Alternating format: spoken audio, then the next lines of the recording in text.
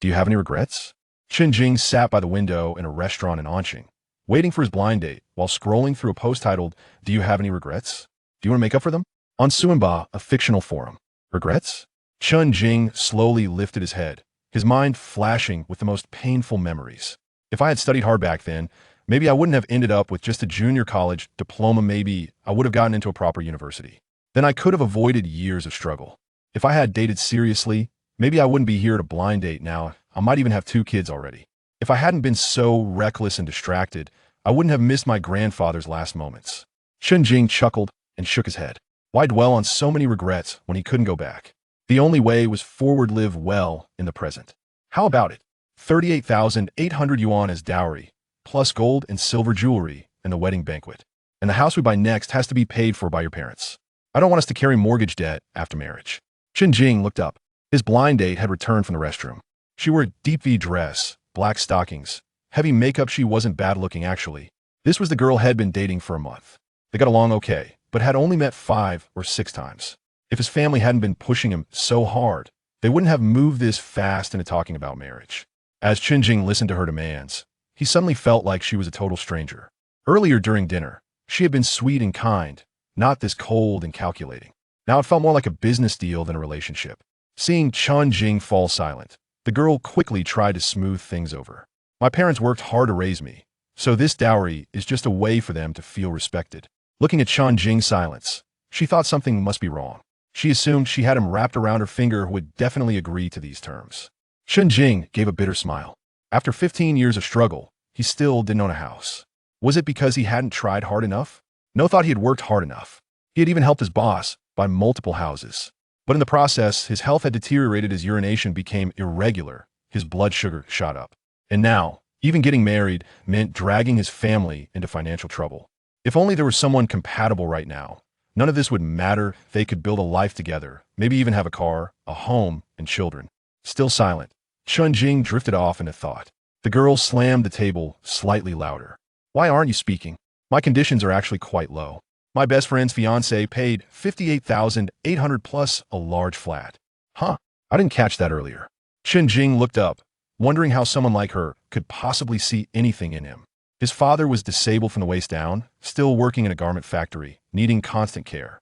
His mother, in her 50s, also worked there, taking care of his father. And this girl wanted to bleed their family dry?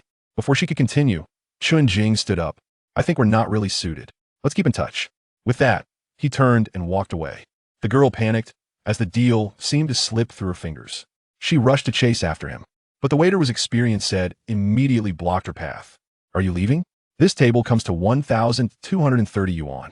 We be paying by card or cash. It's not me. It's that guy. She shouted desperately. The waiter glanced behind. No one was there. So card or cash? Standing there, fist clenched, the girl seethed. Chen Jing, you bastard. You deserve to be single past 30. Hearing the shouting echo through the restaurant, Chen Jing shook his head. So this was her true face. He had read similar stories on Suanba before, cases of marriage scams. This woman treated marriage like a startup investment, trying to cash out after just a month. Thankfully, there was no emotional attachment. Otherwise, he would have fallen straight into the trap.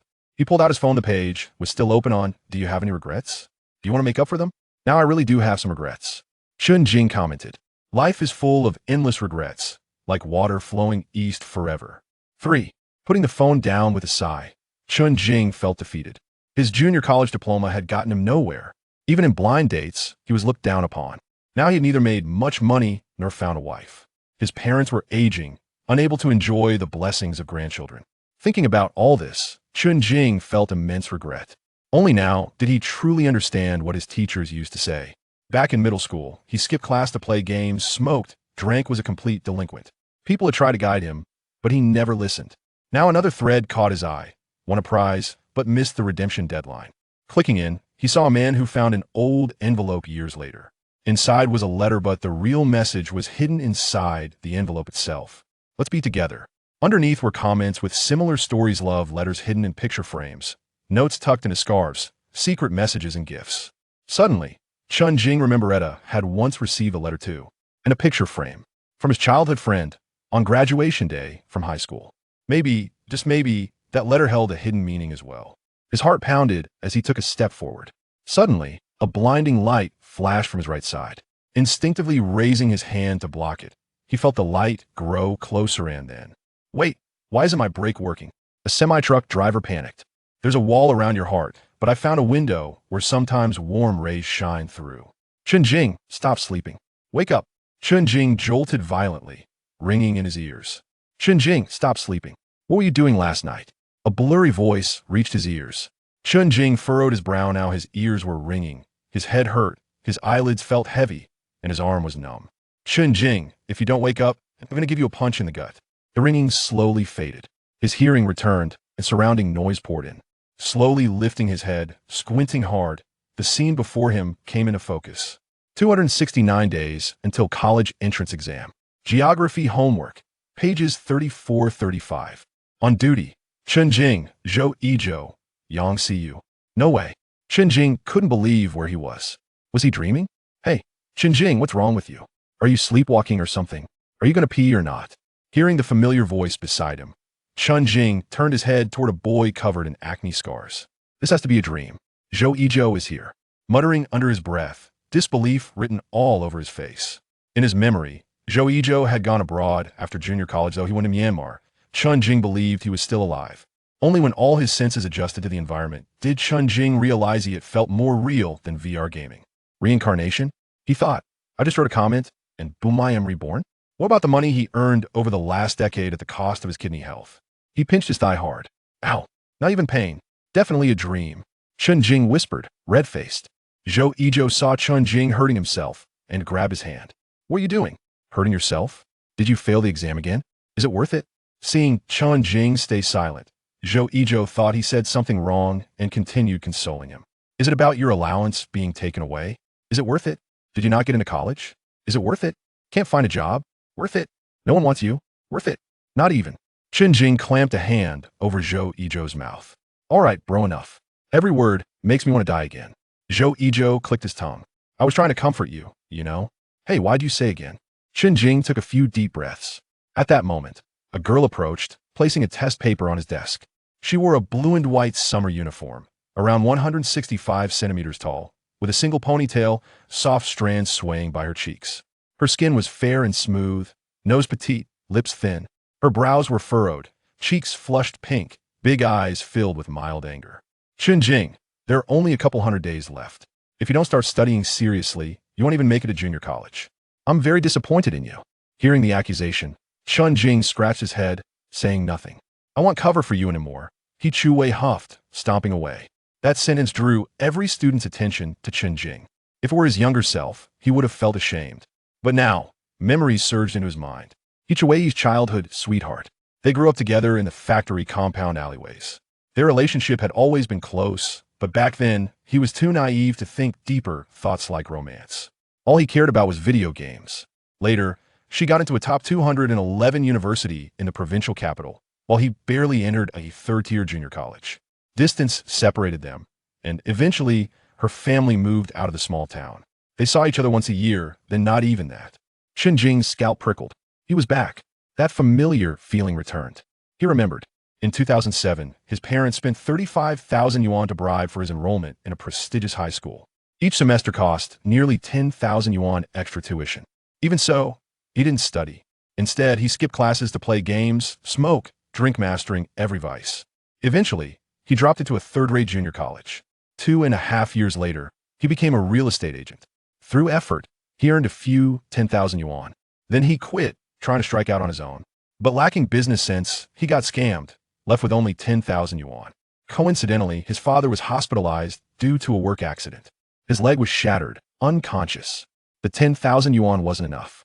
Combined with the savings set aside for marriage and even mortgaging the house, it still wasn't enough. To save his father's life, Chen Jing had to beg for loans everywhere. Fortunately, relatives intervened, arguing with the factory until it was classified as a workplace injury, compensating a few 10,000 yuan but still not enough. To support his mother and himself, Chen Jing tried every job imaginable. Streamer, Youshi, Dylan, game booster, waiter, flyer distributor, calligraphy teacher, song assistant, food delivery rider, street vendor selling fried rice, security guard, e-commerce seller. You name it, he did it. Every time he started something new, the market became oversaturated. Others got to eat kiki, couldn't even afford wax. Because of his low education level, he kept hitting walls. No money, no opportunities. Eventually, he settled for logistics clerk job working days, writing web novels and editing videos at night. Finally, after repaying all debts, he flipped through old accounts and saw the name He Chu Wei. It was then he learned when he had no money, He Chu Wei secretly sent 80,000 yuan to his mother without telling him, and she never asked for it back. Realization struck Chen Jing like lightning. Looking at He Chu Wei sitting nearby, his heart raced. The letter was from graduation still ahead of him. So the good girl was always right beside me. Chen Jing inhaled deeply, chest tightening, then exhaled slowly. As he exhaled, his body trembled slightly. Come on, let's go take a piss. That tremble gave him a sudden urge. Without hesitation, he strode outside. Zhou Yizhou watched Chen Jing take a deep breath, then suddenly move. He followed, closely behind, still trying to console him. Chen Jing, are you okay? It's just. Chen Jing raised a hand, signaling him to shut up. Quickly entering the men's restroom, Chen Jing frowned instantly. Too retro. To his left was a long line of urinals. To his right, white tiles divided individual stalls. Someone peeked from middle stall, then quickly looked away. Chen Jing couldn't hold it anymore. He walked to the farthest stall, unzipped. Ah, so refreshing. He thought, youth feels amazing. Everything works perfectly. Finished with a satisfying stream. Damn it, who's pissing so hard? Splash my ass, shouted the guy in the middle stall.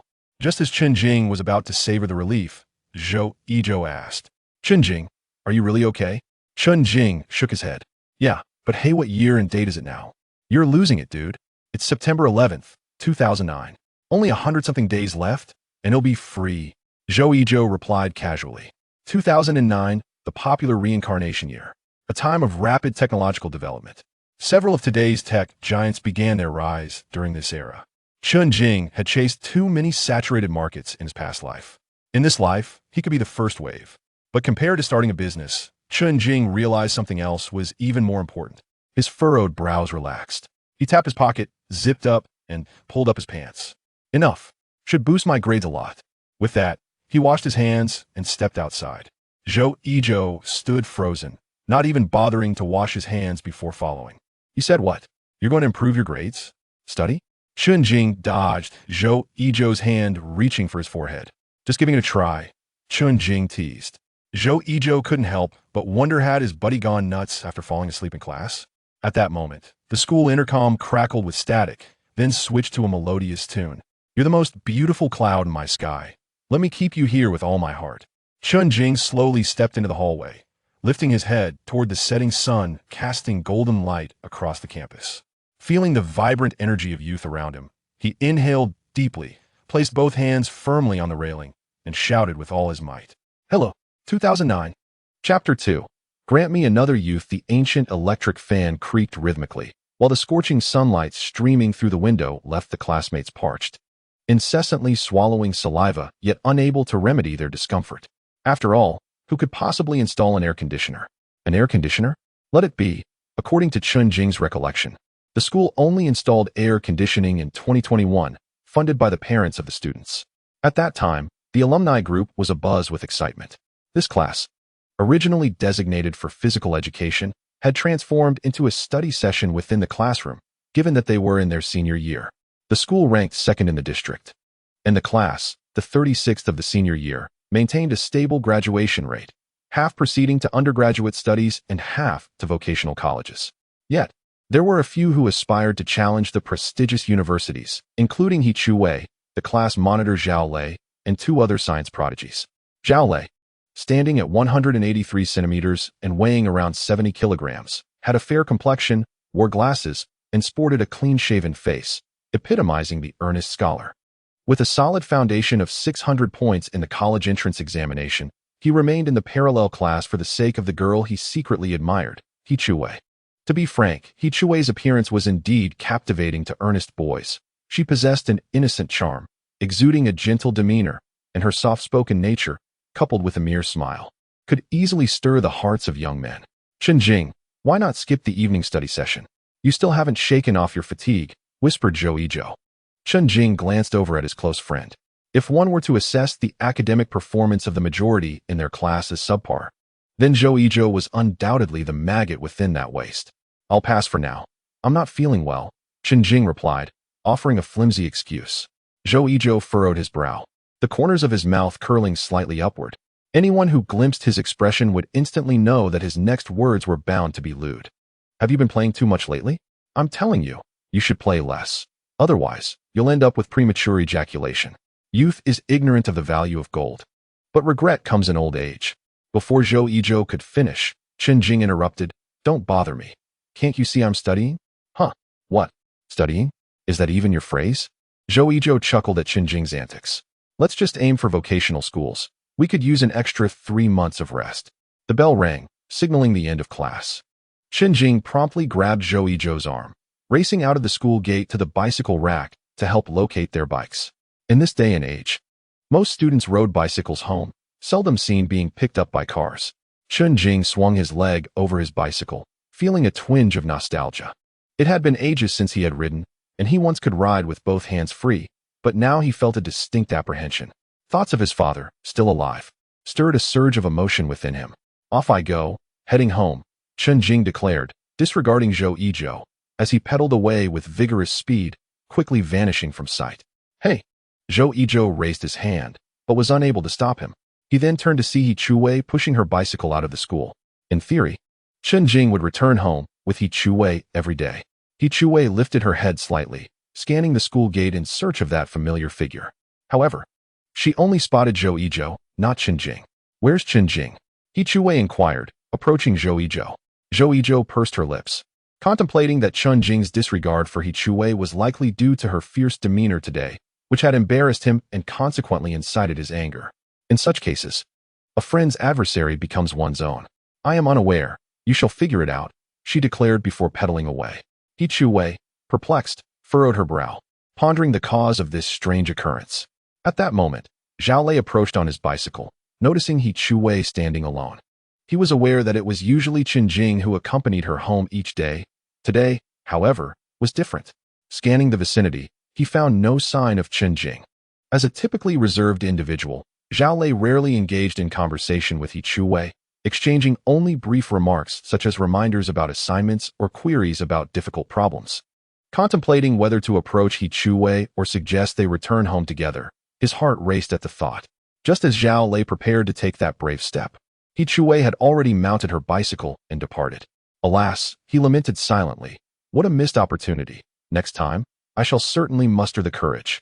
Meanwhile, Chen Jing navigated through the streets, observing the familiar shops lining the roadside, a sense of unease prickling at his scalp. In his previous life, due to work commitments, he had seldom returned home, perhaps once every 6 months or a year. As he neared the steel factory community, he slowed his pace.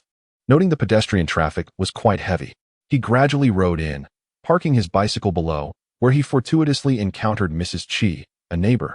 Ah, little Jing is back. Where is Xiao Wei? Did you not return together? Upon hearing Mrs. Qi's inquiry, Chen Jing's brow furrowed. He had forgotten to wait for He Chuwei. It had been so long since they had left school together. Chen Jing's residence was allocated by the steel factory, situated on the 3rd floor, while He Chuwei lived in the west building. Arriving at his doorstep, he gazed at the 2 doors before him, a wave of fondness washing over him. Through the wall, he could hear the rhythmic chopping of vegetables emanating from within.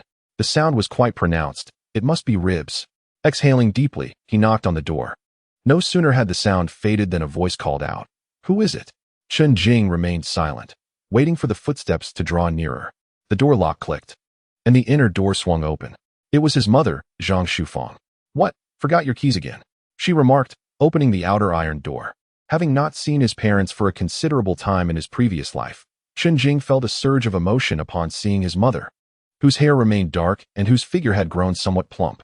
He was suddenly struck by the realization of their sacrifices during his financially challenging days, tirelessly laboring day and night. His father had even sustained an injury from machinery while working night shifts to earn extra money for him.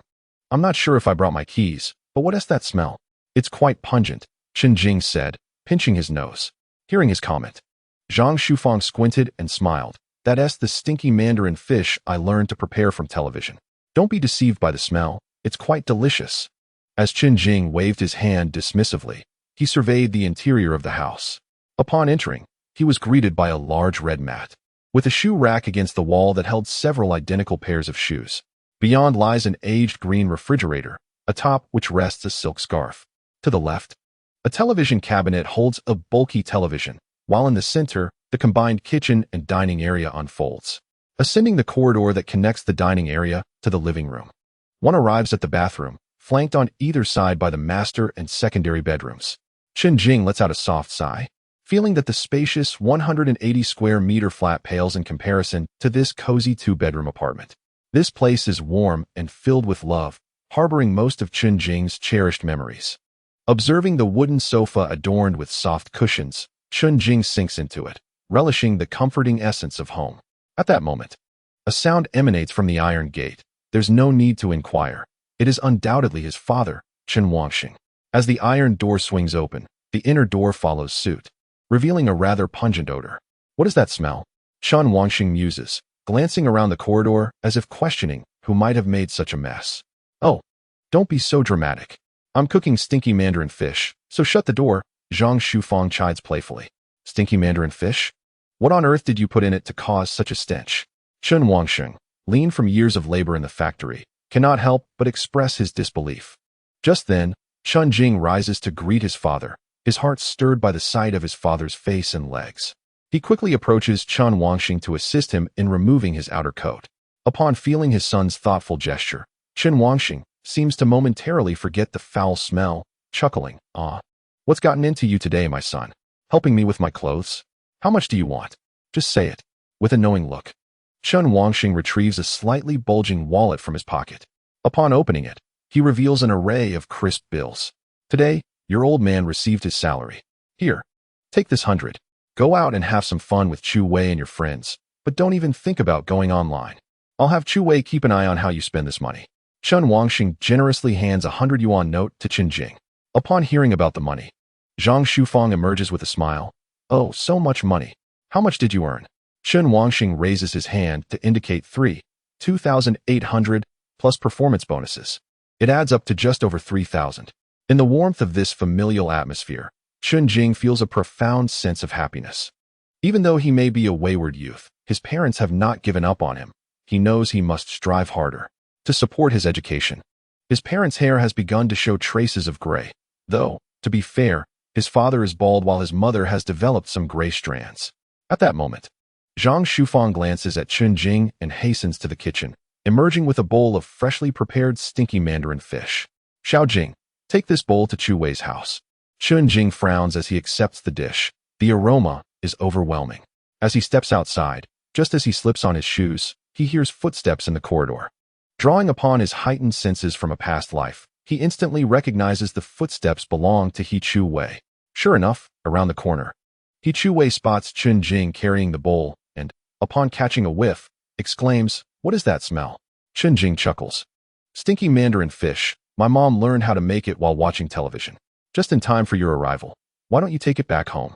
He Chu Wei quickens her pace, her earlier displeasure at Chen Jing's departure overshadowed by the foul odor. "No way, it's too stinky." Having spoken, He Chu Wei ascended the stairs with swift strides. Chen Jing clicked his tongue, pondering that his uncle and aunt would surely wish to sample the delicacies. He followed suit, trailing behind He Chu Wei. Though she did not glance back, a question lingered in her mind. Why had he not waited for her? However, some unspoken consideration restrained her from voicing this thought. After delivering the dishes, Chen Jing politely greeted them and was about to take his leave when He Chu Wei suddenly called out, "Chen Jing." He turned, his expression puzzled as he met her gaze. Noticing his nonchalance, He Chu Wei gritted her teeth and decided to let it go for the moment, dismissing the thought altogether. With that, she closed the door. Chen Jing scratched his head and descended the stairs to return home. Upon arrival, he found his family gathered around the dining table, just in time for dinner. Today, he had served his parents. Chen Yiqing lifted an eyebrow, sensing something unusual. Something must be amiss, he mused. Look at my son, so filial today, even serving me food. He teased. Zhang Shufang also found it peculiar and inquired with a smile, "What's the matter? Did you fail at school again? Or do you need new basketball shoes?" Chen Jing chuckled and denied. Why would I need a reward for serving my beloved parents? Chen Yiqing smirked and nodded. See, how filial. Zhang Shufang, feeling a sense of pride, placed a piece of stinky mandarin fish into Chen Jing's bowl. Son, you're in your third year now. Have you thought about which university you wish to attend? Chen Wangxing asked, fully aware of Chen Jing's current academic standing, which made university admission seem daunting. Yet, he refrained from dampening his son's confidence and chose to ask instead. Chen Jing lowered his head slightly, contemplating his rebirth before the college entrance examination. With the memories he now possessed, he realized he could only aim for a specialized admission. Nevertheless, he desired to study, to at least make an effort to rectify the regret of not attending university. If he tried his best and still failed, he would accept that. He recalled his homeroom teacher's words, "If you do not strive now, regret will come too late. You will wish you had studied more and solved more problems." At the time, he thought such regrets were unfounded, believing there were numerous paths aside from academic achievement. Yet, through experience, he learned that regret is indeed real. Growing up reveals that studying is, in fact, the simplest endeavor. Feeling a twinge of inferiority when comparing himself to those with higher qualifications, he acknowledged that they were simply more capable, leading companies to choose them over him. There was also the undeniable influence of lineage. For now, he resolved to focus on his studies and see how the scores turned out. He mused that he aimed to elevate his standing compared to the previous year. In his past life, he had barely studied, often distracted by play. This time, as he savored a hearty meal, he relished the long-awaited taste of home-cooked dishes. Observing his parents' silhouettes, he understood what he needed to do. To prevent his father from falling ill in the future, he must ensure they enjoy a more relaxed life now. After a brief 10-minute respite, Chen Jing tucked 100 yuan in his pocket, slung his backpack over his shoulder, and rode his bicycle out of the community. Zhang Shufang, washing dishes upstairs, caught sight of him cycling alone through the window, her brow furrowing in concern. "Hey, Xiaojing, why did you leave alone again? Why didn't you wait for Chu Wei?" At that moment, Chu Wei, residing in the West Building, had just finished her meal and settled onto the sofa when she heard Zhang Shufang's voice. Her brows furrowed slightly. Did Chen Jing leave early? Logically, they were supposed to go to school together. She was aware that Chen Jing was likely finding time to go online. This had happened before, though it was infrequent due to the brief time span. Unless Chen Jing planned to skip evening study sessions to spend the entire night online, given that today was Friday and tomorrow was Saturday, leading into a holiday. Turning to glance outside, she noticed that dusk was approaching. Chu Wei lowered her gaze, picked up her backpack, and headed outside, hoping to reach school before it was completely dark. The thought of riding alone from home to school along that long, desolate night road quickened her pace down the stairs. As she hastily unlatched the lock, memories of Chen Jing's demeanor surged in her mind, amplifying her disappointment. In the past, Fridays were when he would accompany her home and later venture online. But now, she found herself leaving school alone, only to have him go online again. Honestly, she muttered under her breath as she rode out, oblivious to her own lowered head. Just as she was about to collide with the community's gate arm, a voice suddenly called out, "Hey, watch where you're going." Chapter 3. Appeasing startled, Chu Wei looked up to see Chen Jing waiting by the community gate, turning his head to glance at her. In truth, Chen Jing hadn't anticipated waiting. It was simply not his habit. However, upon hearing his mother's shout and noticing the encroaching darkness, he realized that it was indeed unsafe for a girl to travel alone, prompting him to wait a moment longer. Yet, this delay meant that any plans to earn money would have to wait until the weekend. "You're not." Chu Wei found herself at a loss for words. For some reason, her initial disappointment and fear dissipated, replaced by a tangible sense of security. Under the glow of the streetlights, Chen Jing observed the slight frown upon Chu Wei's face, her eyes glistening with a tear the size of a green bean. "Why are you crying?" Chu Wei quickly wiped away the tear from the corner of her eye and explained, "I'm not. I just had some bad fish." With that, she hurriedly pedaled onto the road. Chen Jing watched her retreating figure and recalled how, in a past life, Chu Wei had secretly slipped him 80,000 yuan.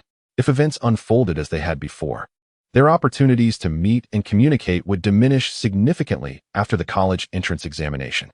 A faint smile graced his lips as he pressed down on the pedal. "Wait for me. I was waiting for you." Under the evening breeze, the two bicycles glided together along the road, the essence of youth invigorating every inch of Chen Jing's skin.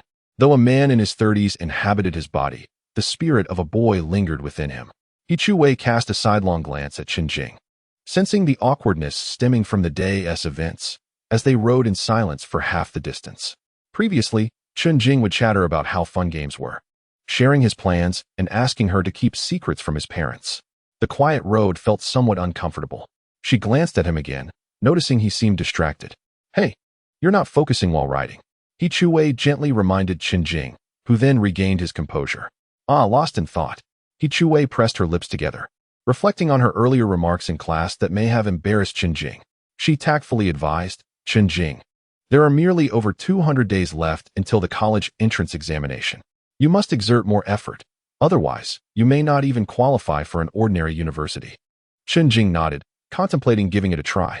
This response surprised He Chuwei, as she recalled that in the past, both she and her parents had urged him similarly, only for him to dismiss their words. Now, he seemed willing to give it a shot. Yet, observing Chen Jing's expression, her skepticism resurfaced. When had he ever shown a willingness to study? She doubted he could change. His absence from the internet that evening surely stemmed from his uncle and aunt withholding his allowance. Upon arriving at the classroom, they entered through different doors, one through the front and the other through the back, taking seats in the first and last rows, respectively. Zhao Lei watched them enter sequentially, a flicker of jealousy crossing his gaze. Meanwhile, Yang Xiyu was sweeping the floor and rolled her eyes upon noticing Chen Jing's arrival. Chen Jing, seeing her current state, thought to himself that even if he were to be reborn, he would not assist her. He was aware that Yang Xiyu often spoke ill of him to He Chuwei, albeit her criticisms were not entirely unfounded. He had indeed neglected his studies, and she merely advised He Chuwei to refrain from associating with him. Well, in this life, she would have to sweep the floor alone. When evening self-study began, their homeroom teacher entered. She was a woman in her 30s, well-preserved, named Zhao Hong. Dressed in a light-colored long dress and high heels, wearing glasses, she exuded a mature aura.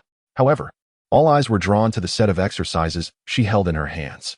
As they were all in their final year, it was the time for intensive practice. After searching through several bookstores, she had finally procured a set of practice questions containing real exam problems of excellent quality. Within this week, please purchase a set from the Sushua bookstore at the school gate as your assignment.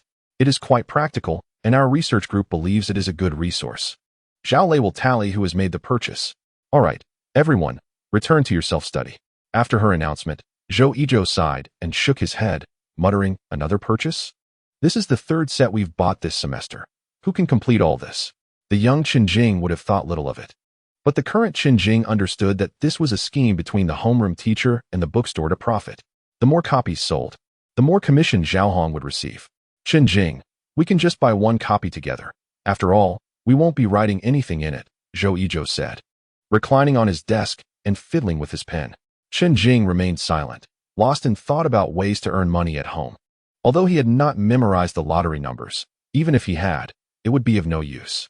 His family's finances were insufficient to support his entrepreneurial ambitions. The first step was to acquire his initial capital. During the break, Zhou Yizhou exclaimed, "Hey, let's go. I'll treat you to grilled sausages." He then dramatically pulled a crumpled 5 yuan note from his pocket. Chen Jing smirked and retrieved a large, bright red note from his own pocket. "I'll cover it." Zhou Yizhou's eyes sparkled at the sight of the crisp bill. "Adoptive father, I want to eat glutinous rice chicken." The two then made their way to the small supermarket. The small supermarket is of decent size, encompassing over 100 square meters. It serves as the sole grocery store in the school, alongside the cafeteria that opens at regular hours, making it the only place to procure food. During breaks, the supermarket becomes bustling with students, most of whom flock to buy water, snacks, and instant noodles. Goodness, the prices have surged. Zhou Yizhou exclaimed in despair as he stared at the price tag of 45 yuan for the glutinous rice chicken, which had previously been 35 yuan. What used to cost 5 yuan for one glutinous rice chicken and a 15 yuan grilled sausage has now become a more expensive combination. The grilled sausage has also risen to 2 yuan. Everything is experiencing price hikes. Zhou Yizhou felt his pocket. Somehow, the 5 yuan felt less burdensome than before. This was not the only price increase. Various items like chips, bread, and spicy strips had also seen a rise in cost. Even the suggested retail price for a bag of instant noodles, originally 2 yuan, had jumped by 50 cents. The supermarket owner, overhearing some students inquiring about prices, raised his voice, declaring, "Students, this price increase is not my doing. It is imposed by the suppliers, and I have no control over it." Despite his tone of feigned helplessness, Chen Jing, having spent years in the workforce, could discern a lack of sincerity in the owner's wife's eyes. The students, upon hearing this, felt at a loss. Some dutifully completed their purchases, while others reluctantly returned items to their original places. Seeing customers at the checkout, the owner breathed a sigh of relief, welcoming them with a smile. 100. Just a moment while I get your change, he said. Chen Jing purchased a chicken sausage combo for both himself and Zhou Yizhou.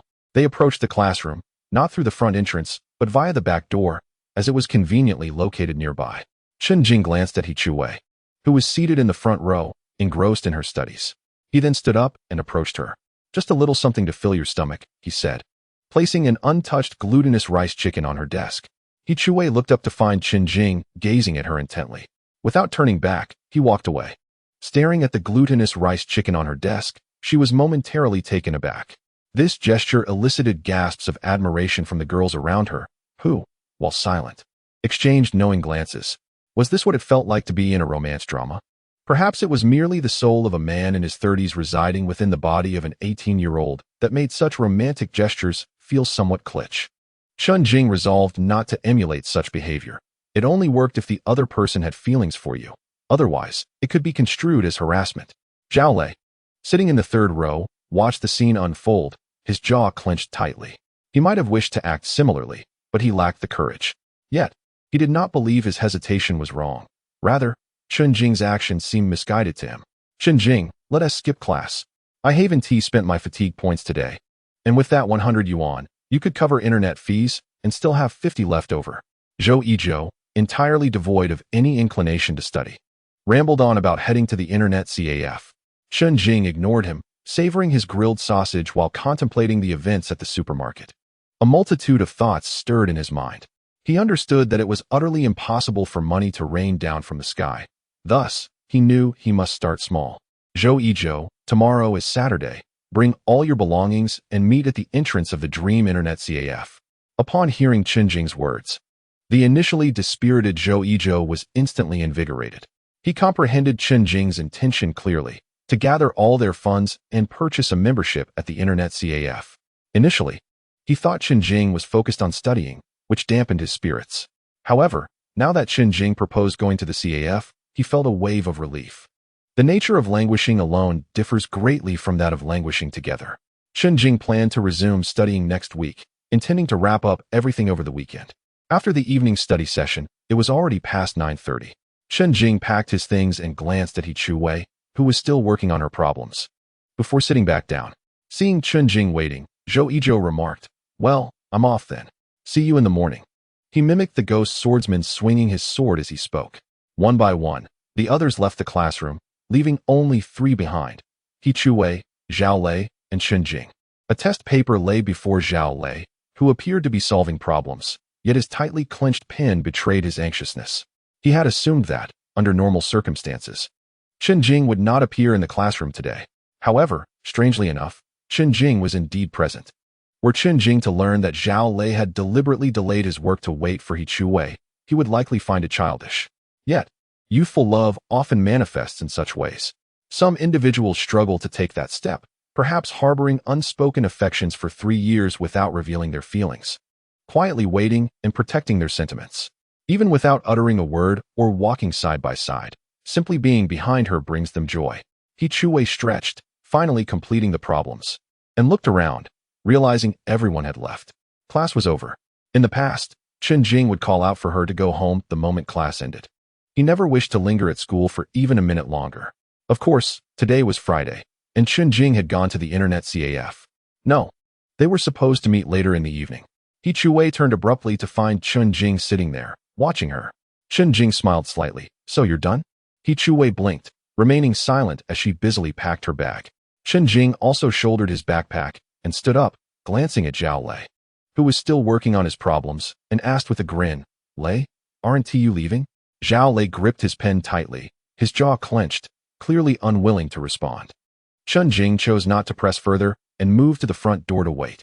He Chuwei finished packing and, noticing Zhao Lei with his head down, inquired, "Zhao Lei, you came in quite late. Aren't you heading home?" Upon hearing He Chuwei's voice, Zhao Lei quickly lifted his head, awkwardly stammering, "I just finished writing and was about to leave." He Chuwei smiled in response and headed toward the door. In the school corridor, He Chuwei and Chen Jing maintained a distance of just one body length, while Zhao Lei lagged 10 meters behind. Observing their figures, Zhao Lei's expression darkened. Arriving at the bicycle rack, he watched as the two rode away, reassuring himself, there's no rush. With Chen Jing's grades, he definitely won T get into college. By then, I can just control my scores to get into the same school as He Chuwei. Now, you find yourself in a position of advantage, and soon. The place beside He Chuwei will undoubtedly be mine. Contemplating this notion, Zhao Lei felt a surge of comfort within him, and as he gazed at He Chuwei's silhouette, his motivation to study intensified. Indeed, such is the nature of youthful affection, particularly in the realm of unrequited love. During this time, one can easily imagine every scenario with their goddess, even down to the minutiae, perhaps even pondering the names of future children. The gentle evening breeze swept away the fatigue of the day's thoughts. Chen Jing, are you trying to curry favor with me? He Chuwei broke the silence, a reflection of her understanding of Chen Jing. He had previously sought to please her, hoping she would speak kindly of him in front of Uncle Chen. In the past, she might have aided him, having grown up together, but now they were in their senior year. Flattering words could no longer secure their academic futures. Chen Jing, sensing he had been seen through, chuckled. How do you know what I'm thinking? Indeed, I do wish to please you. A faint sense of disappointment welled up in He Chuwei's heart. It was clear that Chen Jing had not changed at all. Chen Jing, this is serious. We're in our senior year. If you don't put in the effort, you'll end up working instead of going to school. He Chuwei, filled with exasperation, redirected her frustration into pedaling faster. Seeing her accelerate alone, Chen Jing realized she had misunderstood him. Hey, I haven't finished speaking. He quickly caught up. But He Chuwei was furious, gritting her teeth. Do you want me to help you hide from your uncle and aunt about your internet usage? Or do you expect me to explain your exam results again? Or perhaps you need me to ask your uncle and aunt for tutoring fees since they refuse to give you pocket money. After He Chuwei finished her tirade, Chen Jing observed the flush of anger on her cheeks. She was genuinely upset. He Chuwei, I apologize for my past mistakes. However, my intention in trying to please you is to seek your help with my studies. Otherwise, my grades will not suffice for university admission. As soon as the words left his lips, He Chuwei was momentarily stunned. She abruptly halted beneath a street lamp, staring at Chen Jing in disbelief. She thought she might have misheard him and quickly rubbed her ears, then her eyes, confirming that the person before her was indeed Chen Jing. Did you really just say that? Upon hearing her question, Chen Jing smiled gently. Of course. He Chuwei's eyes brimmed with astonishment, her brows unfurling, revealing a hint of delight. The glow of the street lamp illuminated her eyes, reflecting Chen Jing's image perfectly. To conceal her burgeoning joy, He Chuwei pedaled her bicycle past him.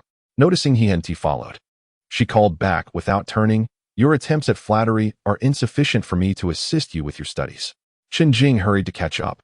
In that case, tomorrow I shall take you to KFC in the city. He Chuwei, feigning annoyance, retorted, that is not what I want. The flattery I seek is your genuine desire to study.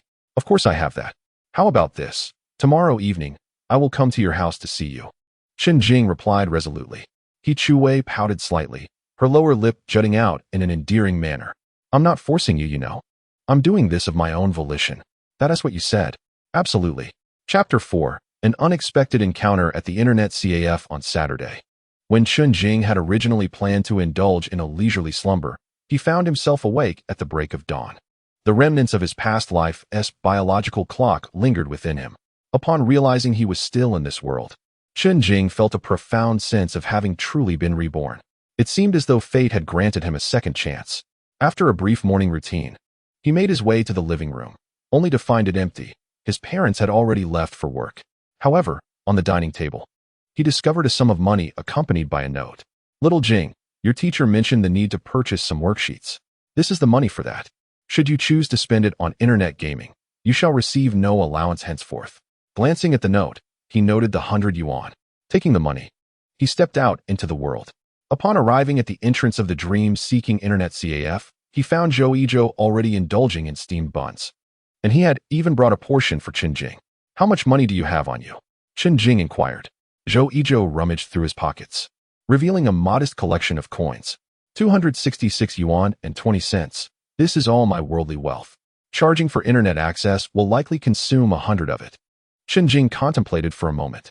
With his own 187 yuan added, they had just over 300 yuan. Such a meager amount would scarcely suffice for business dealings. Nevertheless, Chen Jing was resourceful. Casting a glance at the CAF owner, he muttered, "Forgive me, dear proprietor." Noticing a convenience store nearby equipped with a landline telephone, he instructed Zhou Yizhou, "Wait here. I shall procure 2 oranges." With that, he strode towards the store. Unbeknownst to Zhou Yizhou, who had little interest in his studies, he was oblivious to the underlying humor and the role he had unwittingly assumed. In less than 2 minutes, Chen Jing returned. "Let us proceed to the internet CAF." The mere mention of online gaming sent Zhou Yizhou into a state of excitement. "Zhao Lei, you're here to game as well?" Zhou Yizhou exclaimed, spotting a familiar face exiting the CAF. Zhao Lei, taken aback by the unexpected encounter, preferred to keep his distance from such individuals. With a curt nod, he departed. TSK, pretending to be studious yet still frequenting internet CAFs, Zhou Yizhou scoffed. Chen Jing, however, paid him no mind. Approaching the counter, he surveyed the surroundings and produced a 5 yuan note, declaring, "Open 2 terminals for 5 yuan. Zhou Yizhou, taken aback by this, was about to protest when Chen Jing silenced him. "The owner knows these 2. They are regulars. Today, it's just 5 yuan. The proprietor, engaged in conversation, retrieved an ID card from the drawer, the owner of which remained a mystery. Chen Jing chuckled, "Let us play for a while, we can eat after." The owner, not wishing to prolong the exchange, handed over a gaming card. Chen Jing did not venture far inside, opting instead for the first computer at the corner. Zhou Yizhou, feeling frustrated, questioned, "What's the deal? Aren't we supposed to buy a membership?" "Chen Jing, what are you doing? 5 yuan isn't enough for anyone to play." Chen Jing handed the gaming card to Zhou Yizhou, stating, "You play. I'm here to embark on a venture." "Venture? What sort of venture?" Zhou Yizhou was perplexed. Chen Jing, realizing that too much explanation would only confuse him further, chose to remain silent. "This 5 yuan will vanish in 2.5 hours. It's only 8:30 now," Zhou Yizhou murmured. Chen Jing, unfazed, settled beside him, opened his laptop, retrieved a notebook, and began researching, occasionally glancing towards the entrance. After a few minutes, several individuals clad in short-sleeved police uniforms entered the CAF, while Zhou Yizhou remained engrossed in his game. The boss was taken aback by the sudden inspection. Kakaka Xiaoshui had released a message indicating that those who operated internet cafes often shared a small group. If someone was under investigation or had insider information, they would promptly inform the group. The Shuiming Internet Cafe was situated in a middle ground. It was unusual for inspections to commence from such a position, as they typically began from one end and proceeded to the other. No notifications had been given in the group regarding today's surprise check. However, the boss had previously encountered the police and began to light a cigarette. The officer raised his hand in refusal, stating that they had received reports of minors accessing the internet here and had come to investigate. Upon hearing this, the boss felt his legs weaken with fear. Had he known about the inspection today, he would have certainly directed the minors to the 2nd floor, where an escape route was available. If caught, the penalties would be substantial, and a serious infraction could lead to a shutdown. He recalled that the 2 young boys who had just arrived were sitting on the 1st floor. The boss silently prayed that the officers would not discern those 2 as minors. Chen Jing noticed the police approaching and took a deep breath before shutting down Zhou Yizhou's computer. Zhou Yizhou, startled by the sudden darkness on his screen, turned around hastily, questioning Chen Jing's actions, as he was close to completing a level. Chen Jing stood up, and Zhou Yizhou followed his gaze to see an officer walking toward them. "Oh no!" Zhou Yizhou, who had been slightly irritated moments before, suddenly deflated and began scanning for an escape route. If caught, their parents would be notified. "What should we do, Chen Jing?" Zhou Yizhou was anxious, but Chen Jing calmly placed a reassuring hand on his shoulder. "Just watch me." With that, Chen Jing turned the corner and faced the officer. The boss trailed behind the policeman, and upon seeing Chen Jing, his heart raced uncontrollably. The officer regarded the tall boy before him, but could ascertain that he was indeed a minor, as his face bore the unmistakable mark of a high school student. Before the officer could speak, Chen Jing addressed the boss directly. "Uncle, your computer isn't much fun." "Uncle?" Everyone else was taken aback, save for Chen Jing. The boss quickly improvised. "Your mother left you here, so what else can you do but play on the computer?" Chen Jing feigned disinterest and replied, "It's boring. Studying is more enjoyable." "Uncle, how about giving me 500 yuan? I can take my classmates to buy some practice papers, and then we'll go study in the self-study room and return home later." The boss swallowed hard, concerned, just don't wander too far, or I won't be able to find you, and your mother will surely have words with me. With that, Chen Jing followed the boss to the counter, while Zhou Yizhou dared only to trail behind him. The boss initially intended to send the two boys away, but the police were still watching them closely. Reluctantly, the boss retrieved 5 large red bills from the counter and reluctantly said, "Just remember not to stray too far. Come back for dinner, understand?" Chen Jing pocketed the money, walking away while remarking, "I get it. You're even more nagging than my mom. Truly siblings at heart." Zhou Yizhou covered his face in disbelief, closely following Chen Jing as they exited the internet cafe. Zhou Yizhou was utterly astonished. The events unfolded at a rapid pace, leaving no room for respite. Chen Jing grasped Zhou Yizhou's arm and headed towards the convenience store. "Chen Jing, aren't you afraid of offending the internet CAF owner? How will we be able to surf the web in the future?" Zhou Yizhou clearly feared complications arising from this situation. Chen Jing waved his hand dismissively, stating, "The police's arrival has nothing to do with us.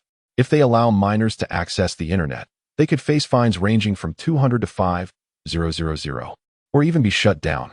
The 500 to appease them will suffice."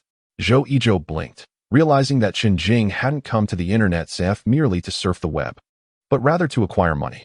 500 yuan essentially recouped all his previous internet expenses, as internet access had unexpectedly become free. "Is this what you call entrepreneurship? Is this 500 your first pot of gold?" Chen Jing nodded, acknowledging that the lad had some perceptiveness. Now, they had accumulated over 900 yuan, which was nearly sufficient. Chen Jing mentally calculated and subsequently purchased a newspaper. "What are you looking for, Chen Jing? Do enlighten me." After witnessing Chen Jing's remarkable abilities earlier that day, Zhou Yizhou eagerly leaned in. Chen Jing was searching for a contact number left on the newspaper. Local companies seeking partners often provide their contact information there.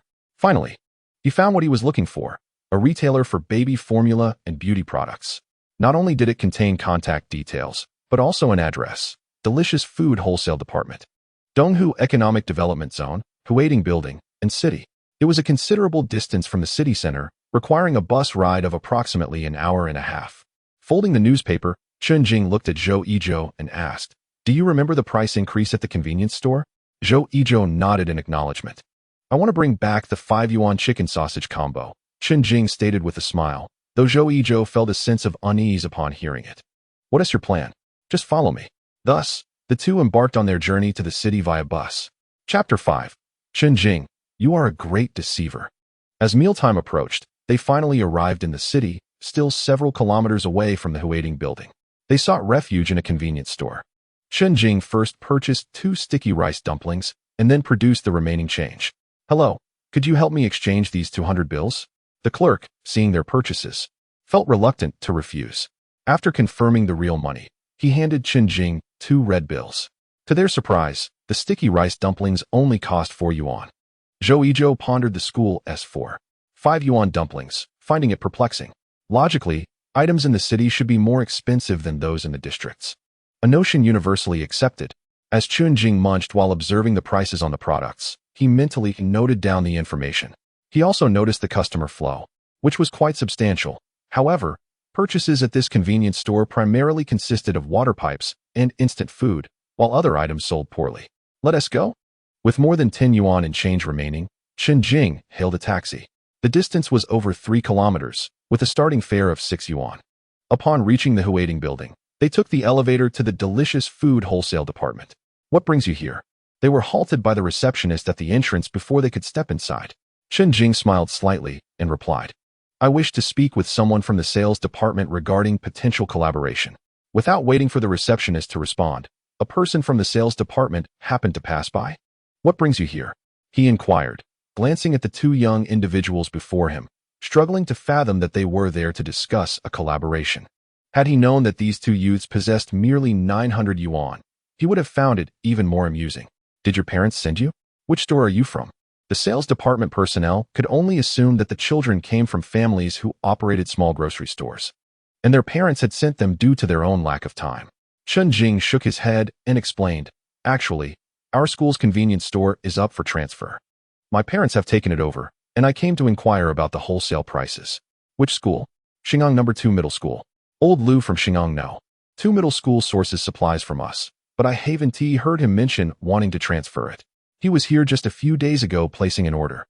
The sales department clearly found this hard to believe. Unfazed, Chen Jing maintained his composure and replied, "It seems like it happened just recently. He has been saying that the prices have risen and he can no longer sustain it, so he intends to transfer it. We've nearly finalized the discussions. If he weren't transferring, why would we be here?" At this remark, the sales department could not find any inconsistencies, and one of them stroked his chin, asking skeptically, "What do you mean the prices have changed? They've been the same for a year or two." Chen Jing continued, "He doesn't provide us with a price list, insisting that we discuss it ourselves. So my parents sent me to inquire about the prices to calculate costs when I return." Hearing this, the sales department harbored no further suspicions. Indeed, if it were not for a collaboration, why would a child be here? From a drawer, he retrieved a form, densely filled with the wholesale prices and minimum order quantities. Sticky rice chicken, 24 yuan. Beef noodle bags, 27 yuan per box. Hot dogs, 39 yuan for a bag of 50. Guangzhou ham sausage, 20 yuan for a bag of 50. Toilet paper. To involve Zhou a bit more, he entrusted him with the task of recording the information. The sales department personnel glanced at the children, focusing particularly on snacks, prepared foods, and daily necessities, thinking they indeed resembled convenience store operators. After recording the necessary details, Chen Jing returned the form, thanking the uncle, "I will report this to my parents." The sales department member smiled and nodded. "All right, ensure your parents come by soon. The contract needs to be signed again." Chen Jing gave a slight bow and left the Whiting building with Zhou Yizhou. Zhou Yizhou now understood Chen Jing's intentions. "You're planning to source goods yourself and then sell them, right? Where will you sell them? At school? Or is your family really opening a supermarket?" Chen Jing thought it wise not to reveal everything to Zhou Yizhou at once. Explaining it from the beginning would take far too long.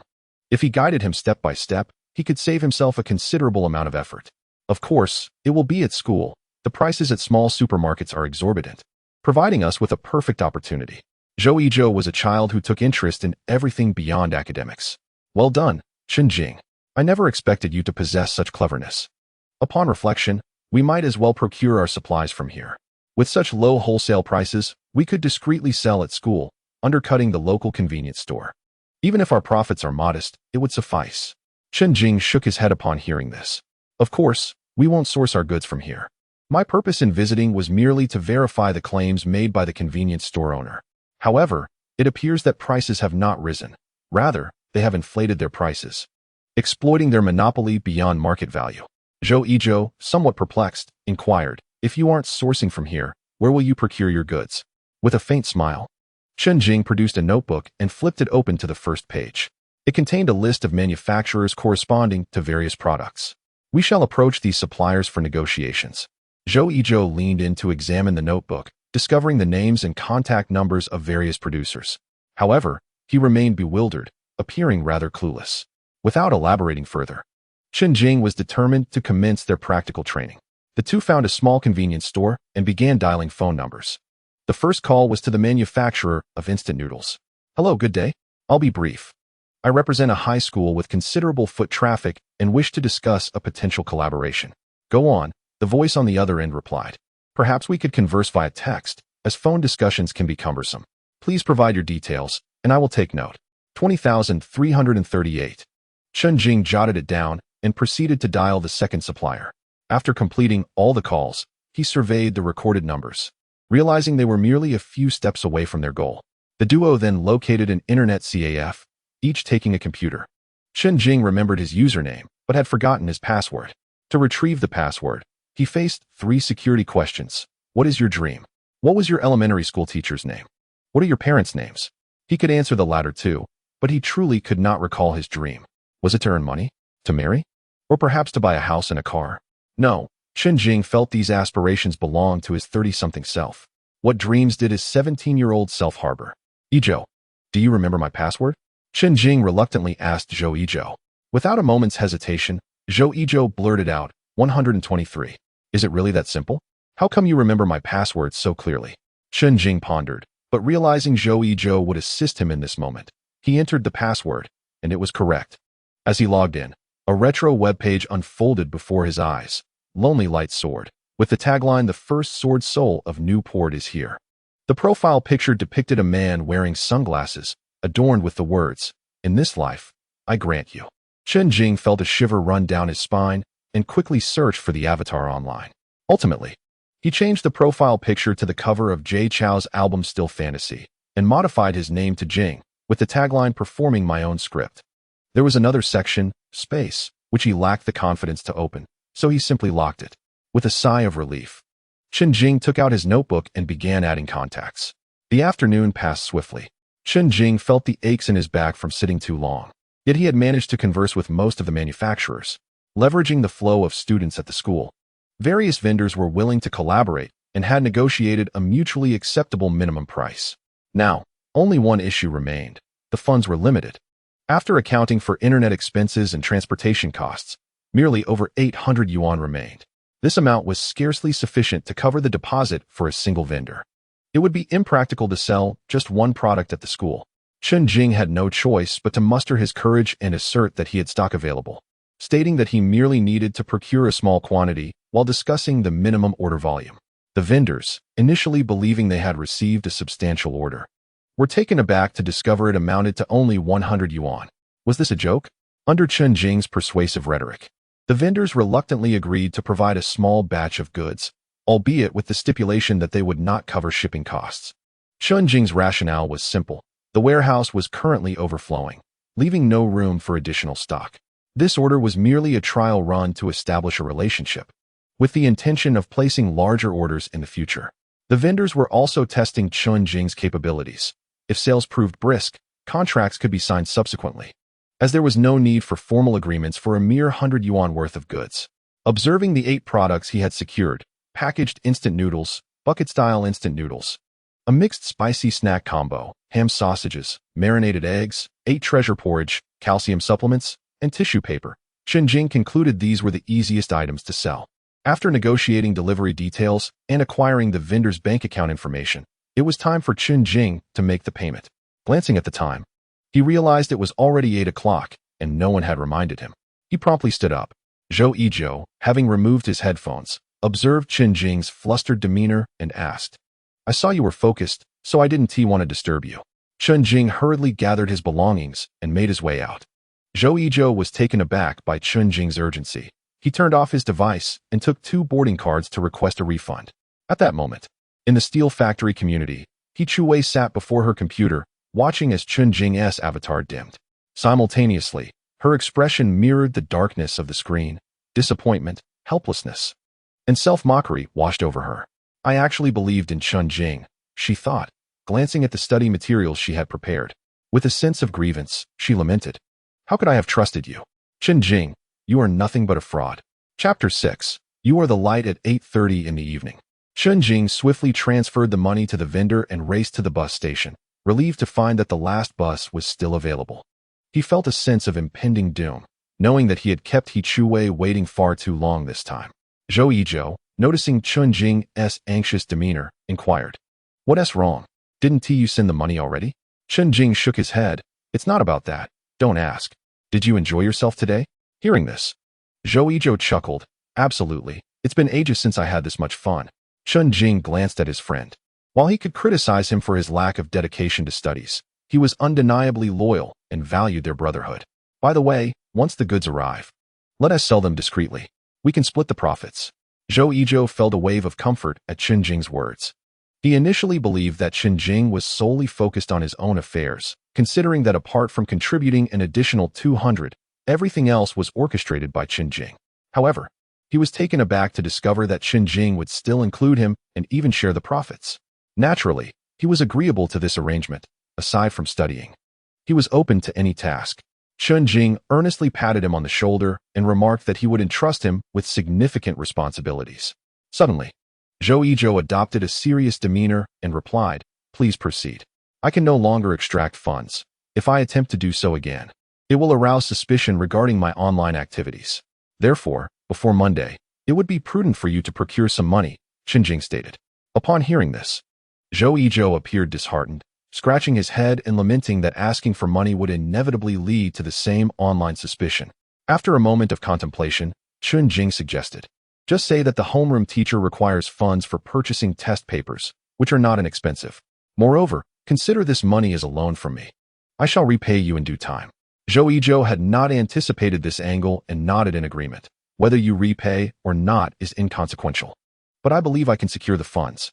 Very well, let us meet at the Dream Internet CAF tomorrow morning. Remember to ride your bike.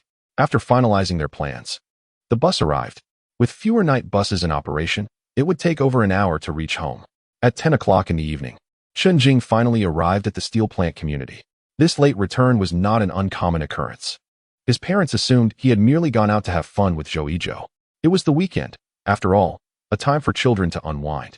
As he approached the building, he noticed that the lights on the west and third floors were still aglow. Chen Jing quietly opened the door, making every effort to minimize noise.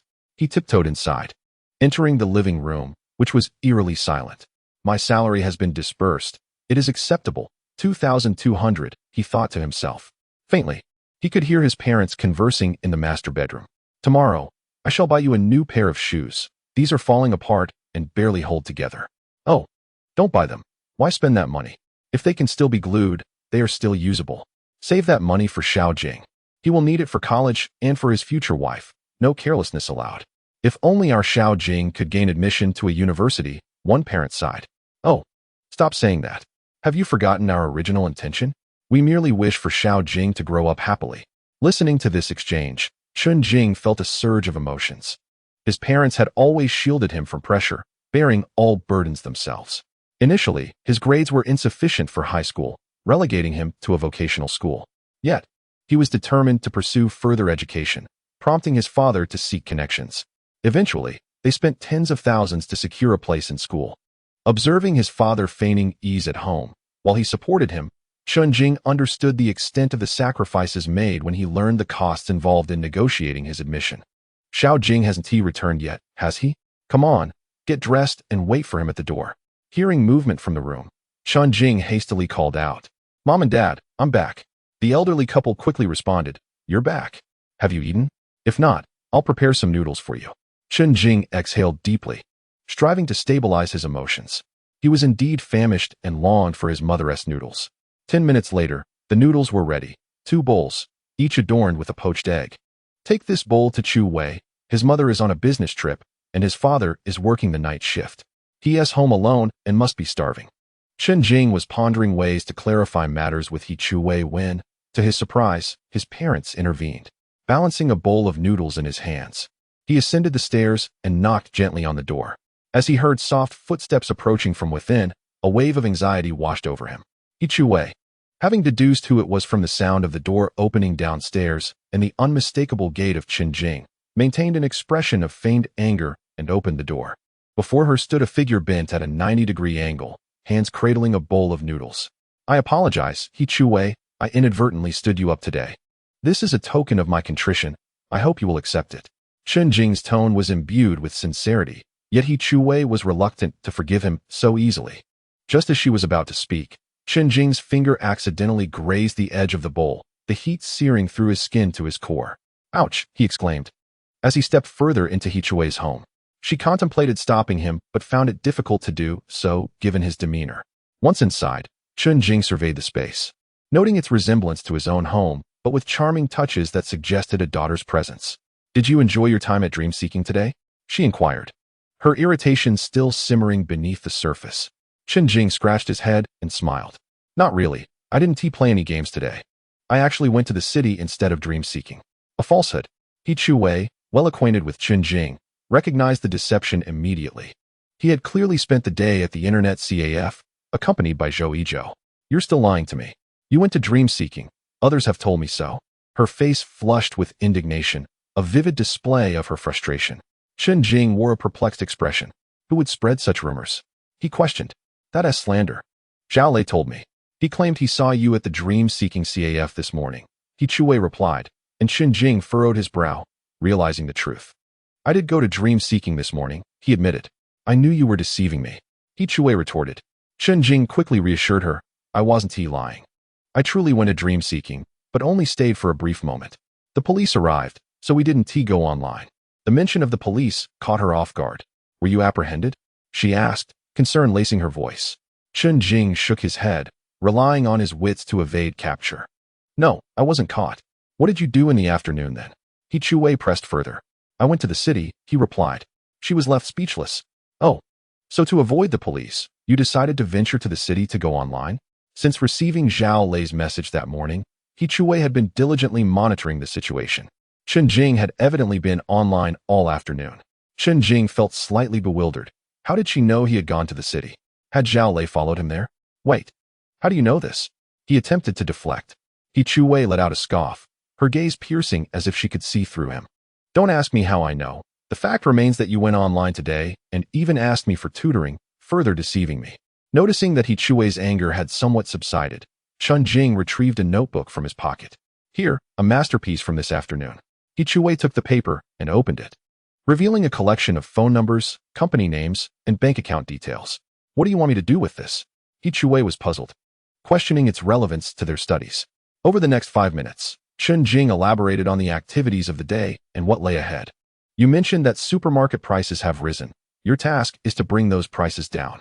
He Chuwei began to grasp Chen Jing's intentions, though it still seemed unrelated to their academic pursuits. Chen Jing nodded in acknowledgement, expressing his desire to earn a little for himself, though he was uncertain of success. He Chuwei, feeling frustrated, retorted, "This has nothing to do with our studies. What we should focus on now is learning, not these misguided schemes." Chen Jing conceded, "I understand. Which is why I've nearly wrapped things up today. I can dedicate tomorrow entirely to make up for classes." Although He Chuwei harbored doubts about Chen Jing's assertion, his detailed account of the day assured her he was not merely playing around. "No, tomorrow I plan to sleep in and go out for fun. I won't be attending any makeup lessons." Feeling her anger dissipate, He Chuwei chided. "You could have told me all this from the start instead of making me stew in anger for so long." In truth, Chen Jing could have summarized everything in 3 sentences from the outset. However, noticing the flush on He Chuwei's cheeks, he found himself wanting to prolong the moment, hoping she might express more concern for him. Under the dim yellow light, He Chuwei's face shone like a beacon in the night. Chen Jing felt a sense of satisfaction, realizing that this was precisely what he desired, to evoke her concern. He Chuwei's cheeks deepened in color as she quickly retorted, "I did not." Chen Jing remained silent, simply gazing at the girl before him. At that moment, He Chuwei met his gaze, and they locked eyes. Unable to endure the intensity of the stare, she hastily sat down to eat her noodles, seeking to alleviate the awkwardness. Yet, she could still sense Chen Jing watching her as she ate. "Why are you looking at me? Is there something on my face?" He Chuwei stammered. Chen Jing leaned his head on one hand, gazing at her sideways, and softly remarked, "There is light. You are the light." Chapter 7. Teacher I've come to make up lessons. He Chuwei was perplexed by Chen Jing's words as she quickly finished her noodles. After he took the bowl back home, he did not return upstairs. Lying in bed, Chen Jing stared at the ceiling. He pondered whether he could seize the opportunity that had been granted to him. The night passed slowly, and Chen Jing felt as though he had experienced an exceptionally long dream. Upon waking, he left early, this time riding a bicycle. He arrived at the entrance of the dream-seeking internet CAF. Zhou Yizhou had already been there for quite some time, covering his face while eating a bun. He now felt that working alongside Chen Jing was a better use of his time than playing online games. "I told them the test costs over 100. And they gave me 200, Zhou Yizhou said, pulling out 2 red bills. Chen Jing observed Zhou Yizhou's flushed face, which seemed to bear 5 faint lines. "What is wrong with you?" Zhou Yizhou quickly covered up, saying, "I got home late yesterday and was scolded. I needed money today and got hit. Plus, my dad's colleague caught me online yesterday, and my dad is really mad." Chen Jing couldn't help but chuckle. Zhou Yizhou's family circumstances seemed quite favorable. His father is a police officer, and his mother runs a breakfast shop. Because of this stable background, he experienced little pressure during his childhood, which led to a rebellious streak. Whenever the family forbade something, he would insist on doing it, ultimately developing a playful disposition. "I apologize for the troubles you've faced, my brother." After saying this, Chen Jing took the money and led Zhou Yizhou to a small convenience store near the school. Due to the on-campus supermarket being able to sell internally, the convenience store primarily catered to students who commuted. However, with the entire school population consisting mainly of boarders, the store was compelled to start selling breakfast as well. "Boss, I'd like a pack of zhonghua," Chen Jing called out. The proprietor glanced at Chen Jing and recognized him as a student, but did not intervene. Instead, he retrieved a pack of soft zhonghua from the cigarette cabinet. Reflecting on his past, during his senior year, Chen Jing had befriended some delinquents at an internet CAF and began to learn how to smoke. Don't smoke here, he instructed. Chen Jing handed over a 100 yuan bill, and the boss accepted it, preparing to give change. Holding the pack of Zhonghua in his hands, Chen Jing examined it, then handed it back to the proprietor. Boss, please smoke it. This unexpected gesture left the owner perplexed. He scrutinized Chen Jing, suspecting that the youth might be attempting a trick, swapping genuine cigarettes for counterfeit ones. Aware of the proprietor's suspicions, Chen Jing placed the unopened pack of Zhonghua on the counter. The owner picked it up, inspected it, confirming it was the same pack he had just sold, nodded, and replied with a smile, "Young man, what are you up to? I can't accept something for nothing." With a subtle smile, Chen Jing leaned on the counter and whispered, "Boss, I wish to discuss a collaboration." "What kind of collaboration?" the owner inquired. "I've procured some goods, but have nowhere to store them, so I'd like to use your address for storage. It won't be for long. At most a day, I'll take everything away." The owner hesitated, asking, "What goods are you bringing in, and where will you sell them?" Chen Jing did not conceal his intentions, stating, "I will sell them at school." Upon hearing this, the proprietor's concern deepened. "Another competitor for customers? You can't do that. It's simply not feasible." Understanding the owner's apprehension, Chen Jing reassured him, "Don't worry, I will only sell to boarders. I won't encroach on your business. I merely want to address the competition posed by the school supermarket." Upon hearing address the school supermarket, the owner looked at the young man before him and thought it impossible. "You are quite audacious, young man. Even if you manage to bring in some goods, look around. My stock is substantial. You simply cannot compete. That is where your business model is flawed. You must account for labor, utilities, rent, and inventory. Then wait for customers to come to you. It won't work. Moreover, the school supermarket has taken away a significant portion of your business. Am I not assisting you in venting your frustrations?" Chen Jing spoke at length, yet the proprietor remained unconvinced. "I must trouble you to keep an eye on the goods for us. As for the cigarettes, please smoke them, no need for change. Once all the goods arrive, we will take them away immediately and will not occupy any space." Chen Jing continued to express his thoughts, and noticing the owner's disdain for the supermarket, he nodded, albeit somewhat reluctantly. "Fine, but remember to come and collect them. If I lose track, I might sell them." Seeing the negotiation concluded, Chen Jing breathed a sigh of relief.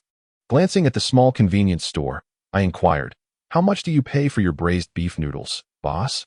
The proprietor, finding Chen Jing quite agreeable, chuckled, "What? Are you looking to stock up for me? If you were to purchase from my stock, you would find it lacking. I source from the same supplier as old Liu, but he orders in bulk and enjoys discounts." With a shake of his head, the owner silently lamented his plight. Chen Jing nodded gently, surveying the layout of the store before stating, "How about this, boss? In a few days, I shall present you with a splendid gift." With that, he waved his hand and sauntered out. Zhou Yizhou hastily followed, asking, "Chen Jing, what do you mean by a splendid gift?" Once a suitable distance had been attained, Chen Jing responded, "Since they have assisted us, we shall extend the same pricing that the suppliers granted us, thus ensuring we owe nothing to anyone." Zhou Yizhou gazed at Chen Jing with a hint of admiration in his eyes. Sensing the warmth of that gaze, Chen Jing jestingly chided, "What are you staring at, you rascal?" Zhou Yizhou playfully punched Chen Jing's bicep, exclaiming, "You're just too manly. I used to think you were all about gaming, and now I discover you're venturing into entrepreneurship and know the art of gifting cigarettes. I must say, I see you in a new light." Zhou Yizhou perceived a transformation in Chen Jing. He no longer exuded the same rebelliousness. Instead, there was a touch of composure, a dash of confidence, and perhaps a hint of charm. "Let us wrap this up. Take this 100 to buy your textbooks," Chen Jing said, handing him the remaining cash. Zhou Yizhou promptly shook his head. "What textbooks? I wish to invest. This money is for investment." Chen Jing chuckled, but insisted on placing the 100 in Zhou Yizhou's hands. "Buying textbooks is an investment too. Just imagine if we both lack them, how Zhao Hong would reprimand us." "All right, you go and buy. I must return home, otherwise I shall face scolding." Initially, Zhou Yizhou found Chen Jing quite handsome, but upon hearing the fear of reprimand, the image of a great man crumbled. "Why do you fear scolding? Don't your parents treat you well? They never scold you." Chen Jing shook his head. "It's not about being afraid of my parents." After uttering those words, he mounted his bicycle, ready to leave. Zhou Yizhou pondered, aside from his parents, who could possibly chastise him. Not far into his ride, the chain unexpectedly broke, compelling him to stop and repair it. Surprisingly, after a long hiatus from cycling, he still remembered how to fix it. "Excuse me, is Xinguang now?" 2 high school ahead. A female voice interrupted Chen Jing's thoughts. Due to the glaring sunlight, he squinted, catching sight of a girl with long hair, her face obscured. Proceed forward, then take a left. You'll need to turn right after that, she instructed. Thank you. Chen Jing promptly reattached the chain and, gripping the pedal, swiftly completed the repair. Rising, he curiously glanced toward the road leading to the school and spotted a figure clad in a snug white t-shirt and knee-length denim shorts. A rare sight among high school students. Chen Jing turned around and hastily pedaled home. Upon arriving home, Chen Jiang was greeted by his father, Chen Wang, who huffed and puffed while carrying a large bag filled with goods.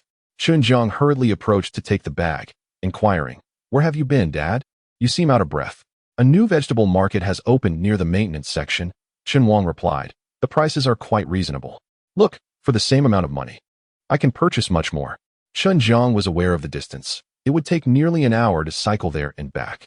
After bringing the goods inside, he handed his father a glass of water and remarked, "Have we truly fallen on such hard times that you had to travel all that way for a few cents?" Chen Wang gulped down the water, and after letting out a satisfied burp, he responded, "You young man, without managing the household, you cannot grasp the value of money. Every little bit saved counts. You'll need to attend university, find a wife, and eventually raise children, all of which require financial support." Chen Jiang immediately raised his hand to halt him. "Dad, have you already planned for your grandchildren?" Chen Wang, sitting on the sofa, chuckled, "My son is quite capable. He won't have trouble finding a partner. Besides, this trip saved me at least 10 yuan, which is quite significant." At that moment, Zhang Shufang returned home, her eyes lighting up at the sight of the large bag of vegetables. "I didn't expect you to be so quick. The maintenance section is quite far from here," she remarked. Chen Wang straightened his clothes proudly, declaring, "I didn't even break a sweat on such a long journey. My health is still robust." Zhang Shufang shot him an exasperated glance before heading to the kitchen with the vegetables. Observing the exchange between his parents filled Chen Jiang with warmth, solidifying his resolve to strive, not just for himself or for He Chu-wei, but for his parents as well. After dinner, Chen Jiang waited until 1:30, when his parents left for work, before heading upstairs. Arriving at He Chu-wei's door, he cleared his throat and knocked, calling out, "Teacher He, your student has arrived for tutoring." Chapter 8. It seems he is truly changing. Chen Jiang pursued the humanities purely to get by, as the sciences required constant practice, which he found unenjoyable. Only with humanities, which relied on memorization, could he navigate through with relative ease. At He Chu-wei's home, on the balcony, she remarked, "I said I wanted to go out." Chen Jiang chuckled. "That's fine. I'm quite familiar with the new port. Let me take you out." Surprised that Chen Jiang played along with her comment, He Chu-wei huffed and said, "Then let us start with geography, the subject where you can score easily." She laid out the exam papers and textbooks before him and continued, "First, I want you to complete a set of exam questions so I can assess your fundamentals." Chen Jiang was taken aback at the immediate request for an exam, asking, "Wait, we're starting with an exam? Didn't we just have one a few days ago? Why not review that first?" He Chu-wei gently shook her head, raising her index finger to point at the paper. "You barely answered anything on that exam. It wouldn't provide any insight. Thankfully, you only filled out the answer sheet, leaving no marks on the actual paper.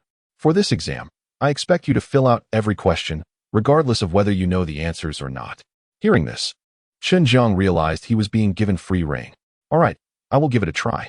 To be honest, as he looked at the questions, they appeared to him like a foreign language. What are the coordinates, the orientation of the sun in the morning and afternoon, as well as the changes and formations of geological structures? These concepts are nearly foreign to me. However, Chen Jing did not merely brush off the questions. Instead, he approached them with earnestness. He expressed his determination to study hard, and it was imperative that he truly exert himself. After completing the multiple-choice questions, he relied on a mere fraction of knowledge, supplemented by a significant stroke of luck. Yet, in the subsequent open-ended questions, which had definitive answers, Chen Jing found himself at a loss. He had written for no longer than half an hour, as he genuinely struggled with the material. He Wu-wei began to grade the answers. To her astonishment, the results were not markedly different from the previous blank sheet. He had only answered one question correctly, concerning the celestial bodies of the solar system, the moon, earth, and the sun. The ensuing questions elicited laughter from He Wu-wei. "Chen Jing, how could you possibly respond this way?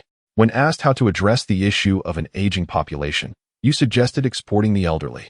Is that the thought process of a rational individual? Chen Jing saw no problem with his response, believing it to be a legitimate attempt to seek solutions. He Wu Wei doubled over in laughter, unable to contain her amusement.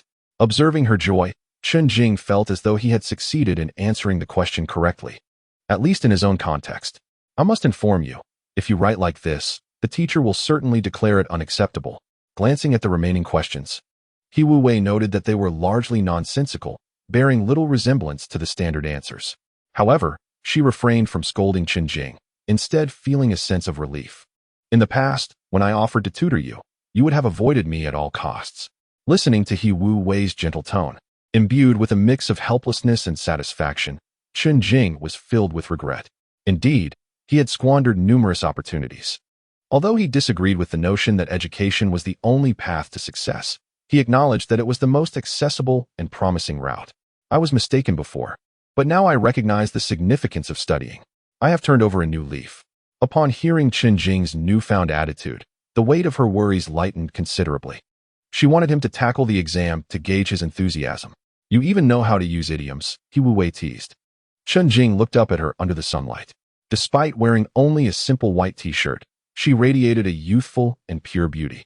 The sunlight cast a perfect arc on her profile. All right, stop staring at me. I don't have the answers on my face. Your foundation is nearly non-existent. You must start from the basics. I will guide you through each question to help you understand the thought process behind solving them. With that, He Wu Wei settled down and began explaining the first multiple-choice question. The distinction between a top student and a struggling one was glaringly apparent. The top student consolidates knowledge points and synthesizes them to arrive at correct answers, while the struggling student possesses fragmented knowledge. Their attitude towards these concepts is one of recognition without comprehension. I know the concepts, but they do not know me. For instance, in English, a top student can effortlessly combine subjects, verbs, and objects. The underachiever may possess a rudimentary understanding of subject, verb, and object, yet they remain oblivious to their significance or the context in which they exist. Initially, Chen Jing would occasionally glance at the problems and then at He Wu Wei. However, upon hearing the captivating explanations, he gradually became engrossed in the test paper. So, this is how it is, quite similar to my initial thoughts, yet vastly different. I approached this problem in that manner, but I lacked the specialized terminology. Continue your boasting. You were asleep during geography class. How do you know I was asleep in geography? Because you sleep through every class. After an hour of He Wu Wei's fervent explanations, she finally completed the discussion of the paper. Take a moment to review. I'll go grab a drink. Chen Jing examined the problem-solving strategies on the paper and mused that it did not seem exceedingly difficult.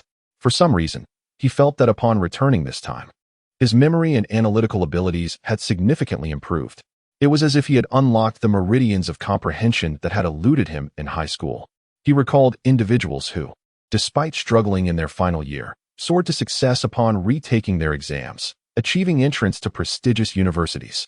Why was it that this knowledge, which had once been incomprehensible in high school, now appeared somewhat clearer? Could it be attributed to a rebirth of sorts? Observing Chen Jing deep in thought over the test paper, He Wu Wei surmised that he was contemplating how to solve the problems. Here, have some water. She placed the drink on the table and added, now that I've shared the problem-solving approach, you must apply it in various contexts. Chen Jing nodded, recalling the methods discussed, though he remained uncertain about certain key concepts. For instance, while he had learned how to calculate latitude and longitude, the specific definitions of these terms still eluded him. He realized he needed to consult his textbooks. He was eager to test the extent of his current memory. All right, let us move on to something else. I remember you excelled in Chinese, even scoring over 100 once. Unfortunately, your Chinese teacher dotes on you while you lack ambition. The remaining subjects, such as politics and history, are primarily rote memorization, so there's little I can teach you about them. Right now, we can only improve in mathematics and English. With that, He Wu Wei produced 2 sets of papers, one for mathematics and the other for English. Geography was entirely in Chinese, so at least it was comprehensible. Mathematics, however, was a tangled mix of terminology and numbers that left him furrowing his brow. As for English, it was an entirely different matter. He found himself unable to decipher a single word, as if confronted by hieroglyphics. Is this even text? Why can't I comprehend any of it? Chen Jing's previously relaxed mind tightened in confusion. He Wu Wei, aware of his predicament, reassured him, "Don't panic. I'm not asking you to write anything just yet. I'll start with mathematics and explain my thought process as I work through it. The rest will have to be learned in class." By the time they finished their meal, He-Chui's parents had returned home and were surprised to find two individuals seated on the balcony. "Is that Chen Jing?" "No, it can't be. Wait. It is Chen Jing. What could he be doing with Chui?" It appeared they were engaged in problem solving. Had she truly seen correctly? Was Chen Jing actually studying? Hima, skeptical, stepped closer and confirmed that the two were indeed discussing the problems, with He-Chui articulating her reasoning while Chen Jing listened intently. The sun had certainly risen in the west. Hima could not help but emit a sound, startling the two individuals. "Mom, you're back. Why didn't you make any noise?" He-Chui exclaimed, taken aback. Hima chuckled. "What do you mean no noise? It's just that you two were too engrossed." "Xiao Jing, don't leave later. Stay for dinner at your aunt's. You should study first. The college entrance exam is just around the corner. Every day of study counts. Moreover, your grandfather has sent over some vegetables, free from pesticides. You can take a portion home after dinner." Chen Jing, previously tense, relaxed and nodded, "Sure. It's been a while since I've tasted Aunt He's cooking." This grandfather is He-Chui's, who had taken care of Chen Jing in his childhood, thus establishing a connection with the Chen family. He-Ba and He-Ma held mixed impressions of Chen Jing, influenced largely by He-Chui's favorable remarks. She wished to prevent her parents from perceiving Chen Jing as a bad boy or a delinquent. After all, Chen Jing had been quite brilliant in her eyes during their childhood. She had witnessed his diligent efforts that afternoon. They were not merely an act, but genuine engagement with her explanations. Come, have some fruit first. Dinner is not ready yet," He-Ma said, placing a plate of sliced apples before Chen Jing. "Thank you, Auntie," Chen Jing replied with a smile, yet he refrained from taking any, focusing instead on his studies. This was the first time he found joy in his books, a wondrous sensation. Previously, he only experienced such delight while gaming, yet now, learning offered the same thrill. If one approached studying as a game, perhaps this could indeed be the key to joyful learning. He-Chui observed him thoughtfully, then took the initiative to pick up a toothpick, skewering a piece of apple and offering it to Chen Jing. He-Jing looked up, momentarily transfixed by the scene. "Since you've worked so hard today, this is your reward." Chen Jing's pupils flickered, his mind swirling with emotions, unsure of how to respond. "What is this? Do I have to put it in your mouth for you?" He-Chui teased playfully. Chen Jing quickly shook his head, leaning forward to take a bite. It had been over 10 years, indeed, more than a decade. After all these years, Chen Jing was once again experiencing the purity of childhood affection between childhood sweethearts. And it felt so beautiful. At that moment, a ray of sunset filtered through the glass, gently illuminating Chen Jing. The scent of trees wafted through the air. And as He-Chui watched Chen Jing, who was bent over his studies, a hint of pride glimmered in her eyes. It seemed he was truly changing. Chapter 9. You don't remember me? Monday is the day every student dreads. The comfort of Sunday abruptly gives way to the urgency of Monday, leaving everyone feeling somewhat disoriented. Naturally, this discomfort is primarily associated with studying and the pressures of academia. However, for academic prodigies like He-Chui and Zhao Lei, learning had already been transformed into a game. To them, studying was merely play. Chen Jing had stayed up late last night, poring over his books until past 11, and had to rise at 6 in the morning. He was utterly fatigued. Yet, he realized that his late-night study had indeed made a difference. His memory had significantly improved. He found himself able to memorize information at a much faster pace. While he had not reached the level of photographic memory, he could now retain information after reviewing it just 2 or 3 times. Suddenly, Chen Jing recalled those classmates who could recite their lessons with remarkable speed. Chen Jing felt that he had caught up with, or perhaps even surpassed, the memory of those around him. Yet, despite his commendable memory, he could not recall where his books were. Gazing at his disordered desk and drawer, he pondered the nature of his studies, realizing it resembled a heap of refuse. The books he sought eluded him entirely. As he rummaged through his geography books, he stumbled upon several volumes. Good heavens, not just one. Initially, Chen Jing had intended to complete his geography studies today, only to discover the existence of both compulsory volumes 1 and 2. Here, these are the 5 geography books I've annotated. You should copy my notes, said He-Chui, placing her books on Chen Jing's desk before turning to leave. This moment went largely unnoticed, seen only by those who paid attention to He-Chui. Zhao Lei was perplexed, unable to comprehend why Chen Jing needed the books. Ultimately, Chen Jing found one book, but it was only the first compulsory volume. It appeared the others were at home. Well, one will have to suffice for now, he decided, opening to the first page to begin taking notes. As the class bell rang, Zhou Yizhou burst into the classroom. Phew, I made it just in time. I am the Prince of Punctuality, he declared, then returned to his seat, only to discover that his deskmate, Chen Jing, was actually taking notes. What on earth are you doing? Zhou Yizhou exclaimed. Are you really studying? Chen Jing remained silent, but nodded slightly. Zhou Yizhou's worldview shattered.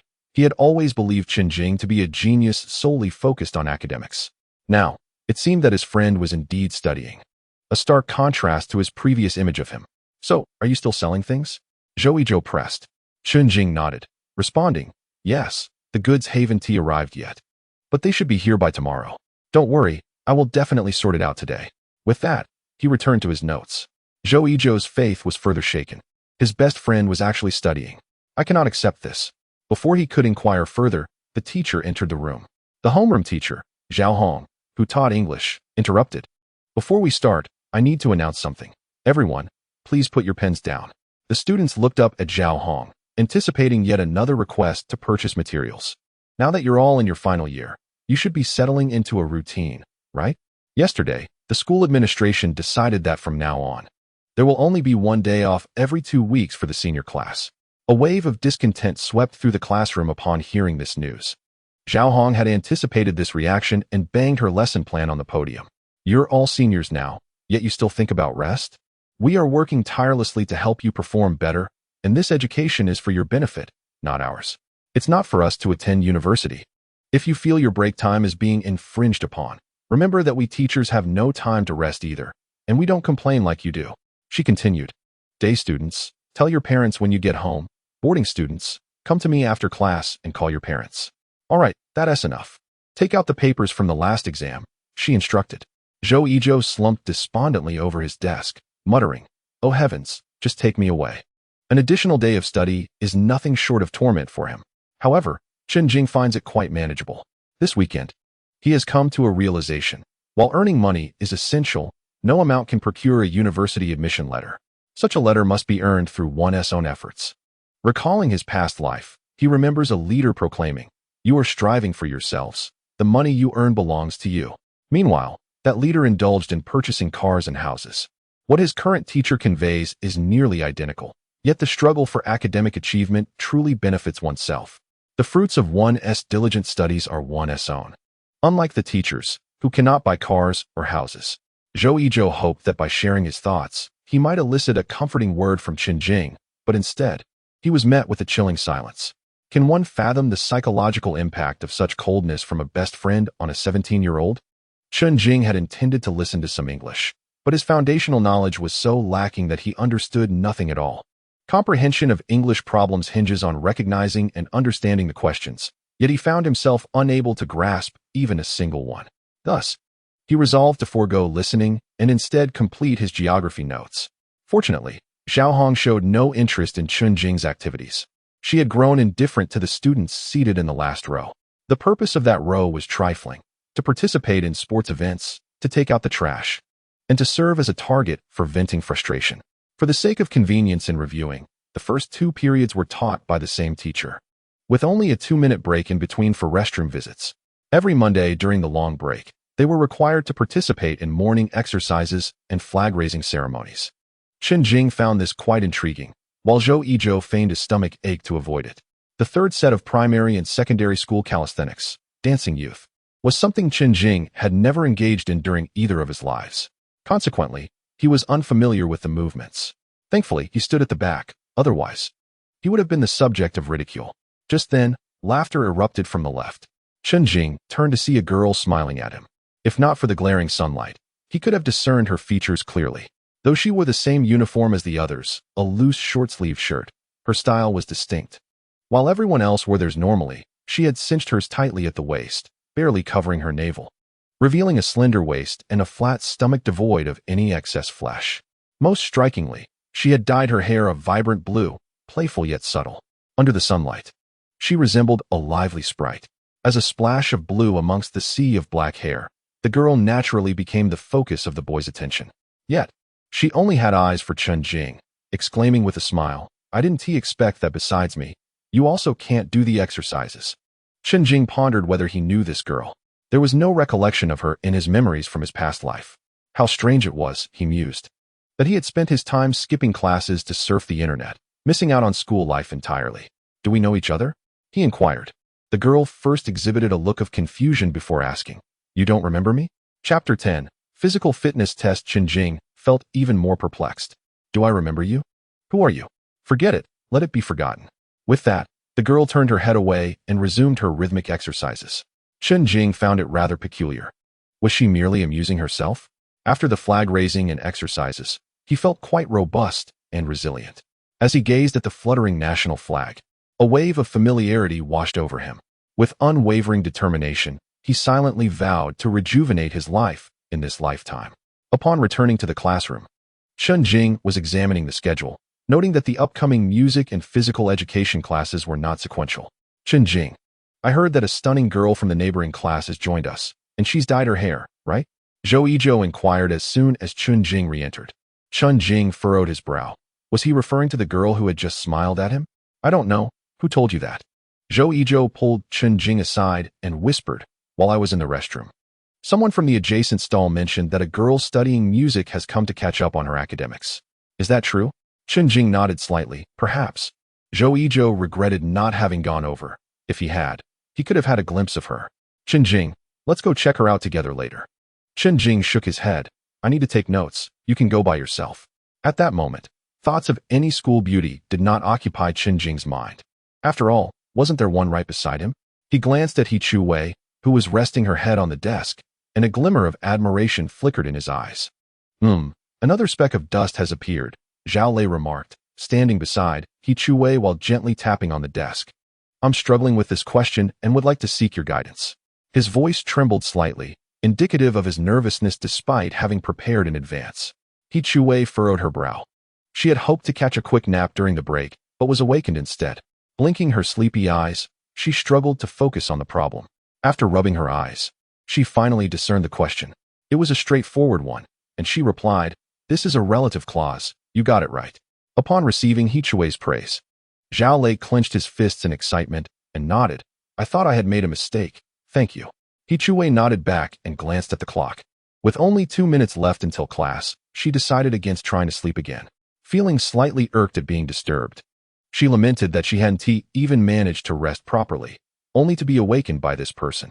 Chen Jing genuinely felt that Zhao Lei lacked emotional intelligence. As the class bell rang, he was curious to see what the music class would entail, but to his dismay, in walked Zhao Hong.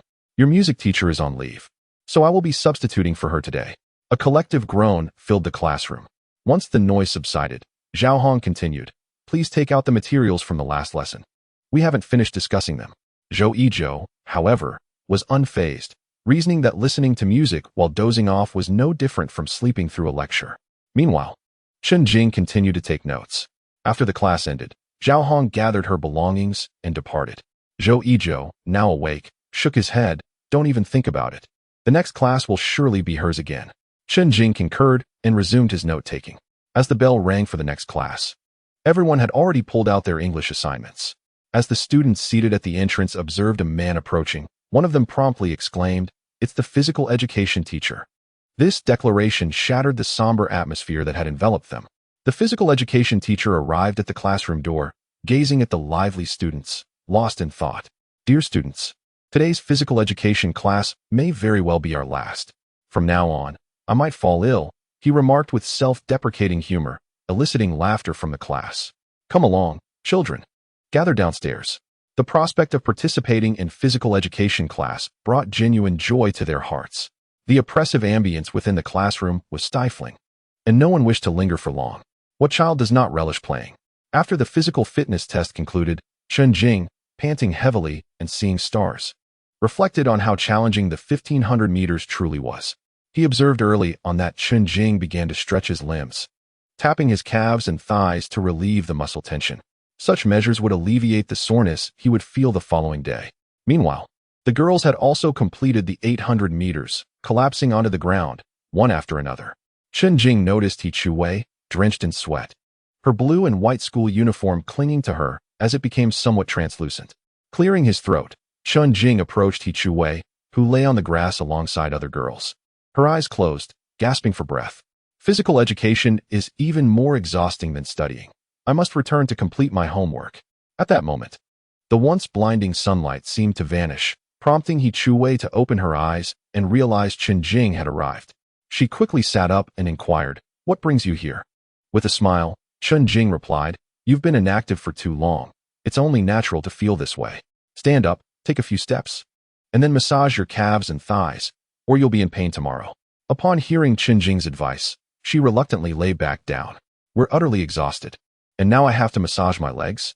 Chen Jing observed He Chuwei's expression indicating her intention to rise, shook his head, and then squatted down, placing his hands on her calves to massage them.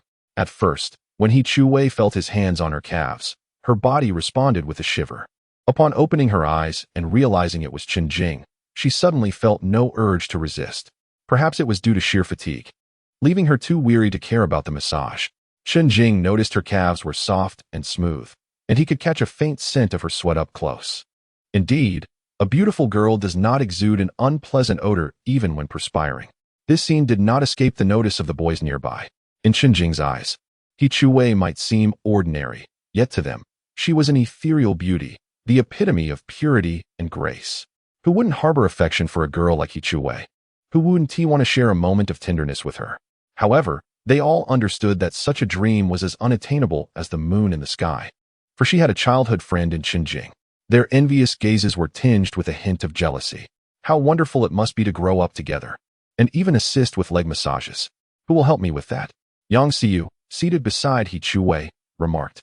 The others joined in the teasing, and Chen Jing chuckled, shaking his head as he stood up, adopting a playful demeanor, extending his hands.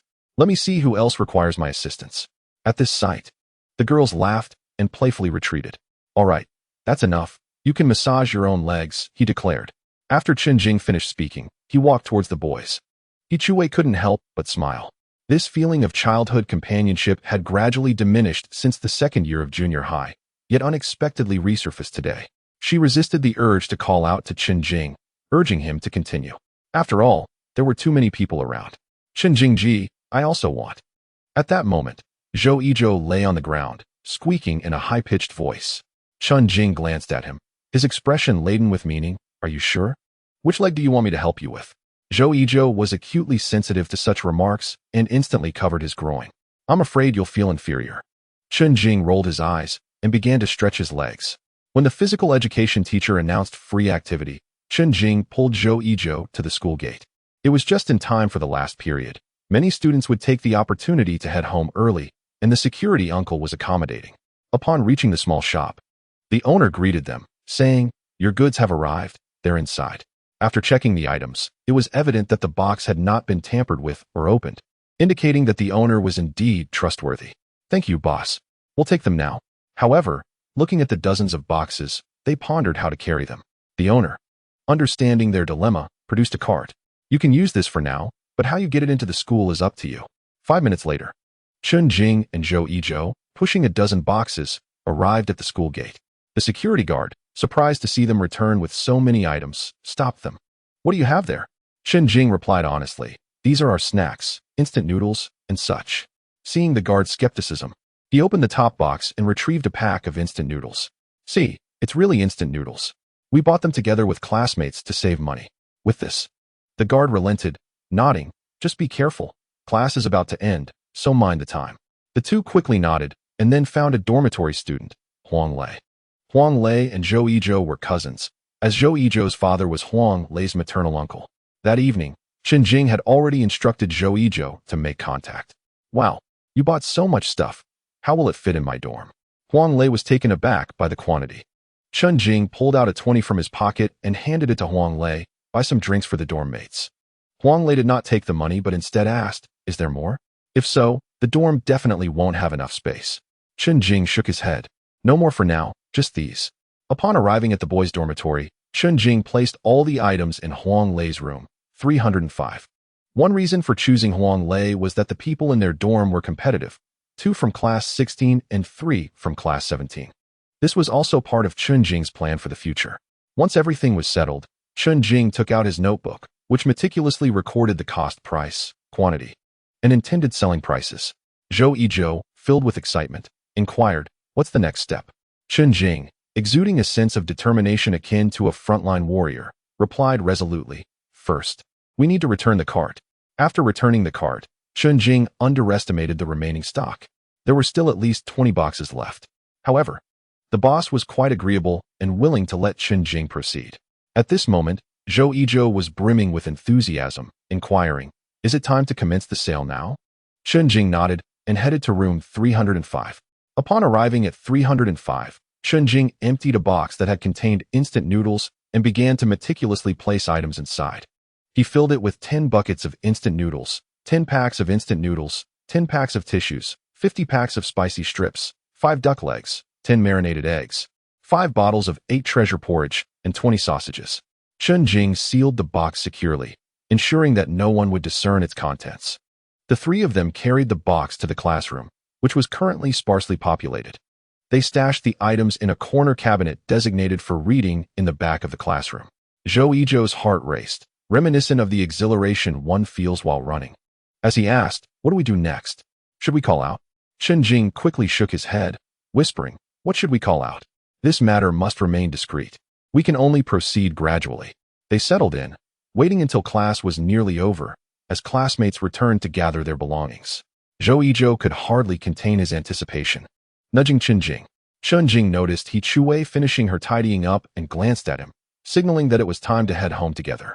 At this hour, everyone was heading to the cafeteria for a meal. No one would come here to purchase items. "Don't rush. Evening is when everyone goes to the supermarket. Let's first go home to eat," he advised. "Huang Lei, keep an eye on the items in the dormitory. Take this," Chen Jing said, pressing 20 yuan into his hand before shouldering his backpack and stepping outside. He Chuwei observed that Chen Jing was still drenched in sweat and remarked, "I saw you leave the school during PE class, and then you brought in so many items. Is that the merchandise?" Chen Jing nodded and replied, "Yes. It's in the boys' dormitory for now, and I'll sell it tonight. I won't be going home after school this afternoon." Upon hearing that Chen Jing would not be returning home, He Chuwei responded with an "Oh" and reminded him, "Don't let it interfere with your studies. Academics are of utmost importance now." Chen Jing smiled slightly and bowed respectfully, saying, "Understood, teacher." He Chuwei rolled her eyes lightly, displaying a hint of pride as she rode ahead. Upon arriving home, Chen Jing discovered that dinner was just finished. However, the atmosphere within the house felt rather different. He found Chen Wangxing seated on the sofa, engrossed in the television, while Zhang Shufang busied herself in the kitchen. Ordinarily, Chen Wangxing would assist. Sensing the peculiar atmosphere, Chen Jing quietly retreated. Just as he was about to close the door, Chen Wangxing called out to him, "Since you are here, why not come in?" With no other choice, Chen Jing entered the house. Observing the silence between the two, he felt bewildered, wondering what had transpired. He surmised that they were likely upset with him. Struggling to maintain composure during dinner, his parents remained tight-lipped.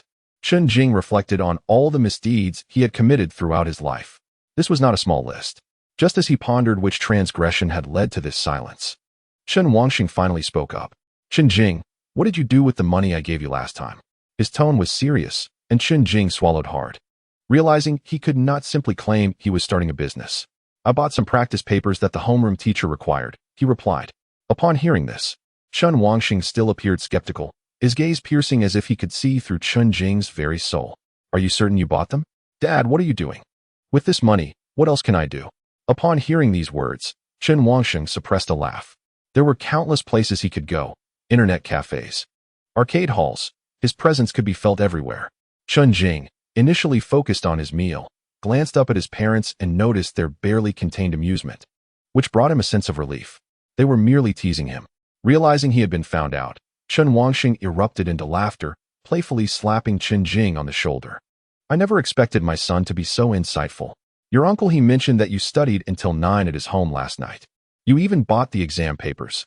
Our ancestors must be smiling down upon us." Zhang Shufang promptly interjected, "Stop exaggerating. It's just that our son has become more perceptive. Getting into university is what would truly make our ancestors proud. Quick, knock on wood." Chen Wangxing, sensing he had misspoken, quickly rapped the wooden table 3 times. Yes. Getting into university is indeed when the real pride comes. Observing his parents' joyful expressions filled Chen Jing's heart with warmth. He was surprised that such a brief afternoon of studying could elicit such happiness from them. He could hardly fathom their emotions if he were to gain admission to university. Although he had deceived them about purchasing the exam papers, he hoped to earn back the money that night. After finishing his meal, Chen Jing wiped his mouth and said, "Mom, Dad, I want to be home for dinner tonight. I want to study more at school." Hearing this, his parents felt pleased. Their son's desire to study was commendable. However, they remained cautious, warning, "Just don't deceive us and go online instead." Chen Jing anticipated this reaction and shook his head, assuring them, "I want tea. You can ask He later." Chen Wangsheng did not press further. Acknowledging that they could indeed inquire with He, their eyes and ears at school. Little did they know, He had already covered for Chen Jing on numerous occasions. After dinner, Chen Jing took a brief nap before heading to school with He. The afternoon classes were history and politics, subjects from which he had missed a great deal of knowledge, rendering him unable to comprehend the teacher's lectures. As the class neared its end, he found it less engaging than the morning's English lesson, which at least had enhanced his geographical skills. After school, as soon as the teacher left, Chen Jing, along with Zhou Yizhou and Huang Lei, hurriedly took out their items. Let the sales begin. Chapter 11. It's you. Once the items were laid out on the table, Zhou Yizhou cleared his throat and announced loudly, "This, my friends, is our little convenience store dedicated to serving our classmates."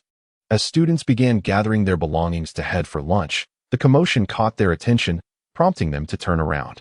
"What are you all up to? Where did you get all this food? Are you preparing for winter?" As the conversation unfolded, students began flocking towards the back. Peering through the crowd, Chen Jing noticed He was nowhere to be seen. Gritting his teeth, he recalled that he had already told her he wouldn't be home for dinner, which meant he wouldn't be able to accompany her to evening study sessions. He could only hope she would finish her meal quickly and arrive at school promptly.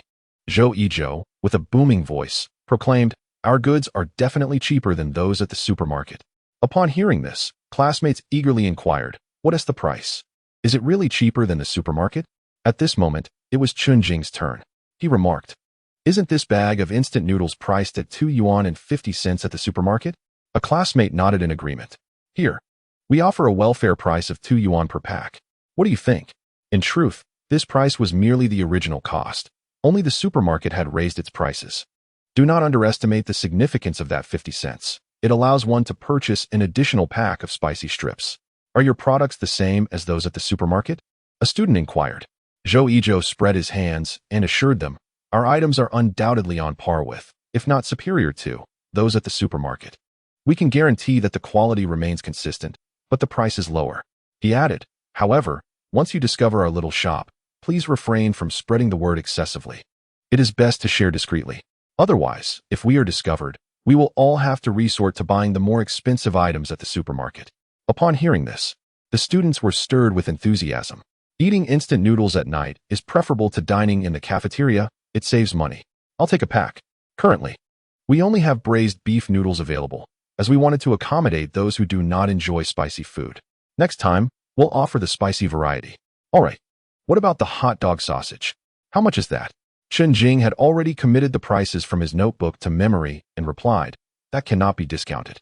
It remains at 1 yuan. However, purchasing here is far more convenient than going to the supermarket. Wouldn't you agree?" The group concurred. A round trip to the supermarket took 5 to 6 minutes, whereas everything they needed was right in front of them. "What about the bucket noodles? They sell for 6 yuan at the supermarket, right? I have them for 3 yuan and 50 cents, 5 cents cheaper." The back of the classroom soon buzzed with activity. Some days students left after a minute or two of listening, while the remaining 10 or so students were boarders who either dined in the cafeteria or bought instant noodles at the supermarket. Now, however, they had an alternative, Chen Jing's little shop. "I'll take a bucket, please. I want a pack with a sausage." Chen Jing remained indifferent about the shop's opening. He believed the true measure of success lay in the sales figures. In contrast, Zhou Yizhou was visibly excited, enthusiastically promoting the instant noodles. The buying frenzy lasted no more than 10 minutes. 5 buckets of noodles, 7 packs, 1 hot dog sausage, 3 marinated eggs, and 13 packs of spicy strips. A simple combination of instant noodles and accompaniments. Zhou Yizhou sighed with relief as he sat on a stool, feeling a sense of fulfillment. So this is what it feels like. It's rather delightful. Although sales were modest, Given that there were only a few boarding students in their class and not everyone consumed instant noodles daily, Zhou Yizhou's concerns were valid. Chen Jing understood that if he limited sales to just his class, it would take an entire month to sell out the initial stock. This was precisely why they chose to involve Huang Lei. His roommates would undoubtedly notice the sudden influx of goods in their dormitory. Huang Lei would simply inform them that Class 16 was selling items at a discount, inviting them to stop by if interested. Sure enough, the boarding students from Class 17, who had been lingering at the entrance, quietly walked in. Upon seeing his roommates, Huang Lei eagerly greeted them. "So, we weren't deceiving you, were we?" The boys from Class 17 nodded and asked, "Is it really cheaper than the supermarket?" Zhou Lian hurriedly sat up, smiling as he said, "Of course, it's clearly priced. However, I hope everyone refrains from broadcasting this widely. Otherwise, if we attract attention, we'll all have to resort to purchasing expensive items at the supermarket." Huang Lei's roommate was the first to respond, and the boarding students from Class 17 did not hesitate either. Why not buy something cheap and nearby? After about 5 minutes, a wave of people dissipated. 5 buckets of instant noodles, 3 packets of convenient noodles, 2 cans of 8 treasure porridge, a pack of ham sausages, a marinated egg, 17 packets of spicy strips, and a pack of tissues. Observing that more than half of the items in the box had already vanished, Chen Jing silently calculated. The speed of this development was in line with his plans. It was time to proceed to the next step. Chen Jing spoke to Huang Lei, "When the time comes, let your roommates sell the goods for Class 17. There's no need for them to buy from our class. With so many people around, if they all squeeze into Class 16 to shop, it's bound to raise suspicions." Gurgle. Zhou Lian's stomach emitted a sound, and he glanced at Chen Jing. Understanding that they had not had dinner, Chen Jing cheerfully remarked, "There's 8 treasure porridge, spicy strips, and duck legs. Help yourselves to something to satisfy your hunger." Chen Jing was also feeling hungry and intended to open a can of 8 treasure porridge, but suddenly a graceful figure appeared at the front door. He saw Yiqing approaching with 2 meals in hand. Chen Jing was surprised that she had come. Had she returned home only to come back? Or had she not gone home at all?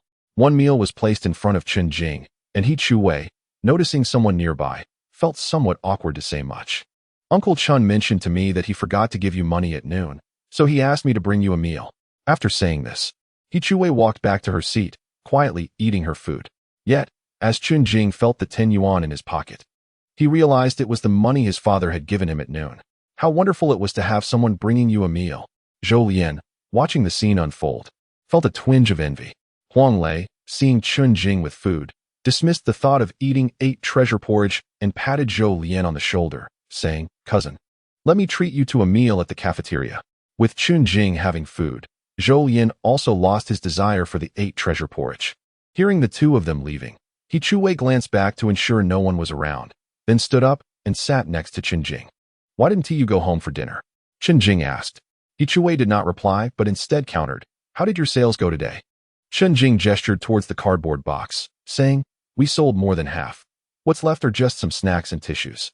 Yiqing nodded gently. "It seems you have made a good start. Does Uncle Chen know you're doing this?" Chen Jing made a shushing gesture. "Please don't let my father know. I told him I wasn't going home for dinner because I'm studying." Yiqing responded with an understanding "oh," and Chen Jing recognized her meaning, whispering, "Please, teacher help me keep this a secret." Yiqing tilted her head, avoiding eye contact with Chen Jing, presenting a demeanor that suggested she would not agree without receiving something in return. Chen Jing smiled slightly and took a duck leg from the box. "Teacher you're still growing. Have a duck leg." Yiqing chuckled softly, pushing the duck leg back, saying, "I'm not asking for that. You said you're not going home for dinner to study, so why not study for a bit now?" Chen Jing nodded, acknowledging that he had nearly sold out. He planned to copy the remaining notes shortly. Yiqing took a bite of her meal, finding it rather unpalatable. Before picking up the geography textbook on Chen Jing's desk, she copied diligently, noting how his handwriting had transformed. It was no longer the messy scrawl she remembered. Subtly, there was an air of calligraphy about it. Chen Jing felt a surge of secret joy, had it not been for his previous life where he juggled multiple roles. Including teaching children calligraphy, his handwriting would still resemble that of a dog's paw. "You have no idea how much more there is to know," Chen Jing said mysteriously before resuming his meal. "Humph, it sounds as if you have secrets," Yiqing retorted, glancing at the unappetizing food before her. Losing her appetite and poking at her rice with her chopsticks. Observing this, Chen Jing inquired, What's wrong? Are you already full? He Chu-wei shook her head, expressing her distaste for the cafeteria food, claiming it had an odd flavor. Chen Jing produced a braised egg, which He Chu-wei accepted this time. The cafeteria's offerings were hardly impressive. Chen Jing's thoughts drifted to the pre-prepared meals that would only become widely known 2 decades later. Was it possible that the school had already adopted such meals? In his memory, students often complained about the cafeteria's monotonous culinary offerings, as if every dish was seasoned with the same spice. Suddenly, a realization struck him, back when he worked as a broker. He had seen discussions in the class group about an incident at the second high school. It was around 2013 when a student reported issues after discovering something alarming in the food, leading to an investigation that uncovered frozen meat that had been stored for 8 or 9 years, along with cheap lymph meat. Lost in thought, a faint blue figure appeared behind him. Are you selling something? At the sound of the voice, Chen Jing turned to see a familiar hair color. The girl, upon spotting Chen Jing, widened her eyes in surprise. It's you. Chapter 12. I truly do not recognize her. The girl stepped into the classroom, gazing at Chen Jing. You really don't remember me? Seeing the look of confusion on his face, she glanced around, noting another girl, a remarkably beautiful one. At that moment, He Chu-wei also regarded the girl with blue hair. Both were equally striking. The girl possessed a delicate oval face, adorned with light makeup, and her waist-length hair danced lightly with her movements, exuding a vibrant energy. Her voice was melodious, compelling one to listen further. It was He Chu-wei's first encounter with such a captivating girl, whose voice and appearance seemed destined for stardom. As He Chu-wei appraised the blue-haired girl, the latter reciprocated the scrutiny. The blue-haired girl had not anticipated that the second high school would house such a lovely girl. The two girls exchanged glances for a few seconds before the blue-haired girl broke away, waving her hand dismissively. All right then, if you don't remember, that's fine. Chen Jing truly could not recall where he had met this girl. However, compared to the morning, the blue-haired girl now wore an additional jacket beneath it. Her short sleeves barely covered her navel. After speaking, the blue-haired girl noticed the cardboard box beside Chen Jing, which contained snacks. She reached inside and pulled out a can of 8 treasure porridge, inquiring, "How much is this?" $2.50, Chen Jing replied. The girl rummaged through her pocket and soon produced 2 1-yuan coins and a 50-cent coin. I'll leave this here. She gently placed the coins on the table and turned to leave. Chen Jing pocketed the money, his brow slightly furrowed. Did he know her? When had they met? How could he forget such a beautiful girl?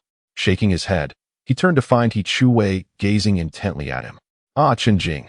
It seems there is much I do not know, He Chu-wei mused inwardly, sensing the previous atmosphere had grown a tad awkward. Chen Jing quickly employed a smile to alleviate the tension. This meal isn't very appetizing. He Chu-wei narrowed her eyes and inquired, "Who is that girl? Do you know her?" Chen Jing promptly shook his head. "I don't know her. I've only seen her twice." He Chu-wei pressed on. "You've seen her twice? Doesn't that mean you know her?" Observing He Chu-wei's persistent questioning, Chen Jing pursed his lips, intending to tease her. "Including this time, I've seen her twice, and both encounters were quite brief. I don't recall you ever mentioning that you knew such a beautiful girl." Unconsciously, He Chu-wei tightened her grip on her chopsticks. Chen Jing glanced at her and softly asked, "Why are you so concerned about me? You don't harbor feelings for me, do you? Like I would." He Chu-wei retorted, rolling her eyes, her gaze shifting from Chen Jing to the ceiling. Chen Jing chuckled at her antics. In front of others, He Chu-wei was the obedient top student. Yet this playful side of her was only revealed to him, a side unseen by others. Conversely, the mature and composed Chen Jing seemed to vanish in her presence, revealing a childish demeanor. From a scientific perspective, the hormones and substances secreted by a teenager's body are entirely different from those of someone in their 30s. Even if a 30-something soul resided within a youthful body, it would still be influenced by that youthful form. Moreover, a man remains a boy at heart until the end. I truly don't know her. I've never seen her before, not even her name. Oh, you even want to know her name? No, wait, have you finished eating? He Chu-wei, who typically had a small appetite, closed the disposable food container and walked ahead. Chen Jing hadn't anticipated that teasing her would lead to such seriousness. Shaking his head, he lost his appetite as well. Lymphatic meat, I used to think it had a good texture. Now it just makes me nauseous. He rummaged through his pocket to count his money. At that moment, He Chu-wei returned, holding a freshly unwrapped marinated egg. She brought the egg to Chen Jing's mouth, and instinctively, he opened it, only to bite into emptiness. Ha ha! He Chu-wei's triumphant laughter echoed in Chen Jing's ears. He looked up to see her enjoying the egg. Forget it. I won't stoop to a child's level. He resumed counting his money, but soon, the other half of the marinated egg was again presented to his lips. Yet, he refused to open his mouth. Noticing his stubbornness, he feigned satisfaction, saying, "This time, I genuinely can't eat anymore." Chen Jing thought to himself, "Fine. I'll play along with this child." Chen Jing opened his mouth, about to take a bite, but he quickly pulled away. "Ha ha ha. Chen Jing, you are so foolish." However, the corners of Chen Jing's mouth curled up slightly as he seized He hand and popped the half-boiled egg into his mouth. "No, you're being unreasonable," He exclaimed. Taken aback by Chen Jing's unexpected move, especially since she had already tasted it herself. After swallowing, Chen Jing smacked his lips, declaring, "Delicious. Even better than the original." He frowned at his words, exclaiming, "You truly are infuriating. If others see this, they will definitely say." The two would shake their heads in unison, insisting, "What are you talking about? We are childhood friends who grew up together." The innocent fragrance of youthful friendship blossomed freely in the classroom, which was occupied solely by the two of them. Before long, Zhou Yizhou and Huang Lei returned. At that moment, Chen Jing was diligently taking notes, while He was absent from the classroom, presumably in the office. Zhou Yizhou wore a bitter expression as he lamented, "The food in the cafeteria is truly unpalatable. How do you manage to eat it?"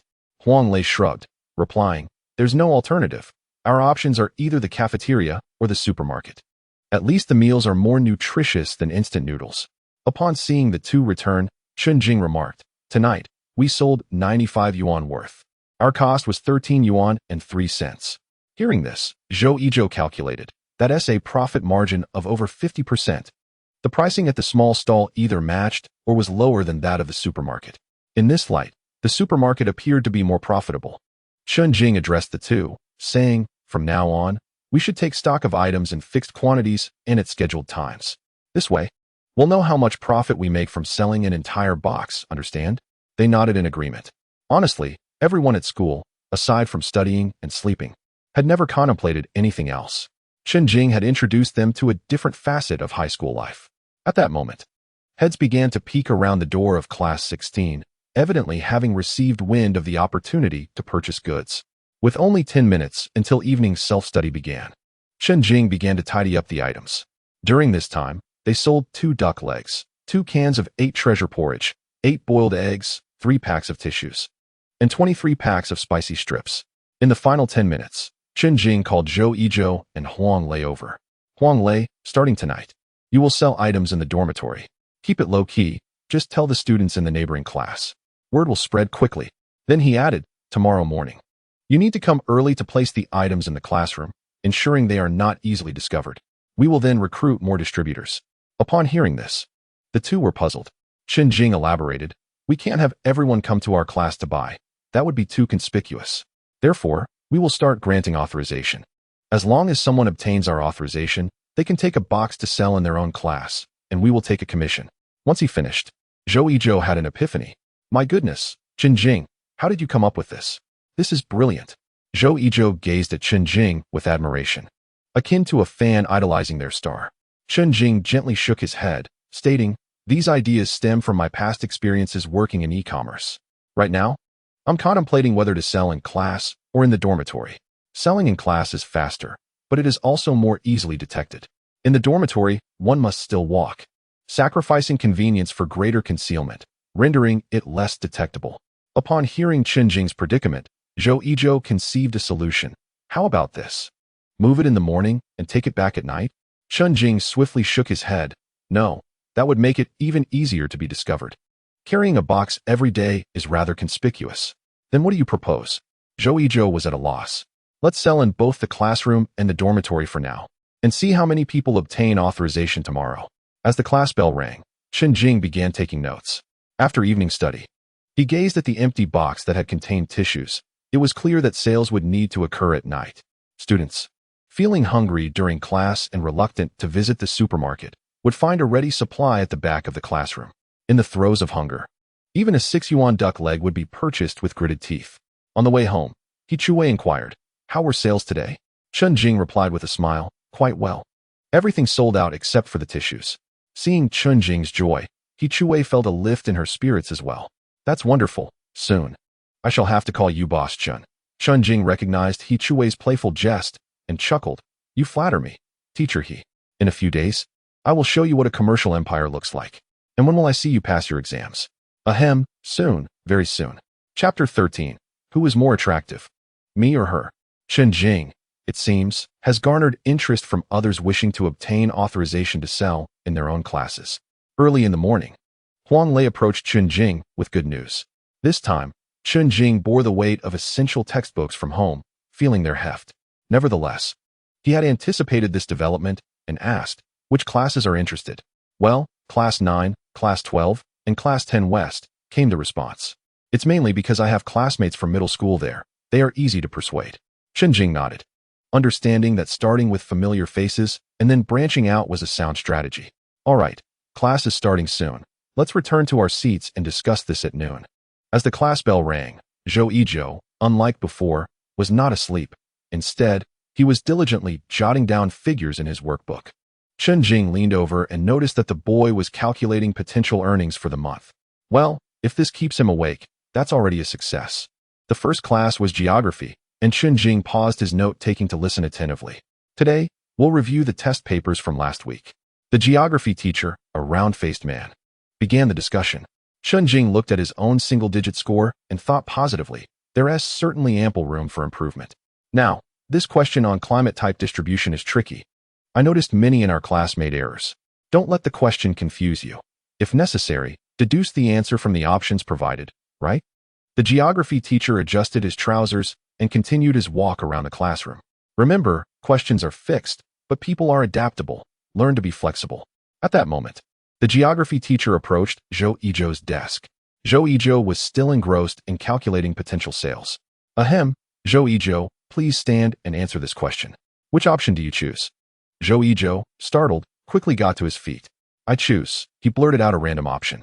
Noticing that Zhou Yizhou didn't even have a test paper on his desk, the geography teacher teased him. And why did you choose that? This Monday, Zhou Yizhou found himself at a loss for words, bowing his head in silence. The geography teacher's actions were primarily aimed at rousing the sleepy students during the first period of the morning. This was a call to attention, a means to awaken the slumbering minds. Upon witnessing Zhou Yizhou's inability to respond, the teacher's gaze shifted to the other half of the class's renowned duo, Chen Jing. Chen Jing, please stand and answer, the teacher prompted. At this moment, He Chui, who had been an onlooker, turned her attention to Chen Jing. Everyone was eager to witness Chen Jing's potential blunder. However, only He Chui was aware that Chen Jing was well prepared, having reviewed this set of questions previously. Chen Jing rose and picked up the test paper. The teacher and classmates couldn't help but chuckle internally at his pretense of understanding the material. Truly, they were a remarkable pair, cut from the same cloth. Just as the geography teacher was about to continue speaking, Chen Jing declared, the answer is. The teacher, unable to contain his amusement, inquired, did Zhou Yizhou not just state that? I meant to ask why you chose that answer. With a slight furrow of his brow, Chen Jing explained, this question pertains to the distribution of climate types. The polar regions experience cold climates, while high mountainous areas exhibit alpine conditions. Tropical rainforests are situated by the equator, characterized by high temperatures and abundant rainfall, where trees tower majestically. The data in the diagram indicates heavy rainfall. Both tropical rainforests and tropical monsoons are similar. The key is to discern the differences, and since the data closely resembles that of the Amazon rainforest, the answer is tropical rainforest climate. A hush fell over the classroom. No one had anticipated that Chen Jing would articulate the correct answer so eloquently, even reciting geographical mnemonics and elucidating his reasoning. He Chui felt a swell of pride as she observed Chen Jing's confident responses. Meanwhile, Zhao Lei and the other students wore expressions of disbelief. Zhao Lei had never expected Chen Jing to answer so proficiently. Casting a glance at He Chui, he noted her smile and deduced that she must have been tutoring Chen Jing. Yet he was puzzled. Although He Chui had expressed her desire to help Chen Jing academically on numerous occasions, he had always declined. Why had he accepted help this time? This development struck a blow to Zhao Lei's confidence. He had hoped for Chen Jing's failure, believing it would facilitate his own rapport with He Chui in the same school. But now that Chen Jing had begun to excel, it jeopardized his plans. Furthermore, He Chui's tutoring meant that the two would spend even more time together. As these thoughts swirled in his mind, Zhao Lei's grip on his pen tightened, producing a creaking sound. The geography teacher was equally astonished by Chen Jing's impressive response. Well done. That is indeed the correct reasoning. You two may sit down now and pay attention, he instructed. All right, for the next question, you stand up and answer. As Chen Jing took his seat, he noticed He Chuwei gazing at him, a smile gracing her lips, as if to say, I have a good memory, don't I? With the geography lesson concluded, Chen Jing realized that the teacher's method of explanation differed from He Chuwei's approach. The teacher's pedagogical style contrasted with He Chuwei's student-oriented reasoning, which was evidently more comprehensible. It seemed prudent to seek He Chuwei's guidance more often. In other classes, Chen Jing found the content rather tedious, primarily due to his lack of understanding and difficulty in grasping the material. In geography class, Chen Jing felt a continuous tingling sensation on his scalp, akin to a sudden enlightenment. This was what it felt like to be a top student in class. Chen Jing was aware that he had merely experienced a fleeting moment of brilliance, as he had already grasped the content of the exam. By the next lesson, when a new paper would be presented, he would not possess the same mental acuity. Therefore, he resolved to put in more effort. Taking a sip of water, he felt a sense of relaxation wash over him. He realized that he had genuinely developed a fondness for learning. Zhou Yizhou, lying beside him, watched Chen Jing with envy. When did you become so adept? It would have been much better if we had both struggled together, but now look at me. I am the only one left behind. He feared for his friend's hardships, yet also dreaded the possibility of his friend driving a luxury vehicle. The distinction between one person making a mistake and two people erring together was significant. One person's error was merely embarrassing, while two errors became a shared adventure akin to the tales of legendary heroes. Chen Jing, too, wished for Zhou Yizhou to embrace learning, especially since he might soon travel to Myanmar without anyone to guide him correctly. Stop dawdling. If you put in the effort, you could also answer questions. Zhou Yizhou wore a look of grievance, feeling as though ants were crawling over him at the mention of studying. Please, what am I supposed to learn? My mind simply isn't built for academia. Chen Jing shook his head, recognizing that Zhou Yizhou's disdain for learning was palpable. Otherwise, he would not exhibit such agitation. This was likely what was referred to as a reluctance to study. The next class was mathematics, which also focused on exam questions. Chen Jing recalled the thought process that He Chuwei had shared.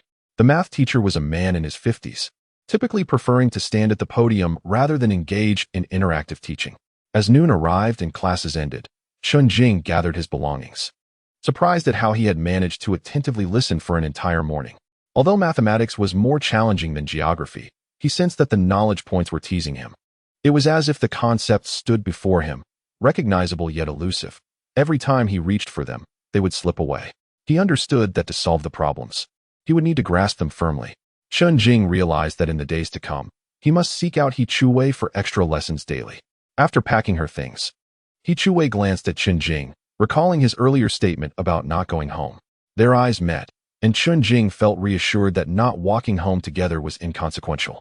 At least he wouldn't have to traverse the dark streets alone. At this moment, Zhao Lei noticed that Chen Jing showed no intention of leaving and, upon seeing He Chuwei exit the classroom, quickly followed her. He trailed her all the way to the bicycle stand before finally speaking up. So, Chen Jing isn't going home with you today? He Chuwei turned to see Zhao Lei and smiled. He has some matters to attend to. Zhao Lei scratched his head, nodding with a silly grin. Oh, I see. By the way, have you been tutoring Chen Jing lately? He Chuwei was taken aback that Zhao Lei was aware of this and asked, How did you know? Feigning nonchalance, Zhao Lei replied, Today, Chen Jing solved that particular problem, so I guess you must be helping him. Hearing this, a flicker of pride welled up within He Chuwei. He was indeed making progress.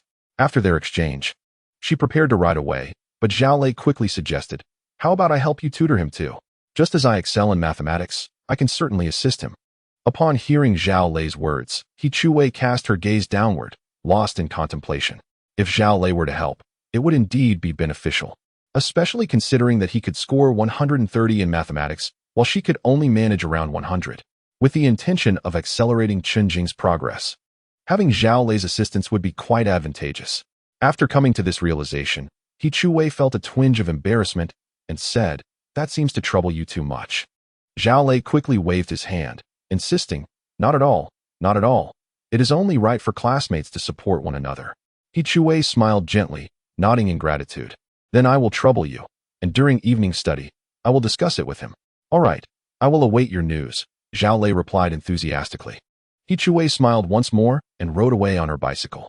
As Zhao Lei watched her recede into the distance, he felt his face flush with warmth. However, he was filled with joy at having exchanged a few more words with He Chuwei. Furthermore, tutoring Chen Jing would provide an opportunity for He Chuwei and Chen Jing to spend less time together, a double benefit. Meanwhile, in the classroom, some boarding students, reluctant to venture to the cafeteria for lunch, sought out Zhou Yizhou. Do you sell during lunch? Zhou Yizhou nodded eagerly. Yes, what would you like? Once lunch hour passed, Chen Jing and his two companions remained seated in the classroom. A couple of minutes later, several students from other classes entered. Quick, quick, take a seat, Chen Jing announced, catching the trio off guard. This was a classroom, yet it felt more like a gathering place. I believe Huang Lei has already briefed everyone on the general situation. It's quite simple. We're collaborating to make some extra money. The model is particularly straightforward. We will unify the quantity and price, and then proceed to sell. Chen Jing gestured towards a freshly opened cardboard box. For instance, this box here. You see, everything inside is evenly distributed, so the profits will also be identical, ensuring no confusion. Does anyone have any questions? The three exchanged glances, as Chen Jing's explanation was too orderly. They understood but felt a twinge of fear. One person hesitantly asked, is there a risk of getting caught doing this? Chen Jing decided to be candid with them. There is indeed a certain level of risk, albeit minimal. If the school discovers it, we simply claim we purchased it ourselves. What's the issue with that? I can't finish it, and my classmates want to eat. It's a fair exchange, right? He added, moreover, we must keep a low profile and constantly remind buyers not to draw attention. If we are found out, our small venture could be shut down, and everyone would have to resort to overpriced supermarket goods, which would certainly convey the consequences. The three nodded, as they too wished to earn some extra money and enjoy better food. All right, what shall we do now? Chen Jing instructed. During lunchtime, head to Huang Lei's dormitory. Everything is already prepared, and the prices are clearly marked. Within 5 minutes, Chen Jing had conveyed all the details and, feeling a bit fatigued, accompanied Huang Lei back to the dormitory. After all, it wouldn't be fair to have them run errands alone. Upon reaching room 305, his roommates stood up as soon as they saw him. For reasons unknown, they felt as though Chen Jing resembled a leader. I truly appreciate everyone's assistance and for accommodating me in your space. Chen Jing began with an apology. It's nothing, really, his roommates replied with smiles. Chen Jing glanced at the already prepared cardboard boxes, realizing that Huang Lei had indeed put considerable thought into this. Let us move it, it shouldn't be too heavy. Let us work together and assist everyone in transporting the items to the classroom. Once he finished speaking, the three individuals nodded, though some questions remained unasked. So how will the money be calculated? Rest assured, you will not be shortchanged. Currently, after selling a box of goods, the total comes to 172 yuan and 50 cents. I'll round it down to 170 yuan, and after selling a box, each of you will receive 30 yuan. Does that sound acceptable? Upon hearing the figure of 30, everyone felt it was reasonable. All they needed to do was help sell, and they would earn 30 yuan. At that moment, 30 yuan held significant purchasing power. Some boarding students had a monthly living expense of only 300 yuan. Even 100 yuan a week was considered ample. Here, selling goods could yield 30. Moreover, observing Chen Jing and his group selling yesterday, they had managed to sell nearly everything in just one day. Optimistically, they could finish selling in a day, if not, in 3 days. 3 days for 30 yuan would amount to 300 yuan in a month, equivalent to a student's monthly living expenses. That sounds good. Of course, it's feasible. After concluding their discussion, they retired for a nap, leaving only Chen Jing and Zhou Yizhou in the classroom. Just as Zhou Yizhou was about to lay down, Chen Jing inquired, Yizhou, I intend to let go of the business for our class. Do you think you should take over, or should I let Huang Lei handle it? Zhou Yizhou pondered for a moment and replied, well, I am a shareholder, entitled to dividends. Let Huang Lei manage it. After all, he is my cousin, and it's my duty as an elder brother to help him improve his life. Oh, so you are aware of dividends? Chen Jing teased. Zhou Yizhou looked pleased, his legs involuntarily shaking. Of course, aside from my studies, I've taught myself everything else. Chen Jing, feeling weary, rested his head on the table and forgot to eat. He felt as if he hadn't slept long when something suddenly poked his face. Slowly opening his eyes, he saw a face stifling laughter. Sitting up, he noticed the sweaty He Chuwei and wondered why she was there, as it wasn't tea time for the afternoon nap. Have you eaten? He Wei asked. Chen Jing shook his head, realizing he had forgotten to have lunch. As soon as he spoke, a rice ball appeared on his desk. My mom made rice balls for lunch and said I should let you try them, so I brought some for you. Chen Jing rubbed his eyes, not paying much attention to the rice ball, but instead concernedly asked, "What time is it? Why aren't you at home taking a nap? Aren't you hot? Look at all that sweat on your forehead. Or did you come specifically to bring me food?" He Wei, hands behind her back, stood on her tiptoes and murmured, "With the college entrance examination approaching, I came to study and brought you two some food on the way." With that, she turned and walked back to her seat. Meanwhile, Zhou Yizhou was still lost in dreams. Chen Jing, feeling a sudden mischievous urge, extended his finger and poked Zhou Yizhou's face. Greasy. Zhou Yizhou furrowed his brows and slowly opened his eyes, only to see a face trying to suppress laughter. "What are you doing?" "I was sleeping." Annoyed, he intended to turn over and continue sleeping. "The school beauty has arrived." "Where?" The campus bell seemed to have touched upon a key word for Zhou Yizhou, prompting him to spring up. "Where's the campus bell?" Zhou Yizhou surveyed his surroundings and noticed that in the entire classroom, only a graceful figure stood by the podium. "The campus bell?" Upon uttering this, Zhou Yizhou was about to rise. Chen Jing, not anticipating that Zhou Yizhou had dozed off, swiftly pulled him back, declaring that the campus bell was right there. With that, he directed Zhou Yizhou's gaze towards the rice ball. "You know the campus bell, now eat." Zhou Yizhou blinked awake, gazing at the rice ball with some confusion, wondering where it had come from. He Wei brought it. Zhou Yizhou rubbed his head, now feeling as if his mind was muddled. He glanced again at He Wei, seated by the podium, thinking to himself that she was indeed the campus belle he had just seen. Quite lovely, He Wei was indeed beautiful, akin to the campus belle. However, she could not compare to the newcomer. "Hurry and eat, don't let it get cold." Before Zhou Yizhou could finish speaking, Chen Jing promptly stuffed the rice ball into his mouth. Zhou Yizhou, chewing on the rice ball, found he had no time to converse. Meanwhile, Chen Jing took the rice ball and geography book to seek out He Wei. If not now, then when would they catch up on their studies? The two sat side by side, Chen Jing on the left and He Wei on the right. He Wei slightly turned her head to glance at the geography book. Clearing her throat, she prepared for the knowledge transfer. "Tell me, who is more beautiful, me or that girl with blue hair from yesterday?" Chapter 14. Zhao Lei's thoughts. Chen Jing had braced himself for a knowledge infusion, only to be met with such a query. "Ahem. Are you certain you wish to pose this question?" he murmured. He Wei, with a serious expression and wide eyes, awaited Chen Jing's response. Rubbing his palms together, Chen Jing feigned a state of deep contemplation. Observing his demeanor, He Wei's initial anticipation quickly faded. "Oh, do you not realize who is seated beside you?" she retorted, feeling a shift in her attitude. Chen Jing hastily replied, "Of course, it's teacher He." Too late. Everything is too late. He Wei had begun to care little for the answer, indifferent to who was more attractive. She simply wished to determine who would appear more appealing next. "Now, recite all of this back to me," she instructed with a smile. For reasons unknown, Chen Jing sensed a hint of danger in her smile.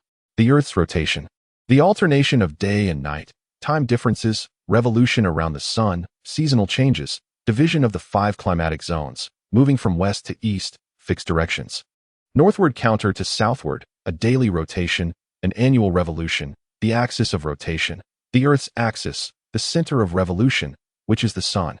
At this moment, Chen Jing was reciting the introduction to the compulsory curriculum. He Wei intended to feign annoyance, but Chen Jing recited flawlessly and fluently. "Now for the next section, continue." Taking a deep breath, Chen Jing began to deliver. After 10 minutes of recitation, He Wei nodded in satisfaction. It was evident that she had cast aside the earlier matter. She had not anticipated that Chen Jing could actually memorize it. It seemed he had genuinely put in the effort. "Impressive. I hadn't expected your memory to be so sharp. If only you had applied it to your studies earlier. Truly, I wonder what you were doing before." If Chen Jing had known that studying could bring joy, perhaps he would have embraced learning back then. At this moment, students began to trickle into the classroom. He Wei's close friend, Yang Siyu, entered and, upon spotting Chen Jing seated at her desk, inquired about a question from He Wei. She found it hard to accept the sight before her. When did the most academically challenged student in the class begin to study? She thought she must be mistaken, rubbed her eyes. Yet the reality remained unchanged. It was indeed Chen Jing. He Wei was the first to notice Yang Siyu, who was lost in thought at the door, and quickly nudged Chen Jing. Chen Jing's thoughts abruptly shifted from the problem at hand to the reality around him. Upon seeing Yang Xiyu, he felt a sudden itch and promptly sat up, smiling apologetically. Watching Chen Jing retreating, Yang Xiyu turned to He Chu Wei, astonished. Is this for real? Chen Jing is studying? She whispered, too cautious to speak loudly. He Chu Wei, witnessing so many people acknowledging Chen Jing, nodded affirmatively, indeed. It's as if the sun has risen from the west. But remain cautious. It's easier to change a landscape than one's nature. He is surely just playing with you. Do you really think you've been tricked enough in the past? This remark reminded He Chu Wei of past experiences. Indeed, Chen Jing had once instilled hope while delivering disappointment. Her previously unwavering heart now wavered. Had Chen Jing merely been acting all along?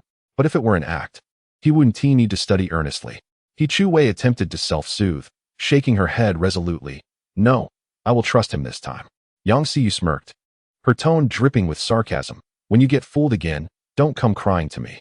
He Chu Wei shot her a glare, prompting Yang Xiyu to fall silent. The class bell rang, ushering in the afternoon's language and English lessons. During English class, Chen Jing remained engrossed in a geography book. However, he did engage attentively during language class, even exchanging glances with the language teacher, a middle-aged man, nearing 40. Yet, in the teacher, Chen Jing perceived only ashes, yes, ashes of his own disappointment. It appeared the teacher had completely lost faith in him. Nevertheless, this did not deter Chen Jing. He believed that with effort, the teacher would eventually take notice. After the afternoon classes concluded and the room emptied, Huang Lei began setting up a stall. He Chu Wei packed her bag and glanced at Chen Jing, who was assisting Huang Lei with his items. After a moment of hesitation, she decided to step outside. After all, Chen Jing had not mentioned returning home that evening. Judging by the current scene, it seemed he had no intention of going home. He Chu Wei Hanti informed her parents that she would not be returning, so she could only make her way home alone. Zhao Lei, noticing He Chu Wei leaving solo, quickly gathered his belongings to follow her. Meanwhile, Chen Jing, observing He Chu Wei exit through the front door, smiled slightly and picked up his bag, darting out through the back door. The task of selling had largely been entrusted to Huang Lei and Zhou Yizhou, eliminating the need for Chen Jing to remain present. Just as Zhao Lei thought he would accompany He Chu Wei, Chen Jing unexpectedly appeared beside him. He Chu Wei glanced to her left and right, surprised to find both of them there.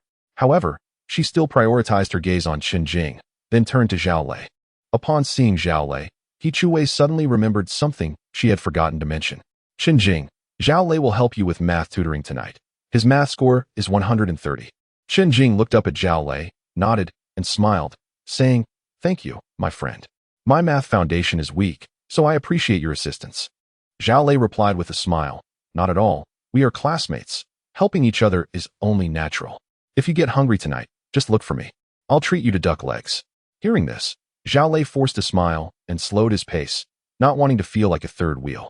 Arriving at the bicycle stand, He Chu Wei tilted her head to look at Chen Jing and asked, I thought you weren't coming home tonight. Chen Jing shook his head, mounted his bicycle, and joked, I was just worried that some little kid might be too scared to walk home alone in the dark. With that, Chen Jing pedaled away swiftly, leaving the scene behind. He Chu Wei, hearing Chen Jing's teasing, grinned and exclaimed fiercely, Chen Jing, you're talking nonsense. 10 minutes before evening study, Chen Jing and He Chu Wei arrived at school. As they walked down the corridor, Chen Jing observed boys chasing and playfully wrestling, as well as girls shouting loudly in the hallway, and the faint smoke wafting from the restroom. The vividness of reality filled Chen Jing with joy. Sometimes, he pondered whether he was dreaming and when he would awaken. Yet, the events unfolding before him affirmed that he had indeed been reborn. Upon seeing Chen Jing arrive, Zhou Yizhou hurriedly pulled him aside, exclaiming, Chen Jing, come here quickly. Observing Zhou's excitement, Chen Jing guessed what the matter was. Cut to the chase, he urged. Anticipating Zhou's next words, Zhou squinted with a mischievous grin and replied, How did you know I was teasing? Well, let me tell you. Tonight, everything sold out. He continued, The same goes for the other class. Everything is gone. Chen Jing had considered that sales might be good tonight, but he hadn't expected them to be this successful. You have no idea.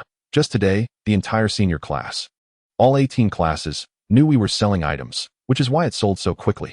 A few others even inquired about obtaining authorization. They want to make some extra cash. While this was good news, it also meant that the more people who knew, the quicker the information would spread.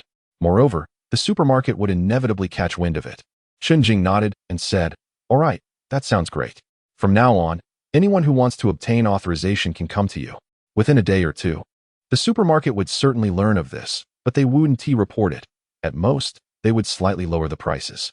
When that time came, it would be a price war, and we would hold the advantage, don't worry. The only thing we need to be cautious about is to keep things low-key and operate discreetly. After Chen Jing finished speaking, Zhou Yizhou nodded earnestly. Feeling particularly excited at the mention of a price war, he could hardly contain his eagerness to provoke the supermarket right then and there. All right, there's nothing more to discuss. Everyone should take a break. Chen Jing intended to focus on his studies. Zhou Yizhou nodded and pulled out a black plastic bag from his drawer. "Chen Jing, here is the money from the 5 classes. All of it is here." Chen Jing glanced inside and saw it was mostly loose change. Without regard for the amount, he took out 20 10-yuan bills. "This makes 200. Huang Lei, you take this and distribute it. Everyone has worked hard." Huang Lei, seeing the stack of money, nodded eagerly. "All right, I'll go right now."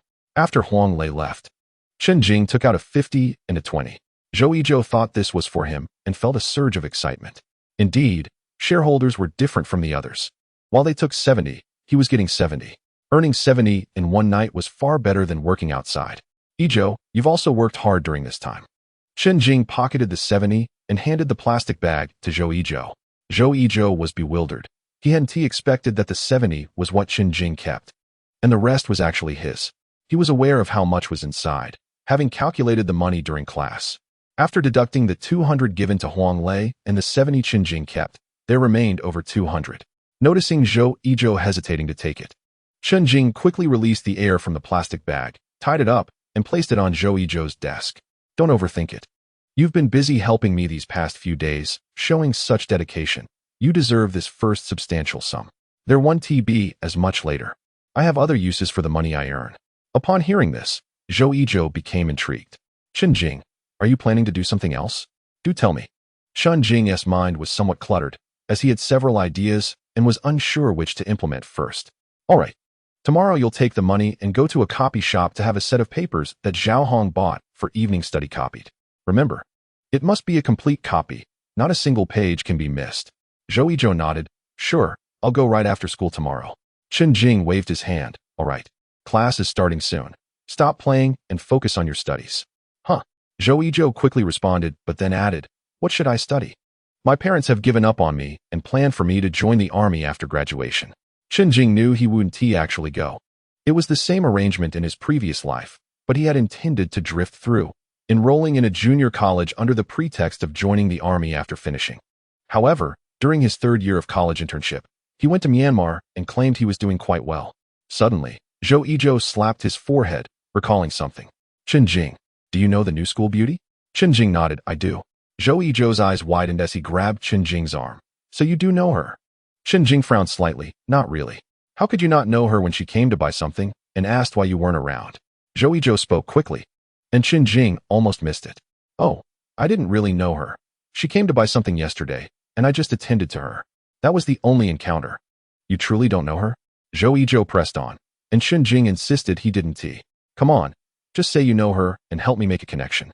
"All right," Zhou Yizhou pleaded, disregarding whether Chen Jing actually knew her. Chen Jing found himself at a loss. "I really don't know her. I've only met her once. And I don't even know her name." "Really? Really?" Zhou Yizhou has now come to believe that both soft and hard approaches are effective on Chen Jing, who undoubtedly speaks the truth. "Very well, since you are unaware, let me enlighten you. Her name is Song Yiqing. And then, you, my lad, are as stubborn as a mule. Go to sleep." Upon noticing Chen Jing's newfound dedication to his studies, Zhou Yizhou observed a remarkable transformation in him. He no longer wished to indulge in gossip or glance at women. His sole focus was on that tattered book. As evening study hours commenced, typically devoid of teachers unless one chose to supervise, students relied solely on their own initiative to learn. However, Zhao Hong would occasionally refresh a starting point, her gaze fixated. He Chuwei turned to glance at Chen Jing, then surveyed the classmates immersed in their studies. After a deep breath, He Chuwei rose and quietly approached Chen Jing. Zhou Yizhou looked up to see He Chuwei staring at him, and he understood her intent. She sought to usurp his position. Very well. Recognizing the situation, Zhou Yizhou stood and moved to an empty seat nearby. Upon He Chuwei's arrival, Chen Jing, filled with questions, began to inquire, puzzled. Can it be? Is that really Chen Jing? Studying? Some classmates noticed He Chuwei sitting beside Chen Jing, assisting him with his revision. This was as surprising as the sun rising in the west. What is happening here? Yang Xiyu, do you know? A classmate behind Yang Xiyu prodded her back. After all, Yang Xiyu sat next to He Chuwei and might possess insights. Yang Xiyu found it equally perplexing and shook her head, expressing, impossible. Rest assured, you know what kind of person Chen Jing is. He is merely putting on an act to have Chuwei cover for him. Otherwise, why wouldn't Tishi stop him from selling things? After Yang Xiyu's analysis, the surrounding classmates found her reasoning sound. A person like Chen Jing is incapable of studying. Individuals of his ilk, akin to mud that cannot be shaped, are destined for petty schemes. Zhao Lei, who had been solving problems, turned to Chen Jing upon hearing this and noticed He Chuwei sitting close by. Clearing his throat, Zhao Lei stood and made his way toward Chen Jing. This scene left everyone astonished. Why would Zhao Lei tutor Chen Jing? It defied logic. While He Chuwei had grown up with the others, Zhao Lei's connection to him was tenuous at best. Ah, right. They represented the top 3 and bottom 3 in class, an extreme dichotomy. The classmate behind Yang Xiyu inquired. What is going on? Now that Zhao Lei has gone over, what do you say? Yang Xiyu was also puzzled as to why both academic elites were collectively teaching Chen Jing. No one else received such favorable treatment. Zhao Lei pulled up a chair and sat beside He Chuwei, initially believing this would bring him closer to the goddess. Seeing Zhao Lei's arrival, He Chuwei promptly shifted her chair to the other side of Chen Jing, allowing Zhao Lei to sit next to him, facilitating better instruction. Chen Jing looked at Zhao Lei and smiled faintly, genuinely appreciative of his effort. In truth, Chen Jing was aware of Zhao Lei's feelings for He Chuwei, and he mused about the unfolding dynamics, how Zhao Lei intended to teach him. Chapter 15. I sing for you. Zhao Lei was not particularly inclined to teach, or rather, he only wished to impart knowledge to He Chuwei. To ensure that Chen Jing would not comprehend, he intended to adopt a more complex approach, allowing him to simultaneously criticize Chen Jing. It was no trouble. After all, mutual assistance among classmates was a given. Where shall we commence? As for the progress, Chen Jing was oblivious to his own standing and promptly turned to He Chuwei. Let us start from the very beginning, with the compulsory level 1. Upon hearing compulsory level 1, Chen Jing felt a wave of confusion wash over him. Compulsory level 1, a subject from the first year of high school. Yet here he was, already in his 3rd year, with merely over 200 days remaining. The thought of mastering all the material for his final year in such a short span made him feel as though his mind might explode. Thankfully, he found some joy in learning. Otherwise, he would have felt nauseous by now. The knowledge points for compulsory level 1 were few, primarily assessing the student's cognitive abilities. My cognitive skills are adequate. Very well, let us begin. He Chuwei, you may listen as well. I will elucidate the material more thoroughly than the teacher. He Chuwei nodded. Indeed, Zhao Lei excelled in mathematics, and any additional learning would be beneficial for improving her grades. After explaining a concept, Zhao Lei feigned ignorance and asked, Did you understand? Chen Jing scratched his head and replied, It's all right. I feel like I'm starting to grasp it. Hearing this, Zhao Lei couldn't help but smirk internally. He had deliberately made the topic more challenging. Not only Chen Jing, but even He Chuwei struggled to keep pace with such information. Your foundation is terribly lacking. It feels as if you didn't study at all in middle school, Zhao Lei remarked, shaking his head. At this moment, He Chuwei leaned in and softly stated, I really didn't study. Apologetically, she added, I didn't cover it in middle school. How about this? Rather than starting from the beginning, let us choose the easiest topics to score points on and gradually work our way up. He Chuwei found Chen Jing's suggestion agreeable and nodded. All right. Let us begin with sets. It's the simplest. However, He Chuwei did not intend to teach herself, but instead focused her gaze on Zhao Lei. Zhao Lei exchanged a glance with He Chuwei, quickly averting his eyes, feeling somewhat flustered. Teaching from the simplest concepts would indeed lead to genuine understanding. Yet, confronted with He Chuwei's gaze, he felt reluctant to refuse. Very well, I shall take the lead. My methods are more effective. As anticipated, teaching sets proved to be exceptionally straightforward. Chen Jing felt as though he grasped the material after just 2 explanations. He retrieved his previous assignments, solved a couple of problems, and got them all correct. Indeed, these were the easiest questions to score on. Let us move on to statistics. That is also relatively simple, He Chuwei suggested. Zhao Lei nodded. He had never intended to actually teach Chen Jing, He merely wished to prevent He Chuwei from spending too much time with him. However, the prospect of being in close proximity to He Chuwei, even with Chen Jing in between, brought him a measure of joy. At this moment, other classmates began to gather around. Although Zhao Lei's voice was quite soft, it became noticeable in the hushed classroom. 5 or 6 heads leaned in closer to Zhao Lei, which made him feel a tad self-conscious. Such was the plight of a socially anxious person. The more eyes that were upon him, the more uncomfortable he felt. Yet, with He Chuwei present, sharing his unique teaching methods felt less daunting. However, too many people have arrived, and those who are privy to their unique problem-solving methods will soon be overtaken. At this moment, Zhao Lei found himself surrounded by a dozen heads.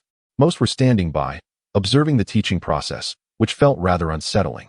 How about this, Zhao Lei? You should take the podium and present. That way, we can all listen. Indeed, the mindset of a top student is truly distinct. Just now, when I heard you explaining to Chen Jing, it was superb. The classmates began to suggest this, causing Zhao Lei to break into a sweat. He glanced at He Chuwei, who was also looking at him. In their shared gaze, Zhao Lei perceived both encouragement and an apology from He Chuwei. All right then, but I will only cover this one problem. With that, Zhao Lei stood up and made his way to the podium. Make sure to listen attentively to the insights of a top student, He Chuwei whispered to Chen Jing. The soft whisper tickled Chen Jing's ears, prompting him to mimic her, leaning in to reply, "You too." He intentionally directed his whisper to brush against He Chuwei's earlobe. "Chen Jing, you rascal," He Chuwei exclaimed, sensitively covering her ears and casting a resentful glance at him. Chen Jing feigned innocence, turning his attention back to Zhao Lei, intently listening to the lecture. It seemed that a girl's earlobes are indeed quite sensitive. After Zhao Lei concluded his explanation of the statistical problem-solving methods and key points, Chen Jing understood, but knew he would need to write out the problems for validation. Concepts like statistics and sets were clear to him.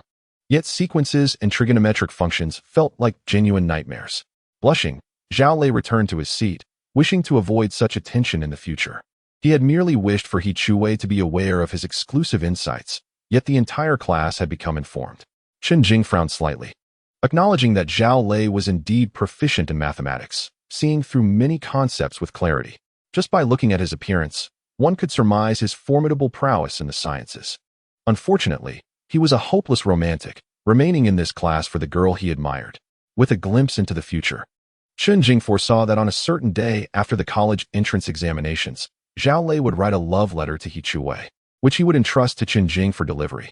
Prior to doing so, Chen Jing had already read it, but had not seen He Chuwei's response. However, he knew that she had rejected Zhao Lei. Curious about the gossip, He Chuwei asked, "Oh, who said that? Which girl?" Chen Jing replied with a mysterious smile and raised eyebrows. "You'll find out in due time." He Chuwei rolled her eyes playfully and pouted. "If you want to say it, then don't." As the evening study session concluded, it was fortunate that the homeroom teacher did not arrive, allowing Chen Jing to catch up on his studies throughout the night. The knowledge felt as if it were being absorbed into his mind, akin to achieving a pinnacle in League of Legends. Chen Jing recalled that this era had yet to witness the emergence of League of Legends. Perhaps it hadn't even been conceived yet. Currently, only racing games were all the rage. Internet CAFs were filled with games like Racing, Kart Rider, Counter-Strike, and the classic MMORPGs. Reflecting on the future, where League of Legends would become immensely popular, Chen Jing felt a weight in his heart. There would be abundant opportunities to earn money in the future, yet for now, the priority was studying. Gaining admission to university was the utmost goal. Just as everyone was preparing to leave, Zhao Hong walked in. Upon the arrival of the homeroom teacher, all students ceased their tidying, apprehensive about the possibility of extended class time. Fortunately, Zhao Hong's expression was not severe. She surveyed the classroom and declared with authority that this Saturday evening, a competition for the top 10 singers would be held. Students interested in participating should approach the music teacher to register, with the deadline set for the conclusion of tomorrow's evening study session. This initiative is intended for your relaxation, so do not claim that we, the seniors, are pressuring you too much. By the way, Zhao Lei, do remember to provide me with the list of those who purchased tickets tomorrow. After delivering her message, Zhao Hong departed. Though she mentioned not pressuring us too much, she only dared to say this after the evening study session. I had already heard whispers of the top 10 competition, and it seems our class was the last to be informed. Indeed, the other classes were already aware, even knowing that the prize for the champion is a brand new model of the latest phone. As for the top 10 singer, Chen Jing, I have no recollection of him. I must have skipped class to surf the internet during that time. On the way home, He Chuwei and Chen Jing discussed the forthcoming competition. Do you think we should participate? After all, it's a chance to unwind, He Chuwei suggested. Chen Jing considered it a viable option, recalling that in a previous life, he had assisted others in recording songs and had acquired knowledge of singing techniques. I'm quite capable, Chen Jing replied. He Chuwei was taken aback by Chen Jing's apparent lack of social anxiety. You really dare to go? I wouldn't, with so many people watching. It would be too embarrassing.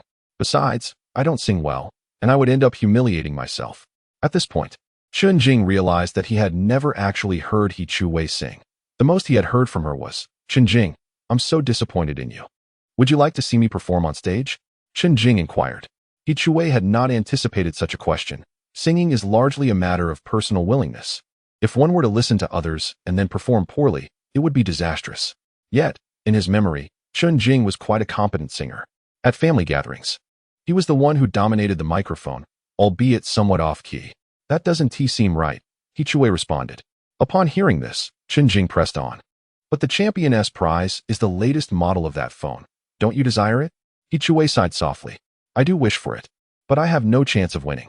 And considering your singing voice, perhaps we should just sit together and enjoy the performances. Her voice was clear and resonant. Oh, so you underestimate me, Chen Jing declared, his competitive spirit ignited. I shall go, and I will ensure the entire school knows that this song is dedicated to you. With that, he quickened his pace. He Chuwei merely intended to tease him, never expecting such a fervent response. Don't, she exclaimed. Yet, Chen Jing remained undeterred. I want to be swayed. I want everyone to know that I sing for you. Chapter 16. Song Yiqing. Early in the morning, Chen Jing was yawning. Huang Lei had been waiting for Chen Jing to arrive so he could report on the situation. The current stock in the dormitory was just sufficient for the day. Once sold out, there would be none left. Chen Jing nodded, confirming that everything was proceeding according to plan. No worries, at noon. You'll accompany me to the school gate to restock. By the way, has the money been distributed from yesterday? Huang Lei quickly nodded, affirming that it had been, and everyone was pleased with an extra 10 yuan each. Currently, the most we can authorize is a limited amount. The external stock is also dwindling, Chen Jing noted. Understood. Chen Jing planned to invest all the forthcoming profits into purchasing goods for resale, as other channels were also about to commence. As the class approached, Zhao Lei began to tally the progress of paper purchases. I had forgotten to buy mine, so I resolved to procure it that evening.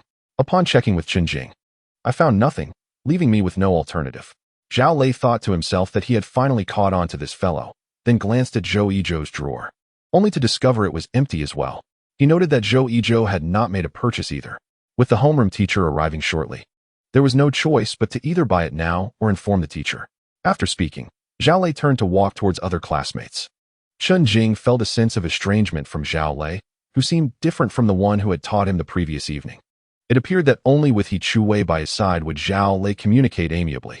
Nevertheless, Chen Jing was unconcerned about the papers. Zhao Hong's behavior was inappropriate and not worthy of emulation. He focused on the drawer, having already mapped out the business model for the upcoming month in his mind. As the class bell rang, Zhao Hong entered the classroom punctually, holding lesson plans and assignments, along with a note passed from Zhao Lei. However, she disregarded the note and instead picked up the assignment to engage in casual conversation. With the college entrance examination approaching, now was the time to practice problems. As for English, everyone knew it involved memorizing vocabulary and grasping grammar. Had everyone completed the papers I asked you to buy? There were scattered affirmations of completion throughout the classroom. Zhao Hong continued, stating that those who had finished would not regret it, as their English skills would undoubtedly improve. When the time came for the exam, they would surely remember her words and feel grateful. After a brief interlude, she instructed everyone to take out the homework assigned the day before. As a homeroom teacher, Zhao Hong could not remain stationary at the podium. She walked and spoke, even managing to rouse a few sleepy students. When she approached Chen Jing, she noticed he was reading a geography book, not merely reading, but transcribing notes from one geography book to another. Writing geography notes during English class? The realization that Chen Jing was one of the only two students who had not purchased the papers irked her. Chen Jing, stand up, Zhao Hong said, her tone relatively mild. Chen Jing, not having noticed her approach, stood up, maintaining eye contact with Zhao Hong as he inquired, "What is it, teacher?" What are you doing in English class? Zhao Hong asked, her voice tinged with curiosity. Chen Jing glanced at her and replied, I am writing geography notes. This response elicited a chuckle from Zhao Hong. Transcribing geography notes during English class? Do you even regard this subject? He Chuwei felt a twinge of anxiety witnessing the standoff between Chen Jing and the English teacher. While Zhao Hong was unfamiliar with Chen Jing, she was aware of his struggles. After all, he had difficulty comprehending English, and at least writing geography could bolster his scores in that subject. You didn't buy the papers I asked you to, did you? I truly wonder what you're thinking. Zhao Hong finally voiced her thoughts aloud. And you too. Zhou Yizhou. You both are indeed a remarkable pair. She directed her attention towards Zhou Yizhou. Zhou Yizhou had purchased the papers, but due to the need for printing and the considerable quantity, he had stated he would go that evening. I purchased it, but did not bring it along, rebutted Zhou Shun. This statement elicited laughter from Zhao Hong, who retorted, You didn't mention that you completed it. Your lies are endless. Stand up for me. One writing geography in English class while the other tells fibs. What a poor example to follow. You consistently rank at the bottom of the class, dragging our average down by at least 10 points. Having you two in class 16 truly feels like a curse. If I come to check tonight and find you both haven't bought the materials, just wait until I inform your parents. A slight smirk of defiance appeared on Chen Jing's lips. Teacher, may I ask, for those of us who do not write, isn't buying them a waste? Zhao Hong was taken aback by Chen Jing's audacity, even though he had a valid point. So now you dare to challenge the teacher? Get out and stand in the hallway. Bring your parents in this evening. Chen Jing took the 2 geography books and exited, while Zhou Shun, unsure of what to bring, followed suit. Look at your behavior. You will become societal failures. Everyone, do not emulate these two. Study diligently and strive for excellence to secure a place in a good university.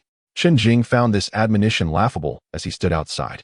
Zhao Hong, draining the life out of students, was unworthy of being a teacher. He Chuwei turned back to her assignments, feeling tumultuous inside. Why was Chen Jing, who worked hard, being reprimanded? Shouldn't a student's merit be assessed by their effort rather than whether they purchased materials? Squatting outside, Chen Jing took notes while Zhou Shun wandered the corridor. Suddenly, Zhou Shun exclaimed, Wow, Chen Jing, look! It's Song Yiqing. Upon hearing the name, Chen Jing turned to the left and spotted the blue-haired girl approaching. However, his attention swiftly returned to the geography book as he remarked, This is a golden opportunity. Aren't you supposed to make a connection? Just ask her. Zhou Shun hesitated, anxious about his acne-scarred face, convinced she wouldn't oblige. But if it were you with that fair complexion, she might consider it. Please help me ask her.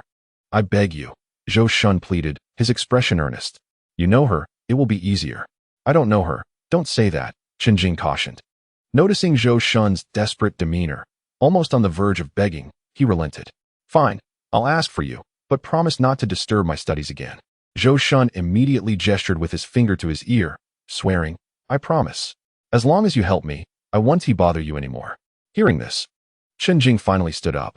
As Song Yiqing approached within 5 meters, he turned to face her. She looked back at him, recognizing the familiar face.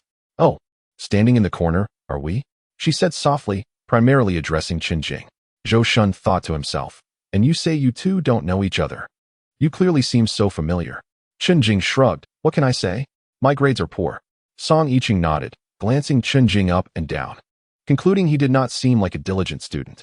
With a light chuckle, Chen Jing inquired, would it be possible to exchange contact information? My friend is too timid to ask on his own, so he entrusted me to do so. Song Yiqing was accustomed to such matters and chuckled. Your friend wouldn't happen to be him, would he? With that, she pointed at Zhou Yizhou and smiled. Zhou Yizhou quickly waved his hands in denial, exclaiming, Not me. Not me. He expressed his disinterest in those who worried excessively and declared he would not give in. However, if that individual were indeed you, at this point. Song Yiqing glanced at Chen Jing, seemingly hinting at something. Meanwhile, Zhou Yizhou's hand stealthily navigated behind Chen Jing, playfully poking him. Chen Jing understood the boy's intention. In the interest of maintaining a peaceful study environment, Chen Jing reluctantly raised his hands in surrender, saying, All right, it's what I want. Song Yiqing nodded in triumph, taking a step closer to Chen Jing, whispering, Sorry, but I won't give it to you either. Chapter 17. Not a bro. You really know how to play? Ha ha. Song Yiqing's triumphant laughter echoed throughout the corridor.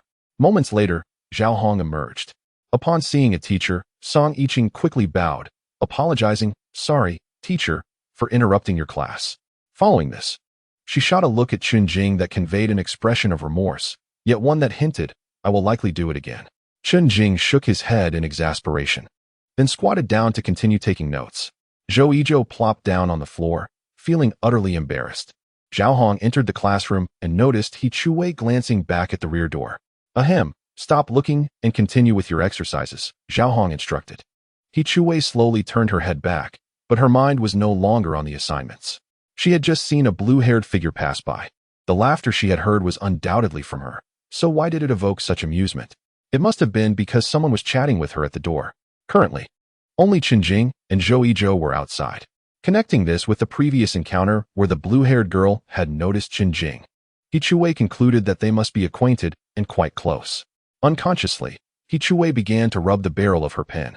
Further contemplation led her to believe that Chen Jing had previously skipped class to meet someone online. Dyeing one's hair certainly indicated a rebellious girl. A delinquent boy and a delinquent girl. He Chuwei dared not think further. Contemplating deeper would lead to the implications of arranging a full moon banquet for the child. Regardless, she resolved to clarify matters during her return home at noon. As Zhao Hong stood at the entrance waiting for the English class to conclude, she exited the classroom with a stern expression directed at Chen Jing and Zhou Yizhou. Thankfully, she did not utter a word. Once Zhao Hong walked away, the two finally entered the classroom. Seated at their desks, Zhou Yizhou hastily inquired, Chen Jing, I truly cannot believe you do not know her. The way you two were just now was like friends. No, it felt more like you were flirting. Chen Jing promptly delivered a light smack to Zhou Yizhou's head. What nonsense are you spouting? I genuinely do not know her. Every time we went online, it was the two of us together. If I knew her, it would have been together too. Listening to Chen Jing's reasoning, Zhou Yizhou found it plausible. He had spent nearly all his time with Chen Jing and had no reason to think otherwise. Fine, I won't dwell on it. Regardless of whether you know her, you must help me get it. Chen Jing shook his head. Did you not see that she is unwilling to give it to me? It's not that I do not want it. Look for someone else. Then I shall disturb your studies, Zhou Yizhou replied. Chen Jing extended his index finger with a smile, saying, You have sworn that as long as I assist you, you will refrain from disturbing my studies. You mentioned wanting, not merely wishing. So regardless of whether you attain it, this vow remains valid. Zhou Yizhou appeared as if he had something to say, but was momentarily silenced. You can't possibly have developed feelings for someone you haven't even met, can you? Despite Chen Jing's casual tone, he accurately guessed Zhou Yizhou's slightly flushed face. No way. Have you truly fallen in love? Chen Jing's words struck a chord with Zhou Yizhou. In an instant, Zhou Yizhou transformed from a sorrowful demeanor to one brimming with affection. You have no idea. Just moments ago, I had already thought of a name for the child. How about Zhou's song? Observing Zhou Yizhou's love-struck expression, Chen Jing shook his head in resignation. All right, it's not that complicated. She's a music student, and she will undoubtedly participate in the top 10 singers competition. You should be the one to sign up and see if she stays, right? Upon hearing Chen Jing's suggestion, Zhou Yizhou experienced a moment of enlightenment. Of course. How did I not think of that? Chen Jing was already planning to sign up, chuckling. Let's go, together. The duo arrived at the office, which was filled to the brim with people also registering for the top 10 singers. After a long wait, Zhou Yizhou glanced at the list, only to find that Song Yiqing's name was absent. Just as he contemplated flipping the page, the music teacher promptly intervened. What are you doing, student? Fill out your information here. While Zhou Yizhou pondered his next move, Chen Jing stepped forward to begin filling in the details. Name, class, and number. Those were indeed the three required. Seeing Chen Jing take the initiative, Zhou Yizhou also mustered his courage and filled in his details. For Song Yiqing. For Song Yiqing. For Zhou's song. I'm all in. Classmates, remember to inform your peers that the registration ends before evening study. For those who have registered, come to the music classroom tonight. We will begin the preliminary selection. All right, hurry back. Finally, he would be able to sing alongside Song Yiqing. As Zhou Yizhou reached the classroom door, he inexplicably shouted. His voice was clearly audible to He Chuwei. Oh no, Chen Jing intends to sing with Song Yiqing? She hadn't anticipated that Chen Jing would genuinely participate. Once back in the classroom, without allowing Zhou Yizhou to speak, Chen Jing reminded him. I've already devised a plan for you. Please do not disrupt your studies. Zhou Yizhou, keenly aware, took out his English book and propped it up on the desk, then rested his head upon it. During the lunch break, Chen Jing and He Chuwei arrived at the bicycle shed. Chen Jing sensed a subtle tension in the atmosphere, primarily stemming from He Chuwei. What's wrong? You seem a bit down today. He Chuwei shook her head. It's nothing. I probably just didn't sleep well. After saying this, she pedaled ahead without waiting for him. She is not waiting for me. Chen Jing quickened his pace to catch up. On the way home, He Chuwei attempted several times to speak, but was unsure of how to phrase her thoughts. What is your relationship with that Song Yiqing? Are you two acquainted for a long time? Is she a friend you met outside? Chen Jing, do you harbor feelings for Song Yiqing? A hint of jealousy flickered within him. He Weiwei thought to herself, never mind. Their relationship has no bearing on my own life. With a gentle sigh, Chen Jing inquired, what troubles you? You seem rather out of sorts. After pondering for a moment, He Weiwei concluded that Song Yiqing likely favored the rebellious type. Meanwhile, Chen Jing was gradually transforming, shedding his former bad boy image. Indeed, as long as Chen Jing excelled in his studies and refrained from frivolous distractions, he would be the epitome of a well-behaved youth. Thus, it seemed certain that Song Yiqing would not be drawn to a reformed Chen Jing. In an internal dialogue, her earlier discontent dissipated entirely. It's nothing. I'm just quite hungry. Let us hurry home for dinner. Observing He Weiwei regain her spirited demeanor, Chen Jing shook his head, bemused. Despite being in his 30s, he found it perplexing to decipher the thoughts of this youthful girl. Upon returning home, He Weiwei found herself increasingly bewildered. Chen Jing and Song Yiqing could sing together, so why did it matter? Something felt amiss. He Weiwei sensed an unusual unease within herself, a rare occurrence indeed. It must be the immense pressure from her studies. She resolved to tackle a few more problems to alleviate the stress. The approach of a dedicated student to unwind was evidently quite distinct. The afternoon passed swiftly. Chen Jing had previously perceived time as dragging on interminably. However, once immersed in his studies, time seemed to fly. He longed for time to slow down, wishing for more opportunities to solve additional problems. Was this the sensation of becoming an academic overachiever? Chen Jing felt a palpable transformation within himself, a flutter of excitement swelling in his heart. After dinner, he would return to school. At that moment, Zhou Yizhou arrived with the copied exam papers. Chen Jing was taken aback. Over 100 pages amounted to merely 40 sheets? I'm curious to see how Zhao Hong will respond tomorrow. Zhou Yizhou remained visibly irate. Chen Jing had requested the copies not merely to placate Zhao Hong, but to lay a foundation for future endeavors. How much does it cost to photocopy one? It was said to be 30 cents per sheet, but he had haggled it down to 10 yuan. Chen Jing pondered. This price was reasonable and within acceptable limits. Although he could not overtly reject such exploitative practices, he could certainly do so discreetly. The school bell rang, signaling the commencement of the preliminary auditions for the top 10 singers. This time, the school had indeed offered a reprieve, encouraging those interested to attend the auditions. For the mischievous students who seldom applied themselves, this was an unmissable opportunity. He Weiwei, however, felt little interest. Her sole concern rested on whether Chen Jing would advance to the finals. If he did, it would surely spell disaster. She silently prayed twice for him not to advance. And upon exhaling a sigh of relief, she began to tackle her exercises. Surprisingly, a significant number of participants signed up for the top 10 auditions. With thousands of students in the school, over 300 had registered.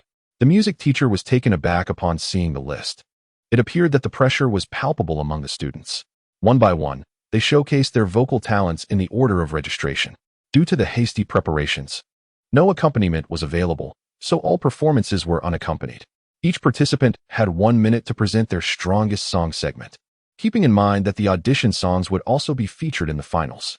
All right, first up, Song Yiqing, please take the stage. Upon hearing the name Song Yiqing, the entire music classroom, along with the onlookers outside, erupted in excitement. This Song Yiqing had transferred to the school as a music student, and her vivacious and outgoing personality, coupled with her vibrant hair color in a strict institution, had already made her a notable figure. By day, she donned her school uniform, but by night, she transformed into casual attire of a white t-shirt and jeans. Her elongated figure captivated Zhou Yizhou's gaze, rendering him momentarily speechless. Hello. I am Song Yiqing from Class 2 of the senior year, and I will be performing Heart Wall, she announced. The mere mention of the song's title sent the audience into a frenzy. This piece had recently been released and was composed by Lin Junjie, quickly gaining immense popularity across the nation. The music teacher nodded, instructing the other contestants. Everyone will introduce themselves following Song Yiqing's lead. Let us commence. With a nod, Song Yiqing grasped the microphone. Upon first encountering a cloudy day that obscures your profile, what stories lie beneath that I long to uncover? I feel I understand your uniqueness. These simple yet poignant lines silenced the previously chaotic atmosphere, as her voice, akin to that of a lark, filled the entire room. My heart bears a wall. Yet I have discovered a window that occasionally allows a warm glimmer of light to seep through. Even if you possess a wall, my love will climb through the windowsill and flourish. Open the window, and you shall witness sorrow dissolve. As her final notes resonated, a minute had passed perfectly. The room fell into a profound silence. The audience, having never heard this so-called vase truly showcase her talents, was taken aback. Many had presumed Song Yiqing to be either a rebellious girl or merely a decorative presence, but her vocal prowess surpassed that of some current celebrities. The music teacher nodded appreciatively, applauding, "Well done, you've set a commendable precedent. Now, you will assist me in scoring the participants." At that moment, enthusiastic applause enveloped Song Yiqing, with Zhou Yizhou clapping the hardest. The entire audience cheered for her, save for one individual, the second contestant, who did not share the same sentiment. Performing after the formidable Song Yiqing was indeed a daunting prospect.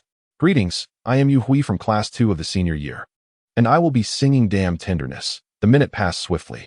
Although this male student performed adequately, he lacked Song Yiqing's poise and confidence, resulting in shaky high notes that diminished the song's beauty. "Yu Hui, you need to practice more," the teacher remarked. "Next contestant, please." The auditions continued fervently. The subsequent students, lacking stage experience and facing such a large audience for the first time, were overwhelmed with anxiety. Originally, over 300 had signed up, but more than 100 withdrew, too intimidated to participate in the auditions. The music teacher thought to himself that it was manageable if all 300 were to perform. The event would extend until the early hours of the morning. A glance at the roster revealed that aside from those who had performed or withdrawn, only 20 contestants remained. There was still half an hour left. Not only had the number of participants dwindled significantly, but the audience had also largely dispersed. This was due to exhaustion and the fact that many wished to see how Song Yiqing sang, and with the subsequent performances lacking in excitement, they chose to leave. The music teacher glanced around, realizing with dismay that there were barely 20 people left. Only 2 remained. The others had departed, likely having withdrawn from the competition.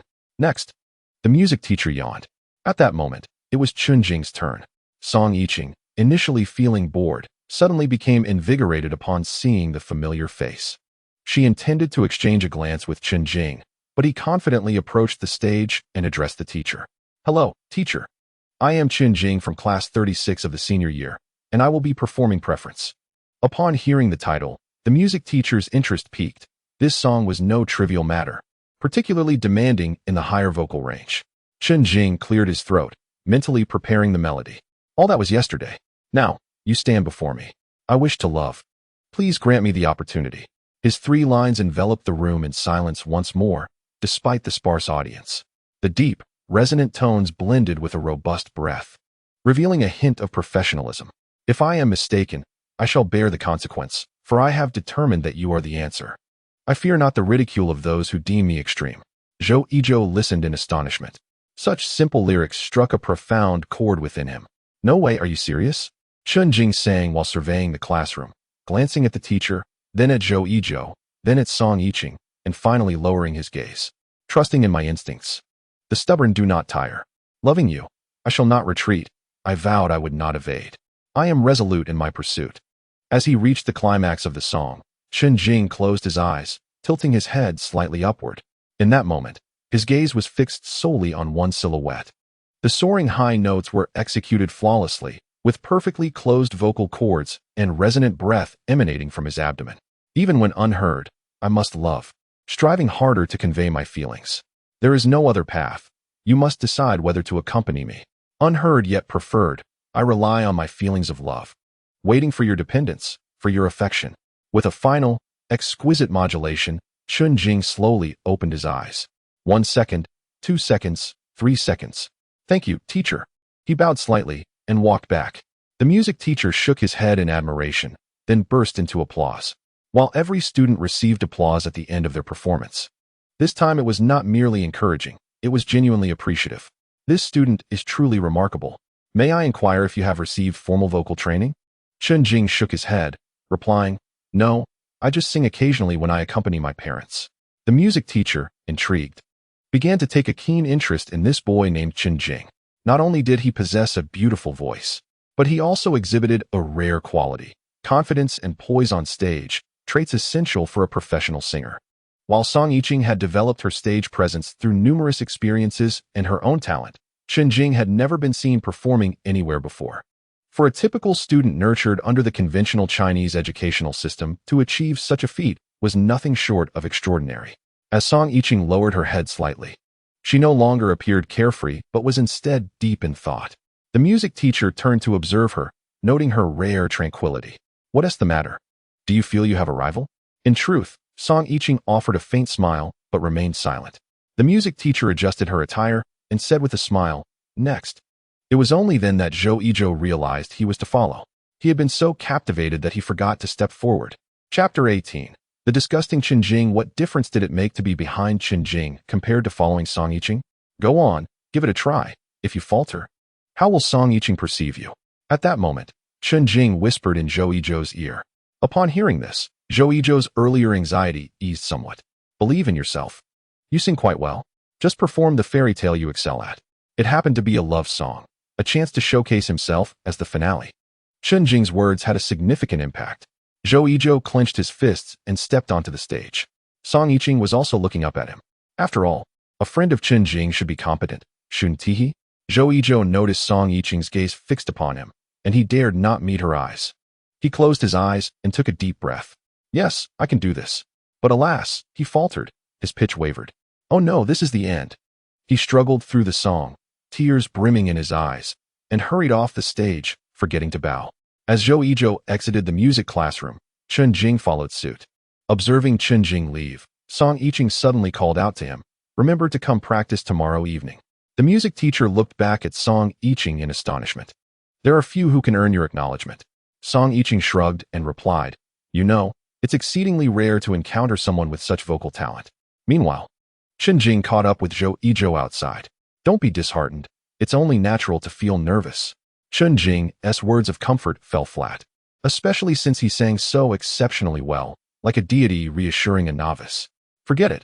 I could never be with Song Yiqing, Zhou Yizhou lamented. Chen Jing did not want him to become despondent over a woman. Listen, my friend, just having the courage to stand up there is admirable, do you understand? If you dare to take the stage, others will see your bravery. They won't think less of you. You were merely nervous. With more practice, you could sing as well as I do. Chen Jing's pep talk somewhat alleviated Zhou Yizhou's gloom. Indeed, in comparison to Chen Jing, aside from my looks, where am I lacking? He mused. Besides, there was a time when Chen Jing couldn't sing better than I could. Well, it's all for fun anyway. As long as I don't get into the finals, it's fine. Upon returning to the classroom, Chen Jing suddenly remembered something important he had forgotten to tell Zhou Yizhou. Yizhou, about tonight, don't mention it to anyone. Help me keep it under wraps. If you must say something, say I performed poorly. Zhou Yizhou, realizing Chen Jing was negotiating, chuckled and replied, All right. But you have to help me win over Song Yiqing, not just any casual acquaintance. Without a moment's hesitation, Chen Jing nodded, All right. As Chen Jing entered through the back door, He Chuwei was oblivious to his presence. Chen Jing noticed a plastic bag in the drawer and cast a glance at Huang Lei. Their eyes met, and Chen Jing understood. They had sold out once again. He opened the plastic bag and withdrew 200 yuan, intended for the agent. The remaining amount was approximately over 1,000. As the stock outside had also been depleted. With an initial investment of 800, the net profit, after deducting labor costs, stood at 1,000, quite satisfactory. Not long after returning, classes were dismissed. He Chuwei hastily gathered her belongings and approached Chen Jing. How did the audition go? Chen Jing scratched his head. Not great. You know my voice. He Chuwei glanced at Zhou Yizhou, who nodded in agreement. She sighed with relief, as if several matters had reached resolution. However, she maintained a nonchalant demeanor and muttered, With that voice, you surely won't pass. After saying this, she walked outside. Chen Jing observed her retreating figure, thinking to himself, You'll see soon enough. Chen Jing led He Chuwei to the small convenience store to place an order. Fortunately, the store had not yet closed. Despite the late hour approaching 10, after confirming the quantity of goods, he exchanged 10 100 yuan notes with the shop owner. The owner inquired. Have all the goods sold out? Yes, completely sold out. We're reordering, Chen Jing replied. By the way, boss, please keep this note. It contains the manufacturer's contact numbers. Their prices are slightly lower than those of suppliers since they provide first-hand pricing. Consider it a token of gratitude for allowing us to stock up. The shop owner eagerly examined the note, a photocopy from Chen Jing's notebook, which listed various manufacturers' contacts and purchase prices. This is excellent. I struggle against supermarkets due to the same supplier. This strategy could enable a price war and alleviate my concerns about being targeted. Oh, it's nothing, just minor matters. In the future, you can store your goods here, the owner added. However, if you've sold out, new stock won't arrive that quickly, will it? Chen Jing nodded yes. It will take at least 2 to 3 days. The owner, appearing somewhat uncomfortable, suggested, how about this? You can sell my stock. It won't sell here anyway. And it's nearing expiration. I can offer it to you at a lower price than the manufacturers, as long as it sells. Otherwise, it will go to waste. Chen Jing saw this as a beneficial arrangement.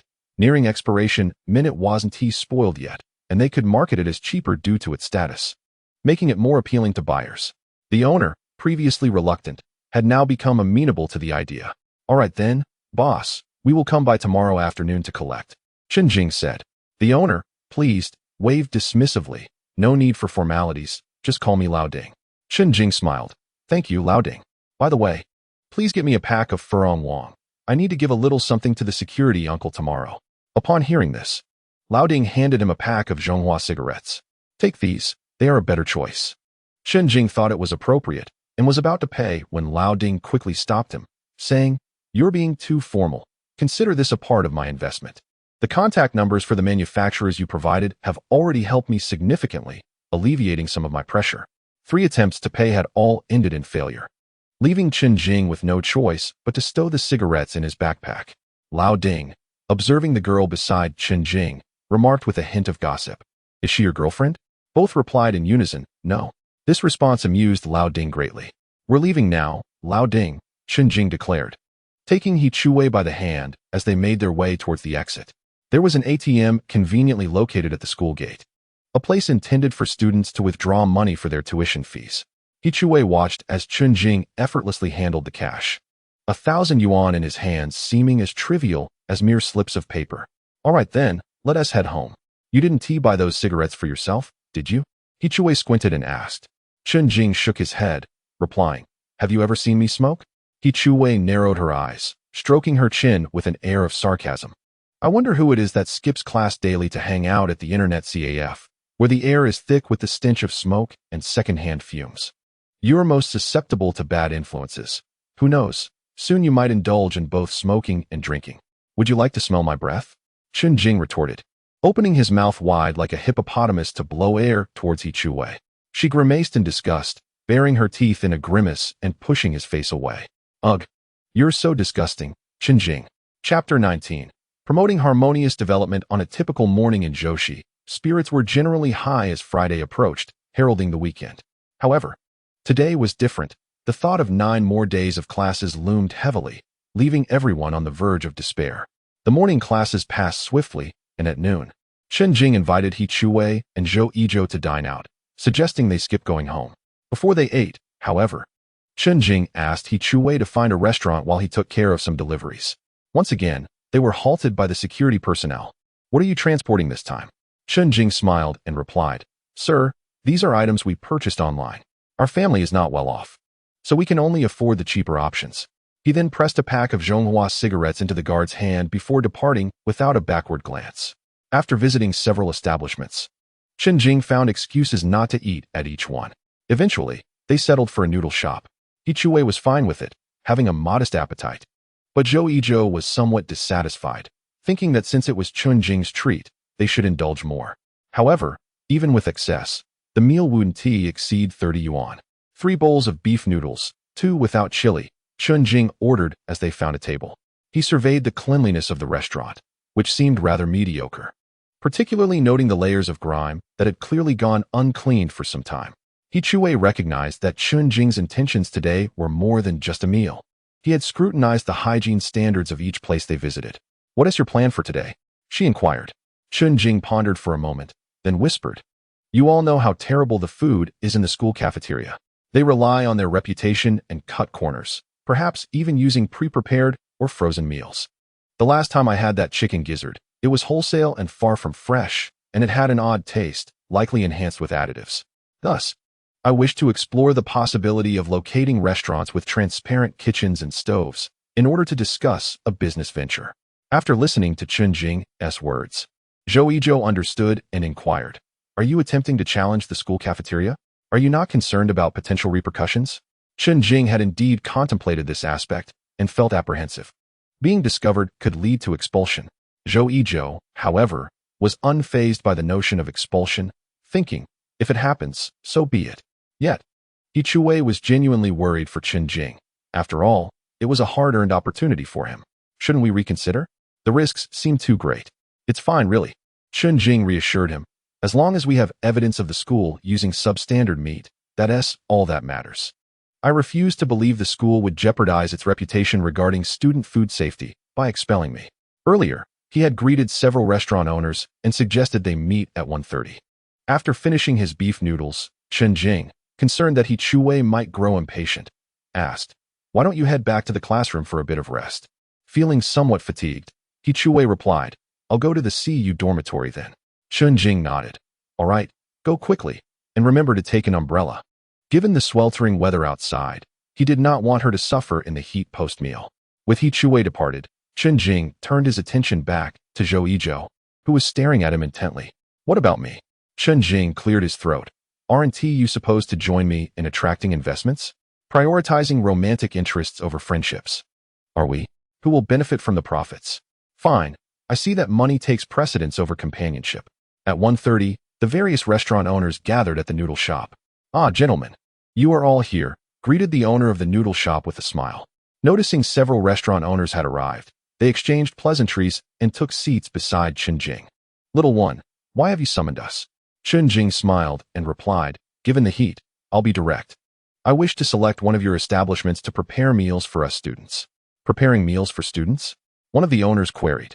"But don't you have a cafeteria?" Chen Jing nodded. "Indeed, there is a cafeteria, but the food is unappetizing, and I have doubts about its quality. I seek a reliable restaurant for collaboration.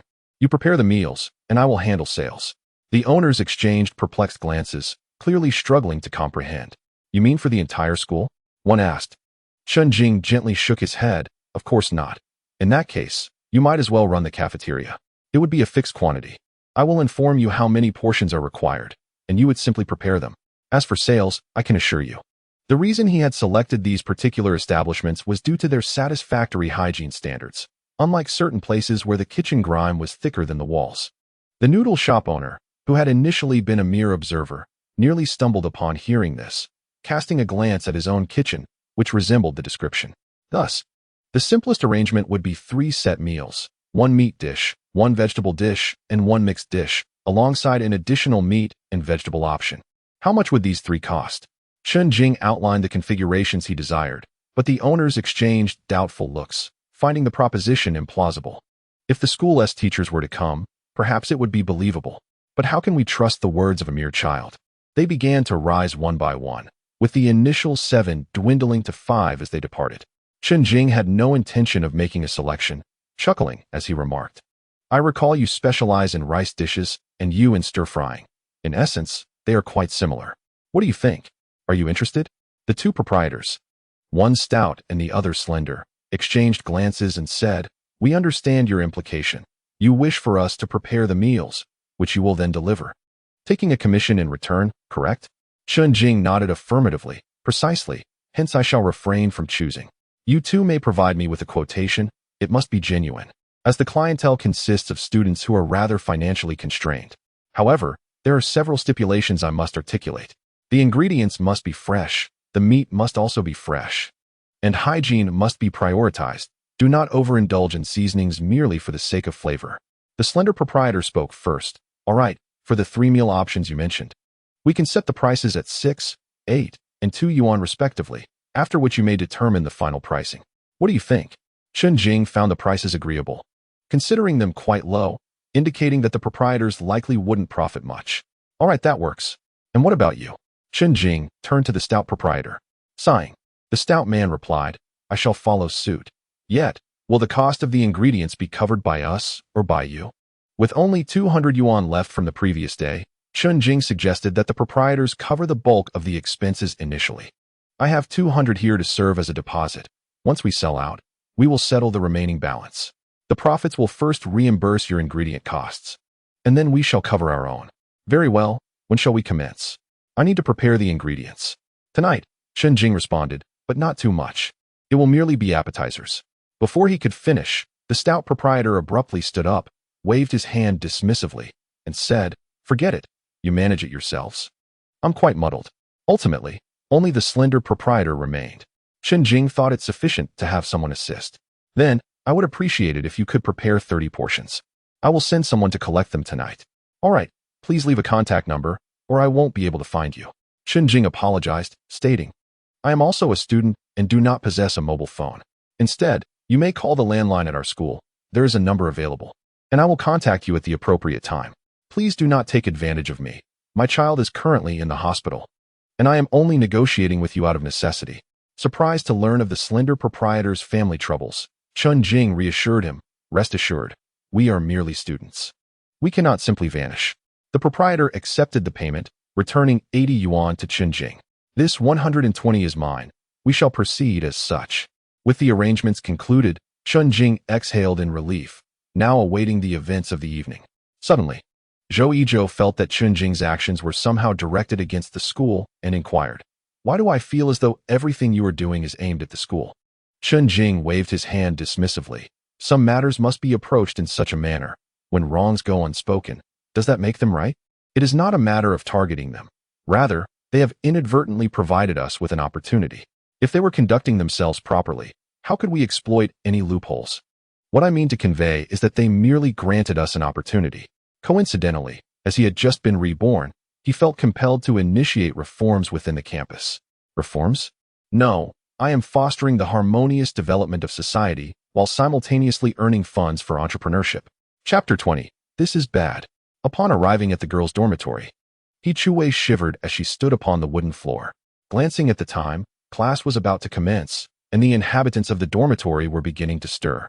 Yang Xiu noticed He Chuwei waking up and, rubbing her eyes, inquired, Chuwei, I almost forgot to ask, why didn't you go home to sleep? If it weren't for the clutter on my bed, you could have rested there. After speaking, she glanced at the assortment of dolls adorning her bed and shook her head. He Chuwei smiled and replied, It's all right, just a midday nap. She refrained from elaborating on her reasons, and Yang Xiu did not press further. Did you hear about Song Yiqing? She's quite the wild one, Yang Xiu remarked, having picked up rumors from an unknown source, regardless of their veracity. Her roommates chimed in, agreeing, indeed, just look at her, dyed hair, poorly chosen attire. She must be living it up outside, perhaps even more than once. The sensitivity of high school girls to such matters was palpable as Yang Xiu continued. It's definitely true. With her demeanor, she must have been involved with countless boys. Can you guess why she transferred to our school? She must have committed a significant error elsewhere. Otherwise, she wouldn't have changed schools. He Chuwei, taken aback, interjected, not necessarily. She's an art student, and it's normal for her to be a bit avant-garde. Upon hearing He Chuwei defend Song Yiqing, Yang Xiu shook her head, saying, You're naive. Otherwise, you wouldn't have been deceived by Chen Jing. Don't assume the best of people. Everyone has their secrets. Chuwei, be more discerning. Unable to argue further, He Chuwei decided to remain silent, stood up, and exited the room with her backpack. As she traversed the dormitory corridor, her striking appearance caught the attention of several boys. When did this girl appear? I've never seen her before, one remarked. Another echoed, Neither have I. Could she be new? Just then, Huang Lei, overhearing their conversation, clarified, No. She's from class 36 of the senior year. A senior? Besides Song Yiqing, she seems like the only girl who can rival her, someone whispered. Keep it down. You don't want others to overhear. He Chuwei quickened her pace, feeling the atmosphere grow uncomfortable, particularly with too many boys around, especially since Chen Jing was not present. You should go and ask her. She must be single, Huang Lei chuckled. She is indeed unattached, but she is solely focused on her studies. Don't get your hopes up. Before he could approach her, another boy moved in, extending his hand, but was jostled aside by another male. Initially irritated, the boy was met with an apology, Sorry, I didn't TC you.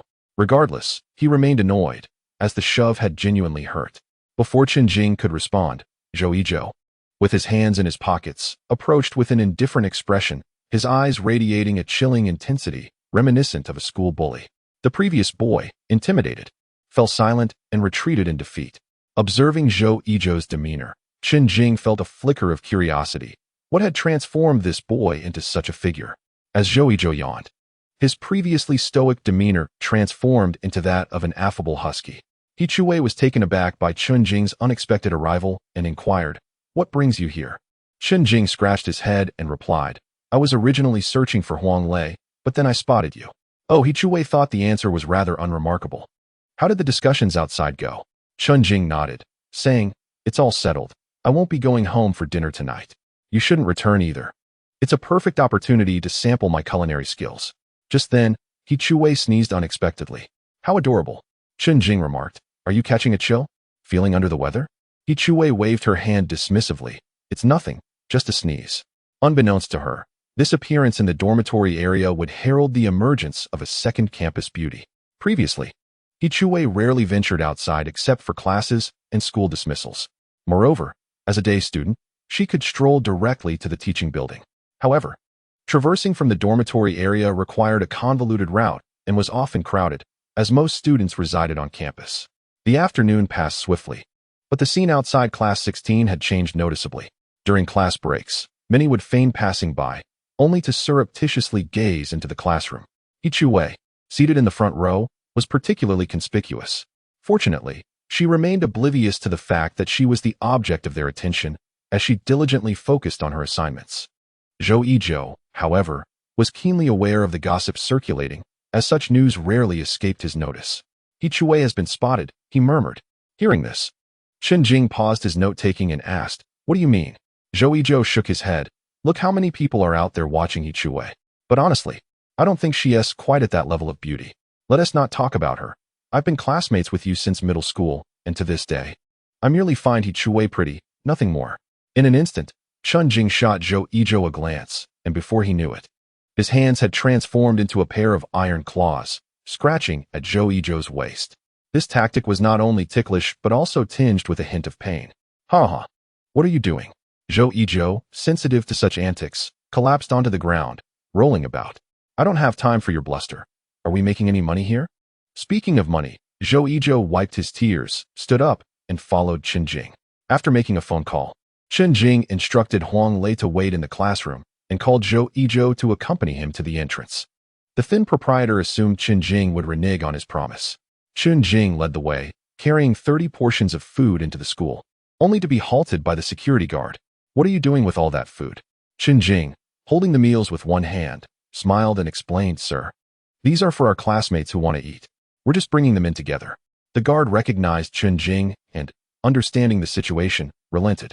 "All right, you can go in. Make sure to eat while it's hot." The two carried the meals to the classroom, where the eager students awaited, having long since grown weary of the cafeteria fare.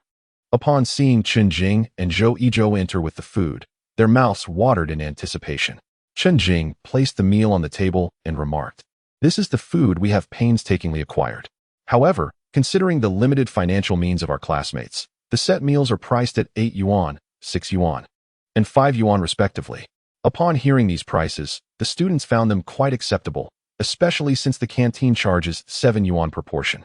Chen Jing opened a package containing a simple boxed lunch that featured 3 dishes: roasted duck, braised meat with carrots, and greens. The enticing aroma wafted through the air, prompting the growling of hungry stomachs. "I'll take this one, 8 yuan, right?" Chen Jing handed the meal to him, stating, "We have a total of 29 portions. Feel free to choose." He added, "And please remember to dispose of your leftovers in the trash bin next to the restroom after eating, so Zhao Hong doesn't discover it." The responsibility for selling the meals fell to Zhou Yizhou. Chen Jing then took a new portion and approached He Chuwei, who appeared somewhat listless, merely wanting to rest her head on the table. Assuming she was fatigued, Chen Jing gently said, "Here, your dinner. You worked hard this afternoon. I made sure there's no chili. I believe you will enjoy the flavor." He Chuwei nodded slightly, lifting her head to begin her meal. The food sold out rapidly, disappearing in mere moments. The hierarchy of dining options in the students' minds ranked as follows: boxed meals, the small convenience store, the canteen, and the supermarket. Other classes caught a whiff of the delicious scent, But by the time they arrived, the meals were all gone. 30 portions could yield 180 yuan, generating a profit of 60. This was merely from one class and just 30 meals. Chen Jing could already envision the bustling activity of a restaurant kitchen. After selling out, he noticed He Chue resting her head on the table. Is she done eating? Chen Jing approached and discovered her face was flushed. He quickly placed the back of his hand against her forehead. Oh no, she feels a bit hot. Chapter 21. Fever. Chen Jing was unsure what was ailing He Chue, so he leaned closer. Chue, what's wrong? He Chue gently shook her head with her eyes closed, her voice soft and wavering. I'm fine. Just feeling a bit dizzy and wanting to sleep. At that moment, a cool breeze blew in through the window, exacerbating her headache. Without hesitation, Chen Jing crouched down and lifted He Chue onto his back, dashing toward the corridor. Zhou Yizhou, seeing Chen Jing carrying someone, hurriedly followed. Do you know where the infirmary is? Chen Jing asked urgently. Zhou Yizhou shook his head. I usually see a doctor outside when I'm sick. I don't know where the school's infirmary is. It would take too long to carry her outside. They had to find the infirmary. Excuse me, where is the infirmary? Chen Jing asked a passing student. On the first floor of the administration building. All right. Realizing he was running too fast and feeling the wind against him, Chen Jing called out, Yizhou, drape your jacket over Chue. This time, Zhou Yizhou complied without argument, shedding his jacket and covering He Chue with it. Chen Jing felt her body pressed closely against his, and he could sense her unusually high body temperature. As they moved, He Chue smiled faintly, feeling the warmth of the jostling embrace. It had been a long time since she experienced such care. Do you recall the days of childhood? When my father carried me on his back, my mother did the same, and my grandparents also shared that tender embrace. In elementary school, after I fell and bloodied my legs, it was Chen Jing who bore me to the infirmary. Ah, how fondly I remember those times. Chen Jing was once so obedient. Yet now he has grown rebellious, enamored with video games, so unlike the boy I once knew. As I felt the familiar warmth of his back, He Chue longed to hold on tighter, yet her strength faltered. Sensing her effort, Chen Jing assumed her condition had worsened, prompting him to run even faster. Zhou Yizhou stood by, anxious that their clothing might slip away. 3 minutes later, they arrived at the infirmary, fortunate that the nurse was still present. Gently, Chen Jing laid He Chue on the bed, while the nurse pulled the curtain for privacy. You boys wait outside, she instructed. Chen Jing nodded and added. She was fine this morning, but after a nap at noon, I believe she caught a chill and now has a fever. We could check her temperature. If it's high, she can take ibuprofen. Hearing Chen Jing's incessant chatter, the nurse interjected, I am the nurse here, and you are just a student. With me present, the child will be fine. You may wait outside. I suspect it is merely a cold and fever, and she needs to rest here. You should return and inform your teacher that she is with me. Chen Jing nodded, giving Zhou Yizhou a light pat. You go ask Zhao Hong for a leave of absence. Say that He Chue and I are in the infirmary. Zhou Yizhou pointed to himself in surprise. Me? Who else would go? Hurry up, I'll wait here, Chen Jing urged. Reluctantly, Zhou Yizhou thought to himself that he might as well proceed. Watching him dash away, Chen Jing exhaled, burdened by guilt. Had she not insisted on dining outside with He Chue that afternoon, she would not have caught a cold after returning home to rest. She recalled how He Chue had sneezed earlier and regretted not being more attentive. Zhou Yizhou lingered hesitantly at the office door, daunted by the presence of Zhao Hong. Zhao Lei received a warm welcome from her, yet he had been scolded. However, reminding himself that he was there to assist He Chue, who was quite the prized student in Zhao Hong's eyes, he steeled himself and entered the office.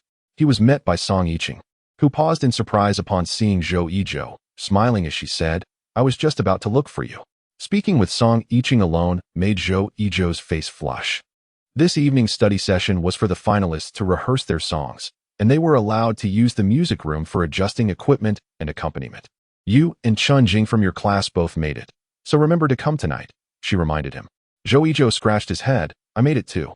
Surprised by his bashfulness, Song Yiqing chuckled. You made it, so just relax.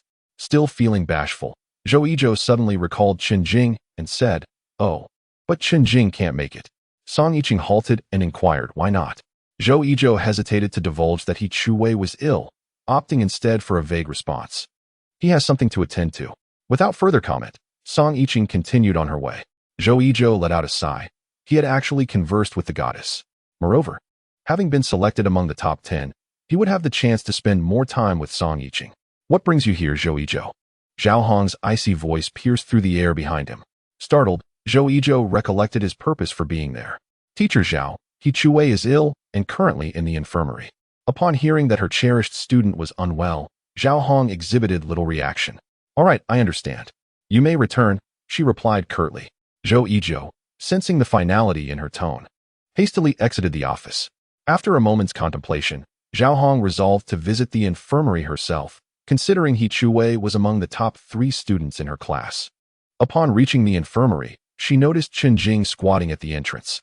What are you doing here? Zhao Hong inquired. Initially distracted, Chen Jing looked up upon hearing her voice. Teacher Zhao.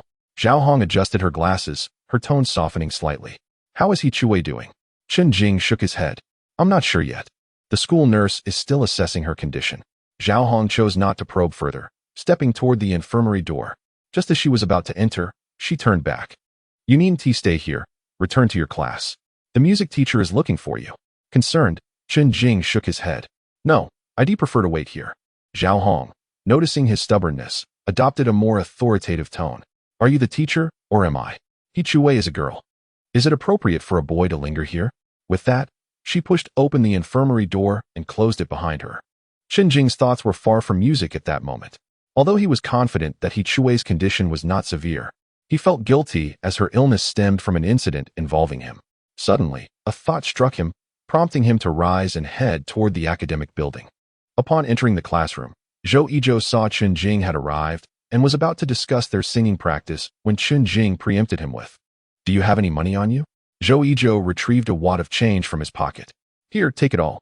Chen Jing accepted the money and proceeded towards the exit, but not before noticing Yang Xiyu seated in her place. How did He Chuwei catch a cold while sleeping in Yang Xiyu's dorm? Arriving at the infirmary, Chen Jing knocked on the door. Come in. Upon hearing the nurse's voice, he entered. Oh, it's you again. How much will this cost? Chen Jing asked. The nurse, surprised by the boy's concern for the girl, replied. The school will reimburse part of the costs, so it won't be much, and we haven't even started treatment yet. Relieved, Chen Jing inquired, what is her condition? It's just a common cold with a fever. A saline drip should suffice. Chen Jing nodded, as He Chuwei was concealed behind a curtain, rendering her condition invisible to him. Thank you for your assistance. The nurse smiled. It's no trouble at all. It's my duty. Suddenly curious, she asked, Why are you so concerned about her? You two aren't secretly dating, are you? Chen Jing shook his head. No, we grew up together. Childhood sweethearts, I see. The nurse remarked, nodding with a knowing smile. You should return now. Your homeroom teacher has already informed me. After finishing his words, Chen Jing was hastily ushered out. Aware that he could not linger, he handed a neatly stacked bundle of money to the school nurse. Teacher, please deduct any expenses from this. All right. You should head back, the nurse replied. As Chen Jing stepped outside, the nurse glanced at the money in her hand, chuckling softly and placing it on the table. Oh, you young ones, she mused with a wry smile, looking towards the curtain. Did you hear everything? Chapter 22. You are not Chen Jing, are you? He Chuwei had actually awakened long before, yet lacked the strength to respond. The school nurse, ever the observer, jested. I truly envy you children who have grown up together and can rely on each other. He Chuwei offered a faint smile, expressing her gratitude. The nurse, shedding her stern demeanor, casually crossed her legs, munching on sunflower seeds that seemed to have appeared from nowhere. This boy is quite exceptional, such a rarity. He Chuwei tilted her head slightly toward the curtain, lost in her thoughts. However, it would be wise to avoid early romance. You are in your senior year, and the college entrance examination is paramount. Once it's over, you may pursue whatever relationships you desire. Teacher, we are merely friends, childhood friends. Upon hearing He Chuwei's stubborn retort, the school nurse chose not to press further, engrossing herself in her sunflower seeds while retrieving a romance novel from her drawer. Chen Jing exhaled in relief. As he reached the base of the teaching building, he encountered a familiar face. Song Yiqing was distributing forms to those participating in the upcoming competition. Upon spotting Chen Jing, she paused for a moment, then inquired, Chen Jing, you made it to the finals. If you have time this evening, you can practice singing in the music room. The teacher has already prepared the accompaniment. Chen Jing felt little inclination to practice. Given his current level, it hardly made a difference whether he rehearsed or not. No need. Thank you, he replied, then ascended the stairs. Song Yiqing watched him go, blinking in surprise. Returning to the classroom, Chen Jing yawned and began taking notes. Though his mind wandered to the past, he recalled a time in 5th grade when he had caught a cold. His parents were preoccupied, leaving only He Chuwei to keep him company as he received in 4 drip at the clinic. Those were truly good times. Whenever he desired water, she poured it for him. When he needed to spit, she handed him a tissue. Even when the medicine was slightly cool, she would theatrically blow on it to warm it up.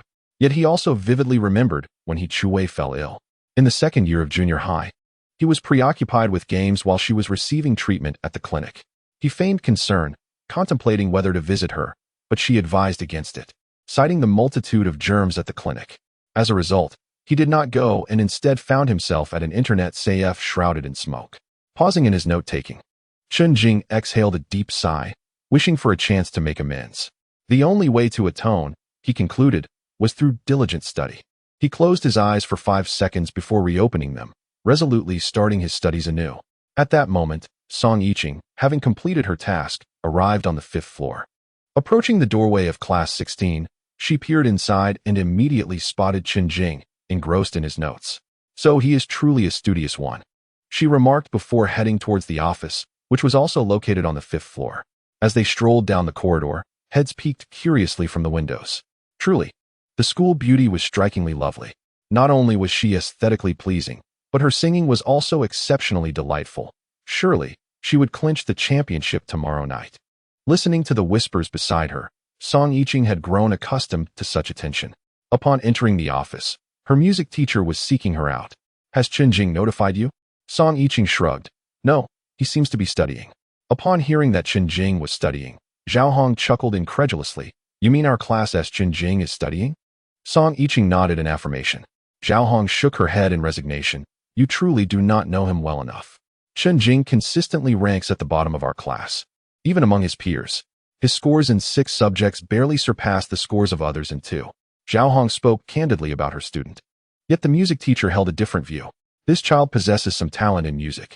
Zhao Hong, however, remained unconvinced. It's futile. He simply lacks the desire to learn. Even if he sings well, it's merely extracurricular. If you expect him to treat music as a subject and delve into music theory, he wouldn't be so dedicated. The music teacher found it difficult to counter her claims. After all, Chen Jing was not her student. Yet, Song Yiqing disagreed. She could perceive a spark of determination within Chen Jing. Especially during the recent audition, she witnessed an incredible burst of emotion from him, as if he were pouring forth his feelings. If Chen Jing truly did not care for studying, he would have been practicing his singing in the evening rather than remaining in the classroom. However, she dared not refute Zhao Hong, well aware of her notoriously fierce temperament. During evening study sessions, Chen Jing would rush to the infirmary after each class, only to be told by the nurse that he was not well enough to enter. Once evening study concluded, Chen Jing hastily gathered his belongings and dashed outside. Zhou Yizhou observed Chen Jing's urgency, puzzled by his unusual demeanor. Previously, he had never seen him in such a hurry. Yet, Zhou Yizhou thought that if Song Yiqing were in a similar position, he would undoubtedly be even more relentless. Upon arriving at the infirmary door, Chen Jing coincidentally encountered He Chuwei emerging, cradling her hand. What happened? Chen Jing hurriedly approached, draping his jacket over her shoulders and supporting her. Feeling the warmth of his hand, He Chuwei tried to pull away, but lacked the strength. Despite her feebleness, she still attempted to act strong. As he helped her to the entrance, they unexpectedly crossed paths with Zhao Lei. Zhao Lei was curious about what He Chuwei had been up to all night, as she had fallen ill. He contemplated expressing concern, but with Chen Jing present, it felt inappropriate. He decided to wait until tomorrow. Chen Jing sensed that He Chuwei was in no condition to ride her bicycle, so he promptly unlocked his bike and said, "Come on, I'll take you home today." He Chuwei shook her head. "I can ride myself. I've already had my injection and I'm recovering." "Don't be stubborn," Chen Jing replied. "The immune system punishes every stubborn child. If you catch a cold, that injection will be in vain." With that, he guided He Chuwei to the bike, assisting her onto the back seat. Chen Jing sat in the driver's seat, gently placing He Chuwei's hands around his waist. "Steady yourself. I am about to start moving," he declared, gradually accelerating. He Chuwei was startled and gripped Chen Jing's hand even tighter. "If you feel dizzy, you may rest your head on me, but do not fall asleep." He Chuwei nodded softly, understanding his words. Zhao Lei, witnessing this scene, felt a pang of jealousy, wishing he were He Chuwei's childhood companion instead. Chen Jing drove at a slow pace, concerned that He Chu-wei might catch a chill again. He Chu-wei felt slightly unstable, prompting Chen Jing to sense the imbalance and slowly pull over to the roadside. He gently urged, "Move a bit forward and hold me tightly, or you might fall off." He Chu-wei complied, shifting forward and wrapping her arms around him. As the speed gradually increased, she sat sideways, fatigue overtaking her, and soon rested her head against Chen Jing's back. Feeling her warmth against him, Chen Jing felt a sense of reassurance. The feeling of security made He Chu-wei drowsy. She licked her lips, her gaze becoming hazy as she murmured, Chen Jing, you are not the real Chen Jing, are you?" Chapter 23. Hold tighter. Chen Jing barely caught her words and asked, "What did you say? Are you feeling warm?" He Chu-wei licked her lips again, her mouth and throat parched, longing to swallow. "We'll be home soon." Upon arriving at the apartment complex, Chen Jing assisted He Chu-wei upstairs. When they reached the west building, he knocked on the door. He Chu-wei's mother answered, and upon seeing the two, she immediately expressed concern. "What happened?" "Auntie, He Chu-wei caught a cold and has a fever. She received an injection in the school clinic," Chen Jing explained. He Chu-wei's mother looked at her daughter with worry and quickly helped her inside. "Thank you, Xiao Jing. You should head home now. It's quite late." Chen Jing nodded. "Goodbye, Annie." After watching him leave, He Chu-wei's mother gently closed the door.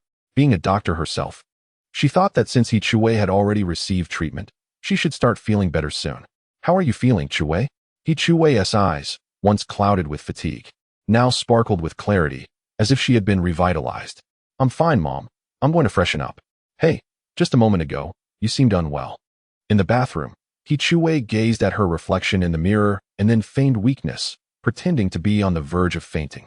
"Haha, I do look quite convincing. Chen Jing, this is what you owe me." She recalled how she had cared for him in their childhood while he neglected to look after himself, leaving her alone in the clinic. Nevertheless, Chen Jing had been quite attentive this time, showing concern for her well-being. Reflecting on his words in the clinic, He Chu-wei felt an inexplicable surge of emotion. Chen Jing had indeed changed, transforming into someone who hardly resembled the boy she once knew. She understood his true nature well. Yet in a single day, he had become a different person. Could it be that Chen Jing had endured some significant hardship? Just like in novels, where protagonists face grave challenges, awaken to their true selves, and begin to strive anew. However, Chen Jing did not seem to mind. As they attended classes together daily and were neighbors, observing their elders, there appeared to be no signs of sadness.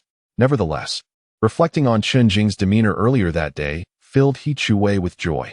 It seemed that this illness had been somewhat worthwhile, as it allowed Chen Jing to return the favor owed. Early in the morning, Chen Jing was already waiting downstairs.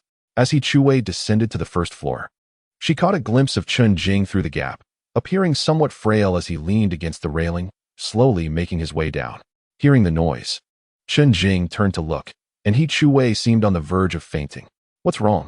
Have you not recovered, even after resting?" Chen Jing remarked, sensing her cold seemed rather severe, especially after receiving an injection. He Chu-wei gently shook her head, placing her hand on her forehead, admitting she still felt a bit unwell. After saying this, she instinctively took a seat on the back of Chen Jing's bicycle. Chen Jing gazed at He Chu-wei, who had initially closed her eyes. But upon noticing that the bicycle had not moved, she sneaked a glance. To her surprise, her eyes met Chen Jing's. "Ugh, my head is a bit dizzy," she thought, hastily closing her eyes again, fearing she might reveal her secret. At last, Chen Jing discerned the child's thoughts. "Never mind, let her be," he decided. "Just hold on tight." He Chu-wei weakly wrapped her arms around his waist, determined to play the role convincingly. "Hold a bit tighter," she urged, and Chen Jing slowly began to pedal. He Chu-wei blinked, her hands shifting slightly forward. However, being students in their adolescence, they understood the boundaries between genders, and this time she refrained from resting her head against Chen Jing's back. The girl in the back seat was acting, while the boy in the front quietly chuckled. As they arrived at school, Chen Jing first stopped in front of the restaurant. "Do you want to head to school first?" he inquired. He Chu-wei shook her head, deciding to wait for him. Nodding, Chen Jing entered and discussed the meal boxes with the owner. 100 portions, can you sell that many?" the owner asked, astonished, as just yesterday they had only prepared 30. Chen Jing smiled and nodded. "Of course. By the way, I have a request." The owner, intrigued, asked, "What request?" "I would appreciate it if you could use transparent gloves while handling the ingredients, and wear a mask and hat while cooking for hygiene purposes." After all, these are students with weaker immune systems. Also, considering you'll be preparing so much, it wouldn't be ideal for sweat to fall into the dishes. He outlined his requests, emphasizing the need for cleanliness. The lean owner did not take offense at Chen Jing's requests, recognizing them as fundamental responsibilities of a chef, especially when it concerned the health of children. Additionally, I hope the ingredients used are all fresh, so please show me the daily supply details. This isn't a matter of distrust. I simply want to ensure quality. The owner smiled and nodded. Of course, you're helping me make money. I used to sell less than 100 portions in a day. Your orders are a tremendous help. Moreover, once you help me sell out, I won't have any overnight stock left. I have the supply records from the past few days right here, along with the prices. Chen Jing took a look and confirmed that the ingredients indeed came from the market, down to the specific stalls. The two individuals entered the classroom, and as He settled into her seat, she discovered a plastic bag in her drawer. Within the bag lay a box of cold medicine. She glanced around, pondering who might have left it there. Yang Xiu had yet to arrive, so it could not have been her. Perhaps Chen Jing had placed it there last night? This was the only explanation she could muster, for who else would gift her medicine, especially when no one was aware of her cold. At that moment, Zhao Lei, seated in the third row, secretly observed He profile and noted the joy illuminating her face. How delightful it was to see her smile. If she were to learn that it was he who had left the medicine, what would her reaction be? Thank you, Zhao Lei, you are truly a wonderful person. He mused, feeling an involuntary shyness wash over him.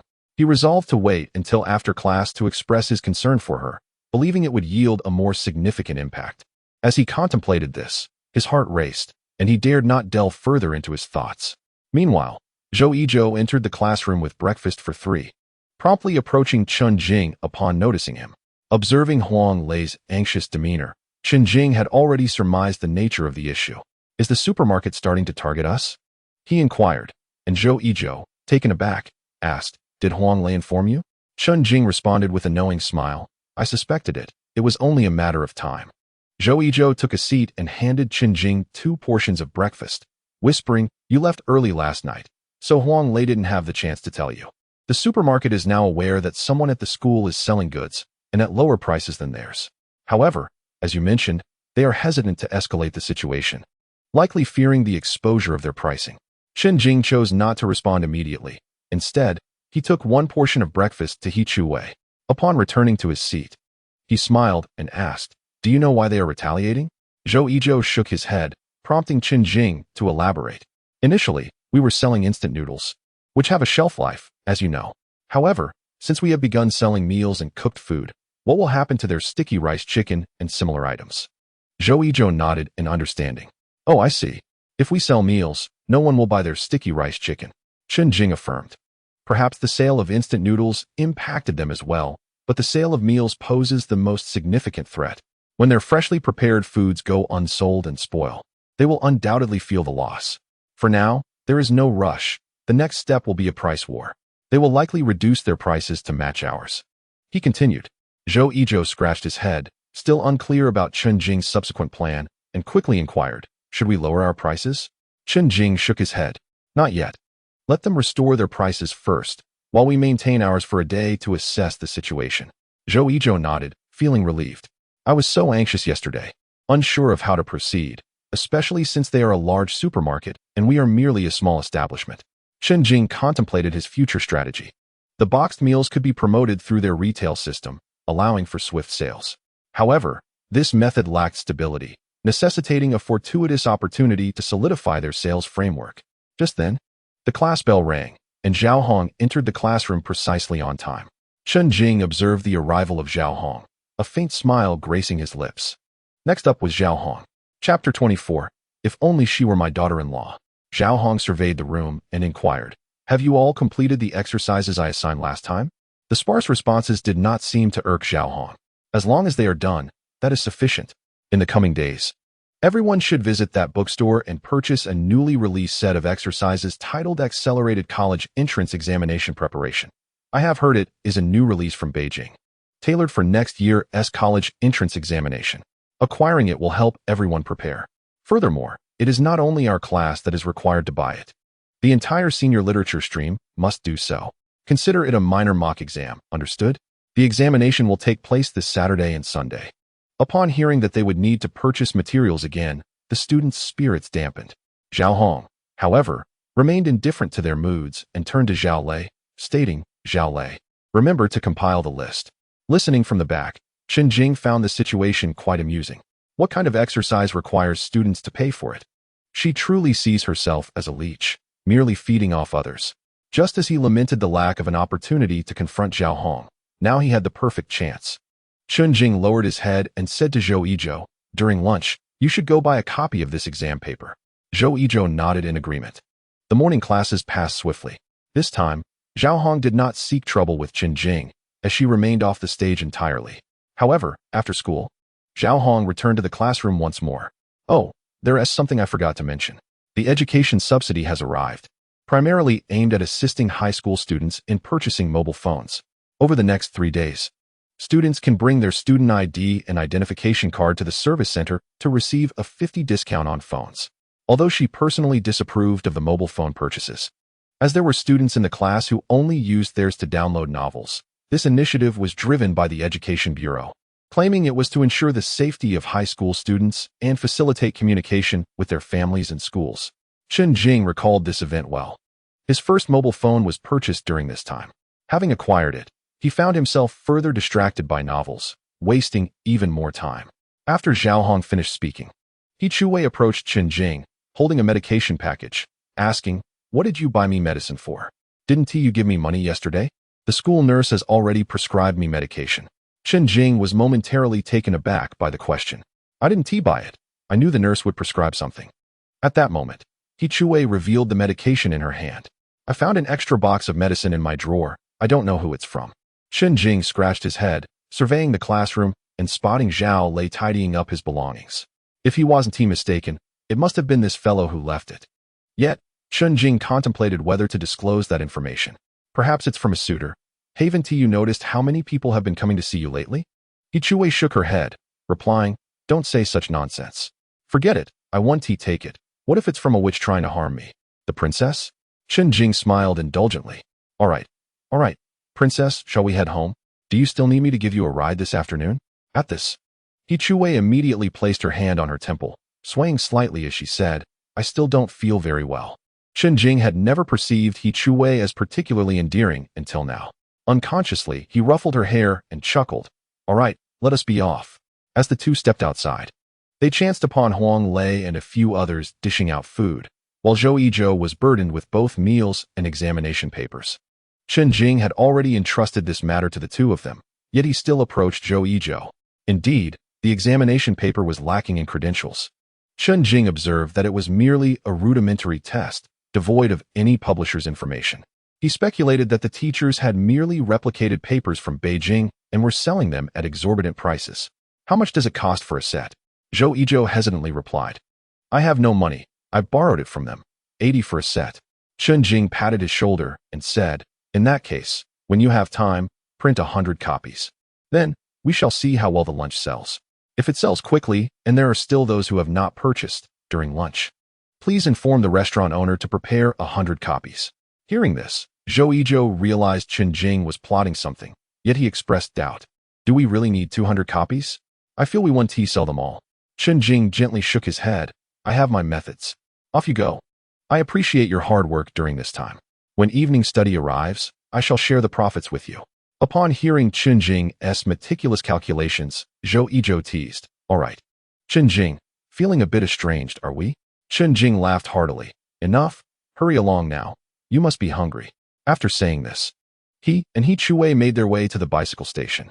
Chen Jing mounted his bicycle and turned to smile. Your Highness, please take a seat. He Chuwei beamed, revealing 8 gleaming teeth.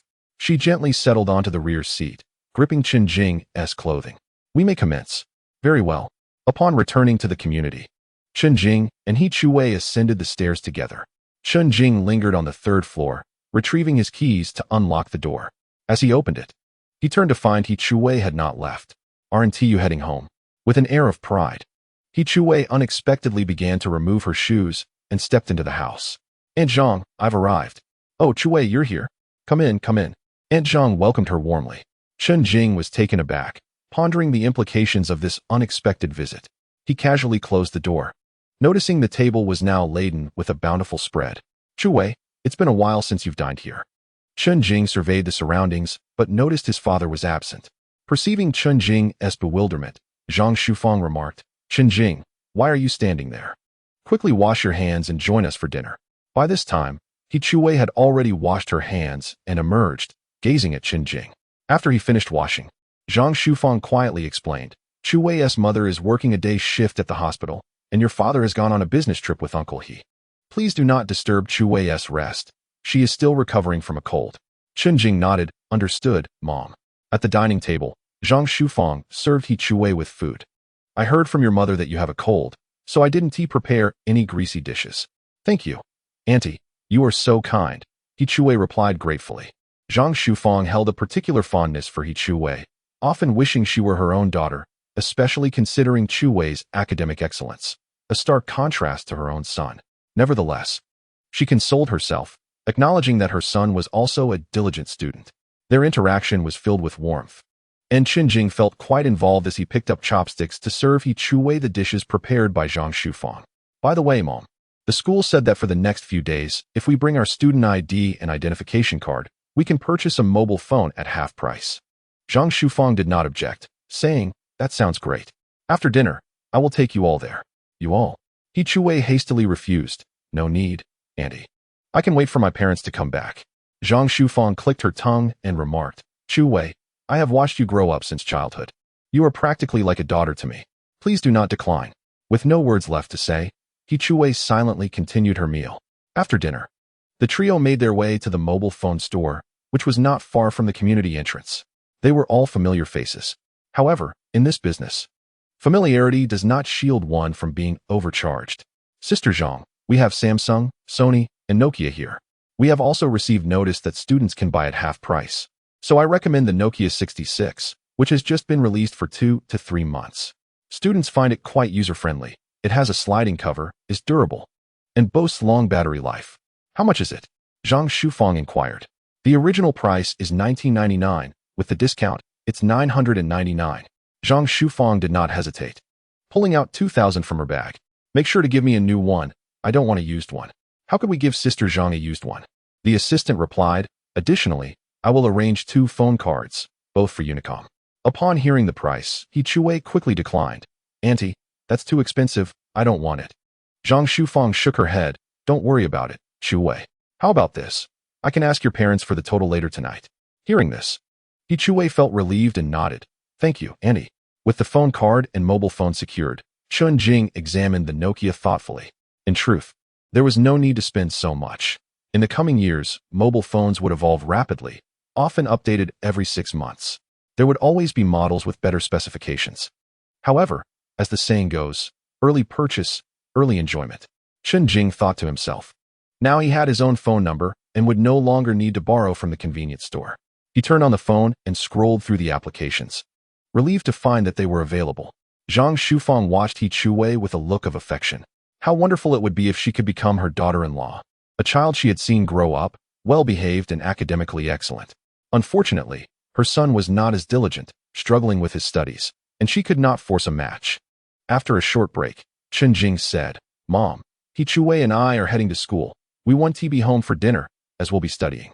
With that, he continued to take Chu Wei to class. Zhang Shufang observed the two from the kitchen, stifling a laugh. She had watched them grow up and had once thought they might end up together. She genuinely liked Chu Wei. Having her as a daughter-in-law would be ideal. However, since middle school, Chen Jing had become quite mischievous, akin to a playful monkey, while Chu Wei was a top student. Although they were well-matched in many ways, their backgrounds were different. Yet, it seemed they were starting to rekindle that childhood connection. Upon returning to the classroom, Chen Jing noticed Zhou Yizhou with his head down. This lad had also made a purchase, and quite swiftly at that. Chen Jing approached him and smiled. So, you bought a phone too? Zhou Yizhou lifted his head. And at that moment, Chen Jing was momentarily taken aback by his expression. Why does Zhou Yizhou have another palm print on his face? Are you exchanging face for money again? Zhou Yizhou has grown accustomed to it, and waved his hand dismissively, saying, What's the big deal? My father knows I've been asking for money every day, often 1 or 2,000, so he has to give me a beating. Mainly, he fears that I might go online, so after the beating, he took me to buy a phone. Chen Jing sat in his seat, exhaling a sigh. Now that he had a phone, everything had become much more convenient. Not only Chen Jing, but also the day students had mostly returned home with phones. In contrast, the boarding students still had to call their parents to check on their situation and request money. Some were unable to buy one. After all, their families were poor. And perhaps their parents did not even own a phone. In the evening, Chen Jing, accompanied by 7 or 8 others, went to the entrance to pick up food. The restaurant owner, drenched in sweat, greeted Chen Jing with a warm familiarity. When handling the dishes, I wore transparent gloves, and while cooking, I wore a mask and a hat. Hygiene is certainly not an issue. Thank you, boss. The security guard observed the scene and chuckled. Student, are you taking over the restaurant? Chen Jing, wishing to avoid any slips, replied with a smile. It's just that everyone wants to enjoy some outside food for a change. The security uncle waved his hand, saying, all right, go on, don't let the food get cold. The group carried the food back to the classroom. At that moment, the classroom was packed. Not just with students from class 16, but from other classes as well. Those at the front were practically starving, clutching 10 yuan in their hands. Hurry, hurry. I want an 8 yuan meal.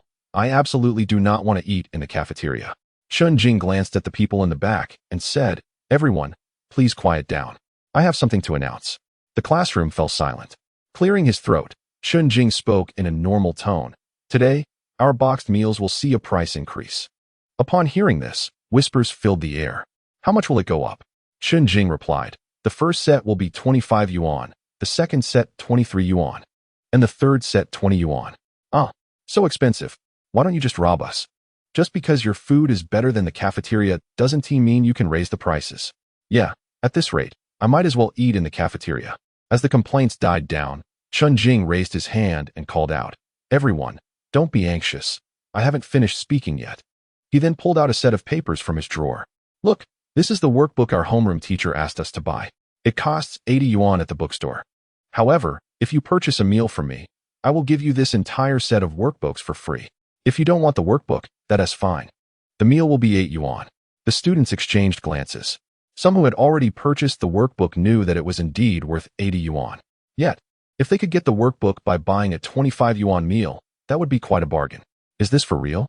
Absolutely. Not a single one is missing. All right, I'll take a set meal. Chen Jing smiled. Of course, but I hope everyone agrees to one thing. If any teacher discovers that the workbook has been copied, just say you copied it yourself, all right? Sure, of course, considering how much cheaper this is now. Approximately 10 minutes later, all 190 portions were sold out. Some students rushed to their dorms to fetch money. Some individuals moved sluggishly, missing both meals and exam papers. Chen Jing, next time, please prepare more. When I return with the money, it will all be gone. Chen Jing, will you be providing exam papers with the meals tomorrow? Yes, just come around noon. All right. Please reserve a portion for me. Chen Jing nodded, glancing at a bag full of money, feeling quite content. This method not only ensured that classmates were well fed, but also secured the exam papers, even striking a blow to Zhao Hong's pride. The remaining 10 meals were distributed among those who assisted, and He Chuwei. He Chuwei sat beside Chen Jing, helping to collect payments. She found Chen Jing impressive, just as he had always been. Previously, he had channeled his talents into gaming. Now, he applied them to life and studies. Huang Lei devoured his meal, remarking how the food outside was far more appetizing than that of the school. Today, I'm merely setting an example. Starting tomorrow, you'll all have to sell for yourselves. By the way, has anyone bought a phone? Chen Jing inquired, and they all shook their heads, except for Zhou Yizhou, who nodded. Huang Lei mumbled, I spoke to my mom on the phone. She said she transferred money to the homeroom teacher, so I can buy one. Chen Jing chuckled at the sight of their anxious faces. Thank you for your hard work. After evening study, Huang Lei will hand out the money. Upon hearing about the money, the group's spirits lifted, rendering their previous exhaustion trivial. Chen Jing merely needed to lead, allowing others to handle the rest, as he still had his studies to focus on. During evening study, Chen Jing and Zhou Yizhou began counting the money. After deducting the amount owed to the boss, they had 1,200 yuan. Chen Jing handed 300 to Zhou Yizhou, saying, this is yours. Then he took out another 200 and passed it to Zhou Yizhou. Give this to Huang Lei for those who helped, distributed among them. With 700 left in the bag, Chen Jing took out another 200, handing it to Zhou Yizhou. Here, this is your money. Please print 200 copies of the exam papers for tomorrow. Zhou Yizhou accepted with a smile, holding a bundle of 500, feeling reassured. Chen Jing gazed at the remaining 500, pondering how much could be earned in just half an hour of effort. After securing the money, he began taking notes. Earning money was to lighten his parents' burden, while studying was for his own future. During the break, Chen Jing stretched, and Huang Lei entered carrying a black plastic bag. Haven't you just finished distributing? And here you are again. This is earnings from another class. They've nearly sold out. Now, not only the seniors, but even the younger grades know about us and come to buy. With yet another bag of money, Chen Jing retrieved and handed over the share owed to others. Huang Lei accepted it and stuffed it into his pocket, saying, "There's one more thing. I walked past the supermarket today and discovered they've launched a limited-time offer, a 5 yuan chicken intestine combo." Chen Jing smiled slightly, realizing the change. He understood what this meant. Since immersing himself in studies, Chen Jing had grasped a vital lesson. Every business operates with profit as its primary goal. However, one must not lose their moral compass. Reflecting on future times, he recognized how many technologies and harsh goods intertwine within the lives of ordinary people. While companies that adhere to using standard materials are termed as ethical enterprises. However, Chen Jing felt that he was performing adequately, at least managing to revert prices to reasonable levels. This way, his classmates would not have to purchase items above market value. And he could also accumulate funds for his entrepreneurial endeavors. It appeared that the first step upon returning was to penetrate the school environment. Chapter 25, 1700 a day Saturday, traditionally a day of joy, unfortunately required attendance in class today. He Chu Wei had nearly fully recovered and only needed Chen Jing to accompany her for the morning. The Saturday morning was particularly chilly. He Chu Wei sat in the back seat of the car, slightly shivering. Chen Jing slowed his speed and remarked, "I wish we had the weekend off so you could prepare special meals for me. I still struggle to comprehend the lessons. Some concepts are simply beyond my grasp." Hearing Chen Jing's words, He Chu Wei gently scratched his waist. "Hey, what are you doing while I'm driving?" Chen Jing questioned. He Chu Wei chuckled softly. "Don't be disheartened. Take your time. There's no need to rush the process. You're already doing remarkably well. Once you finish the geography material, just move on to the next topic and then reinforce your understanding. By the way, have you discovered who provided that medication?" Chen Jing inquired. He Chu Wei shook her head, replying, "Not yet. I left it in the reading corner. Didn't you see it? I even wrote a note saying that anyone with a cold should take it." Chen Jing imagined how Zhao Lei would react upon witnessing this scene. Upon returning to the classroom, it could be described as lifeless. Zhou Yizhou sat with his eyes closed, chewing on a steamed bun like a machine. The students thought to themselves that having just one day off would suffice, yet they were not even allowed a break. It was truly disrespectful to students. "I'm exhausted. I nearly couldn't get up this morning," one remarked. "Me too. My mother almost forgot to wake me, and I nearly arrived late. Living on campus is better, it's closer. My bus is always unpredictable." Chen Jing exhaled deeply and began his breakfast. "Chen Jing, everyone has bought mobile phones now. And the tieba for the 16th middle school has become lively," someone commented. Chen Jing had almost forgotten that there was now a tieba, albeit without Sun Xiaochuan, who had yet to emerge. Speculations about the top 10 singers were rampant, with Song Yiqing leading the pack, receiving nearly all the votes. Upon hearing this, Chen Jing was not surprised. She was a professional and sang beautifully, destined to become a star in the future. Zhou Yizhou nodded in agreement, but added, "I believe you have a chance too." "Me?" Chen Jing pointed at himself in disbelief. Zhou Yizhou nodded affirmatively, "Of course." Chen Jing coughed softly and murmured, "Didn't I ask you not to mention this?" Zhou Yizhou exclaimed, all right, I won't say another word." However, one thing was clear, with the increase in mobile phones, the tieba had become vibrant, unlike the previously dull atmosphere. Chen Jing, growing weary of the conversation, took out his phone to place an order for food. This time, 200 portions, 100 each. Today, he was determined to set a new record. The class bell rang, and the geography teacher entered. Accompanying the teacher was Zhao Hong, who carried a box. "I know you all have purchased mobile phones, which makes reading novels much more convenient. Therefore, during class, all phones must be submitted. To facilitate the retrieval of phones and prevent mix-ups, here are labels that can be affixed to the back of your devices." In a classroom filled with anticipation, Zhao Hong observed every student intently as they submitted their mobile phones, a rare occurrence that seemed almost miraculous. Once all devices were collected, she announced a second chance for those who had yet to comply, threatening to contact their parents if they failed to submit. This ultimatum prompted Zhou Yizhou and a few others, who were merely average in their studies, to rise. Zhao Hong cleverly utilized this moment to underscore the disparity between students like Chen Jing, who had already complied, and those who had not. Unfazed by Zhao Hong's remarks, Chen Jing began to search for his textbooks, readying himself for the geography lesson. He had developed a newfound appreciation for the subject, feeling his understanding deepen considerably, though he recognized that some answers required memorization while others relied on intellect. His geography teacher regarded him with newfound respect.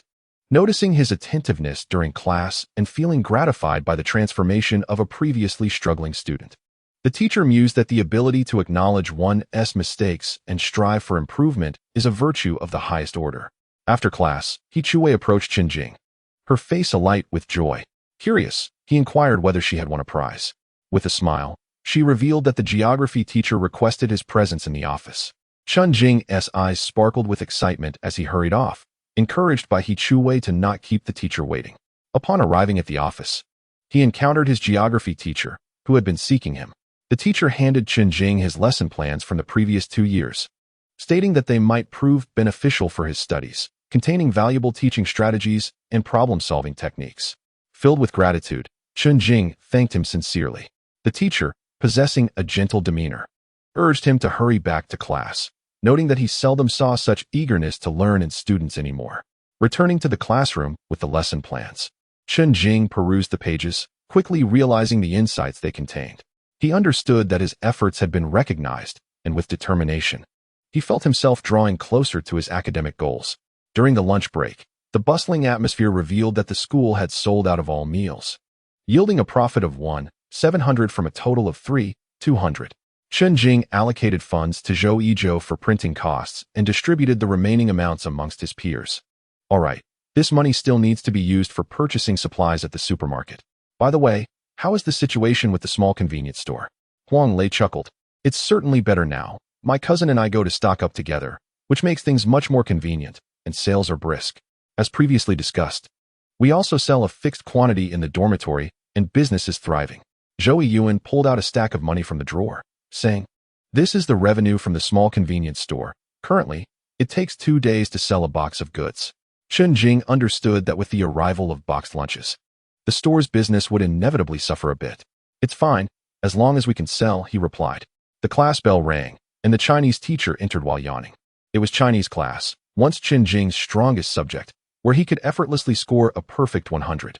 He had even presented an essay during his first year. Unfortunately, games had taken their toll on him. This lesson aimed to enhance everyone's essay writing skills. I've mentioned this countless times, how to write an argumentative essay. Yet, some students still struggle with it and insist on writing narrative essays. We are no longer children. It's time to write argumentative essays, the teacher lamented, expressing frustration at the lack of progress. Only 2 students performed well, yet their essays were average. Zhao Lei achieved a score of 609, with 140 in mathematics and 100 in Chinese. He Chuwei scored 600, with 146 in English, but only 90 in Chinese. If only their Chinese scores were higher, they could easily aim for top universities like Tsinghua or Beida. Each of them had a specific strength, but none excelled in Chinese. At that moment, Chen Jing instinctively glanced at the last row, where he sat. It was even more disheartening. He hadn't scored above 100 across 6 subjects. He recalled how he once had a natural talent for Chinese. How had he let games poison that? At this time, Chen Jing met the Chinese teacher's gaze and saw disappointment reflected in her eyes, reminiscent of how He Chuwei had once looked at him. "Have you all purchased the exam papers?" the teacher inquired. "Yes," came the collective response. "All right, everyone, please complete that set of papers." The teacher suddenly lost her enthusiasm, preferring to have them work on the exam instead. Chen Jing looked at the printed papers, feeling a sense of familiarity wash over him. Since there were no classes on Saturdays, this week's schedule left only Chinese class in the afternoon. Therefore, the teacher allowed them ample time, 2.5 hours, the standard duration for a Chinese examination. "All right, I assume you all have finished. Pass the papers forward, one by one," she instructed while stifling a yawn, collecting the papers as they came in. At that moment, commotion erupted from other classrooms, creating quite the racket. Students were seen rushing out with chairs in tow. "Is class over?" The teacher glanced at her watch. "There's still half an hour left." "Teacher, please let us go. The top 10 singers competition is tonight, and everyone is vying for good seats." The students began to plead, and soon the whole class joined in. Overwhelmed, the teacher waved her hand. All right, go ahead. But be careful, one at a time. The classroom buzzed with anticipation, waiting for the hallway to clear. Just as students were about to make their exit, they spotted Zhao Hong standing at the door. Don't rush, class isn't ended yet. Upon hearing this, the students felt a wave of dread wash over them. Will we have to wait until class is over? Zhao Hong surveyed the classroom with a calm demeanor. This evening, the top 10 singers competition would take place on the playground.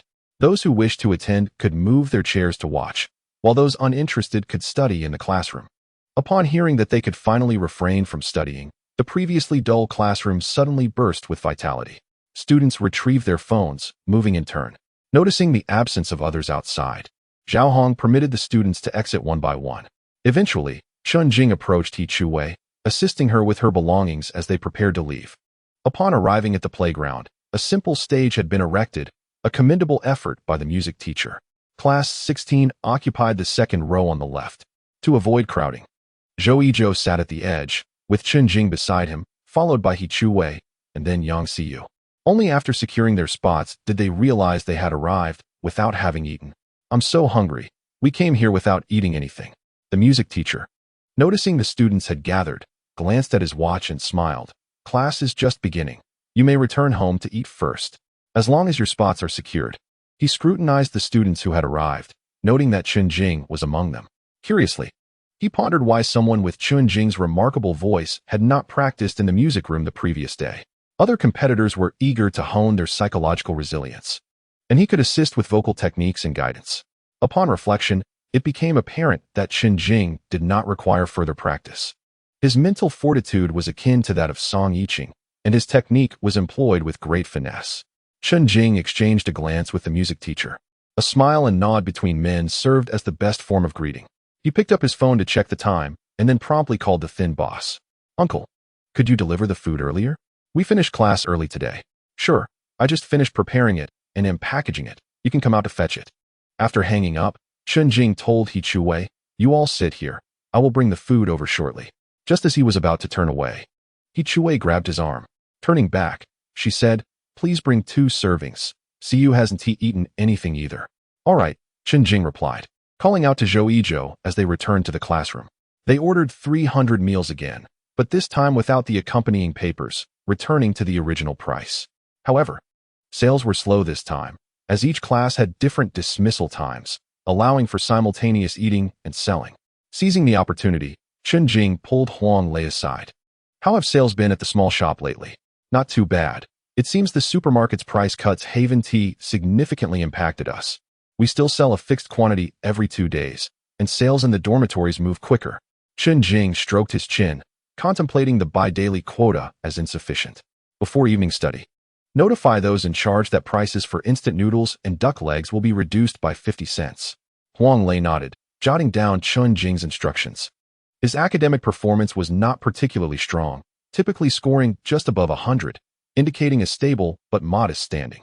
Zhou Yizhou understood Chen Jing's intentions and patted him on the shoulder. So, you're planning to take on the supermarket? Chen Jing shook his head. No? I'm just trying to earn a little more while remaining unnoticed. Will you continue selling in the dormitories for the first and second years? Huang Lei shook his head, stating that there was no one, but there were those who knew them and would come to their senior dormitory. Chen Jing stroked his chin, suggesting they find some representatives from the first and second year students, ones who were familiar, not strangers. Chen Jing planned to take over the entire dormitory, which would naturally lead to a decline in the supermarket sales. This commercial battle was nearing its conclusion. He intended to earn quickly during this time, as he suspected that in a few days, circumstances would not be as favorable. Chen Jing had a vague feeling that next week would mark a turning point.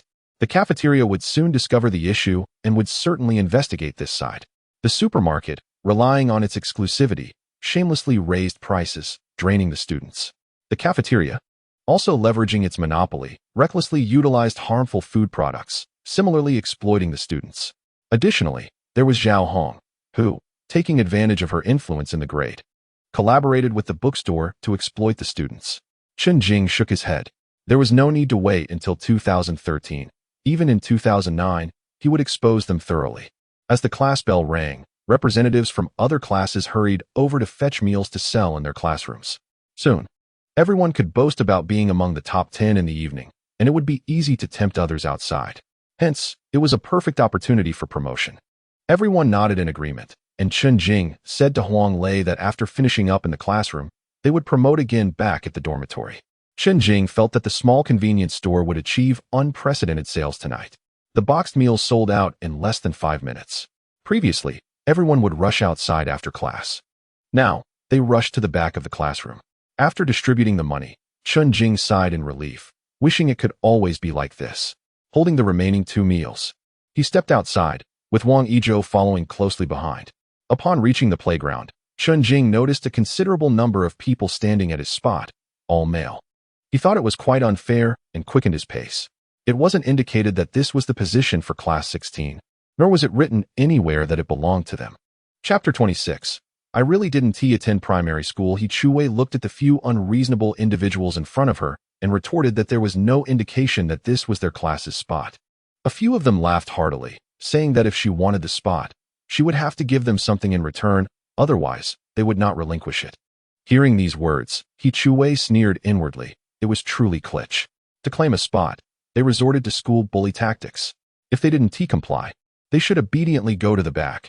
This spot was not for Class 16. Listening to the aggressive remarks from the few in front of her, Yang Xiyu, usually sharp-tongued, fell silent, merely hiding behind He Chuwei. The leader, seeing He Chuwei's silence, stepped forward, raising his hand to touch her face. Just as he reached out, he suddenly felt a hand on his shoulder. Hey, do you want it? I'll give it to you. Upon seeing Chen Jing arrive, the individual appraised him from head to toe. Not taller than me. He Chuwei felt a sense of security wash over her with Chen Jing's arrival. Her anxiety dissipated instantly. I want hers. Why would I want yours? It's hers that matters. I have her on my phone. I'll report you. Hearing Chen Jing's words, the male was half convinced as he pulled out his phone. 273198. Is this not a male avatar? Sigh, I admire Jay Cho. So using my idol's avatar is perfectly acceptable, I assent it? The others seemed to agree and promptly sent a friend request. This position is yours then. Anticipate your elder brother reaching out to you. He shall come to find you tomorrow. They departed, seemingly satisfied, albeit leaving behind a rather distasteful remark. Chen Jing observed the unfamiliar faces of those leaving. Conversely, Zhou Yizhou recognized them. They were seniors from the 2nd year of high school, who had previously approached him. Chen Jing turned to him. You know them? Do you know their names? Zhou Yizhou nodded. Yes, I know him. His name is Huang Kuan. He is also someone who doesn't study and merely bought his way in. Chen Jing silently noted this individual and then handed a meal to He Chuwei. Is everything all right? He Chuwei accepted the meal, shaking her head. It's nothing. This group is merely looking for trouble. Yang Xiyu, listening from behind, whispered. Chen Jing truly gave them what they sought. Make sure not to engage with them tonight. He Chuwei smiled faintly upon hearing this. That isn't mine. It belongs to him. Chen Jing leaned closer to He Chuwei and whispered. Oh, you remember this is my account. You've a keen memory. He Chuwei shot him a glare, but offered no rebuttal. Chen Jing chuckled and glanced at Yang Xiyu, who he believed was merely stirring discord. He genuinely disapproved of her presence. Suddenly, he recalled that the last time He Chuwei caught a cold, she had slept in Yang Xiyu's dormitory. Chen Jing felt a pang of guilt, realizing he should not have allowed He Chuwei to accompany him. It was only now that he understood how one could catch a cold from sleeping in a dormitory. The weather was warm. A simple blanket over the abdomen should suffice. To catch a cold meant that the coverings were inadequate, or perhaps she had slept on something cold. Chen Jing resolved to inquire further that evening. Thus, they sat until 10 minutes before evening self-study, by which time the playground was already filled with students. Zhou Yizhou noticed He Chuwei and Yang Xiyu engaged in conversation and then gently patted Chen Jing on the shoulder. Do you know the order? Chen Jing shook his head. No one had informed him of the sequence. There are 30 participants in this competition, each allotted 34 minutes. Song Yiqing is the 10th, I am the 20th, and you are the 25th. Chen Jing nodded. All right, I'll be right behind you. Zhou Yizhou thought to himself that as long as he was not behind Chen Jing, everything would be perfect. No worries, I'll cover your score. Zhou Yizhou felt relieved. Good friends can exchange banter, but in such matters, it is only right to lend support. Chen Jing lightly elbowed him. No? I don't trust that you've been wasting your time in the music room these past few days. What are you two discussing? At that moment, He Chuwei turned to the two. Chen Jing waved his hand dismissively. It's nothing. Zhou Yizhou is just nervous about going on stage. Yique, aware that Zhou Yizhou was the only one from their class performing, extended her fist. You can do it. Zhou Yizhou smiled faintly, clearly still too tense. Ahem. Can all students hear me? Let us adjust the equipment first. The piercing sound pierced through the room, causing everyone to cover their ears. The music teacher had not anticipated the school's equipment to be so outdated, struggling for quite some time to get it right. Thankfully, the performance had not yet begun. They were merely fine-tuning the devices. The music teacher turned off the equipment and gazed at the tangled wires behind, pondering that something must be amiss. After 5 minutes of futile attempts, I decided to lend a hand. Chen Jing addressed Yique before stepping away from the group, weaving around to the back. Upon arrival, he found a throng of individuals gathered there, including the director of education, the Chinese language teacher, and Zhao Hong, all donning badges identifying them as judges, exuding an air of professionalism. Initially, Chen Jing presumed only the music teacher would be present, but to his surprise, Zhao Hong was also there. Upon noticing Chen Jing's arrival, Zhao Hong frowned and inquired about his purpose for being there. The director of education glanced down at the music teacher, who was attempting to fix the machine, and quietly asked, "Teacher who? Do you think this can be repaired?" The music teacher offered an awkward smile, muttering, "This equipment has been idle for too long. It may be internally damaged." Song Yiqing cast a glance at Chen Jing, questioning his motives for being there. "Do you know how to fix it?" she asked, her voice carrying enough for everyone to hear. Chen Jing scratched his head, replying, "I can give it a try." Zhao Hong initially intended to discourage him, thinking, what could this kid possibly do? However, with the director of education and the music teacher present, it seemed inappropriate for her to intervene. Chen Jing approached the chaotic array of wires behind the sound equipment. In his previous life, he had taught children, helped adults with singing, and had undertaken recording work in shopping malls. He was responsible for the recording during performances by children there, so he possessed a fair understanding of such matters, albeit apprehensive about the antiquity of the equipment. Crouching down, he meticulously examined the connections. One by one, he unplugged all the cables. "Be careful, don't mess things up. If you break it, you won't be able to pay for it," Zhao Hong warned. Perceiving Chen Jing's actions as reckless, despite her concerns, he disregarded her, methodically organizing the wires and reconnecting them in the proper order. Once he finished, he stroked his chin, realizing the issue lay with an extraneous sound card. The sound card served as an intermediary between the microphone and the speaker, but the connections had been incorrectly made. The music teacher had plugged the sound card into the speaker instead of the microphone, where it should have been. "That should do it. Let us give it a try," Chen Jing declared, standing up and clapping his hands to signal the music teacher to test the setup. The music teacher tentatively picked up the microphone. "Hello, hello, 1 2 3, 1 2 3. Many braced themselves to cover their ears, yet no jarring sound emerged. Sensing the equipment functioning properly, the music teacher released a sigh of relief, astonished that this novice had managed to repair the device. She couldn't help but wonder if this young man had a background in such matters. With a talent for singing and the ability to fix equipment, it was hard not to perceive him as a professional. Chen Jing exchanged a glance with Zhao Hong, who seemed to have something to say but ultimately turned away. Silence enveloped the group. Only Zhao Hong's earlier comments about Chen Jing resonated in everyone's minds. All were aware of the unspoken understanding, yet none dared to voice it. Song Yiqing observed Chen Jing, a glimmer of admiration flickering in her eyes. If the last audition by Chen Jing left Song Yiqing feeling surprised and amazed, this time it brought her admiration and joy. "Chen Jing, how did you know it was that question?" Listening to the music teacher's inquiry, Chen Jing scratched his head and replied, "It's actually an issue with the sound card." Upon hearing this, the music teacher understood. In fact, there was no need for a sound card in this instance, as there was already an audio adjustment device available. However, in pursuit of capturing Song Yiqing's voice in its utmost perfection, such measures were taken. It was the first attempt at this. Looking around, one might conclude that everyone present was somewhat foolish, a group of professional music students being outsmarted by an amateur. "I didn't expect you to know about this. Didn't you say you didn't start learning until later?" Song Yiqing quietly inquired as she approached him. As she drew nearer, Chen Jing could distinctly smell the fragrance of osmanthus. The other boys watching this scene were genuinely envious. After all, the school beauty stood right beside him. Chen Jing, however, felt rather indifferent as he shrugged and replied, "I didn't start learning until my 20s. Chapter 27. Singing for you. Ahem, classmates. the top 10 singers from Xian Gang Number 2 Middle School are about to commence. The music teacher, who was both the host and a judge this time, appeared quite busy. Standing on stage, the music teacher paced back and forth, explaining the rules for the evening. A total of 50 contestants would perform, with each having a maximum of 6 minutes to showcase their talent. The performances must conclude before the end of evening study, leaving little time for breaks. Contestants were required to prepare backstage while the previous contestant was performing. Failure to appear would result in a forfeit, and the class would be publicly noted. Scoring would be conducted by 6 teachers, with the highest and lowest scores discarded, and the average of the remaining scores would determine the final result. The top 10 would receive certificates, and the first place would be awarded a special trophy along with exclusive benefits, which would be announced later. Time is of the essence. Let us look forward to the upcoming contestants.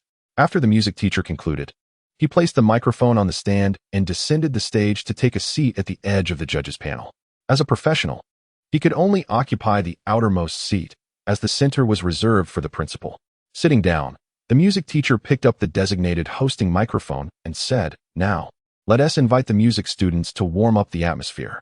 Upon hearing that the music students would set the mood, everyone anticipated Song Yiqing's performance, eagerly awaiting her appearance.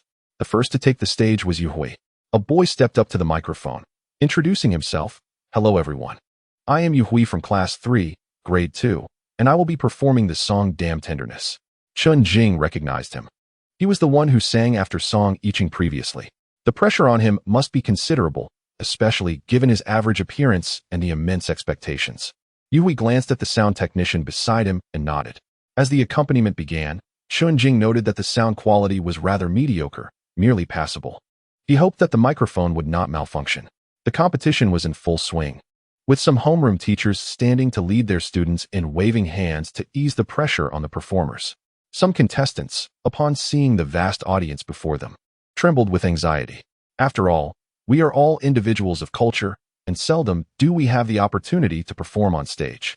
For some, it is their first time, which can be quite awkward. Apart from the first performer, who is a music student, the others are all from the academic stream. Off-key notes, weak voices, and unrefined tones are common afflictions. Fortunately, the audience's ears are forgiving, and all that is required is applause. Then, Song Yiqing took the stage, showcasing a departure from her usual attire. This time, she donned a knee-length white dress, exuding simplicity and elegance. "Hello everyone. I am Song Yiqing from Class 2 of Senior Year 3, and I will be performing the song Heart Wall." The crowd erupted into enthusiastic cheers. Indeed, she is the school belle, and her influence is undeniable. As the accompaniment began, the audience fell silent, eagerly anticipating Song Yiqing's vocal prowess.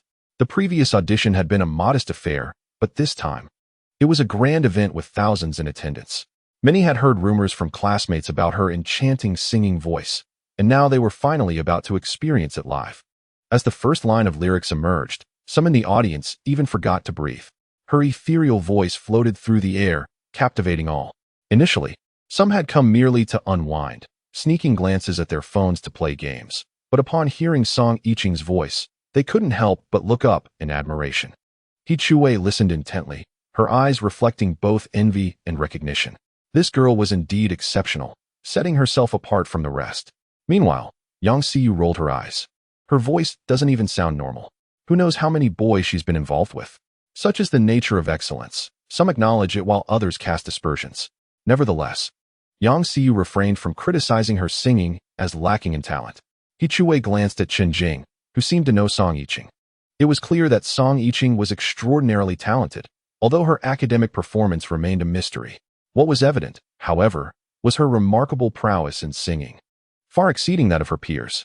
At that moment, Chen Jing tilted his head to gaze at He Chue, their eyes meeting for a brief moment. "Are you hungry? I have some snacks," he said, producing a bag of chips and offering it to her. He Chue felt a sudden sense of security. After all, they were childhood friends. "Eat," she said, taking the chips and indulging, while Chen Jing stole glances at her. The chip-filled cheeks were irresistibly adorable. "What number is Zhou?" He Chue asked.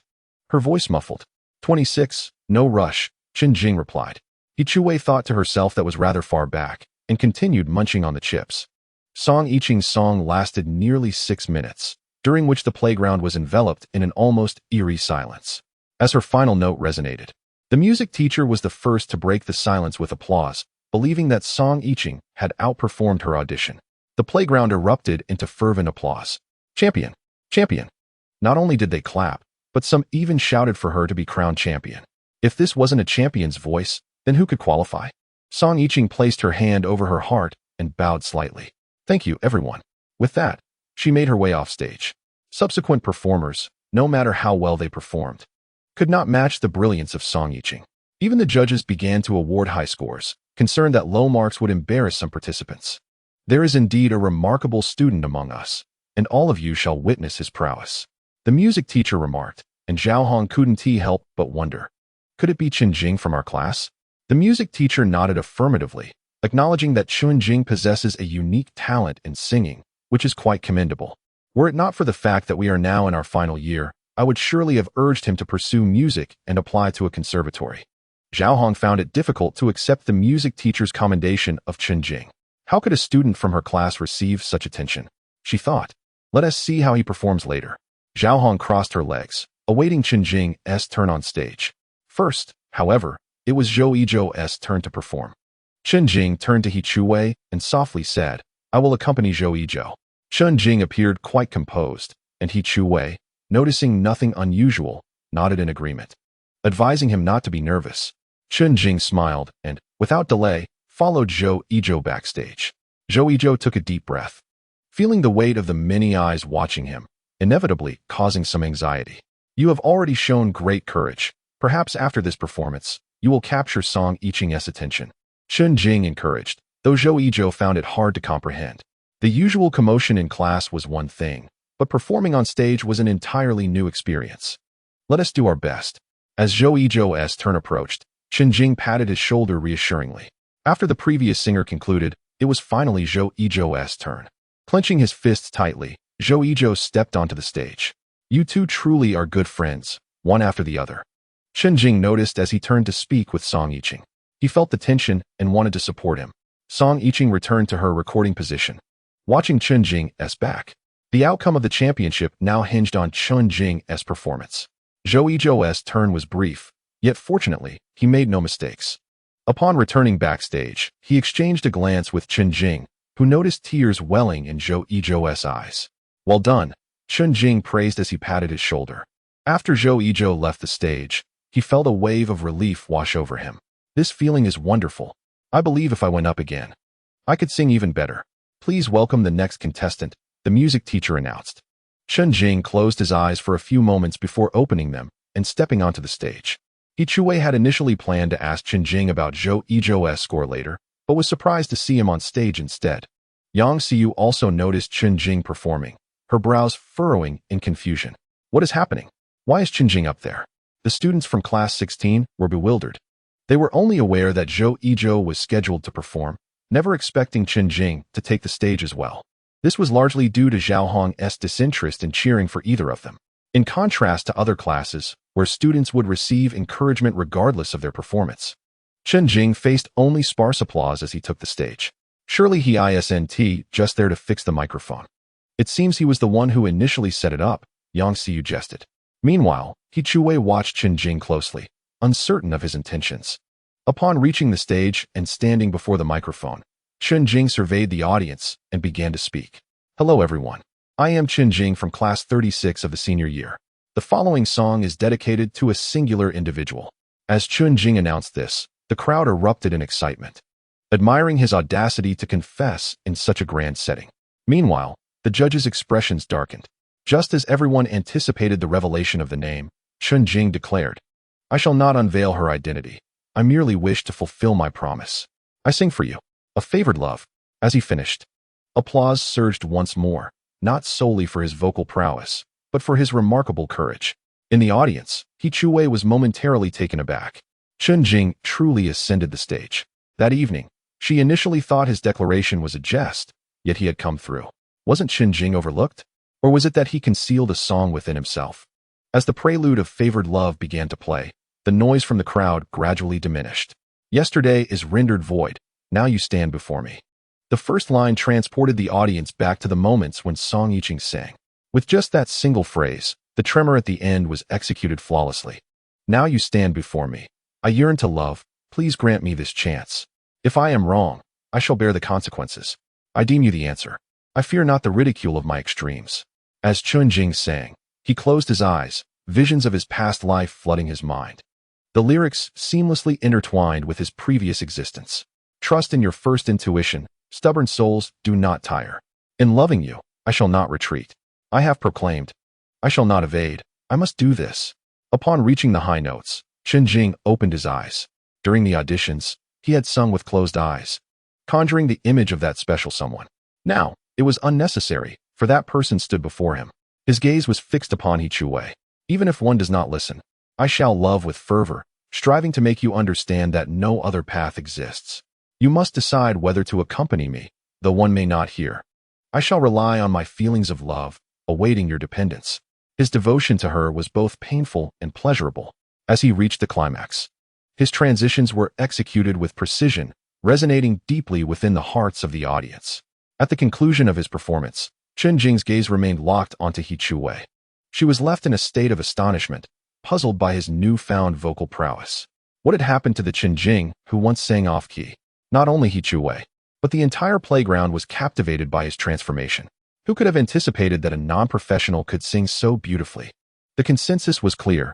He was a contender for the championship. As he launched into the second chorus, Chen Jing grasped the microphone, alternating between low growls and soaring high notes. Each emphasized note resonated within the hearts of his classmates. In the final moments, he cast a sidelong glance at He Chuwei. As the accompaniment faded, the playground descended into silence once more. The judges, momentarily forgetting their scoring duties, were taken aback. The music teacher was the first to recover, applauding fervently. "This contestant is truly remarkable. I remember him from the auditions." The judges engaged in hushed discussions, while Zhao Hong felt a twinge of embarrassment for her earlier criticisms of Chen Jing's abilities. Now, she was confronted with the undeniable truth. He had performed on par with Song Yiqing. However, she could not allow others to perceive her embarrassment and swiftly changed the subject. "What is the merit of singing well? Did you not hear him say that he sang for someone? Our school firmly prohibits early romance, which is a matter of school regulations." Before she could finish her sentence, the supervising dean beside her cleared his throat. "Early romance must be discouraged, yet this time, we are selecting the top 10. Therefore, let us evaluate his singing. Matters of early romance can be addressed when they arise." Zhao Hong did not anticipate that the dean would defend Chen Jing and could only smile in response. "Indeed, I have always had high hopes for this student." This statement elicited silent laughter from the other teachers. "You should remember what you said back then. Champion, champion." At that moment, the calls of champion resounded again. Chen Jing slightly bowed, then placed the microphone on the stand and slowly descended the stage. He Chuwei sat quietly in her seat, suddenly feeling a trace of sweetness in her heart. Although no one knew for whom Chen Jing sang, He Chuwei understood. The term favoritism emerged in her mind. Reflecting on the lyrics of the song, it seemed to carry an apologetic tone when Chen Jing performed it. He Chuwei was uncertain if she had misheard. Nevertheless, she felt the depth of that emotion resound within her. She lowered her head slightly, recalling what Chen Jing had said while riding his bicycle that day. "I sing for you." That statement then felt more like a jest, whereas the words uttered 5 minutes prior felt profoundly sincere. He Chuwei fiddled with her hands, lost in her thoughts. "Hey, do you know for whom Chen Jing sang?" Yang Xiyu gently nudged He Chuwei's arm. He Chuwei snapped out of her reverie, and upon hearing Yang Xiyu's question, instinctively replied, "I don't know. I'm not a worm in his belly." Had it not been for the darkness settling in, Yang Xiyu would have noticed the flush on He Chuwei's face. Yang Xiyu pondered, muttering, "Do you think it could be Song Yiqing? After all, his singing is quite comparable to hers. Furthermore, Song Yiqing is out and about. Perhaps she knows Chen Jing, considering he skips classes daily. Do you think they have conspired together?" Upon hearing this, He Chuwei felt a twinge of displeasure and shot a glance at Yang Xiyu. "I said I don't know." This time, her response carried a noticeable hint of emotion. Yang Xiyu did not expect such a strong reaction from He Chuwei and promptly ceased her inquiries. Meanwhile, backstage, Chen Jing exhaled in relief, having performed quite steadily. Zhou Yizhou was listening attentively from behind the scenes. His primary reason for being there was to wait for Chen Jing, and secondly, to converse with Song Yiqing. While Chen Jing was singing, Song Yiqing had posed several questions to Zhou Yizhou. "Has Chen Jing ever learned to sing? Did you grow up together?" Doesn't Chen Jing neglect his studies in class? Do you know for whom Chen Jing sang? These questions had facilitated a conversation between Zhou Yizhou and Song Yiqing. Well done, my friend. The championship belongs to you alone. Zhou Yizhou stepped forward to congratulate him. Chen Jing cast a glance at Song Yiqing. At that moment, Zhou Yizhou realized he had misspoken. This champion is certainly not meant for you. So don't get your hopes up, Zhou Shun remarked, scratching his head. Chen Jing, however, did not appear overly invested in the outcome. His presence on stage was solely to sing a song for He Chuwei. Song Yiqing observed Chen Jing, seemingly coming to a realization. Coming from an ordinary family, even if one possesses a talent for singing, it is rare for parents to support their children in pursuing such a profession, especially in an educational environment that is quite rigid, leaving few opportunities for artistic endeavors. It seems Chen Jing is exceptionally gifted. Just as Song Yiqing was about to speak, the music teacher hurried over, announcing an unexpected situation. Chapter 28. Choir what? A tie? No one anticipated that Chen Jing's score would match that of Song Yiqing. No worries. Since Song Yiqing arrived at this score first, the precedence is hers, Chen Jing stated, directing the music teacher's gaze towards Song Yiqing. But what if it were otherwise? Song Yiqing inquired. After a moment of contemplation, the music teacher suggested, how about this? Both of you sing the same song simultaneously. And then we select the highest score from that song. Upon hearing this, Chen Jing felt it was a feasible idea. If he indeed won the championship, he would dedicate it to He Chuwei. If he lost, it mattered little. At least he would fulfill his promise. I'm all in, Chen Jing smiled. Song Yiqing, with her arms crossed, playfully retorted, well, so am I. The music teacher glanced at the clock. There was still ample time before the conclusion. What do you plan to sing? This question stumped both Chen Jing and Song Yiqing. Observing their hesitation, the music teacher proposed, what about Little Love Song? Song Yiqing had previously sung this song in a competition, which could be perceived as a slight favoritism from the teacher. Chen Jing considered it for a moment. It was indeed by Soda Green, so he recalled it well. Sure, but really, I don't need this championship, Chen Jing replied, yet Song Yiqing's perception shifted. Did his claim of not needing it imply that he was, in essence, already a champion, indifferent to the competition? The music teacher noticed the change in Song Yiqing's expression and interjected, if that were the case, the championship would lack credibility. I suggest you both compete. It's quite straightforward. Although Song Yiqing masked her thoughts well, Chen Jing sensed that his earlier remarks had inadvertently carried a hint of provocation and insult. Moreover, with He Chuwei present, it was unlikely she would wish for her defeat. I apologize for my earlier comments. I am willing to compete, Chen Jing said. The music teacher was surprised by how swiftly they had come to an agreement and promptly took out her phone. You two wait here. I'll fetch the accompaniment. Having settled on this song, Chen Jing was caught off guard. Nevertheless, it was not a problem. He had sung it frequently in his past life. Chen Jing had initially harbored no competitive spirit, already resigned to the idea that even if he did not win the championship, he would spend money on a gift for He Chuwei, unwilling to go back on his word. However, the coincidence of their identical scores was rather uncanny. Song Yiqing gazed at Chen Jing and asked, that song you just sang was for your good friend, wasn't he it? Wow, how transparent. Chen Jing initially intended to nod in agreement, but upon noticing the considerable presence of students in the background, he hesitated. If word of this were to spread, it would reflect poorly on him. The anonymity was crucial to avoid drawing the teacher's attention. Were the others to discover that it was He Chuwei, it could very well lead to her being persuaded to withdraw. Moreover, he did not wish to place undue pressure on her, especially as they were in their final year of high school, a time when distractions must be minimized. Once the college entrance examinations were concluded, they could speak freely. This matter was one that could not be disclosed. If discovered, it would spell disaster.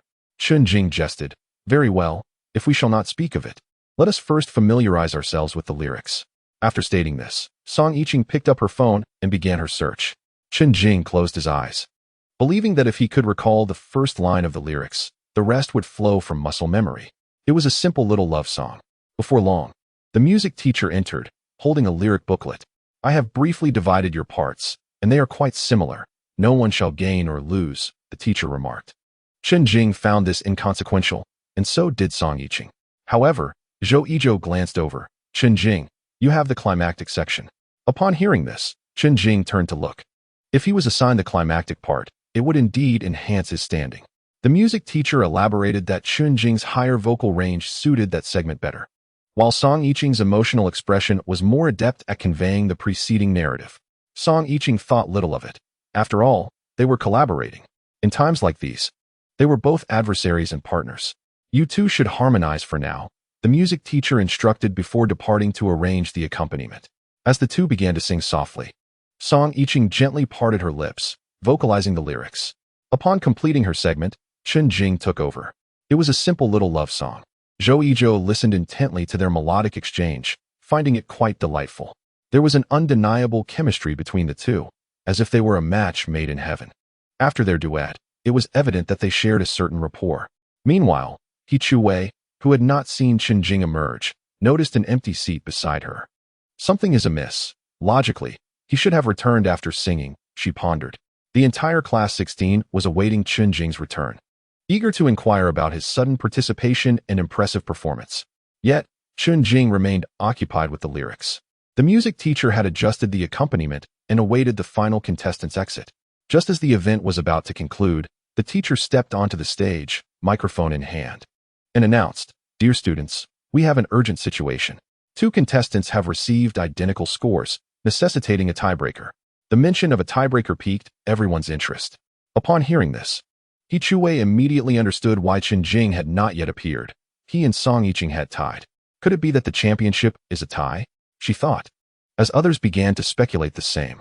After all, only the top score could spark such contention, particularly since only the first place carried a weighty distinction. Other disputes were inconsequential, as they merely resulted in certificates, all within the top 10. Due to the equal scores of Song Yiqing and Chen Jing, a tiebreaker was required. The song for this round would be Little Love Song. With that, the music teacher swiftly descended from the stage. Oh my goodness, a little love song. Isn't that a song for couples? Indeed, has it been made public? At that moment, whispers of gossip erupted among the students. He Chuwei was somewhat bewildered. Yet Yang Xiyu instantly grasped the situation. I knew it. The moment he mentioned singing for someone, it was for Song Yiqing. I suspected they must have met outside. Surely they were learning to sing together. I am truly clever. One harbors affection while the other builds walls. And here comes another little love song. This is undoubtedly a public declaration. Upon hearing this, He Chuwei struggled to believe it. Why such an interpretation? At present, she alone knew that the song was meant for her. He Chuwei felt a sense of relief, grateful to know that Chen Jing sang for her. Had she remained unaware, she might have mistakenly thought they were a couple, and it would have been impossible not to dwell on that thought. Meanwhile, the two stood on stage, and the judges' panel was abuzz with excitement. If Chen Jing had initially stated he was singing for someone, it would have remained ambiguous. But now, was this not an official announcement? Nonetheless, some believed that this additional performance was the most captivating, eager to witness the sparks between the two most talented singers. At that moment, Chen Jing and Song Yiqing stepped onto the stage in succession. Even before they sang, cheers erupted from the audience. Wow, wow, wow. Everyone was egging them on. Fortunately, the accompaniment began, and the audience quieted down, preparing to listen to the melody. At this moment, Chen Jing noticed He Chuwei watching him from the crowd. Their eyes met, and Chen Jing saw her hands clasped tightly against her chest. This gesture did not indicate anger. Rather, it was a form of encouragement for herself. Chapter 29. You are not Chen Jing. This is a simple little love song. Song Yiqing began. She held the microphone with both hands, her body slightly leaning forward, her head bowed just enough to gaze gently at the ground. At that moment, the venue fell silent. Everyone looked up, captivated by the duo's performance. Some even took out their phones to record, intending to upload it online. However, for some inexplicable reason, the recording paused shortly after it began. Damn, the memory card isn't sufficient. I should have purchased a larger one. While some classmates were still complaining, Chen Jing's voice resonated through the audience. This is a simple little love song. If Song Yiqing's voice resembled the sweet happiness of newfound love, then Chen Jing's singing echoed the bittersweet outcome of a relationship fraught with struggles over the years, culminating in unrequited love. The expressions on everyone's faces confirmed this sentiment. Listening to Song Yiqing's voice evoked relaxation and longing, while the moment Chen Jing's voice emerged, it was impossible not to be moved, a subtle sense of regret flickering in their brows. The music teacher was the first to perceive this emotional depth. Why did his singing convey such an array of experiences? The music teacher was merely in his 20s, having graduated from university just a few years prior, and was at an age where discussions of marriage were commonplace. Why did he feel less seasoned than Chen Jing?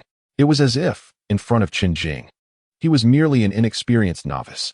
With each of Chen Jing's concluding notes, there was a quiver, a poignant tremor in his voice.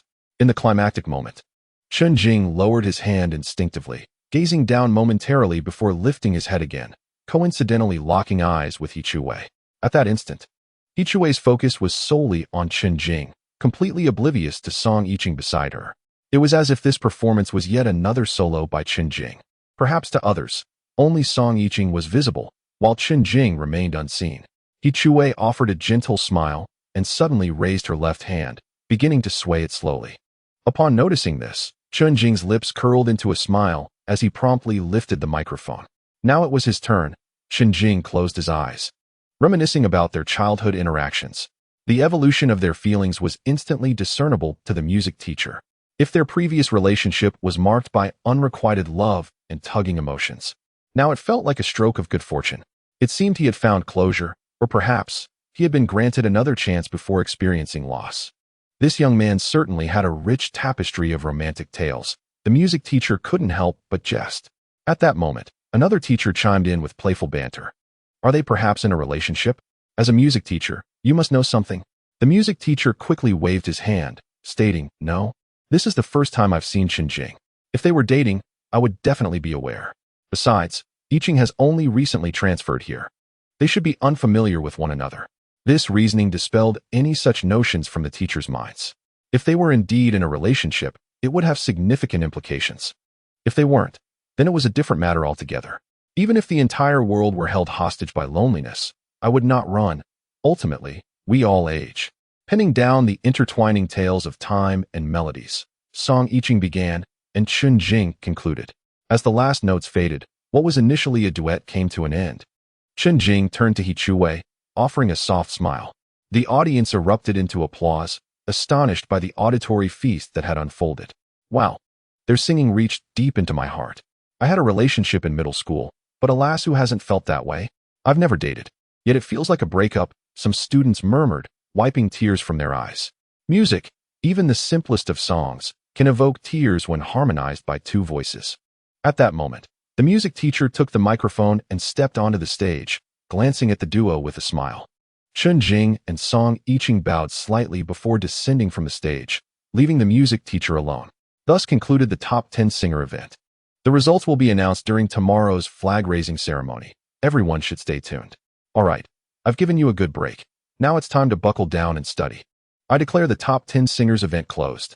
Despite this, the audience still craved more, hoping to hear Chen Jing and Song Yiqing collaborate again. After stepping off the stage, Zhou Yizhou was left speechless. Watching the duo on stage, he had already abandoned his pursuit of Song Yiqing. Chen Jing and Song Yiqing were perfectly matched. They appeared as a couple while performing. Chen Jing remained composed, while Song Yiqing seemed still immersed in the emotions of the song. As Chen Jing's partner, she could discern the feelings woven into his voice, something that technique alone could never replicate. Even if imitation is possible, his current skills have not yet reached such heights. Chen Jing exhaled deeply and patted Zhou Yizhou on the shoulder before departing. After uttering those words, he cast a glance at Song Yiqing. What's wrong? Still lost in the song? Upon hearing this, Song Yiqing emerged from her reverie, looking at Chen Jing with skepticism. It's truly hard to believe that you've never sung before. Chen Jing shrugged, admitting, I practice online every day, but my singing leaves much to be desired. At this moment, Zhou Yizhou chimed in. Chen Jing hasn't had the time to learn singing. Every time we skip class, we end up online. Song Yiqing bit her lower lip, choosing not to inquire further. Deep down, she already understood the outcome. In this collaboration, she performed adequately, while Chen Jing exceeded expectations. Yet he still lacked a touch of emotion. Nonetheless, Song Yiqing quickly reconciled this within herself. Winning with just one song is not ideal. It's akin to gaming. When you achieve 10 consecutive victories, a flicker of anxiety arises about whether the next round will end in defeat and if you can maintain your winning streak. Should one lose this time, future matches can be approached with a more open heart, leading to better performance. With her hands clasped behind her back, Song Yiqing teased, I didn't expect you to still be a wayward youth. With such a talent for singing, Have you never considered pursuing music as a career? Upon hearing this, Chen Jing admitted to himself that he had contemplated it. After that day's audition, he realized his singing prowess had not diminished. In fact, he could participate.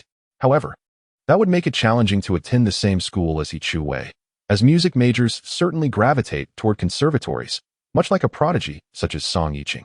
He Chu-wei would not be applying to a music academy either. Chen Jing felt that his greatest regret was not being able to continue his friendship with He Chu-wei in college. If they could attend the same university, the outcome might have been different. Hence, he must strive diligently to be in the same school or at least the same place. Perhaps it's better to let it go, Chen Jing concluded. Song Yiqing nodded gently. All right, if you don't come, I'll have one less competitor. As Chen Jing and Zhou Yizhou exited the backstage area, they fortuitously encountered their music teacher approaching. Chen Jing, you performed splendidly. I recorded a video. I'll send it to you tomorrow. The music teacher regarded Chen Jing as if he were a precious gem. Chen Jing smiled and nodded. As everyone began to exit in an orderly fashion, glancing over, he noticed that his side had yet to move, so he needed to make his way to the back. Swiftly returning to his position, Chen Jing observed He Chu-wei, who was craning her neck to assess how the others were faring. Quietly, he approached her right rear side and tapped her left shoulder. Sure enough, He Chu-wei turned to the left before glancing right, where she found Chen Jing struggling to suppress a laugh. How childish of you, she remarked, her gaze fixed on the somewhat mischievous Chen Jing, making it difficult to reconcile him with the one who had just sung. Noticing He Chu-wei staring at him, Chen Jing wondered if his earlier performance had captivated her. At that moment, a gentle breeze ruffled his hair, and as he turned to the other side, his profile was presented to He Chu-wei. This angle accentuated the elegance of his features. He Chu-wei shook her head lightly. You are not Chen Jing. Chapter 30. He shines. The students of class 16 were taken aback to discover that Chen Jing, who had always struggled academically, possessed such remarkable vocal talent. Chen Jing, ignoring He Chu-wei's inquiries, shook his head and strode forward with 2 chairs in hand. He Chu-wei furrowed her brow, questioning whether the person before her was indeed Chen Jing. Yet, his face was unmistakable. Many in the crowd recognized him as the singer. Really? Unbeknownst to Chen Jing, he had acquired a new nickname. Once hailed as the unparalleled prodigy, he was now simply referred to as the guy who can sing. He Chu-wei trailed behind him, observing his retreating figure. She had intended to engage him in conversation, but the surrounding noise made it difficult. Upon returning to the classroom, Zhao Hong stood at the entrance, calling out names one by one. Fortunately, both troublemakers had participated in the top 10 singers competition, ensuring no one had skipped class. As everyone settled back into their seats, they covertly glanced at Chen Jing, who had transformed into a prominent figure on campus. Zhou Yizhou, seated beside Chen Jing, lowered his head and whispered, "You're quite the sensation now." Chen Jing shook his head, indifferent to the attention.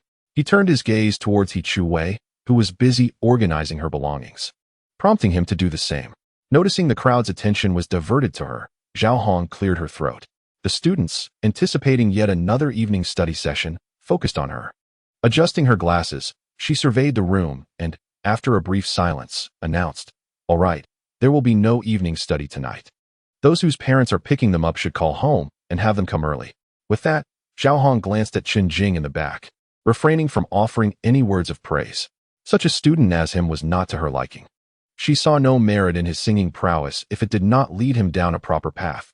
Upon hearing the dismissal, the students breathed a sigh of relief, hastily gathering their belongings to head home. Any opportunity to return early was considered a small victory. He Chu-wei finished packing and turned to face Chen Jing, who was already ready and looking back at her. Their eyes met, an unspoken understanding passing between them, and they rose together. He Chu-wei had a myriad of questions for Chen Jing, struggling to comprehend this new version of him. She never anticipated that he could sing so well. Could it be that his previous absences were spent singing? Perhaps, she mused, considering Zhou Yizhou, who had also skipped class with Chen Jing and sang reasonably well. It was astonishing how Chen Jing's singing had transformed him.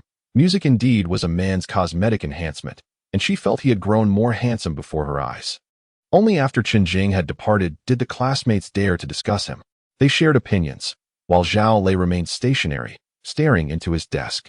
He believed that Chen Jing had many talents, yet he was not a model student, having previously skipped class to surf the internet. Now he was pursuing singing and making money. This was hardly the behavior of a good student. He pondered why, Despite his academic excellence and consistently ranking among the top students, he remained unpopular. After packing his things, he suddenly noticed the language arts teacher entering the classroom, whose gaze was fixed squarely on Zhao Lei. Zhao Lei pondered. Could it be that they are looking for me? Is it due to my commendable performance in Chinese this time? The Chinese teacher took a few breaths. Zhao Lei, she uttered, pausing for another breath. Zhao Lei thought to himself, indeed, it is about me, and his previously gloomy mood began to brighten. If he had performed well in Chinese, his overall score would certainly be satisfactory. Just as Zhao Lei was filled with anticipation, the teacher inquired, has Chen Jing left? Upon hearing Chen Jing's name, Zhao Lei felt momentarily bewildered and responded, it seems he has left. What do you need him for, teacher? The Chinese teacher glanced around the classroom, confirming his absence. All right, you should head home early as well. After exchanging pleasantries, the teacher departed. Observing her hasty arrival and departure, Zhao Lei couldn't help but wonder what was amiss. Could it be that Chen Jing had once again failed to submit his work, infuriating the teacher? This was indeed a possibility. After all, they were in their final year of high school, and teachers were under immense pressure. If they encountered a student like Chen Jing, who irresponsibly submitted a disorganized paper, it would surely be exasperating. Tomorrow, during Chinese class, he would witness Chen Jing facing the consequences of his actions. Meanwhile, waiting for criticism, Chen Jing and He Chuwei were descending the stairs. At that moment, many eyes were drawn to the duo. The girls were gazing at Chen Jing, while the boys were equally captivated by him. Recently, He Chuwei had garnered some attention, albeit not as much as Song Yiqing. However, Chen Jing was the star of the evening. Wherever he went, all eyes were upon him. He had not anticipated that his singing would draw such public attention. He had experienced this kind of scrutiny before, but it was during class when he was called out to stand as punishment, and even then, there were not so many spectators. Are you really singing for someone, or is it the girl beside you? Someone speculated. Surely, you remember his duet with Song Yiqing. It is evidently for her. Was there a possibility that he was singing for both? Listening to the gossip swirling around him, Chen Jing comprehended a profound truth. Fame brings its own burdens. Such activities were better suited for university, where acceptance was more abundant. Once outside, things were somewhat better. The darkness of the night obscured the details of people's faces. The two mounted their bicycles and exited the school gates. The evening breeze was refreshing as they made their way home. He Chuwei, brushing aside a few strands of hair blown by the wind, inquired, when did you learn to sing? This was a question that not only she, but the entire school community was eager to know. Chen Jing shook his head, signaling that it was a secret. He Chuwei thought to herself that they had grown up together, sharing many childhood memories, and yet he had secrets. You aren't really skipping classes to practice singing, are you? She pressed. Chen Jing continued to shake his head, asserting, I told you, it's a secret. However, I want you to trust me. I won't deceive you as I did in the past. Upon hearing this, He Chuwei found herself at a loss for words. Chen Jing had made similar claims before, yet they had held no credibility. She vaguely recalled that he had never spoken a single truth in the past. Each time she chose to believe him, it resulted in disappointment. Yet, the current situation was different. That had merely been a jest, and he had followed through. So, if that counts as one instance, how do we account for all the times you deceived me before? He Chuwei curled her lip, deliberately avoiding looking at Chen Jing. Although Chen Jing had previously exhibited a carefree demeanor, he had significantly improved. Chen Jing pondered a saying, but chose to keep it to himself. I won't tell you. Observing Chen Jing's mischievous expression, He Chuwei let out a disdainful sound. A gentle glance at Chen Jing revealed the evening breeze tousling his long hair. As a senior high school student, singing was regarded by many as a frivolous pursuit, a mere shortcut. Yet, witnessing Chen Jing on stage, sometimes relaxed, sometimes intense, wholly absorbed in his performance, she felt as if he were radiating light, glistening and resplendent. Chapter 31. Are you going to open a chain supermarket? Chen Jing arrived at school early in the morning. Following his remarkable performance the previous night, he had already become quite the sensation. As he walked through the halls, many eyes were fixed on him. Fortunately, most of the attention came from his fellow seniors, while the first and second-year students remained unaware of his true appearance. Hastening to the classroom, his arrival drew everyone's gaze upward. After a night of heightened fame, the way his peers regarded him had transformed. Upon returning to his seat, he noticed Zhou Yizhou sprawled on the desk, engrossed in his phone. Surely, he wasn't perusing anything illicit. Chen Jing discreetly took a peek and saw Zhou Yizhou browsing a forum. Chen Jing, you're famous. Zhou Yizhou exclaimed, hastily showing him his phone. Chen Jing furrowed his brow, puzzled. What's going on? It's the forum for Newport number 2 high school. Among the many threads, one particularly caught his attention. The post about the top 10 singers had garnered hundreds of replies. What's this? Chen Jing was not astonished by the number, noting Chen Jing's indifference. Zhou Yizhou rolled his eyes. This guy is just pretending to be calm. Inside, his heart must be racing. By the way, rumors are swirling about you and Song Yiqing. Zhou Yizhou casually remarked. Chen Jing's expression shifted. Wait, who is spreading such nonsense? Do we even need to spread it? Just look at your song choices, heart wall and favorites, and now, with your duet of a sweet love song. Everyone's convinced you're using this opportunity to announce your relationship. They say, after all, that since you're an arts student with such singing prowess, and considering your cultural scores might not be high for the arts examination, you'll definitely be heading to university. Zhou Yizhou's comments left Chen Jing somewhat bewildered. He shook his head, astonished at how absurd the rumors had become. Aren't you the one who likes Song Yiqing? Why are you so pleased that I'm supposedly involved with her? Chen Jing's words finally triggered a realization in Zhou Yizhou. However, he merely shook his head. Humph. I've known all along that she's like the moon in the sky, unreachable. But you two would truly make a good match. If you really do end up together, remember to take it easy. Chen Jing lightly elbowed Zhou Yizhou, playfully scolding him. Put some knowledge in that head of yours. Knowledge? I've got plenty. Chen Jing thought to himself how this guy's mind was entirely filled with such thoughts. Seeing Chen Jing speechless, Zhou Yizhou grinned and asked, with the rumors swirling so fervently, aren't you going to step forward and clarify anything? Are you suggesting we play pretend and actually become a couple? Chen Jing shook his head. There's no need for explanations. Today just happens to be the flag-raising ceremony, and the school leaders will address it. Chen Jing sensed that this time, the speech during the flag-raising would undoubtedly touch upon this matter. The school leaders would not overlook it. Just then, Huang Lei hurriedly approached the two. Chen Jing intended to continue with his studies, but upon noticing the sweat glistening on Huang Lei's forehead, he inquired, "What is the matter?" Huang Lei swallowed hard and replied breathlessly, "The supermarket has reduced prices again." Upon hearing this, Zhou Yizhou felt a twinge of concern. In contrast, Chen Jing remained unfazed. It's about time, we should follow suit. Chen Jing's words were delivered with calmness, yet Zhou Yizhou retorted, if prices drop, won't our profits decrease? We are not in this for profit, Chen Jing stated, leaving Zhou Yizhou and Huang Lei at a loss for a counterargument. Chen Jing then produced a sheet of paper detailing the discounted items. It should look something like this. The supermarket will likely only reduce prices one more time. They are running out of options. Today, I will negotiate for new items. The current funds should suffice. Huang Lei examined the list of discounted products, noting that some prices were maintained while others had dropped by 50 cents. Additionally, there were prices for new items, sanitary napkins, toilet paper, soap, shampoo, toothpaste, toothbrushes, and towels.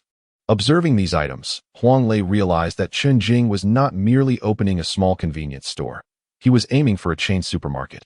If we stock these items, what need would there be for the supermarket?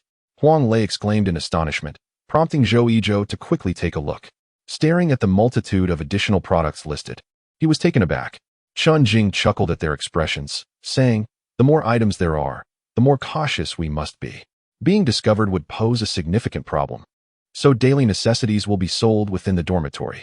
Items like sanitary napkins, however, cannot be sold in the boys' dorms nor by boys in the classroom.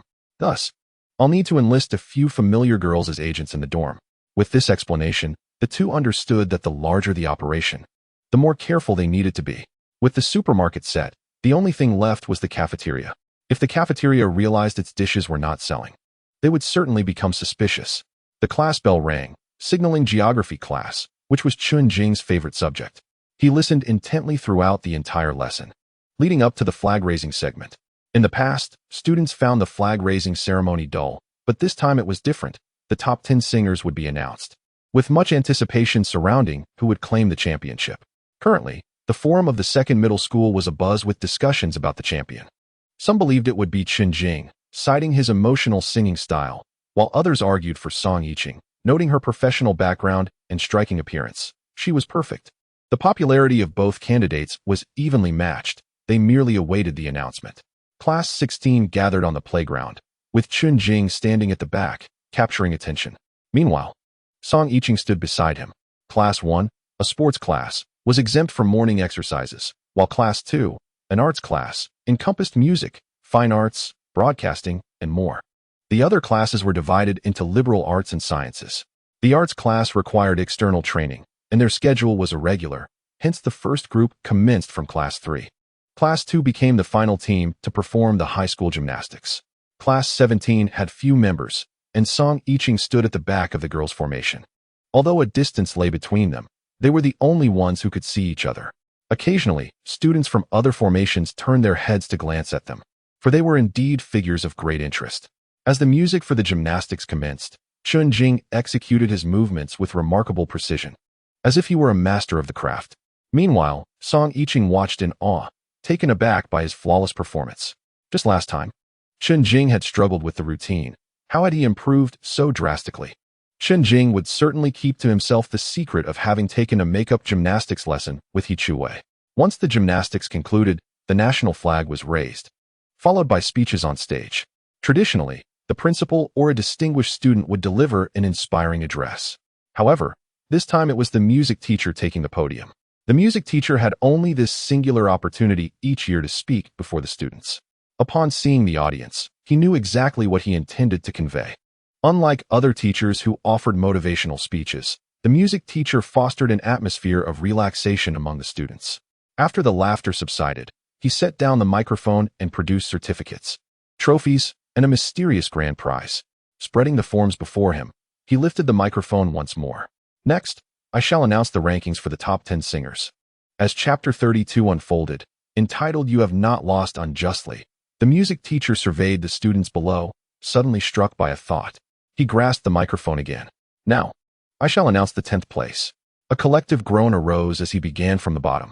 The music teacher struggled to suppress a chuckle before continuing. 10th place goes to Class 36 of the 3rd year. Upon hearing this, the audience became fully attentive. Chen Jing was from Class 16. How could they possibly be in 10th place? Was it possible that the scores from the choir performance had affected their ranking? While the crowd pondered, the music teacher declared, "Congratulations to Zhou Yizhou from Class 36.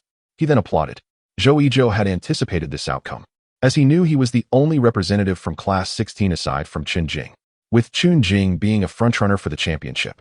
It was evident that the 10th position belonged to him. Zhou Yizhou stood in front of Chen Jing, feeling a gentle pat on his shoulder from behind. Chen Jing recognized that Zhou Yizhou must have performed commendably. As the announcement of the 9th place followed, the names continued to be revealed, with Class 2 appearing most frequently. This was indicative of their expertise. Of the rankings from 3rd to 10th, Class 2 claimed 5 spots. Finally, it was time to unveil the 2nd place winner. The audience squinted against the sunlight, gazing up at the music teacher on stage.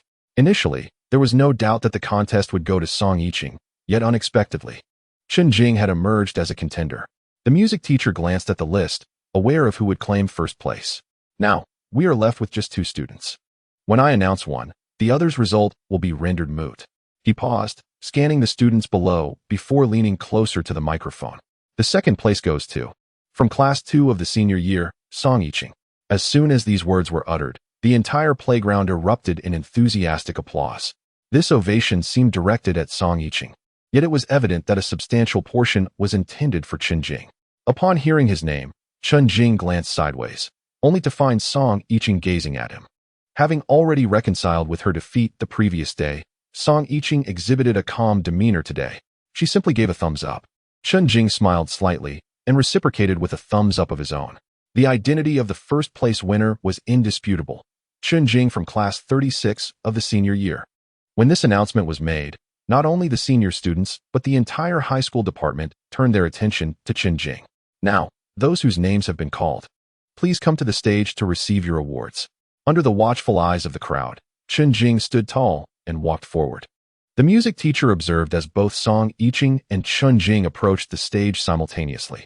10 students stood on the platform, and while Chen Jing initially intended to stand to the side, the music teacher firmly guided him to the center. The music teacher began the award ceremony from the 10th place. When it was Song Yiqing's turn, the teacher handed her the certificate, but instead of offering congratulations, he remarked, "This loss was not unjust. It's quite commendable." Upon hearing this, Song Yiqing nodded, fully aware that the championship was beyond her grasp this time. The music teacher said no more and turned his gaze towards Chen Jing. Their eyes met, and they exchanged a knowing smile. The music teacher regarded Chen Jing with an expression akin to that of a mouse eyeing rice or a big fish eyeing bait, growing increasingly fond of him. Congratulations. This is the reward for the champion, a score of 4. Upon finishing his words, the teacher presented Chen Jing with the certificate, trophy, and an unopened score of 4. Chen Jing was momentarily taken aback. Wasn't it supposed to be a 3? Thank you, teacher, he stammered. The music teacher patted his shoulder with an appreciative smile. This is not the only gift. Come by the office later. With that, the music teacher chuckled, and they took a photograph together. Chen Jing could hardly fathom that there was more than just the score of 4. What else could there be? After the photographs were taken, the award ceremony concluded. Under the watchful gaze of everyone, Chen Jing returned to his seat. Indeed, more was to be said. As the music teacher departed the stage, the director of education ascended in his place. He grabbed the microphone and tested it a few times. Dear students, the purpose of this Top 10 Singers event is to allow you to unwind in your final year and prepare for the upcoming college entrance examination. Now that you've had your relaxation, it's time to work hard for the exam and not dwell on frivolous matters, especially those who are contemplating early romances. Understand? Let me clarify, Chen Jing and Song Yiqing from the senior year are not a couple. They hardly know each other. So please refrain from spreading rumors online. Our school strictly prohibits early relationships. After saying this, the students fell silent. His words seemed to have little impact. This prohibition had been stated before, yet relationships still flourished. However, one piece of information was indeed useful. Chen Jing and Song Yiqing were not involved romantically. All right, first and second year students, please remain. Seniors, you may leave. Upon returning to the classroom, Chen Jing found himself surrounded by a throng of classmates. Is this the trophy? It looks stunning. A score of 4 is impressive. It seems to be the latest model, capable of playing television, worth several thousand at the very least. Had I known it was a score of 4, I too would have participated. Some individuals not only praised, but even sought to unseal the items. Chen Jing promptly brought it over, exclaiming that class was about to commence. After speaking, he placed the items into the drawer. The trophies and certificates were displayed on the table for everyone to peruse. However, the group exhibited no interest in such accolades. They merely served as decorative pieces at home, lacking intrinsic value. At that moment, Zhou Yizhou placed his own certificate on the table, feigning an inability to locate it. Oh, where's my certificate? This scene elicited laughter from the others, who perceived him as insincere. Zhao Lei was the only boy who remained seated, diligently working on his problems. During physical exercises, he stood behind Chen Jing, observing him ascend the stage to receive his award and subsequently descend. Meanwhile, Zhao Lei fantasized about his own triumph, pondering what it could be, yet it amounted to nothing. His previous participation in the mathematics competition rendered him merely a footnote. The only certificates he possessed were those of excellent student awarded annually, which paled in comparison to Chen Jing's achievements, as they stemmed from actual competition. Reflecting on this, he felt a wave of discontent and struggled to comprehend why Chen Jing seemed transformed. The former Chen Jing was someone he Chu openly detested. Yet Zhao Lei could still converse with her. But the current iteration of Chen Jing? How could he Chu harbor any disdain? The next lesson would be language class. And Zhao Lei suddenly recalled that the language teacher had sought out Chen Jing the previous day, likely to reprimand him. Just then, the class bell rang, and everyone returned to their seats. The language teacher entered with a large stack of papers, appearing in good spirits, a slight smile gracing her lips. How did the competition go last night? She inquired while organizing the papers. Chen Jing is the champion, Zhou Yizhou shouted from the side. The teacher, incredulous, turned to the last row where Chen Jing sat. What? He asked first? Before the teacher could offer praise, Zhou Yizhou continued, I came in 10th. This revelation incited a wave of laughter among the classmates. A pair of exceptional talents, remarked the language teacher, humorously teasing the duo, who took it in stride. All right, enough of the chit-chat, let us discuss the papers. Upon mentioning the papers, the teacher's frustration surged. She picked up several sheets, clearly prepared for criticism. There are just over 200 days left. Language ISNT particularly difficult. Aside from the multiple choice questions, although the others are subjective, they have standard answers. It's not as if you can answer randomly. And the essays, argumentative essays, what does that even mean? Is there anyone who doesn't know? The language teacher expounded from the podium, while not a single student dared to utter a word. How they had entered the room with such joy. Yet discussing the papers had dampened the atmosphere. At this moment, a student piped up, and Zhao Lei sensed it would surely pertain to Chen Jing. Chapter 33. The coveted one indeed. It was about to concern Chen Jing. The language teacher produced a paper with a glaring score of 73 emblazoned upon it. A score that had not even passed. In this class, perhaps only Zhou Yizhou and Chen Jing had fared worse. Do not be misled by this score of 73. The essay was exceptionally well written, both in terms of arguments and relevance to the topic. The topic this time revolves around mutual assistance. It is advisable to refrain from reiterating the points that have become tiresome to the teacher, such as references to Jack Ma or the 10 most touching figures. While these subjects may hold merit, they have been excessively explored, leading to aesthetic fatigue. Instead, one might delve into the ancient era or, at the very least, the revolutionary martyrs of the Republic of China. Incorporating famous quotes from our leaders would also enrich the composition, wouldn't it? Now, I shall read the essay aloud for everyone to hear, demonstrating what is meant by the phrase the head of the dragon, the belly of the pig, and the tail of the phoenix. The writer has adeptly employed the elements I previously mentioned. Upon the teacher's first words, Chen Jing recognized the essay as his own. He was pleasantly surprised that the language teacher would commend him. However, upon reflection, he realized that he had written this essay with a sense of nostalgia, recalling his past experience of selling pirated books and regretting not having read more. Thus, he often perused exemplary essays. Meanwhile, Zhao Lei furrowed his brow, perplexed as to why he did not scold Chen Jing after being so upset the previous day. After the introduction, the language teacher paused to outline the structure on the blackboard. The first paragraph adhered to conventional standards, yet it was commendable for its adherence to such norms. Now, listen closely to the first argument. The literary master Ba Jin once stated that his life's goal was to assist others, ensuring that everyone could experience spring, that each heart could attain illumination, that every life could find happiness, and that all could achieve freedom in their development. This quote is a renowned saying, which leads us to discuss Ba Jin himself. He, through works such as Family, Spring, and Autumn, comforts those in adversity and guides them toward peace. His life's ambition is to help others, whether through heartfelt words or tangible acts of kindness, genuinely bringing warmth and light to those wandering in the cold night. Upon concluding this point, the language teacher placed the exam paper on the podium and surveyed the students below. What do you think? Is this writing not conventional, yet seamlessly aligned with the argument? You should take notes. After this, he continued his lecture. A quarter of an hour passed as the entire essay was dissected, leaving everyone in awe of its quality. Although it adhered to conventional standards, it was evident that the author possessed profound depth, as if having penned numerous essays and distilled their structural insights. The consensus among the students was that the essay must belong to He Chu Wei, given that she consistently achieves the highest scores in language class. However, a voice of dissent emerged, pointing out that the paper had received a mere few points and had not even passed. How could it possibly be hers? In front of the class, the language teacher produced a sheet of essay paper, one solely dedicated to the composition, already filled with writing.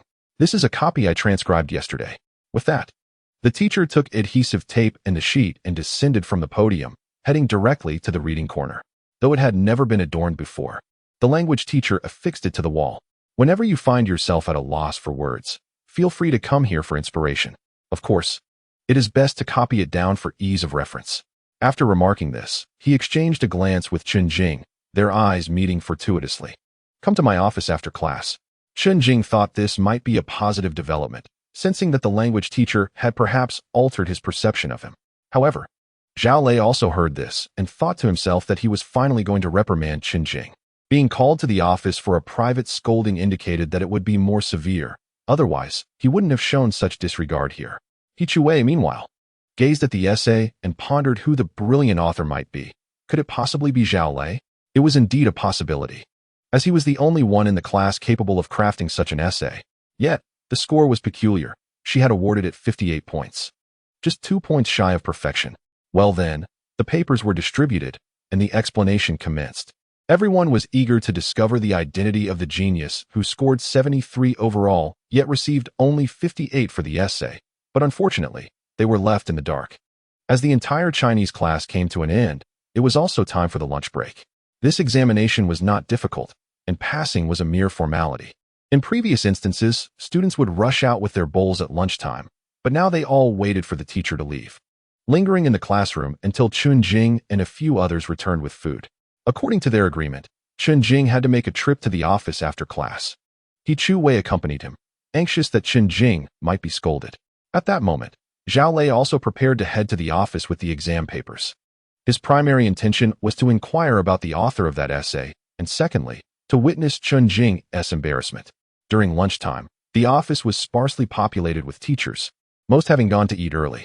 Only the music teacher, the Chinese teacher, and two others remained. The music teacher and the Chinese teacher, upon seeing their desired student, simultaneously called out, "You come here." They were both surprised to find that the other was also seeking Chen Jing. The music teacher, assuming that the Chinese teacher was going to reprimand him, chuckled, "This child is quite good. He excels in singing." Knowing that Chen Jing had won first place in singing, the Chinese teacher contemplated and waved his hand, saying, "You go ahead first, I will wait." Chen Jing approached the music teacher and immediately noticed a registration form on the desk. "Teacher, you cannot be." The music teacher waved his hand. "Just call me Tao Gu. My real name is Zheng Tao, and I am not much older than you." After some pleasantries, Zheng Tao produced a registration form. "Chen Jing, have you ever considered participating in competitions?" Upon hearing this, Chen Jing shook his head, then nodded slightly. This ambiguous response left the music teacher momentarily taken aback. However, he remained patient and smiled. "I intended to keep it brief, but fearing I might not be clear, I decided to elaborate. I want you to consider pursuing the arts examination and applying to a music academy.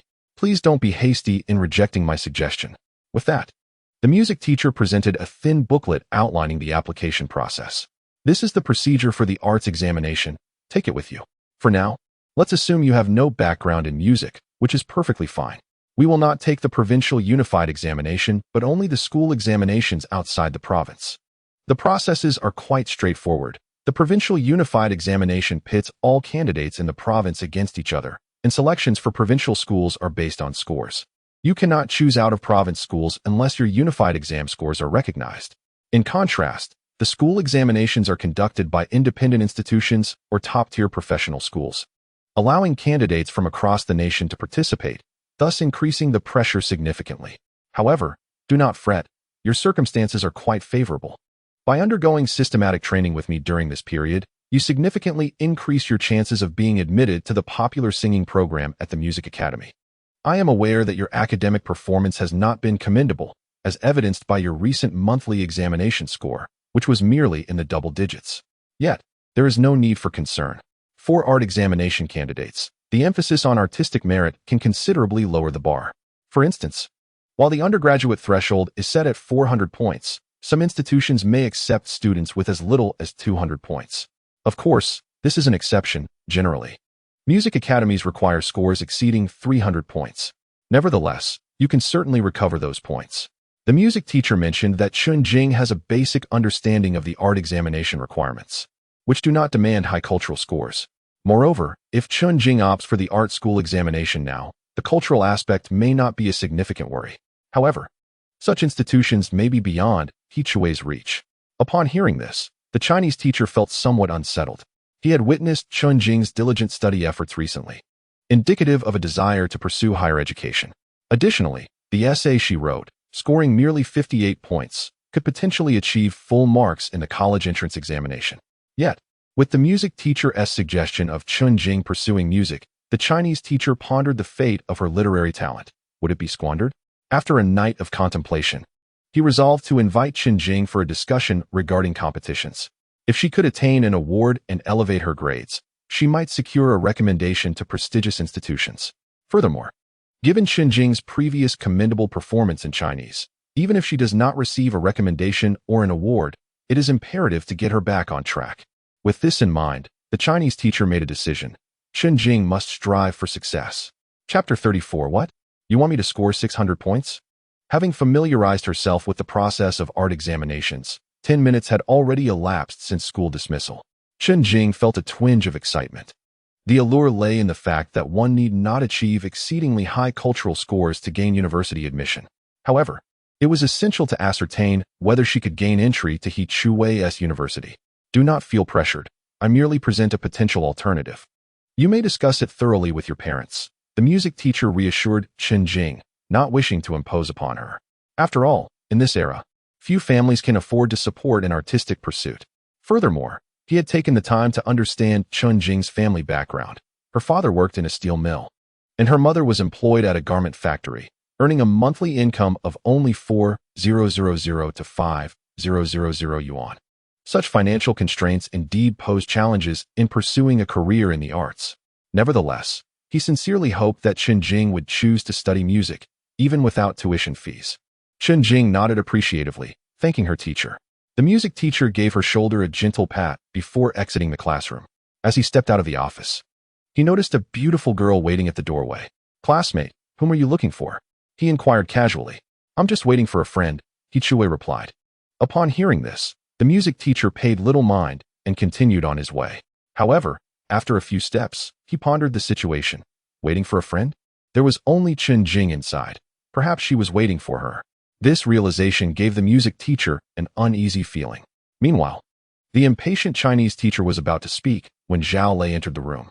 At the outset, Zhao Lei observed Chue's reluctance to enter the classroom. Yet he mustered his courage to witness Chen Jing's folly. "Zhao Lei, what is the matter?"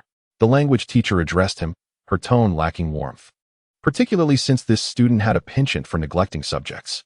Had the mathematics teacher been present, he would undoubtedly have greeted Zhao with a welcoming smile. Zhao Lei cast a glance at Chen Jing before earnestly inquiring, "Teacher, may I ask who authored today's composition? It was exceptionally well written, and I wish to glean some insights." Upon mentioning the composition, the language teacher exchanged a meaningful glance with Chen Jing before turning her attention back to Zhao Lei. "Guess who wrote this composition?" Upon hearing this question, Zhao Lei instinctively suspected it was Chue, despite the discrepancy in scores. Perhaps she merely wished to write without concern for the preceding answers. "It must be Chue," he ventured. The language teacher shook her head and gestured for him to look at Chen Jing. Zhao Lei was taken aback. Why was he to look at Chen Jing? "It was written by Chen Jing," the teacher declared. The revelation left Zhao Lei stunned. "What? Chen Jing wrote it. All right, it's getting late. You should head home for dinner," the language teacher remarked, unwilling to squander time on idle chatter, as there were more pressing matters at hand. Zhao Lei nodded, his face a canvas of disbelief as he cast one last glance at Chen Jing before departing. On his way out, he noticed Chue waiting at the entrance. She had indeed overheard the teacher's earlier words. That composition had been penned by Chen Jing. As Zhao Lei left, the language teacher teased, "Do I need to introduce myself?" Chen Jing suppressed a laugh and shook his head. He could never forget the name of the language teacher, Qi Wendong. "With your fervor for studying, you ought to pursue music. What a loss." Qi Wendong swiftly shifted to the main topic, dismissing the notion of music. "Did you truly write that composition yourself?" His skepticism lingered. After all, Chen Jing had long neglected his studies. Over the past 2 years, Chen Jing's language scores had languished in the single digits. 6 teachers had long since given up on him. However, Qi Wendong had recently heard whispers from other teachers that Chen Jing had been writing during class, though the content remained a mystery. That composition felt like a declaration of intent, a testament to Chen Jing's academic commitment. Now, if Chen Jing merely affirmed its authorship, it would suffice. Sort of. Chen Jing replied ambiguously, which left Qi Wendong feeling somewhat disheartened. "What do you mean by sort of? Did you write it or not?" "I merely reviewed some exemplary essays and familiarized myself with some classical quotations," Chen Jing continued. This revelation eased the teacher's tension. Just last night and this morning, Qi Wendong had perused various excellent compositions available for purchase and had not encountered Chen Jing's piece among them. Thus, the discovery of Chen Jing's work was exhilarating. Qi Wendong nodded, his expression transforming entirely. Chen Jing vividly recalled the disappointment and disdain in Qi Wendong's eyes that day in class. Now, however, those sentiments had shifted to appreciation and relief. Indeed, reading more exemplary works is beneficial, Qi Wendong concluded with a smile, retrieving a sheet of paper from his drawer and handing it to Chen Jing. Upon receiving it, Chen Jing furrowed his brow as he examined the document. Information sheet for excellent essay submission. Chen Jing exhaled, relieved that it was merely a publication and not a competition, which also meant a monetary reward. "I thought you were going to ask me to participate in some competition like the music teacher." Qi Wendong did not shake his head this time. Instead, he calmly stated, "This is merely the first step. First, we will publish your essay, and then, as a foundation, you can register for the competition." Goodness, a competition as well. The process is quite simple and will not consume much of your time. We only need to use the essay you have written. Publication would be the best outcome. With an accomplishment of being published, you will have a slight advantage in the competition, and the judges will pay more attention to you. If you achieve a commendable ranking in the competition, it would be a significant accomplishment worthy of recognition from the school. Of course, if you attain first place at the provincial level and participate in the national essay competition, winning a prize at that time could lead to opportunities for direct admission. Upon hearing about direct admission, Chen Jing's interest was piqued. Noticing the spark of excitement in Chen Jing's eyes, Qi Wendong doused the enthusiasm with a dose of reality. However, given your current academic scores, even if you win an award at the national essay competition, direct admission is unattainable. Your performance in other subjects must also be exceptional. Thus, this time should be dedicated to studying. Combine the fervor you have for singing with your dedication to learning and improve your scores. Qi Wendong's message was clear to Chen Jing. Focus on academic pursuits rather than music competitions. What score is needed for direct admission? Chen Jing inquired with a crucial question. After pondering, Qi Wendong provided a figure, at least 600. 600. This number was beyond Chen Jing's comprehension. Achieving 200 was already commendable. 600 seemed utterly fanciful. Qi Wendong recognized the daunting nature of this figure, but encouraged him nonetheless. In the past, your Chinese exam papers were nearly blank, scoring in single digits. Now, scoring 73 represents significant progress. Qi Wendong realized that no matter how he tried to console him, it seemed futile. He then stood up and patted Chen Jing on the shoulder. All right, you should head home for dinner. Fill out this form and bring it back to school. I will submit it for you. The publication belongs to an old classmate of mine. Chen Jing understood the implication. While direct admission was uncertain, the publication was assured. Thank you, teacher. Qi Wendong nodded, urging him to depart quickly. Don't linger here. I am quite hungry. Chen Jing smiled slightly and turned to leave. At that moment, He Chuwei was waiting at the door. Leaning against the wall, she looked up, her large eyes fixed on Chen Jing. Although her gaze held a hint of suspicion, it was mostly filled with pride upon hearing their conversation and realizing that the essay was written by Chen Jing. For some reason, she felt a swell of pride within her. Let us go home for dinner. Chen Jing ruffled He Chuwei's hair and took her arm, leading her downstairs. Upon returning to the community below the steel factory, He Chuwei suddenly felt a whirlwind of confusion. So much had happened today. As Chen Jing was about to ascend the stairs, He Chuwei suddenly called out to him. Chen Jing turned to see He Chuwei gazing at him intently. He Chuwei exhaled deeply, but as she opened her mouth to speak, her thoughts became entangled. Chen Jing, today's essay? No, it's about the art examination. Oh, it's you again. What is this art exam, and what about the essay, along with the top 10 singers? He Chuwei had initially believed she had organized her thoughts well. Feeling somewhat vexed, she lightly tapped her forehead, wondering why her tongue had become so tangled. Just as she raised her head, she noticed Chen Jing holding a small box in his hands. Here, this is a gift for you, Chen Jing spoke softly. Yet He Chuwei heard him clearly. Gazing at the box in Chen Jing's hands, she found herself momentarily speechless. If she wasn't mistaken, it appeared to be a prize that Chen Jing had won. Observing He Chuwei's dazed expression, Chen Jing offered a faint smile. A promise is a promise. Last time you mentioned wanting to see me on stage, and I went up and won the championship. You said you wanted a 3, but I can't provide that, as I only have a 4. Chen Jing's words left He Chuwei momentarily bewildered, seeing that she remained rooted in place. Chen Jing stepped forward and placed the 4 in her hands. Consider this a treat for the efforts you've put into tutoring me, teacher he. With that, he patted her shoulder and said, I'm off now. I'm starving and need to eat. Afterward, he ascended the stairs, leaving He Chuwei to glance down at the unopened box in her hands. Aside from her birthday, Chen Jing had never given her a gift. No, he hadn't even given her anything for her birthday. They had exchanged gifts only during their childhood birthdays. As they grew older, it was only He Chuwei who gave gifts to Chen Jing. Chen Jing lacked the funds to gift her anything, as he needed to go online.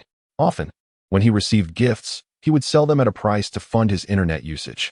Yet, this time, he had given her a gift. There were no special occasions, neither a birthday, nor New Year, nor any holiday, just a simple Monday. He Chuwei turned to glance at Chen Jing. At that moment, he had already reached the second floor, peering down at her through the gap in the stones.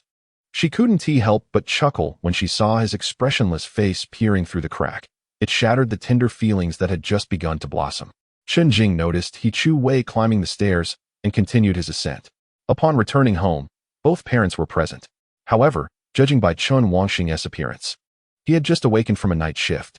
Whoever invented this three-shift system is killing me, Chen Wangxing yawned, glancing at the food on the table, which failed to ignite his appetite. Turning around, he saw Chen Jing entering the room with a backpack and smiled. My boy is back. Were you tired in class today? Chen Jing shook his head and placed his backpack beside the shoe cabinet for easy access when leaving. Just then, Zhang Shufang brought out a bowl of winter melon soup. Quick, go serve yourself some rice. After both father and son washed their hands and served their rice, before they had even taken a bite, Chen Jing suddenly exclaimed, "Oh, I think my phone is in my backpack. Dad, could you grab it for me?" After saying this, Chen Wangxing shot him a glance, thinking to himself, "Now you're giving orders to your old man? Don't play with your phone while eating." "It's not that. I need to check my afternoon homework." Chen Jing replied. "All right then." Unable to argue against Chen Jing, Chen Wangxing set down his chopsticks and approached the backpack, squatting down.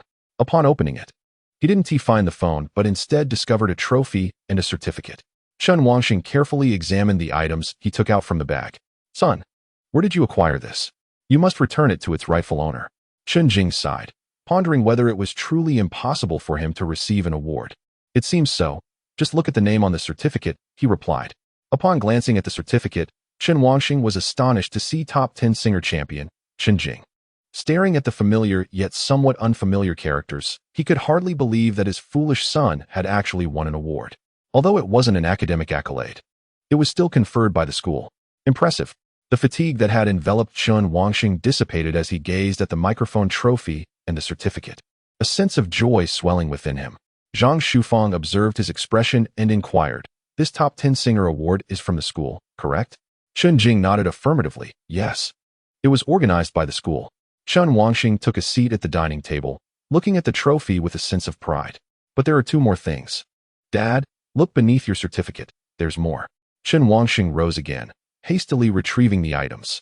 However, upon seeing the two documents, a frown creased his brow. Art examination? Newspaper publication? What are these? To be honest, he was completely bewildered by the two. Chen Jing spent 5 minutes elucidating the process of the art examination. Initially, the elderly couple felt a sense of comfort, thrilled to hear that a music teacher had specifically approached him to encourage his audition for the music academy. After all, what parents don't yearn for such prospects? However, the subsequent details caused their brows to furrow with concern. While they felt pride for Chen Jing, they were acutely aware that pursuing art could be financially burdensome. "Xiao Jing, this matter is primarily beyond our comprehension, and we cannot assist you," Zhang Shufang remarked. Chen Jing nodded in understanding, explaining that this was merely a pathway to university. If he passed the school examination and obtained the qualification certificate, he would have a chance to attend university, and the required cultural score was not exceedingly high. As for the newspaper publication, he had written an essay that his Chinese teacher deemed commendable, prompting the desire to have it published in a newspaper or literary magazine, which could yield a stipend and allow participation in relevant national competitions. If he performed well, he might even secure a recommendation to certain designated schools, provided that his cultural score exceeded 600. Upon hearing 600, both parents swallowed hard. Achieving that score sounded easy in theory, but they were well aware from the previous parent-teacher meeting that Chen Jing had barely accumulated 600 points throughout the semester. "No matter which path you choose, your father and I will support you." Upon hearing this, Chen Jing realized his parents were cognizant of the financial implications of pursuing art, but were still willing to let him decide. The choice now rested squarely on Chen Jing's shoulders. "I want to." Before he could finish, his phone rang. He pulled it from his pocket and checked the screen. It was Zhou Yizhou. "You rascal, you still have my phone in your backpack," Chen Wangxing teased. Chen Jing answered the call, only to be met with a cacophony of noise on the other end. "This is bad. Something has happened." Chapter 35. Disturbance. After finishing his meal, Chen Jing opted not to take a nap and instead headed to school on his bicycle. Upon arriving at the classroom, he found it only moderately populated, with around 20 to 30 students present. "Why is there no food? I paid a deposit yesterday. Otherwise, I would have arrived much earlier. We decided to forego the cafeteria for training, only to find that you had sold out. Now, with the cafeteria gone, we find ourselves without food. What are we to do?" A few individuals were clamoring inside, and Chen Jing immediately discerned their affiliation with the sports class from their attire. At that moment, Zhou Yizhou raised his hand to signal for silence. Listen to me, he began. I have already called the uncle to address this. Before Zhou Yizhou could finish, the leader of the group stepped forward, confronting him. If this matter isn't resolved satisfactorily, we will escalate it to the principal and see if you can continue selling here. Rest assured, we can sell. Today's meal is on us, Zhou Yizhou replied. Just then, Chen Jing entered with a beaming smile, and Zhou Yizhou felt a wave of relief wash over him at his arrival.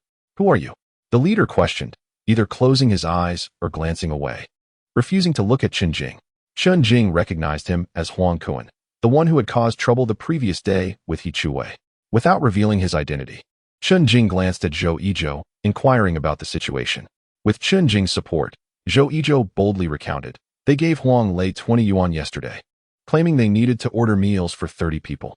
Chen Jing furrowed his brow at the mention of 20 yuan, knowing that meal orders typically required full payment. He turned to Huang Lei, who wore a pained expression. Understanding dawned on Chen Jing. It appeared these individuals had coerced Huang Lei into accepting the 20 yuan, employing a tactic of intimidation. We've already given 20 yuan. Why wouldn't we pay the rest? Huang Kuan proclaimed, hands on his hips, his legs shaking with a casual bravado typical of a street tough. Chen Jing perceived his demeanor as taunting, as if he were challenging. Come and hit me, fool. However, Chen Jing knew that resorting to violence was unwise. Even if they were justified, they would ultimately suffer consequences.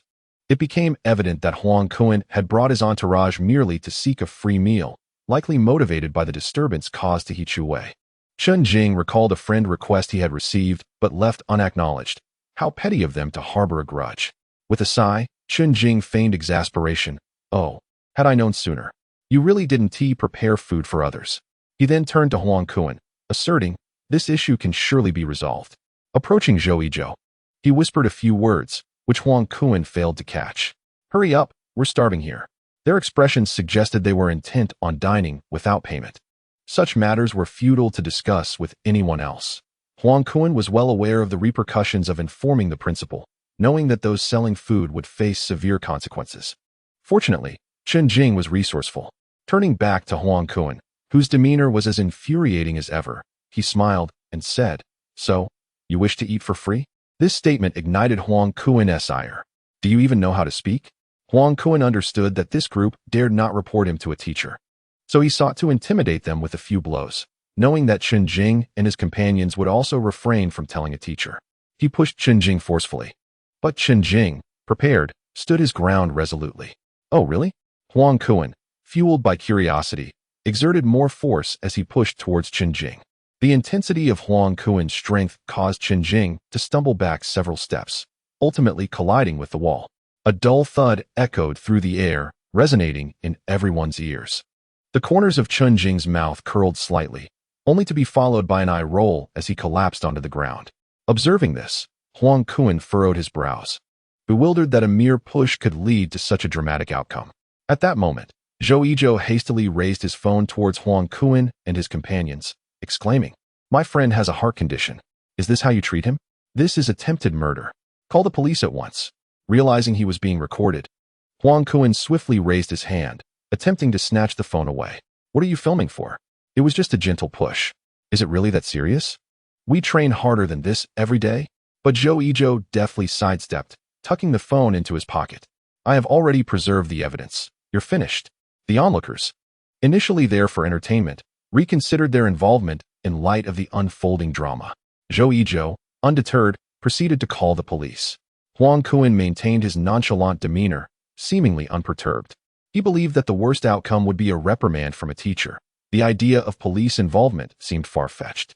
Let's go, Huang Kuan urged those behind him, trying to coax him away. Although Huang Kuan wore a scornful expression, his mind was racing with thoughts. Fearing that Huang Kuan might flee, Zhou Yizhou taunted. You're not planning to run away, are you? I didn't see you acting this cowardly earlier. I thought you were tougher than this. But it doesn't matter. Whether you leave or stay, we'll wait here for the police. If you leave, they'll just come looking for you at your dormitory or classroom. Listening to Zhou Yizhou, Huang Kuan scoffed dismissively. Run away? I'm right here waiting. At that moment, Zhou Yizhou connected the call, rendering Huang Kuan momentarily speechless. The tactic of provocation proved effective. Once Zhou Yizhou concluded the call, Huang Kuan slammed the table, declaring, I haven't done anything wrong. The worst that can happen is a visit to the police station. But if this gets back to the school. Huang Kuen's veiled threat caused a pang of anxiety in Zhou Yizhou. Despite Chen Jing lying there, he was acutely aware of the conversation. Informing the school about the incident didn't seem daunting.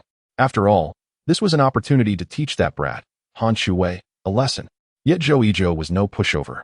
Responding with a grin, at most, we just receive a minor reprimand, or perhaps nothing at all. But if you go to the police station, just look at the consequences when they see this evidence. Upon hearing police station, Huang Kuen's companions suddenly lost their resolve. Huang Kuen, you're still here? It's late. Just grab some instant noodles. I'm feeling really tired. I'm heading out. One by one, Huang Kuen's supporters departed, leaving him alone. A serious expression crossed his face. He anticipated the situation escalating to this extent. He had been so close to a free meal. And now it seemed he was heading to the police station. At that moment, Chen Jing opened his eyes, gazing at Huang Kuen with a look of frustration. Noticing Chen Jing had regained consciousness, Huang Kuen immediately stood up, wearing a mischievous grin. Look, he is awake. Clearly, nothing is wrong. Do we still need to call the police? At this moment, Huang Kuen was still shaking his head, while Chen Jing chuckled and shook his own head in response. The earlier collision had indeed been somewhat painful, leaving a tingling sensation. Nevertheless, in light of Huang Kuen's words, Chen Jing merely shook his head and remarked, "Of course I must call, but waking up does not absolve you of your actions." Initially, Chen Jing had no intention of confronting him so swiftly. Yet he inadvertently presented an opportunity. This practice of sports truly builds muscle. Although Huang Kuen had braced himself for the push, the impact was still unexpected. Presently, Chen Jing sat on a bench, poring over his study materials, while Huang Kuen exhibited signs of unease, particularly as the wait for the police extended. After 7 or 8 minutes, a team of officers entered the classroom. "Come with us," they instructed. Chapter 36. Mediation at the police station. Fortunately, it was lunchtime, and the outside was devoid of spectators who might notice the police's arrival at the school. The officers only took Chen Jing, Zhou Yizhou, and Huang Kuen, leaving the others behind. Thankfully, the police advised them not to spread rumors, as misinformation could easily arise. Inside the police car, Zhou Yizhou sat rigidly, not daring to make a single move. Chen Jing, on the other hand, remained calm, engrossed in a book. Huang Kuen, however, felt uncomfortable being the defendant in this situation. Observing the group of police officers, he swallowed hard and quietly inquired, "Will they inform our parents?" The officers, knowing who the aggressor was, did not offer any reassuring expressions. "They will notify them," came the response. Huang Kuen could only nod, thinking about how quickly things had escalated. Emotions can flare up swiftly, but they can also fade just as rapidly. Now, reflecting on the events, he realized how impulsive he had been. Upon arriving at the police station, the three disembarked. Zhou Yizhou noticed a man in a short-sleeved police uniform standing at the entrance. Zhou Yizhou swallowed hard, and Chen Jing, sensing his friend's unease, followed his gaze. "Hello, Uncle Zhou," Chen Jing greeted politely. The greeting seemed innocuous until Huang Kuen was taken aback, realizing that Chen Jing knew the police officer. "Please come in," the officer said. Zhou Yizhou's father recognized Chen Jing, realizing that both boys were cut from the same cloth.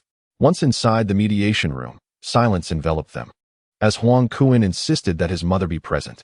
After waiting for over half an hour, a middle-aged woman hurried in. Huang Kuen's mother, slightly plump yet dressed vibrantly with manicured nails, rushed to his side, her face filled with concern. Kuen, you have made your mother so anxious," she exclaimed. Upon seeing his mother, Huang Kuen felt a wave of comfort wash over him, causing his legs to tremble involuntarily. Observing this, Chen Jing thought to himself that such indulgence from parents only fosters this kind of behavior in children. With the arrival of the parents, it was time to commence the mediation. Initially, Zhou Yizhou's father was to lead the discussion, but given their familiarity, it was deemed inappropriate, and thus his apprentice took over. "We have gathered most of the details," he began. "It appears that the children were merely playing, but your child was too forceful, pushing another against the wall and causing a concussion.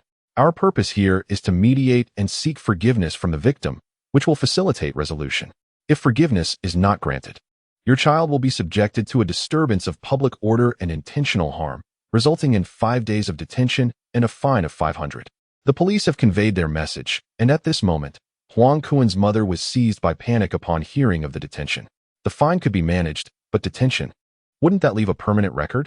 Would this not ruin his life? Clearly, this was the consequence of ignorance. Chen Jing understood that these were trivial matters and would not result in a criminal record. Huang Kuan glanced at Chen Jing across the room, a smile adorning his face. This child, lacking understanding, was willing to compensate. Going to the hospital for any necessary examinations was inconsequential as long as his health remained intact. Then, I shall treat you to a meal and compensate you with an additional 1,000 yuan. How does that sound? Huang Kuan's mother was evidently reluctant for her child to acquire a criminal record. However, Chen Jing desired something more substantial. A mere slap on the wrist would only embolden Huang Kuan to continue his harassment, jeopardizing his business. Moreover, recalling Huang Kuan's demeanor in class, he certainly deserved a reprimand. Noticing Chen Jing's silence, Huang Kuan's mother forced a smile and promptly took out her phone. Let me make a call. After speaking, she exited the room. Chen Jing speculated that she was likely summoning reinforcements or leveraging connections. At that moment, Huang Kuan felt a sense of security behind him, and his gaze towards Chen Jing turned disdainful. Chen Jing maintained his impassive expression, eager to witness the outcome of this encounter. 2 minutes passed, and Huang Kuan's mother returned, declaring that the matter was manageable. Children, your arguments are quite elaborate. Who can determine if they are true or false? You claim my son pushed you. Thus he must have indeed done so. Therefore, I suggest you agree to my previous proposal. Otherwise, this situation may become difficult to resolve. Wouldn't you agree? Despite her seemingly amicable tone, the underlying message was anything but cordial. At this juncture, the police were about to intervene, but Chen Jing preemptively stated, "We have witnesses. Classmates have observed everything." Upon hearing this, Huang Kuan's mother flicked her hair, averted her gaze, and muttered, "Who knows if you have colluded together, seeking to extort us simply because my family has some wealth?" Chen Jing bristled at the accusation of extortion. Before he could retort, Huang Kuan's mother swiftly responded, "Let us go to the hospital for an examination immediately. I will cover all expenses. If there are any issues, we will take responsibility. If not, then this matter concludes here. My family is quite familiar with Director Zhang Mu, and we often dine together." The mention of Kuan inevitably brought to Chen Jing's mind a dear acquaintance. However, Huang Kuan's mother displayed a swift transformation. Initially submissive, her demeanor hardened after a mere phone call. Moreover, she invoked the name of someone with considerable influence at the school, attempting to exert pressure. Just then, the door to the mediation room swung open, revealing Zhou Yizhou and his father. Zhou Yizhou held a file in his hands. "This is the video recording from the phone." Huang Kuan's mother's expression froze. "What? A video?" Zhou Yizhou had intended to smirk, but with his father present, he maintained his composure. "It's the video of your son pushing someone." Upon hearing this, she was thrown into a panic. This was irrefutable evidence. Huang Kuan's mother realized that she had jumped to conclusions too soon. During the phone call, the other party informed her that the school lacked surveillance, video evidence, and any proof to substantiate claims of assault. At worst, it would merely require some monetary expenditure for a medical examination and nothing more. However, evidence has now emerged. Chen Jing exhaled deeply and glanced at Huang Kuan. From Huang Kuan's eyes, it was evident that he was defiant, unwilling to accept even detention. It seemed that with his mother backing him, he felt emboldened to act without restraint. This reminded Chen Jing of Huang Kuan's demeanor in the classroom. After some contemplation, Huang Kuan's mother suggested, "How about we first go to the hospital for an examination? We can discuss the results afterward. If there is an issue, we will take responsibility. If not, we can settle this matter." She added that the police station was not a pleasant place and should be avoided. Hearing this, Chen Jing thought to himself that she had some influence indeed. First, she took a soft approach, then a firmer one, and now she was being even more assertive. Fine. If she chose to be tough, he would respond with even greater resolve. With both hands resting calmly on the table, he regarded the mother and son across from him with a composed expression, offering a slight smile. "All right, since you insist on going to the hospital, then we shall proceed." Huang Kuan's mother concurred that a hospital visit was acceptable. The round trip would take an hour, and since Chen Jing was a police officer, they would receive priority for testing. The entire process was not inexpensive, totaling over 1,000. Upon returning to the mediation room with the results, it was no surprise that Chen Jing had no injuries, save for a slight redness on the surface. Huang Kuan's mother, upon learning this, felt a sense of relief, realizing that detention was unlikely, and at worst, it would only involve a financial cost. Before Huang Kuan's mother could speak to the police, Chen Jing interjected. Now that we have the injury report here, I can ensure that the video of Huang Kuan attacking and the injury report will be delivered to the principal's office before the end of the school day. Simultaneously, I will have the classmates who witnessed the entire incident sign the report as eyewitnesses. Believe it or not, the principal's departure time is the same as Huang Kuan's expulsion. Chapter 37. What we want is not detention, but to prevent you from attending school. Chen Jing's remarks startled Huang Kuan's mother. What did expulsion mean? Was it truly that serious? The officer mediating alongside them regarded Chen Jing with newfound respect. He had anticipated that a student could navigate the process so adeptly. It was quite professional. He understood that Chen Jing's intention was likely not to detain Huang Kuan, but to ensure he could not continue his studies. Oh, this was all trivial. There was no need to escalate matters to the principal. Huang Kuan's mother, now stripped of her previous demeanor, appeared as though the protective barrier she had erected had been utterly dismantled by Chen Jing. Regardless of her protests, Chen Jing continued, Now, I require Huang Kuan to write a letter of guarantee. Upon hearing that only a letter was needed, Huang Kuan's mother felt reassured that it would not lead to any serious consequences.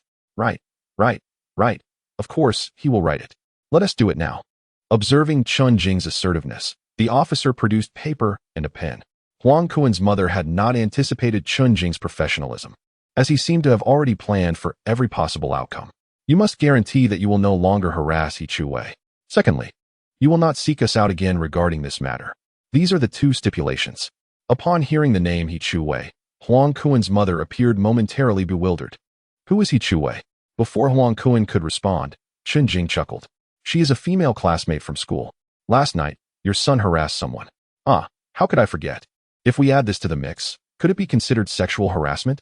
After saying this, Chen Jing turned to the mediation officer beside him. The officer nodded. If the girl indeed claims it was sexual harassment and there was physical contact, then it qualifies as such.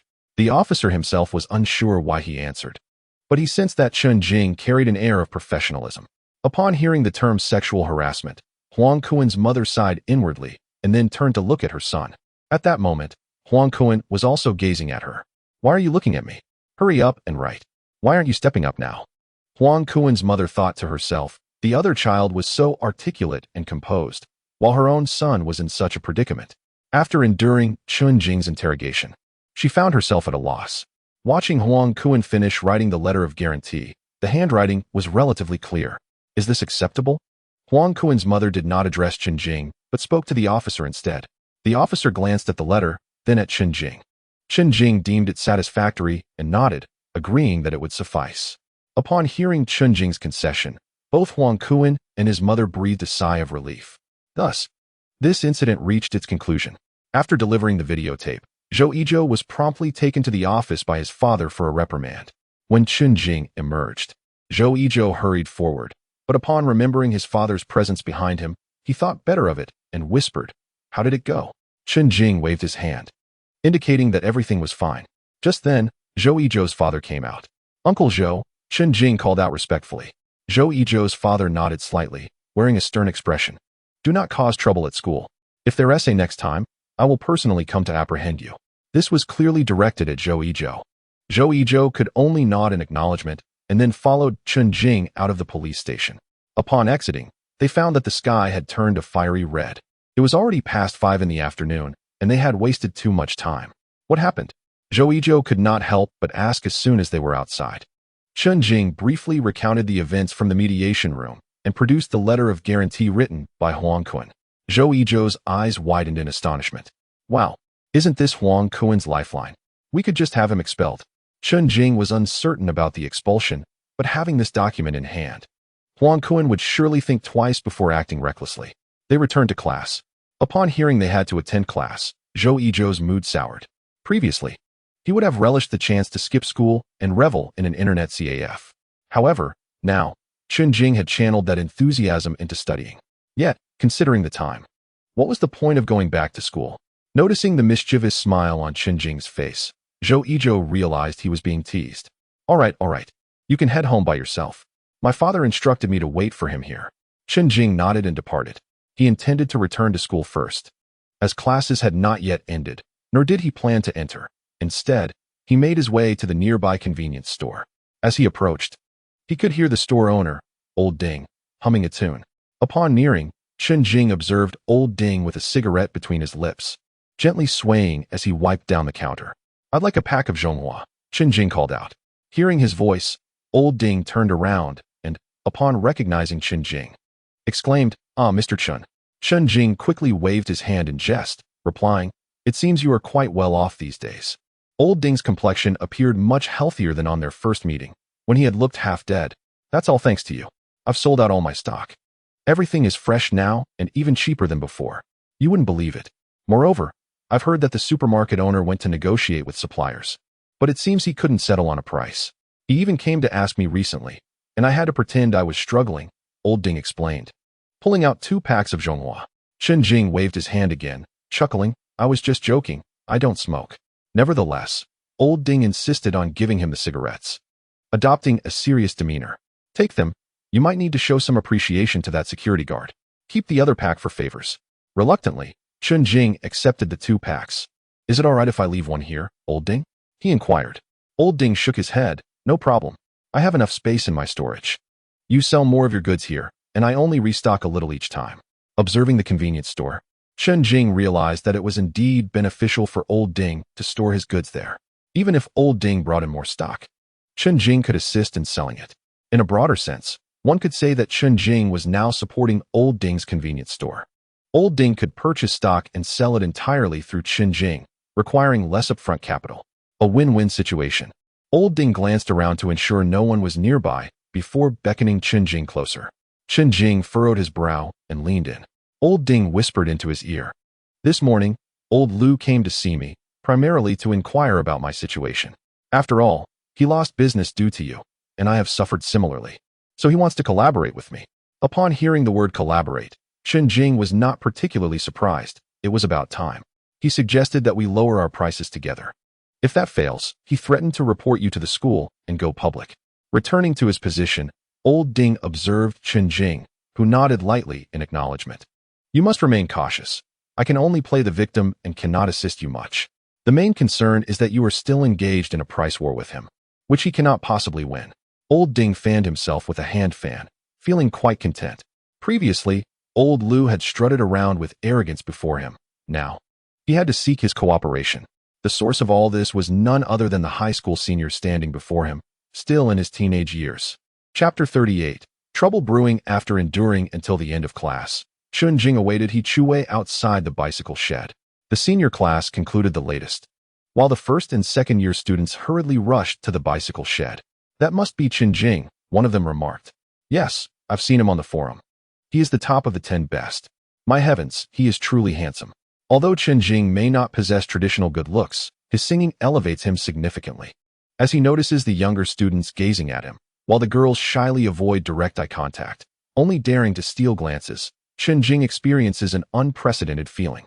Being seasoned in such matters, he feels no embarrassment. Instead, he tosses his hair with a casual flair. What a show-off. The girls witnessing this quickly retreat, even more reluctant to look his way. He Chuwei, from afar, spots someone standing by the bicycle rack. She is puzzled as to why Chen Jing walked alone at noon and did not attend the afternoon class. Zhao Hong mentioned he had something to attend to, yet did not elaborate. He Chuwei is concerned that Chen Jing might revert to his old ways of skipping classes to go online. Contemplating this, she finds herself unable to concentrate throughout the afternoon. She jogs over to Chen Jing, who has yet to speak, prompting her to take the initiative. "Where have you been all afternoon? You and Zhou were both missing." Observing the color rising in He Chuwei's cheeks, Chen Jing smiles faintly. Is she worried about him? Don't just smile, speak up. Though her inquiry is urgent, she fears the answer might not be what she wishes to hear. "Let us move. It's crowded here," Chen Jing suggests as they mount their bicycles. "I went to the police station today." "What?" Upon hearing police station, He Chuwei's pace abruptly slows. Could it be that Chen Jing was caught online by the police? Such a possibility exists. Minors engaging in online activities could indeed find themselves at the police station. "Do you remember the guy who harassed you on the playground last night?" Transitioning from thoughts of the internet to this incident catches He Chuwei off guard. She recalls a man approaching her for something. Connecting the dots, she fears that Chen Jing may have confronted him, resulting in a brawl that led to their detention. "You didn't get into a fight and get taken away, did you?" Chen Jing nods, then shakes his head. Sort of. He hit me, but I didn't retaliate. At the revelation that Chen Jing was struck, He Chu Wei's brow furrows as she scrutinizes him, searching for any signs of injury. Feeling her intense gaze, Chen Jing grits his teeth and feigns a pained expression. Why didn't you fight back? He Chu Wei asks urgently, incredulous that someone could be so foolish as to endure a beating without resistance. I couldn't fight back. That would change the nature of the situation, Chen Jing explains. He Chu Wei thinks to herself how truly naive Chen Jing is. If he couldn't win, why not run away? So, you didn't escape? I couldn't. We were in the classroom, he replies, glancing at her. Now, He Chu Wei appears anxious, her breathing quickening, causing her chest to rise and fall noticeably. She halts her bicycle, leaving Chen Jing to wonder what is amiss. He Chu Wei gazes intently at him, her expressive eyes shimmering with emotion, her chin quivering slightly, while her lips remain stubbornly sealed. Noticing the intensity of her expression, Chen Jing realizes he has miscalculated. He has inadvertently upset her. I was just joking. Look. Upon concluding his remarks, Chen Jing promptly retrieved the acceptance certificate and guarantee letter he had obtained at the police station earlier that day. After a brief 2-minute recapitulation of the events at the police station, he reassured her. Look, that individual will no longer harass you. Rest assured. He Chen's words caught He Chu Wei's attention, and just then, a tear fell from the corner of her eye. Alarmed, Chen Jing thought to himself, this is bad. What should I do now? Fool. He Chu Wei uttered a single phrase before cycling ahead. Chen Jing had no choice but to follow, yet observing her demeanor. It seemed that all was well. As He Chu Wei slowed her pace, she inquired, So you mean he went looking for Zhou Yizhou at noon, and then called you? Chen Jing nodded affirmatively. Yes, they couldn't handle it, so it fell to me. Primarily, it was about finding a solution. It had nothing to do with you. Concerned that He Chu Wei might feel guilty, he added with a smile, Come now, why are you still crying? You're so worried about me. He Chu Wei scoffed lightly. I am not. It was the sun that got to me. This weather is truly something. The tension in the atmosphere dissipated, allowing Chen Jing to breathe a sigh of relief. Promise me you won't get into fights anymore, nor should you allow yourself to be beaten. Getting beaten is foolish. Don't you understand the concept of legitimate self-defense? Upon hearing the term legitimate self-defense, Chen Jing was all too familiar with it. Fighting was merely mutual brawling. Even if the other party struck first, if you retaliated, it was still considered mutual combat. Only if the adversary wielded a knife while you defended yourself with your fists would it qualify as legitimate self-defense. Indeed, Chen Jing had read numerous news articles in his past life where what was initially deemed self-defense was later dismissed or classified as excessive force. Moreover, considering it was 2009, the legal framework for such cases was still immature. It wasn't until the 2018 Long-Gu case that legitimate self-defense began to evolve. He Chu Wei, undeterred by these complexities, glanced at Chen Jing and murmured, Then if you're not home at noon in the future, please let me know in advance. Otherwise, I'll be waiting in vain. Chen Jing had forgotten to mention this, given the urgency of the noon situation. All right, I'll inform you next time. Upon hearing this, He Chu Wei pouted but remained silent. By the way, when I return home and my parents inquire, I will say it's for studying, so please cover for me. Otherwise, my parents wouldn't accept my trips to the restaurant and the police station. Hearing this, He Chu Wei instinctively hesitated to agree. However, upon reflection, she realized it was merely a stereotype she held against Chen Jing, playing hooky to surf the internet while hiding things from his parents. Nonetheless, in this instance, it was not a bad idea, as it was indeed necessary to keep the adults in the dark. At dinner, Chen Jing completed the forms and explained the day's events to his parents, fabricating a tale about remedial classes, with He Chu Wei serving as an alibi. Carrying his belongings back to school for evening self-study, Huang Lei spotted Chen Jing and hurried over. Is everything all right? Zhou Yizhou hasn't returned, and no one answered the phone, so I had to wait for you. Chen Jing shook his head. It's fine. I've resolved it. Huang Lei felt a twinge of guilt, knowing the trouble had arisen because of him. Chen Jing gave him a reassuring pat on the shoulder, signaling him to let it go. Now, focus on selling your goods. Speaking of which, Huang Lei produced a small cube wrapped in newspaper from his backpack. This is the money I've earned these past few days. My cousin said to exchange it for red bills. In the afternoon, after school, I approached Lao Ding to exchange for red bills, which belonged to you and your cousin, while the others had already received their portions. Upon finishing my words, I handed the money to Chen Jing. It had been a while since Chen Jing had received any money, and fearing his parents would find out, he asked Zhou Yizhou to keep it for him. As Chen Jing accepted the bills and felt their thickness, he was somewhat astonished, estimating they amounted to at least 6,000 or 7,000. Chapter 39. All Love Letters. After deducting costs, the profit was a maximum of 5,000, which included the 1,700 from the previous meal and ticket sales.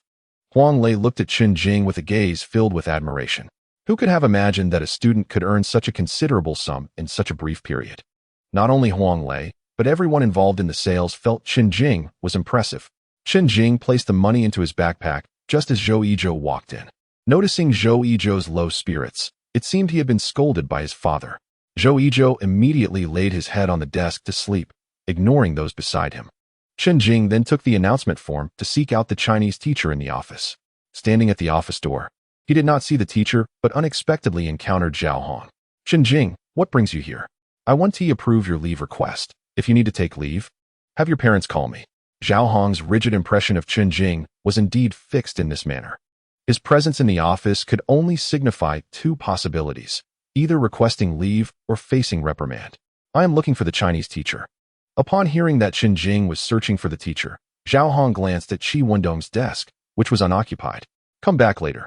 He asked likely. Before Zhao Hong could finish, Qi Wendong appeared at the door. Have you filled it out? Upon seeing Chen Jing, he guessed he was there to submit a form. Chen Jing nodded, indicating that he had completed it. Qi Wendong took the form, glanced over it, and nodded in approval. All right, I will submit it for you tomorrow. If there is nothing else, you may return to your evening study. Chen Jing nodded, cast a glance at Zhao Hong, and then departed. Zhao Hong was curious about why Chen Jing needed to submit a form to Qi Wendong, completely unaware of the situation. Wendong, what form did Chen Jing submit? Qi Wendong returned to his desk, explaining as he reviewed the form. Chen Jing has written an impressive essay, and I plan to submit it for publication. Upon hearing that Chen Jing's essay was to be published, Zhao Hong found it hard to believe. When did our class's slacker achieve something like this? Ah, Chen Jing. Zhao Hong was utterly skeptical. Qi Wendong nodded. Noting that Chen Jing had indeed been studying lately, and that his writing surpassed even that of the top class.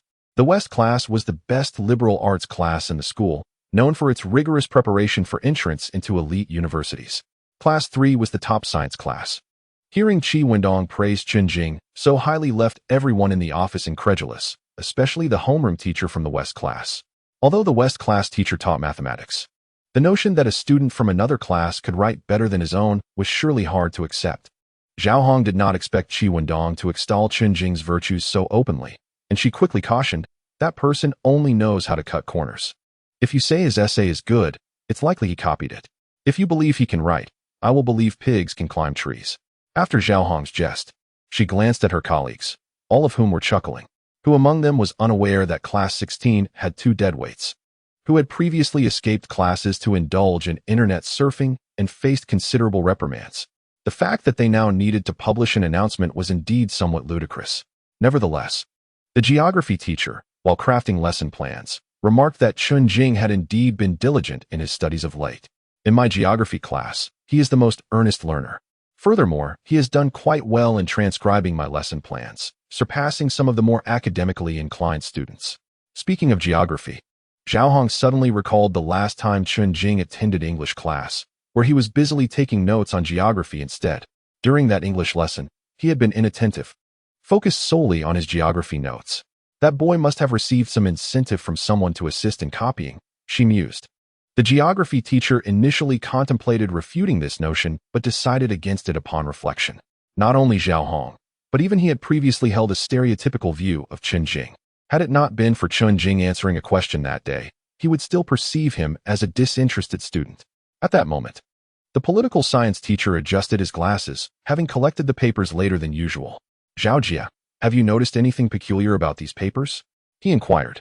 Zhao Hong, not particularly attentive to the oddities of the papers, dismissed the matter, thinking as long as they had purchased them, it was inconsequential. What is the matter?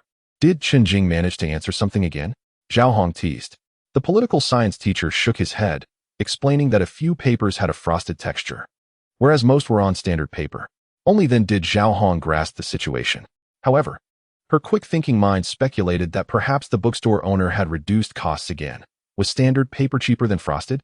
In any case, as long as they wrote, it was all the same. With Zhao assertion, the political science teacher felt it unwise to press the issue further. Upon reviewing Chen Jing's paper, he noted a stark contrast from the usual blank answer sheets. This time, it was filled with responses, some of which closely resembled the correct answers, indicating a genuine effort. Just as she was about to voice this observation, she hesitated, recalling that most teachers still doubted Chen Jing's commitment to his studies. At that moment, Chen Jing returned to the classroom, with many behind him purchasing snacks. It was easy to feel hungry at night, despite having just finished dinner. The allure of spicy strips was undeniable. However, Huang Lei wore a look of deep concern, causing Chen Jing to sense something was amiss. As expected, Huang Lei confided in Chen Jing about his worries. The supermarket is allowing agents to sell in the dorms? What are the prices? Not high, just like ours. Chen Jing replied, surprised that the supermarket was so aggressively competitive with their pricing. Let them sell theirs. We shall continue our sales. In 3 days, we'll lower our prices. Chen Jing's costs were minimal, consisting solely of labor, while the supermarket had to contend with utilities, rent, and personnel, making it impossible for them to compete effectively. Chen Jing hoped the cafeteria would not retaliate too swiftly, as his goal was to earn 10,000, with the delivery of boxed meals being a crucial element. At this juncture, Zhou Yizhou's mood lightened, and he began to chuckle again. Chen Jing, you've made it big. After saying this, Zhou Yizhou picked up his phone. Chen Jing glanced over and noticed a prominently pinned post on the forum titled Top 10 Singers Champion, Chen Jing. Upon closer inspection, it was a video, yet it could only be viewed on a computer, not on a mobile device. However, the comments below were visible. Chen Jing is truly handsome. How had I not noticed such a charming guy at our school before? Is there anyone who knows Chen Jing? I'm willing to pay. I believe Chen Jing and Song Yiqing make a perfect pair. Despite the school's denials, I suspect they are a couple behind the scenes. These 3 comments garnered the most replies and likes. Before Chen Jing could respond, Huang Lei suddenly recalled something. Chen Jing, take a look in your drawer. Noticing Huang Lei's bashful demeanor, Chen Jing leaned down to inspect the drawer. To his astonishment, he discovered numerous envelopes, pink, blue, white, yellow, and various other colors. Chen Jing shot a piercing gaze at Huang Lei. Huang Lei scratched his head, looking quite embarrassed, and whispered, "They asked me to put these in your drawer. They bought snacks in return." Chen Jing sighed softly, gazing at the drawer, and pulled out one of the envelopes. Upon inspection, he realized it was indeed a love letter. Chapter 40. The one they seek is Chen Jing. Observing the pile of love letters, Chen Jing maintained a facade of indifference. Zhou Yizhou felt envious. Despite participating in the top 10, no one seemed to discuss him. "Share one with me," Zhou Yizhou said, his tone dripping with jealousy. Chen Jing gathered all the love letters and placed them in Zhou Yizhou's drawer. "They're all yours. Let me know if you find any appealing." "No thanks. There are no photos." Speaking of appearances, Zhou Yizhou quickly turned to Huang Lei and asked, "Did you see their faces when you handed them the letters?" Huang Lei raised his hand to his chin, beginning to recall the events of that afternoon after school. However, he could only distinctly remember one. "There was a younger girl I know who is quite attractive, but I can't recall the others." "Younger girl?" Zhou Yizhou immediately began rummaging through the love letters, attempting to find the one from the younger girl. "I remember it was pink," Huang Lei reminded him. Zhou Yizhou's eyes fell upon 2 pink envelopes. "Choose one," he said, picking up the first one and holding it to his nose for a deep inhalation. The 2 envelopes bore different scents. One had a faint jasmine fragrance, while the other smelled solely of paper and wood shavings. The scent of the younger girl certainly could not resemble that of wood shavings. It must be the one with the jasmine scent. Upon opening it, he found only a few simple lines. "Senior Chen Jing, I was particularly impressed by your singing yesterday. I would like to get to know you and learn to sing together. If you agree, please add me." From the nuances of the message, Zhou Yizhou felt certain that this was indeed the younger girl. He could hardly contain his excitement and swiftly reached for his phone to add her. Just then, Chen Jing interrupted. "Aren't you interested in Song Yiqing? Why are you adding the younger girl?" Zhou Yizhou waved his hand dismissively, muttering, "Song Yiqing is yours. I no longer want her. This younger girl is mine. Don't you dare steal her." Chen Jing. Zhou Yizhou had already begun to envision what they would name their future child. "What is the younger girl's name?" Zhou Yizhou glanced at the envelope again and noticed a signature in the bottom left corner. Yuqi. This name was simple and pure. Before Zhou Yizhou could add the younger girl, Huang Lei suddenly tapped their shoulders. "Look quickly, the forum is hosting a competition. After their conversation, the two leaned in closer. The ranking of the school beauty at Newport No. 2 High School was still fresh, having been posted merely half an hour ago. Upon clicking in, they found Song Yiqing resoundingly positioned at the top. Oh, when did the competition for the title of school beauty commence? Surely, Song Yiqing feels no pressure. Zhou Yizhou was already contemplating a visit to the internet CAF, as the photos would be displayed there, unlike on his mobile phone. Huang Lei, upon hearing his words, expressed skepticism. Our classmate He Chuwei could indeed contend for the title. Their styles are quite distinct. Moreover, there remains ample time, a whole month, to be exact. Upon hearing the name He Chuwei, Chen Jing vaguely grasped the purpose of this school beauty competition. It was likely orchestrated by the music teacher to craft an image for Song Yiqing. Initially, through uploading videos of the top 10 school competitions to generate buzz, followed by creating a beauty ranking list to solidify Song Yiqing's persona. It seemed that post-art examination, she would venture into a singing career. Furthermore, the timing of a month coincided perfectly with the provincial joint examination, a strategic move indeed. Chen Jing hadn't anticipated that the music teacher possessed such marketing acumen. Nonetheless, he thought it best to abstain from participating. With the approaching senior year, they were burdened with university entrance exams, leaving little room for distractions. Chen Jing did not wish for He Chuwei to engage, as it might divert her focus. Moreover, should she fail to secure the top position, it would surely dishearten her. However, upon glimpsing the beauty ranking, a plan began to form in Chen Jing's mind, albeit one that would require considerable time to unfold.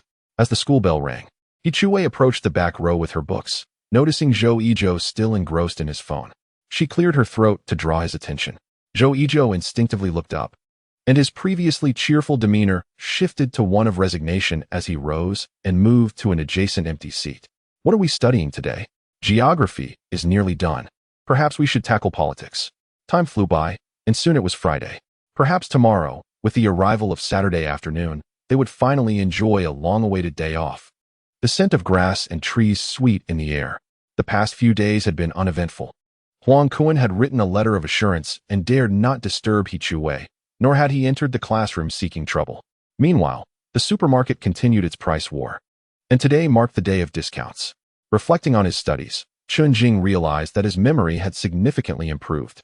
What once eluded his recollection could now be firmly anchored in his mind with diligent effort. At this moment, he felt fortunate to be studying the humanities. Beethoven. Had he been in the sciences, he would have been burdened with memorizing formulas and practicing problems, with time not on his side. The last class of the morning was English, and Zhao Hong was grading papers. However, towards the end, she returned to the familiar topic. This week's paper is available for purchase. It's the same set as before, just newly released. We must continue practicing. Zhao Lei, remember to tally the sales. With that, Zhao Hong departed. Upon hearing about the papers, Chen Jing thought, here it comes. With the availability of papers, he could certainly profit. Chen Jing, shall we continue our usual arrangement? At this moment, many classmates turned to Chen Jing, eager to inquire if previous discounts would be honored. Chen Jing nodded affirmatively, certainly. Let us wait until after school. With that, he whispered to Zhou Yizhou, same old routine. Let us photocopy 100 copies of Shibai, and sell to other classes as well. Upon hearing this, Zhou Yizhou felt invigorated, for he recognized that this was indeed a prime opportunity for financial gain. The current offerings for lunch and dinner had expanded beyond just the slender proprietor. Now, a portly chef had joined, specializing in noodle dishes. One afternoon, as Chen Jing was making his way towards the bicycle stand, a man suddenly approached him. Hey, are you looking to catch a ride home? He inquired. Chen Jing furrowed his brow and asked, what ride? The man chuckled, a van. I'm available to take you home. Quite convenient. Upon hearing this, Chen Jing instantly understood. This was an unlicensed taxi service. In his previous life, such vehicles were commonplace near subway entrances, bus stops, and school gates. A van could accommodate 7 or 8 passengers, with each individual contributing a considerable fare. Pondering for a moment, Chen Jing asked, how much? The man glanced at Chen Jing, then at his companion He Chuwei, and replied with a grin, for both of you, it's 40 yuan, round trip included. No matter how far you go, you're preparing for your college entrance exams. After all, and time is of the essence. Calculating in his mind, Chen Jing realized that if they could transport 7 passengers at 20 yuan each, they would net a tidy sum of 280 yuan per day after deducting fuel costs. leaving a profit of 200 yuan. And surely, they would not just make one trip. With this thought, Chen Jing sensed another business opportunity. This van was earning too little. Perhaps a larger bus could be more profitable, albeit at a higher expense. However, drawing on his experiences from his past life, he already had a plan in mind. When school dismissed that afternoon, Zhou Yizhou went to the entrance to retrieve the printed materials, leaving Chen Jing in charge of sales. As Zhou Yizhou exited the school, he headed towards the printing shop, but barely made it a few steps before several men in short sleeves approached him. One of them had tattoos. As Zhou Yizhou scrutinized them, the leader, with his hands in his pockets, looked down at him disdainfully and asked, "Are you Zhou Yizhou?" Zhou Yizhou swallowed hard and calmly shook his head. "No, I'm Chen Jing. Zhou Yizhou is my friend." The leader smirked. "We're looking for Chen Jing." Chapter 41. Escalation of conflict. While Chen Jing waited in the classroom for the printed materials, he grew concerned as Zhou Yizhou did not return. "You all can proceed. Feel free to make payments. The materials are printed and will be delivered this evening," he informed his classmates before heading out to check on the situation. At that moment, Zhou Yizhou found himself dragged into a vividly decorated room, beneath a sign that read 24-hour self-service entertainment. He was shoved into a corner and kicked several times. "So you think you can steal someone else's girlfriend, huh?" the leader exclaimed before picking up the phone. "I've found him. You can come now." Zhou Yizhou pondered, bewildered. He hadn't wronged anyone or stolen anyone's girlfriend. Could it be that junior student he had added a few days prior? But she and T agreed to anything, which was perplexing. Moments later, a man entered the room. Zhou Yizhou looked up, astonished. It was Huang Kuan. Yet, upon seeing Zhou Yizhou, Huang Kuan appeared equally stunned. "Aren't you here to catch Chen Jing?" he exclaimed. "Well, Chen Jing is right here. You should see how to handle this." Huang Kuan suddenly slapped his forehead. "Bro, you've got the wrong person. This is Zhou Yizhou, not Chen Jing. His father is a police officer." At this moment, the leader was flustered. Wasn't this young man claiming to be Chen Jing? How did it suddenly change to Zhou Yizhou? Huang Kuan's face was filled with chagrin. He had initially intended for Chen Jing to face some hardship, even if it meant expulsion. Taking the risk of expulsion, he struck the son of a police officer. Zhou Yizhou thought to himself, "My father is a police officer. Why should I be afraid? I have noted your faces. I will report this right now." With that, he reached for his phone to make a call. The leader swiftly knocked Zhou Yizhou's phone to the ground, warning him not to attempt to report it. "Don't think you're impressive just because your father is a police officer. You will go find Chen Jing and bring him out. Then this matter will no longer concern you." The thug was quite astute. If Zhou Yizhou backed down now, it would be over. He had to remain assertive to intimidate Zhou Yizhou. Zhou Yizhou was not foolish. If there was an opportunity to leave, why not seize it? Fine. With that, Zhou Yizhou began to depart.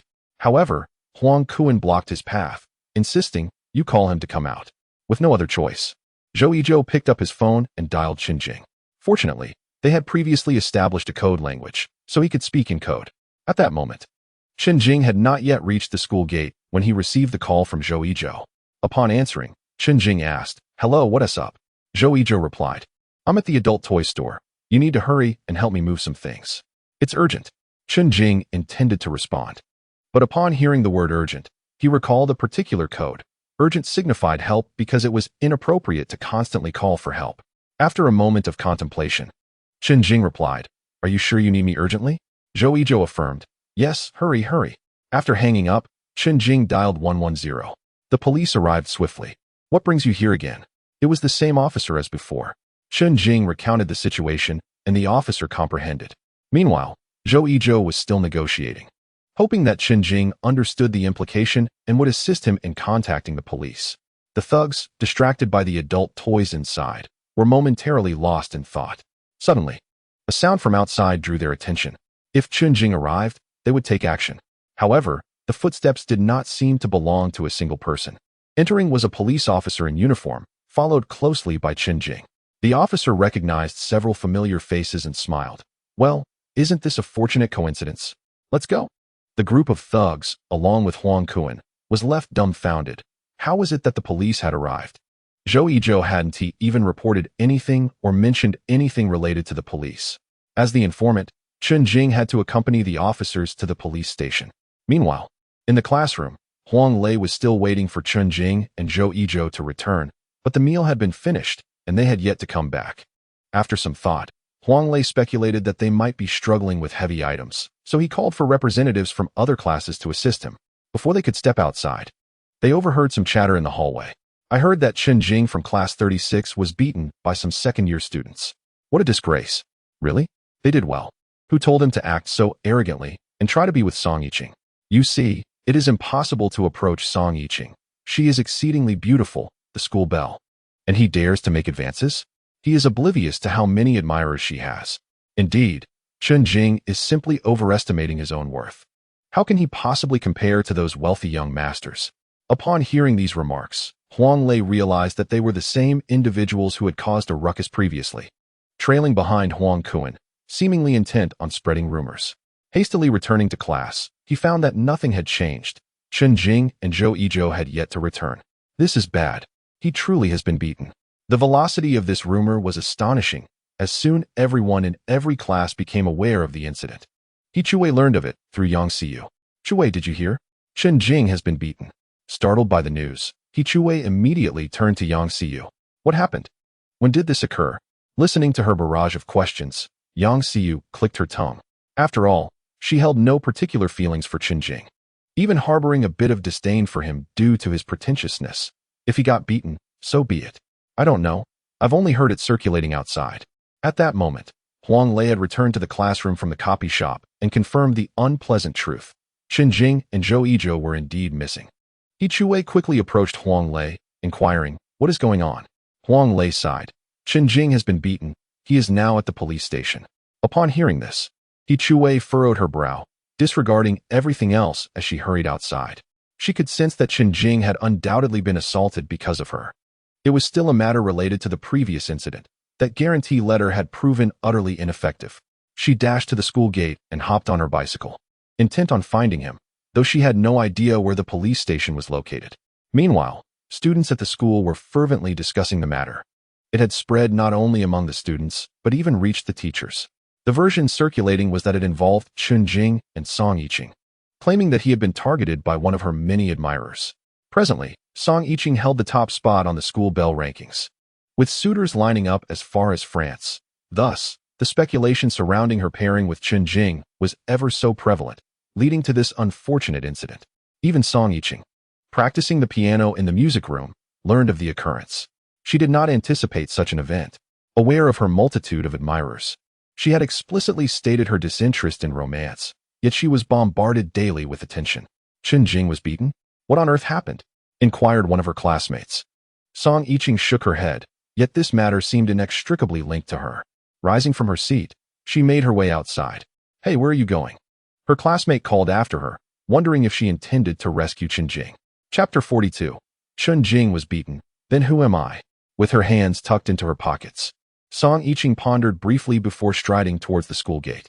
Meanwhile, upon learning of the incident, Zhao Hong felt a surge of anger. Chen Jing truly knew how to stir up trouble, who claimed he had begun to focus on his studies when he was clearly embroiled in brawls. After a moment's reflection, Zhao Hong decided to make a phone call. "Hello, is this Chen Jing's parents?" Chen Jing has been beaten and is currently at the police station. In the police station, Chen Jing observed Zhou Yizhou, whose face bore the marks of both bruises and contusions, pondering the motives behind such violence. Meanwhile, the other thugs and Huang Kuan lounged in the corner. The individual interrogating them was none other than Zhou Yizhou's father. What had transpired that led to such an unprovoked assault upon leaving the school? Chen Jing was intrigued. There seemed to be no animosity between Zhou Yizhou and these assailants, and they were fully aware of his father's profession as a police officer. Zhou Yizhou clenched his teeth, appearing ready to defend his brotherly bond at any cost. "Today, as I exited the school gates, I encountered them. They insisted on finding you and urged me to call you out. But would I ever betray you? Who am I? I am your closest brother. I told them that if there were any issues, they should confront me instead." Zhou Yizhou held his head high, suppressing the pain, tears glistening in his eyes. Before Chen Jing could feel moved by this display of loyalty, Zhou Yizhou's father emerged. "Is there something amiss?" His tone remained stern. Despite the evident bruising on Zhou Yizhou shook his head, appearing resigned, as if he believed the beating was a worthy sacrifice. "It's nothing, Dad," he replied weakly. Zhou Yizhou's father admonished him. "This is a professional setting. You must address me by my title." With a resigned sigh, Zhou Yizhou murmured, "Understood, Officer Zhou. Upon hearing this, Zhou Yizhou's father diverted his gaze from him to Chen Jing, inquiring with curiosity, "Why did they seek you out yet choose to assault Zhou Yizhou?" During the interrogation, the thugs had all recited a unified narrative, claiming that Zhou Yizhou had denied his identity, asserting instead that he was Chen Jing. Chen Jing furrowed his brow at this revelation, as it contradicted Zhou Yizhou's account. At that moment, Zhou Yizhou coughed several times, feigning an inability to speak. Chen Jing shook his head, expressing his confusion. "I truly do not understand. The last time we met, he signed a guarantee, yet here we are." Zhou Yizhou's father, remaining impassive, stated, "Then we shall proceed as you suggested last time." Chen Jing was taken aback, pondering the implications of such a statement. "What do you mean by proceeding as you suggested?" "It refers to the process of expelling him from school," Zhou Yizhou's father replied, before turning to leave. Chen Jing grasped the situation. Despite his father's stern demeanor, there was an underlying concern for his son. Having been assaulted, the father, constrained by his profession, could not retaliate directly and thus resorted to this form of emotional release. Shortly after Zhou Yizhou's father departed, a police officer approached, carrying several loaves of bread. "You haven't eaten dinner, have you?" he remarked, handing the bread to Zhou Yizhou and Chen Jing. Chen Jing recognized him as Zhou Yizhou's father's apprentice. Indeed, this was the essence of fatherly care. As the two indulged in the bread, Zhou Yizhou's mother unexpectedly arrived.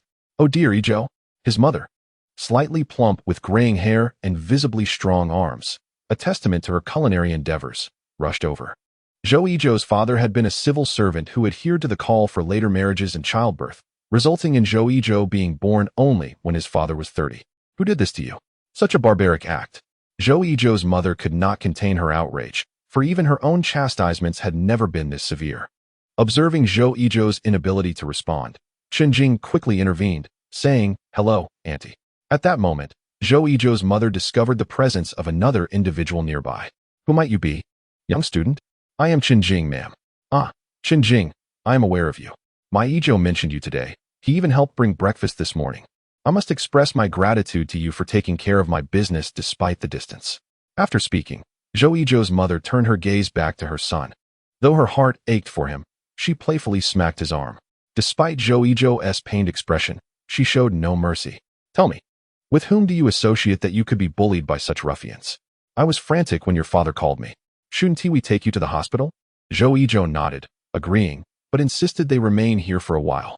His mother was well aware of the company her son kept at school, which included none other than the young Chen Jing. During the parent-teacher meeting, they were informed that they were the parents of the renowned duo. They had assumed it referred to the top achievers in academics, only to discover that it pertained to the two least academically inclined. Alas, the Zhou family had no scholars among them. Just as they were exchanging pleasantries, Chen Jing's parents arrived. They had been cooking at home when they received a call from the teacher and hurried over. "Who informed me that my Chen Jing was in trouble?" Chen Wangxing stormed in, evidently furious. Upon hearing the commotion, Chen Jing quickly stood up and looked at his father in confusion. "Dad, what brings you here?" Chen Jing was unaware that his parents would come. He had not notified them at all. Chen Wangxing approached his son with concern. "How are you, son? Where were you hurt?" This inquiry only deepened Chen Jing's confusion. If he had been harmed, then who was he? Chen Wangxing hurried forward to examine him. But Chen Jing grasped his hand tightly. "Dad, you're mistaken. I wasn't hurt." Before Chen Wangxing could respond, a sorrowful voice interjected from the side. "Uncle Chen, it was I who was beaten." Chen Wangxing stared at Zhou Yizhou, whose face was bruised and swollen, perplexed. Setting aside whether Chen Jing had been beaten, if both had been assaulted, both should bear wounds. How could one appear as normal while the other resembled a swollen pig? This is a long story, Chen Jing thought, unsure where to begin with the peculiar situation, especially since it would sound even stranger to his parents. "How did you learn that I was assaulted?" Chen Jing finally asked, to which Chen Wangxing produced his phone, pointing out, "Your homeroom teacher informed us that you were attacked and taken to the police station. Your mother and I rushed over immediately. However, seeing that you are unharmed is a relief." "Cough, cough, Dad, perhaps you should speak less," Chen Jing remarked, prompting Chen Wangxing to remember that there was an injured party present, scratching his head apologetically. "Those ruffians must be severely punished. They ought to spend their lives in prison for daring to harm others." It was as if the worry had dissipated now that it was not his own son who had been injured. Zhang Shufang, who had been listening to the father-son exchange, felt a sense of relief upon hearing that Chen Jing was fine. Shortly thereafter, Huang Kuan's mother arrived, accompanied by the school's director, Zhang Mu. The gravity of the situation has surpassed what Huang Kuan's mother can accept. Previously, it was merely a minor altercation, but now it has escalated to a point where someone has been assaulted. Upon entering, Huang Kuan's mother observed Chen Jing appearing unaffected, while the boy beside him bore the marks of a brutal beating. In that moment, she realized that the wrong person had been targeted. Chapter 43. Song Yiqing has arrived. Huang Kuan's mother felt a deep sense of regret regarding her son's actions. Even if one were to engage in violence, it should be directed at the right individual. Meanwhile, Zhou Yizhou's mother glared at Huang Kuan's mother with indignation, exclaiming, "Look at what your son has done to mine." Huang Kuan's mother found herself at a loss for words. There was no way to respond without inciting further issues. At that moment, Director Zhang Mu adjusted his glasses and stepped forward, attempting to mediate. "Rest assured, Mrs. Zhou, the school will ensure justice for Zhou Yizhou today." However, Mrs. Zhou doubted the school's reliability, given that she had entered alongside the mother of the aggressor, clearly suggesting a united front. "No need for that. The police will provide justice for my child. Compared to the school, my husband in the police force is far more dependable." The waiting room was filled with people when they heard the voice of a police officer behind them. "Young lady, what brings you to the police station?" Upon hearing this, everyone turned to look, but to their disappointment, nothing was revealed. The crowd's attention was soon drawn to the appearance of a figure, Chu Wei. Chen Jing spotted Chu Wei and wondered why she had been notified as well. This was unexpected. At that moment, Zhou Yizhou's mother noticed a girl arriving, dressed in the same school uniform as Zhou Yizhou. Could she be here to check on him? She seemed like a good girl indeed.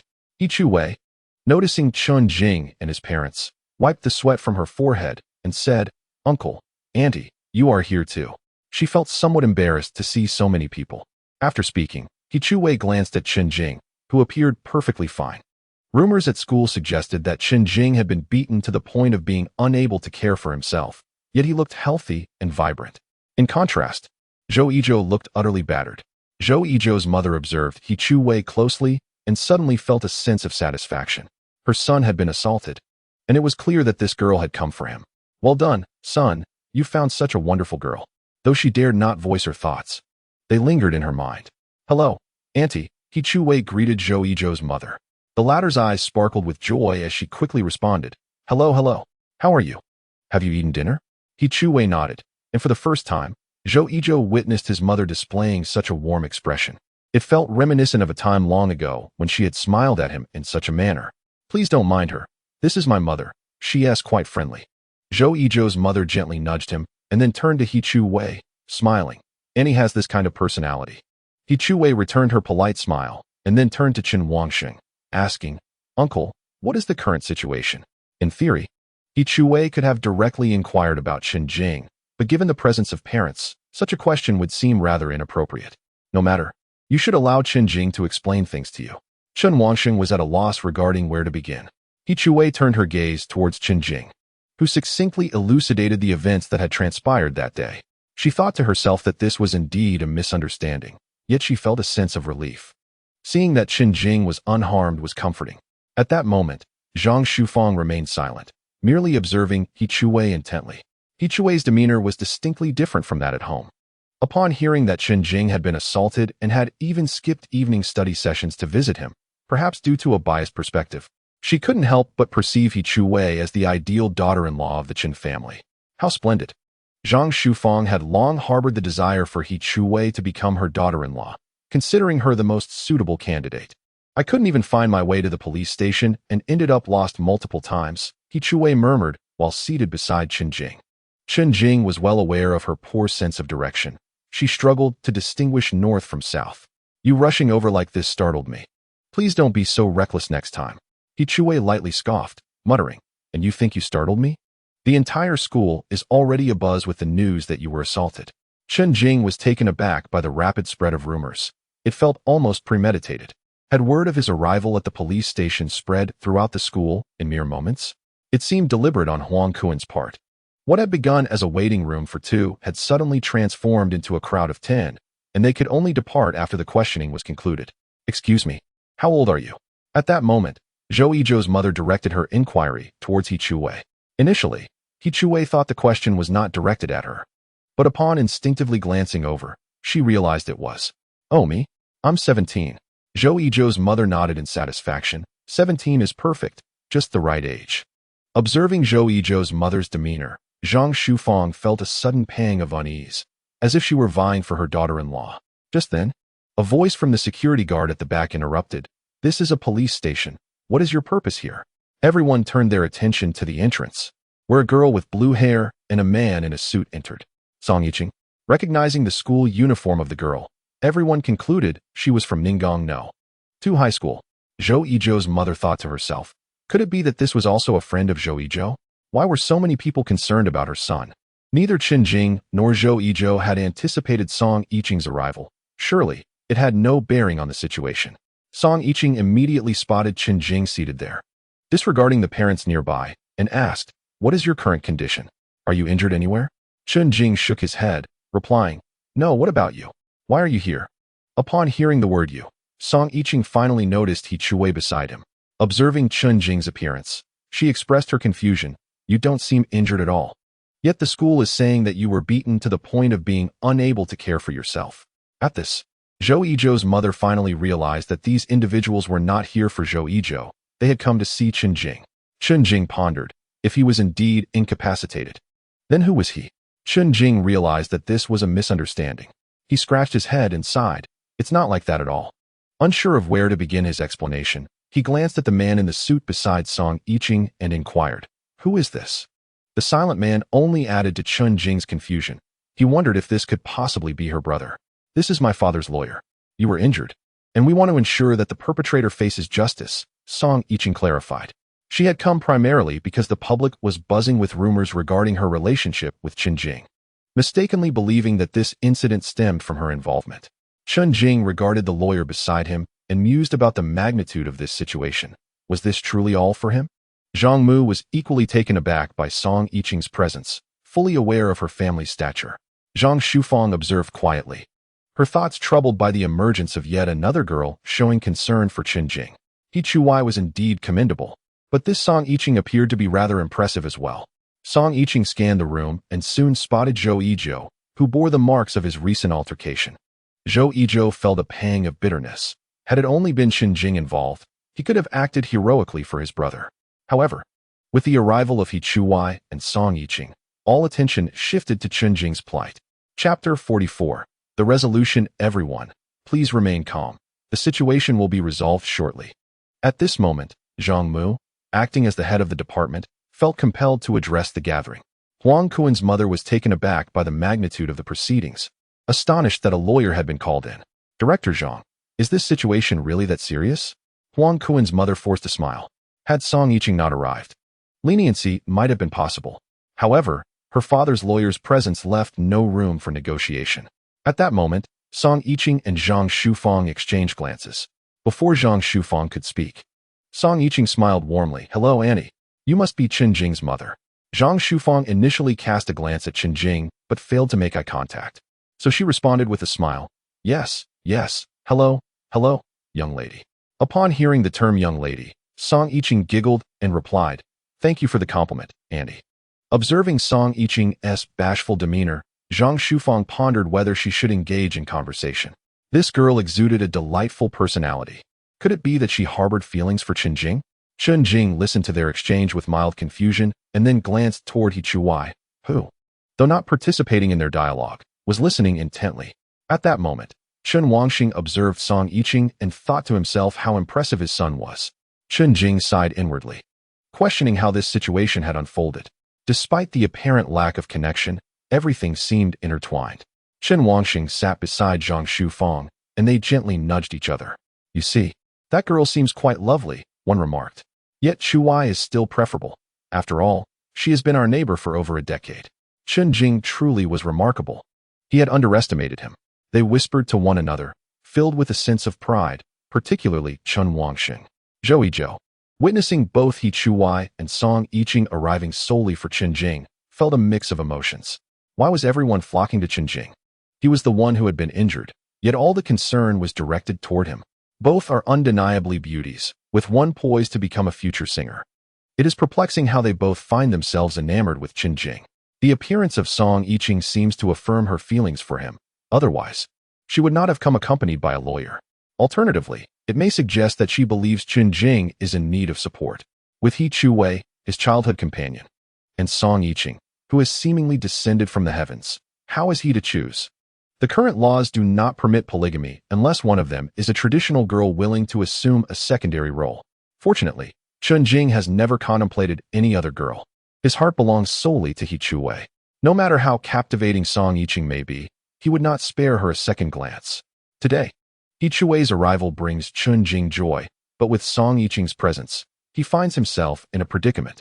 He Chuwei, upon seeing Song Yiqing, is equally astonished. This indicates a significant connection between Chen Jing and Song Yiqing. Otherwise, she would not have taken the initiative to bring a lawyer. Could it be that Song Yiqing is indeed Chen Jing's secret girlfriend? Had they perhaps shared something more? He Chuwei dares not delve deeper into her thoughts and glances at Chen Jing beside her. Sensing her gaze, Chen Jing meets her eyes, and he discerns her confusion. Wait here, I shall clarify the situation, he states. Chen Jing believes that only Song Yiqing possesses the answers, while He Chuwei may merely be relying on hearsay. With that, he rises and approaches Song Yiqing. I would like to inquire about what has transpired at school. Song Yiqing is equally eager to understand the unfolding events, and together they walk to the police station entrance. How did you come to be here? This matter appears unrelated to you, Chen Jing inquires. Song Yiqing spreads her hands, a look of helplessness crossing her face. I don't know. The version I heard at school is that I'm the top of the beauty rankings, with many admirers. And you are the champion of the top 10 singers, leading to rumors. Then, one of my suitors assaulted you, and I assumed it was because of me. She glances at the lawyer she brought along. Chen Jing smacks his forehead in realization. It all connects now. It's not quite like that. He explains over the next few minutes, detailing how Huang Kuan first harassed He Chuwei, then sought trouble in the classroom, and finally the incident at the police station. He recounts how Zhou Zhou was mistaken for him and subsequently attacked. After hearing the full account, Song Yiqing feels somewhat speechless, as this situation is entirely extraneous to her. So why is everyone at school claiming that my relationship with you led to your assault? I apologize for dragging you into this, Chen Jing says first, regretting that Song Yiqing has been involved. Bringing a lawyer must have incurred significant expenses. Song Yiqing shakes her head, and her gaze towards Chen Jing shifts unexpectedly. Previously, she regarded him merely as an intriguing rival, but now she recognizes his maturity and how he conducts himself, distinguishing him as a remarkable young man among his peers. It's no trouble. Even without rumors, one should offer assistance when a friend is in trouble. I'm glad to help, she replies, reassuring him. Chen Jing nods appreciatively, expressing his gratitude with a smile. Together, they enter the police station. At that moment, Zhou Yizhou's father emerged, observing the waiting area almost filled to capacity, his expression tinged with confusion. What has happened? Zhou Yizhou's mother inquired first. Those ruffians are on the run. A recent theft has escalated into a case of intentional harm. Now a criminal matter, he replied, casting a glance at Huang Kuan's mother and coldly asserting, your son is the mastermind, having employed others for illicit activities, necessitating detention and fines. If the situation is severe, it may even result in criminal charges. Additionally, you are responsible for covering the victim's medical expenses for injury assessment. Huang Kuan's mother, who had initially believed that Zhang Mu's arrival could provide protection, realized with dismay that there was no hope left.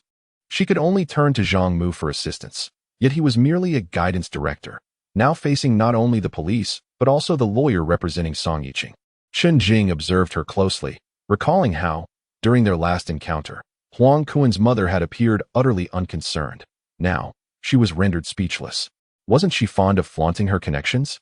Yet, Zhang Mu was of no help in this situation. Zhou Yizhou's father exchanged a knowing glance with Chen Jing, both understanding the unspoken message. Despite Zhou Yizhou having been assaulted, the absence of video evidence meant it could not be deemed the most grievous of offenses. Chen Jing, however, possessed footage of the assault, which would soon find its way to the principal's office. Zhou Yizhou's father turned his attention once more to Huang Kuan's mother, and then primarily to Zhang Mu. You are Zhang Mu, the guidance director of Newport No. 2 Middle School, correct? Upon being directly addressed by the police, Zhang Mu quickly stood up, offering a forced smile. That would be me. Zhou Yizhou's father exhaled deeply, adopting a serious tone. I will report this matter to the higher authorities and issue a notification regarding the police situation. I also hope the school will cooperate. Upon hearing this, Zhang Mu understood that the school could not settle this privately and must release relevant information or face accusations of non-cooperation. Of course, Zhang Mu responded, acquiescing. Zhou Yizhou's father swept his gaze around the room, pointedly ignoring his own son. All right, this matter is concluded. Everyone may leave. Chapter 45. Shocking the entire school, Song Yiqing was the first to depart, having grasped the situation's context, deeming it unnecessary to linger. Next were Chen Jing's family and he Chu Wei. Chu Wei, why don't you come home with us? It's late. You shouldn't return to school tonight. I see you're all sweaty. You must not have eaten. I'll prepare some soup at home to ward off the chill, Chen Jing's mother offered kindly. He Chu Wei smiled brightly. Sure. Thank you, Annie. It's been a while since I've had your cooking. Chen Jing watched the two converse, feeling a sense of happiness bloom within him. Finally, there was Zhou Yizhou's family. Zhou Yizhou's mother, observing that everyone had left, turned to her son and shook her head. Look at others, and then look at you. She bore an expression of disappointment, embodying a why can't you be more like them sentiment. Why do they have two girls visiting, while you have none? It is you who was assaulted. Mom, what are you talking about? I'm quite popular at school. You know, Zhou Yizhou retorted. Oh, spare me, she replied disdainfully, rising to head toward the office, leaving Zhou Yizhou alone in the waiting room. Zhou Yizhou shook his head in resignation. What use were women? Being alone was far more enjoyable. Chen Jing found himself riding He Chu Wei's bicycle to take her home, since his own was at school. Meanwhile, Chen Wangsheng was giving Zhang Shufang a ride. Strangely enough, this pairing of an older couple and a younger one was rather pleasing to the eye. Zhang Shufang occasionally stole glances at Chen Jing and He Chu Wei, feeling that they seemed remarkably well suited together. The following morning, upon Chen Jing's arrival at the classroom, his classmates were taken aback.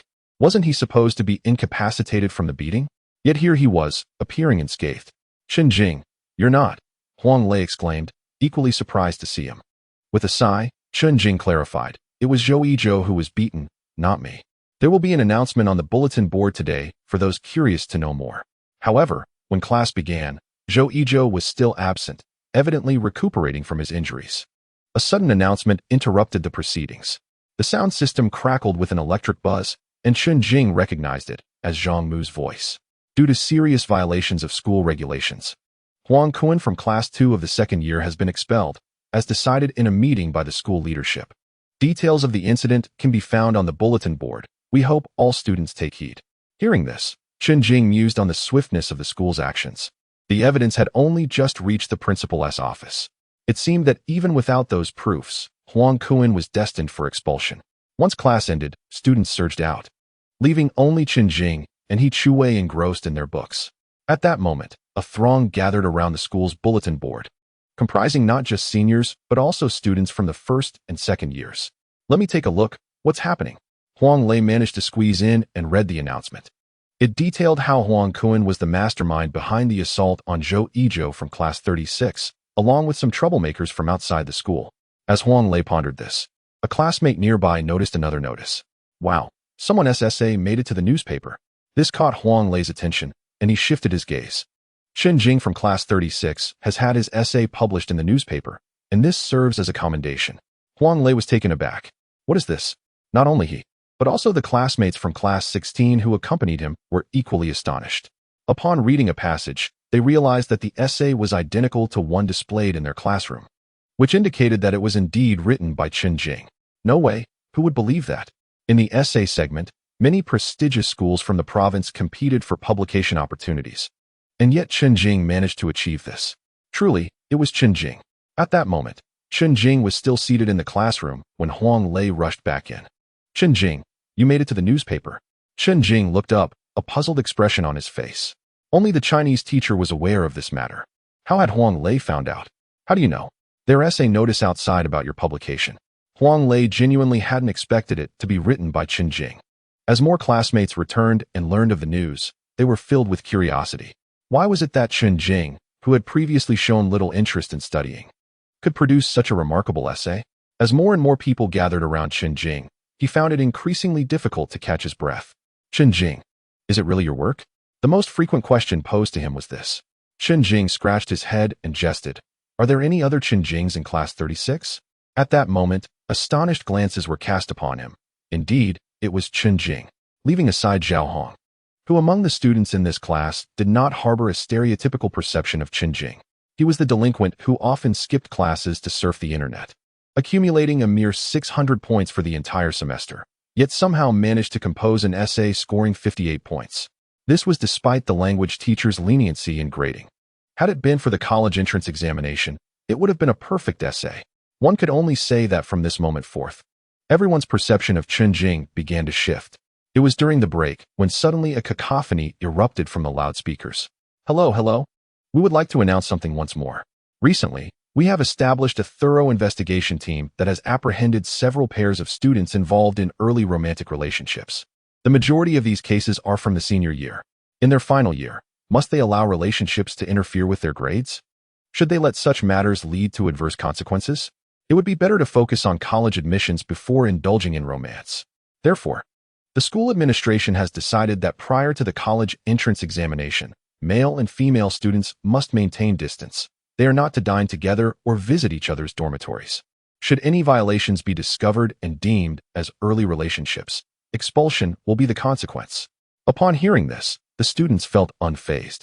This announcement posed no real threat to high school students. Those who wished to pursue relationships would simply be more discreet, while those who did not would remain unaffected. Little did Chen Jing know that this announcement was specifically targeted at him and Song Yiqing.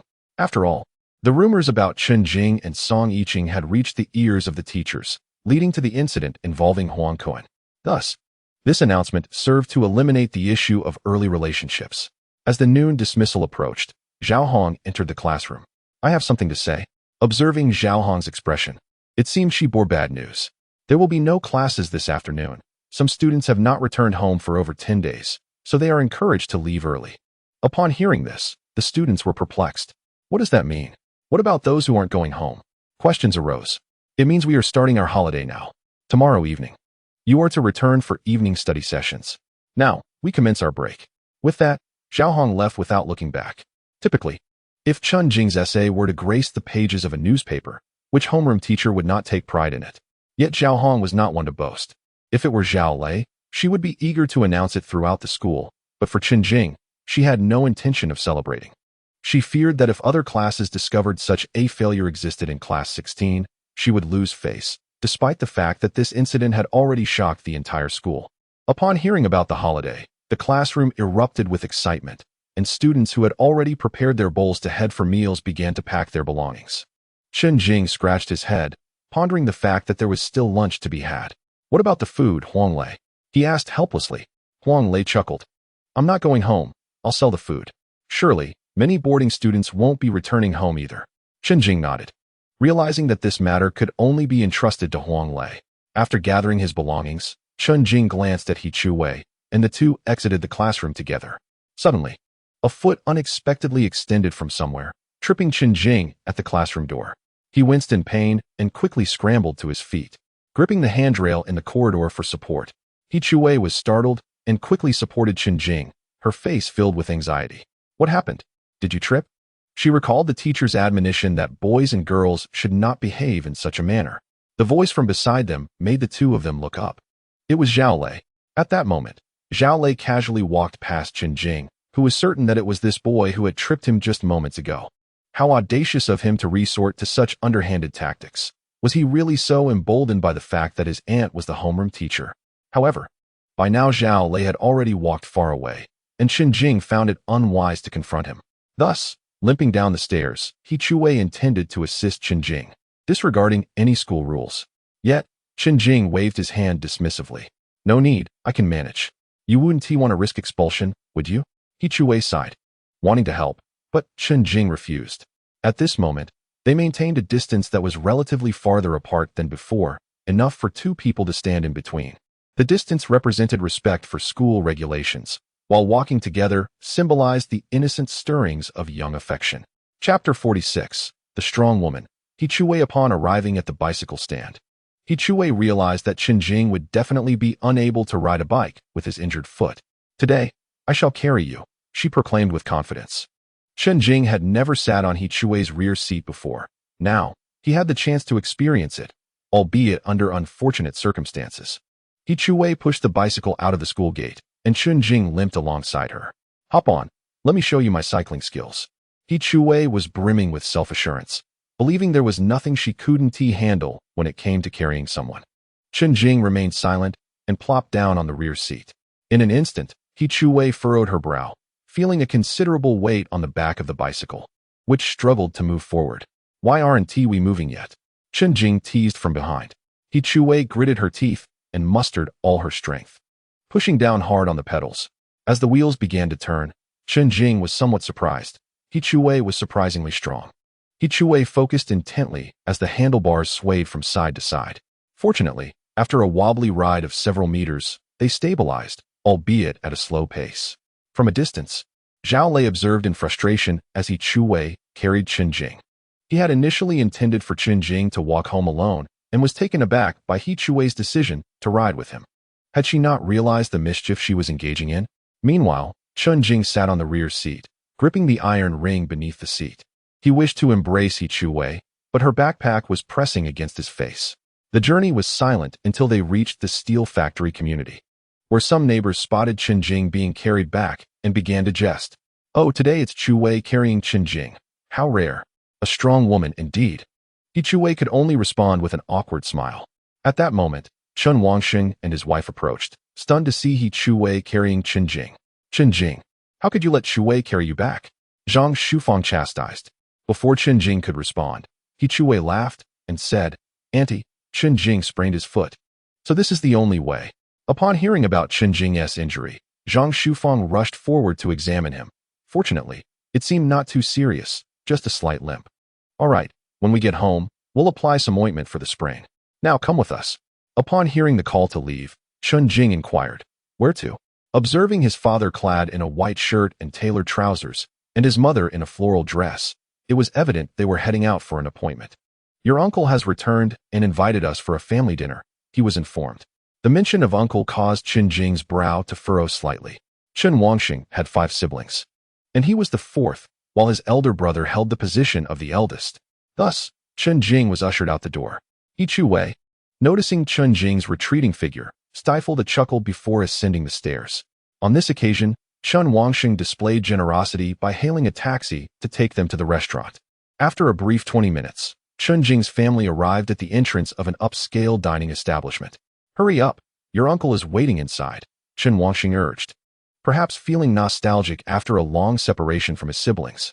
As they traveled, Chen Jing reflected on his uncle and other relatives. His uncle had a son and a daughter.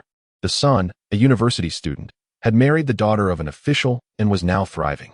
Thanks to this advantageous connection, he managed to send his daughter abroad.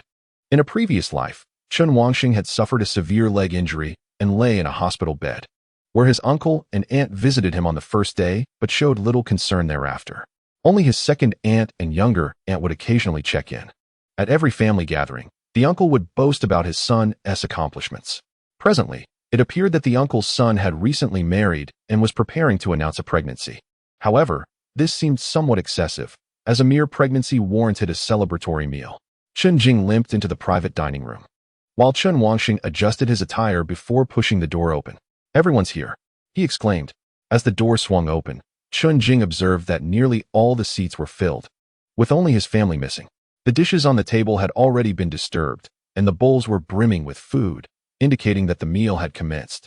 Oh, this little Jing is late due to school, Chen Wangxing offered with an apologetic smile. The uncle waved dismissively. No worries, education is paramount. This was merely a polite formality, as no one was unaware of Chen Jing's academic struggles. Chen Jing surveyed the relatives around him, noting how much younger they appeared. Little Jing, greet everyone. It's been ages. Chen Wangxing nudged him. Chen Jing complied, acknowledging the gathering. Indeed, it had been quite some time since they had last met, especially after the uncle's family relocated to the provincial capital, resulting in infrequent encounters. The so-called 3 major festivals, Spring Festival, Dragon Boat Festival, and Mid-Autumn Festival, only allowed for a reunion during the Spring Festival. Little Jing has grown taller. He must be nearly 1.8 meters now. The polite exchanges continued, and Chen Jing pondered that if he were his true 17-year-old self, he would have merely smiled awkwardly. However, he was no longer that person. You still have some growing to do, he thought. Speaking of height, the uncle's son was notably shorter at only 165 centimeters. Little Jing, how are your grades? You must be nearing your college entrance exams, the uncle inquired, a question that seemed routine yet carried an underlying motive. Chen Yiqing intended to respond but was preempted by Chen Jing, who replied, "My grades are decent. I'm working hard. You must strive for success and gain admission to a good university for a promising future," the uncle interjected. "Indeed. Your son merely gained admission to a university and wed the daughter of a cadre." Chen Jing, however, recalls that when his father suffered a fractured leg, he sought financial assistance from this cousin, but was unable to borrow a single penny. Although he publicly claimed that his wife was stringent with finances and referred to himself as henpecked, the reality was different. He never disclosed this predicament to his wife. And had he done so, the funds would have been secured. It brings to mind the time when his cousin lacked sufficient means for university and had to borrow 20,000 yuan from Chen Yiqing. Once one is established in a formal position, there is a palpable fear of impoverished relatives seeking support. I too am striving diligently. After exchanging pleasantries, Chen Jing discerned the lack of pride on his parents' faces. Each time, they felt ashamed due to his academic performance. In the past, the current Chen Yiqing would have certainly had something to say about it. Chen Jing is on the verge of graduating high school, and if he fails to gain university admission, he harbors hopes that his uncle's son might lend a helping hand. Yet, this time, Chen Yiqing is different. Now, Xiao Jing's studies have improved significantly. His essay even made it to the newspaper. Upon hearing this, his uncle's son was utterly incredulous. Being a person within the system, he understood the requirements and procedures necessary for publication, as well as the level of competence needed. If essays could be published, only the top students from the elite class could achieve such a feat. For someone like Chen Jing to have his work published must surely be a ruse, fooling his uninformed parents. Essays worthy of publication are exceptional, suggesting that Xiao Jing is indeed performing admirably. Which edition was it? Has it been released? Although his uncle's son appeared to offer praise, he was, in truth, intent on exposing the truth. It was in yesterday's Huaxi Daily, Chen Jing replied candidly. Huaxi Daily? His uncle's son was even less convinced. The prestige of this newspaper is considerable, being a provincial publication. It would indeed be remarkable for Chen Jing to have achieved such a distinction. Remarkable indeed, Xiao Jing, to be published in a newspaper. I shall look for it upon returning home. After his uncle's son spoke, his uncle added, "There must be a copy. Just have the waiter bring it over." "Is there? Then let him fetch a copy. We must certainly view such an exceptional essay from our Xiao Jing." Chapter 47. A display of talent before others. No one believed that Chen Jing was capable of academic success. They were all too familiar with his character. Although Chen Yiqing and his wife staunchly defended their son, the truth of Chen Jing's lack of diligence, mischief, and poor behavior was evident. The notion of Chen Jing's essay appearing in a newspaper was akin to appointing a delinquent to oversee a police station, an unfathomable scenario. Despite the polite compliments offered by those around him, Chen Jing could clearly discern their underlying intentions. They sought to publicly unveil his shortcomings. Very well, let them unveil it. At that moment, a waiter brought forth a newspaper and placed it on the table. His uncle turned it around until it faced him. On which page? His uncle squinted and inquired. Chen Jing genuinely could not recall, and replied, "I am not quite sure." Upon hearing this, his uncle's son became even more skeptical. Typically, one would be notified of the specific section where an article would appear. Chen Jing's uncertainty was a clear indication that he had never had an article published. Unable to discern the content, his uncle reluctantly passed the newspaper to his son, chuckling. "In the past, Chen Yu also wrote an article that was published. To my surprise, Xiao Jing has indeed made a name for himself, following in his brother's footsteps. Chen Yu, being the son of my uncle, has a vague recollection of the published article." As he searched for Chen Jing's essay, he modestly remarked that it was merely a casual piece of writing, while others may be unaware. He knows that the essay was bought by paying for a spot, intended to enhance his reputation, particularly as he was courting his future wife at the time. The entire family gathered to observe his uncle's family, yet they felt powerless to intervene. Just as Chen Yu was about to speak, he noticed an essay on a prominent page. An excellent essay by a senior student from Xinguang No. 2 High School. Chen Yu quickly scanned the text, disregarding the content, solely interested in the signature. At the conclusion, he saw Chen Jing, Class 36, Senior Year, Xinguang No. 2 High School. This was troubling. It was indeed written by Chen Jing. Moreover, this was not a paid placement. Chen Yu recognized the sections that involved payment, so he initially examined those few pages, considering that Chen Jing might have also purchased a spot. However, those sections were absent, while the one featuring Chen Jing's essay was dedicated solely to showcasing exemplary work. The intention was to ensure fairness, allowing every outstanding essay the opportunity for publication, as the quality of excellent writing is immediately discernible. Purchasing a spot would be futile. Reflecting on his own experience, when he had to pay to be featured in a municipal newspaper, he realized that Chen Jing had now ascended to a provincial publication. Observing his astonished expression, Chen Jing took a sip of water and smiled, saying, "How could I possibly compare to my cousin? He managed to get into the largest section of the Anqing Daily, while I am not as formidable." Upon hearing this, it was the first time Chen Yu felt overshadowed during a family gathering. Could it truly be that Xiao Jing wrote this? At that moment, even his uncle was incredulous. Although Chen Yu was reluctant to concede, he could only respond with a smile. Indeed, it was Xiao Jing who penned the essay, and it was exceptionally well done. This statement held no ulterior motive, merely a genuine compliment. His uncle seized the newspaper, squinting as he examined it, confirming it was indeed Chen Jing. "Impressive. Your cousin only made it to the newspaper during university, and you've accomplished this in high school. You must aim for a prestigious university." At this, his aunt chuckled, and Chen Wangxing joined in with a grin. "Well, being accepted into university is already quite a blessing. Everyone, please eat before the dishes cool."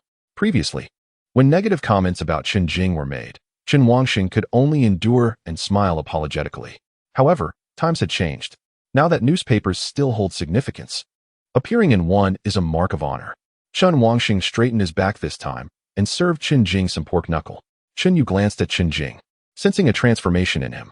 In the past, whenever he encountered Chen Jing, he was mischievous and hardly spoke, never daring to retort to adults. Yet today, Chen Jing resembled an adult, particularly one who had endured the harsh realities of life.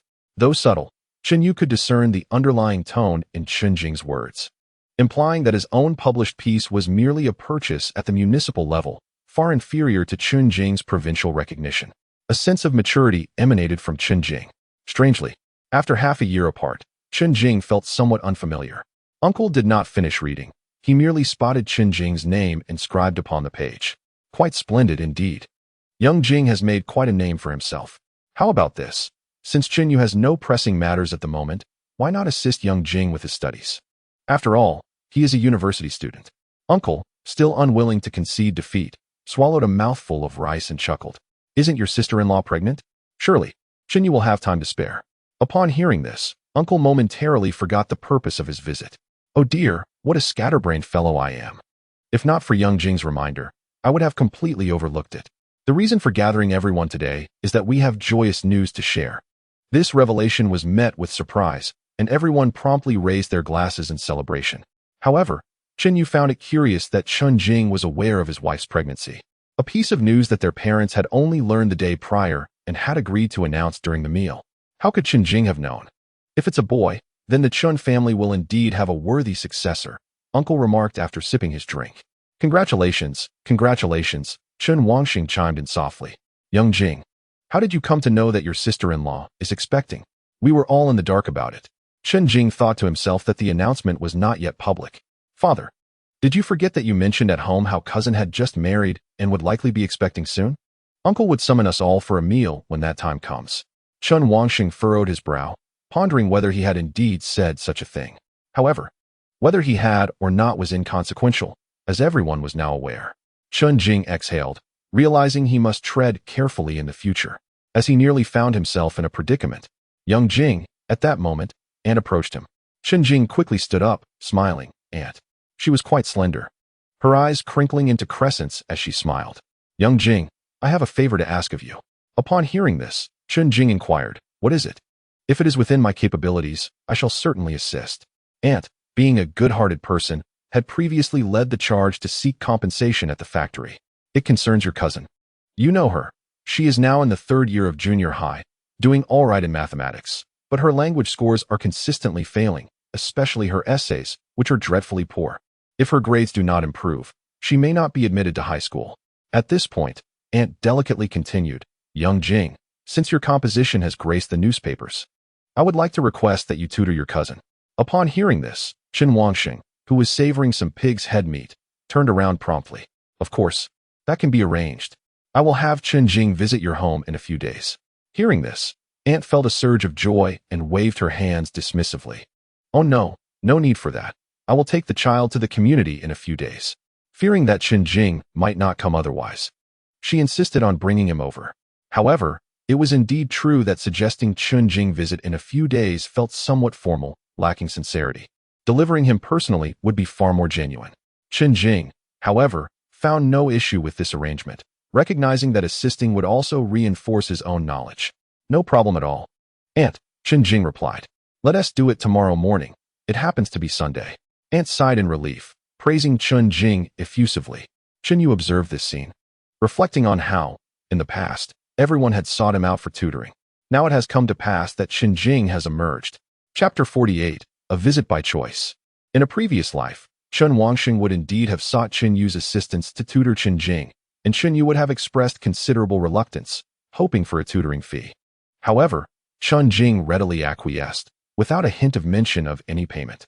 This time, Chen Wangxing drank with great merriment, buoyed by his son's accomplishments, enjoying newfound respect among his siblings. This sensation was entirely novel. The gathering was notably harmonious, devoid of pretentiousness. As the meal concluded, everyone took their leave. Upon reaching the entrance of the restaurant, Chen Yu, driving an Audi A6, parked at the door, then stepped out to assist his uncle into the vehicle. The Audi was indeed impressive, though it belonged to his father-in-law. Chen Yu returned to the driver's seat, rolled down the window, and cheerfully addressed Chen Jing's family. Uncle, shall I give you a ride? With only Chen Yu, his father, and Chen Jing in the car, it was a perfect fit. Zhang Shufang was about to politely decline when Chen Jing interjected, Thank you, brother Chen Yu. Ah, it's merely a formality. Are you truly accepting this offer? Chen Jing, recalling his sprained ankle, thought it unwise to refuse such a convenience. Thus, Chen Jing settled into the front passenger seat while his parents occupied the back with his uncle. Strikingly, the resemblance between his uncle and father, both inebriated, was uncanny. They seemed to have been cast from the same mold. Particularly evident in their balding heads, his uncle was already quite bald, and Chen Wangxing was approaching the same fate. Xiao Jing, regarding your announcement in the newspaper, was it supported by the school, or was it your own initiative? Chen Yu, driving, glanced at Chen Jing through the rearview mirror. He was keen to uncover any flaw in Chen Jing's story, hoping to find comfort in his own conclusions. It was a composition I wrote during an exam. My language teacher found it commendable and encouraged me to submit it, Chen Jing replied, expertly concealing any inconsistencies. Chen Yu, unable to find a chink in his armor, could only respond with a smile. That is commendable indeed. By the way, how did you learn about your sister-in-law's pregnancy? We only found out yesterday. His curiosity piqued. He wondered how Chen Jing had come by this information. Chen Jing thought it futile to evade the question and replied with a smile, during my brother's wedding. It was mentioned that they wished to have children soon, and then my uncle suggested a meal to celebrate the pregnancy. Upon hearing this, Chen Yu fell into contemplation, wondering if such words had indeed been uttered.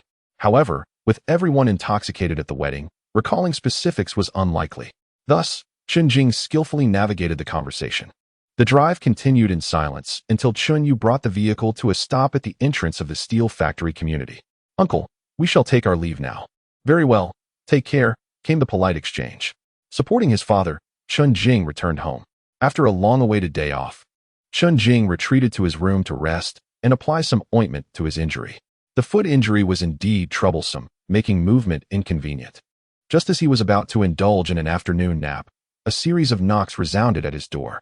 Wondering who it could be at 2 in the afternoon, he opened the door to find He Chuwei standing there, clutching a book. What brings you here? Chen Jing recalled that they had not arranged this visit. Classes are in session, He Chuwei remarked peculiarly. Her initiative to visit Chen Jing stemmed from concern for his leg, as she felt the need to offer him assistance. Chen Jing, feeling grateful, sighed with relief. Please come in, teacher He Chuwei strode into Chen Jing's home, as if it were her own. The two households bore a striking resemblance, each featuring a balcony adorned with a writing desk, a suggestion from He Chuwei's father, who believed it would help absorb the essence of the cosmos and enhance academic performance. In truth, it was merely a means to bask in sunlight and replenish calcium. How is your foot? He Chuwei inquired as she took a seat, her concern evident. Chen Jing winced in pain, letting out a soft hiss. Observing his grimace, He Chuwei stifled a laugh. His performance was utterly unconvincing. A sprain or fracture requires 100 days of recuperation, and you shall need to rest for that long, she stated. After her remark, Chen Jing let out another hiss and nodded slightly. All right, then for the next 100 days, I shall trouble you, teacher he, to drive me to school. He Chuwei did not refuse. The 100 days was merely a jest, as she believed he would likely recover in about 5 days. Driving you for 5 days is manageable, but there is a condition. Master politics well today, and I shall agree, she proposed. Deal. An hour later, He Chuwei gazed in astonishment at the political science book. Just moments earlier, Chen Jing had recited an entire section of knowledge verbatim. What kind of mind do you possess? He Chuwei could hardly believe how rapidly Chen Jing was memorizing. This is the extent of my talents, Chen Jing replied with a hint of irony. Could you kindly pour me a glass of water? I'm quite parched from all this recitation. He Chuwei shook her head in disbelief, but stood to fetch some water. If it were anyone else, they might suspect Chen Jing of peeking at the text. However, He Chuwei had shielded the book so thoroughly that he couldn't possibly see it. Upon returning with the water, she asked, How can you memorize so swiftly? Chen Jing gulped down the water, shivering slightly from the breeze of the nearby fan. It's simply how I've memorized it. I've reviewed it numerous times at school, he offered, deflecting her inquiry. After all, confessing to her about his extraordinary memory would surely be met with skepticism. At this pace, it's indeed possible you could catch up within 200 days. This subject is akin to Beethoven. Mastering the material guarantees points, he remarked, recalling the previous art examination, and turned to He Chuwei, asking, by the way, what are your thoughts on the last art examination? Me? He Chuwei pointed to herself, and then shook her head. I know nothing of the art examinations, and have no insights to offer. She was indeed uninformed, lacking acquaintances in the arts. Suddenly, a thought struck her, Song Yiqing. Song Yiqing was an art student, and although He Chuwei was unfamiliar with the examination process, she had heard some information previously. The cultural scores were not particularly high for art exams. If Chen Jing could genuinely elevate his studies during this period, scoring over 100 would be feasible. Achieving such a score might enable him to enter those art schools. A cultural score of 400 could only secure admission to third-tier institutions or even vocational colleges. However, a combination of a 400 cultural score and a favorable ranking in the art examination might just allow him to gain entry into a first-tier university or even a prestigious 985 or 211 institution. Perhaps you should consult the music teacher or Song Yiqing. You seem quite familiar with her, and she would certainly be more knowledgeable, He Chuwei suggested calmly. Despite her serene demeanor, Chen Jing recognized that suggesting such a visit would spell disaster. Sigh, only a little over 200 days remain. Chen Jing felt that this is the essence of human nature. In his past life, 200 days seemed excessive. Now, however, it feels woefully insufficient. How wonderful it would be to be reborn in the first year of high school, to possess the awareness of the remaining days. If only he had awakened sooner.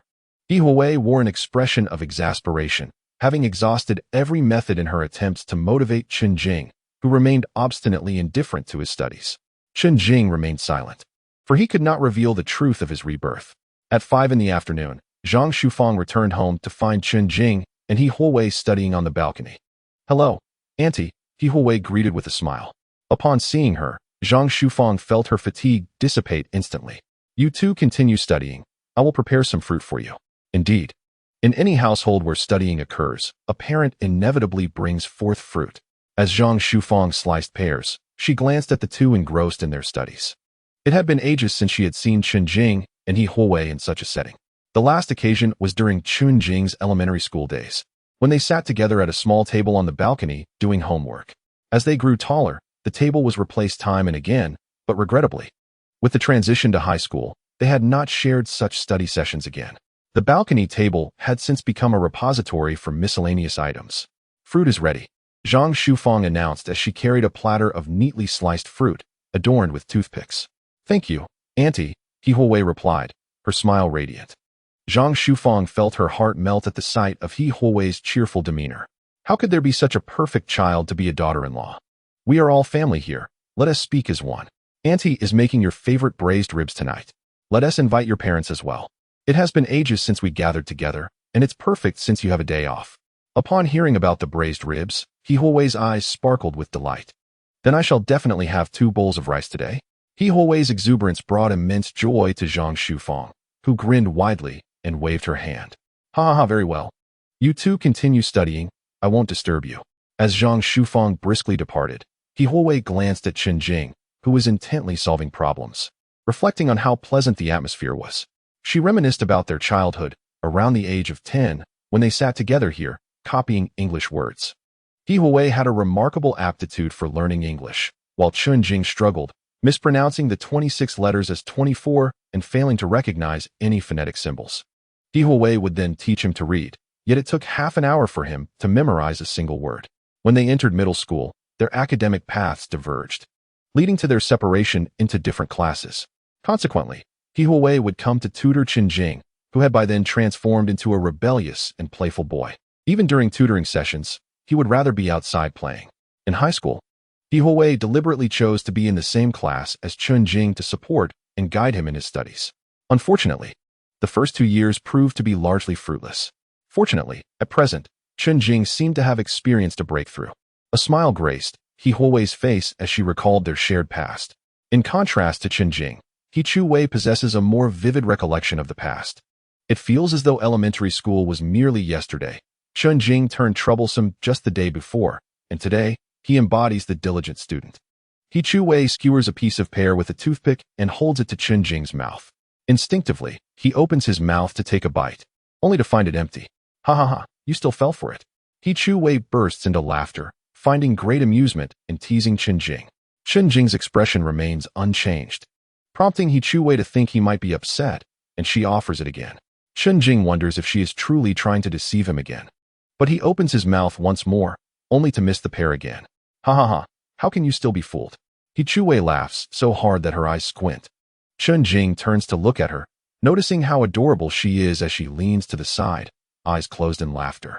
A slight smile tugs at the corners of his mouth. He never realized how charming she was before. Upon returning to life, it's as if she has been filtered through a lens. At that moment, Chen Jing picks up another toothpick, pierces a piece of pear, and presents it to He Chuwei. She takes a deep breath, opens her eyes, and sees Chen Jing offering her a bite. His expression is filled with such tenderness, his eyes brimming with affection, reminiscent of a romantic confession in a drama. He Chuwei's smile fades as she gazes intently at Chen Jing. What's wrong? Aren't you going to eat? Chen Jing gently prompts. The atmosphere shifts from playful to somewhat ambiguous, causing He Chuwei to swallow hard. Should she take a bite or not? It seems Chen Jing's expression holds no deceit, allowing her to forget the earlier trickery. With a slight parting of her lips, she prepares to bite into the pear. In an instant, Chen Jing abruptly withdraws his hand. The sound of her teeth meeting each other rings clear. Ha ha, you fell for it too. Chen Jing's expression shifts from tender to uproarious laughter. Initially, his affectionate gaze was genuine. He realized that a girl had already taken residence in his heart. However, as He Chuwei was about to bite down, the thought of retracting his hand emerged in his mind, and by then, it was already too late. He Chuwei, frustrated, nodded in defiance. She was determined to reclaim the moment. Listening to the laughter of the two children, Zhang Shufang, who was in the kitchen preparing food, felt a wave of delight. This is how children should be, harmonious and joyful. Indeed, it was quite harmonious, as Chen Jing found himself being playfully chased and hit by He Chuwei. All right. No more teasing. We have to study, Chen Jing said, allowing He Chuwei to vent her frustrations momentarily.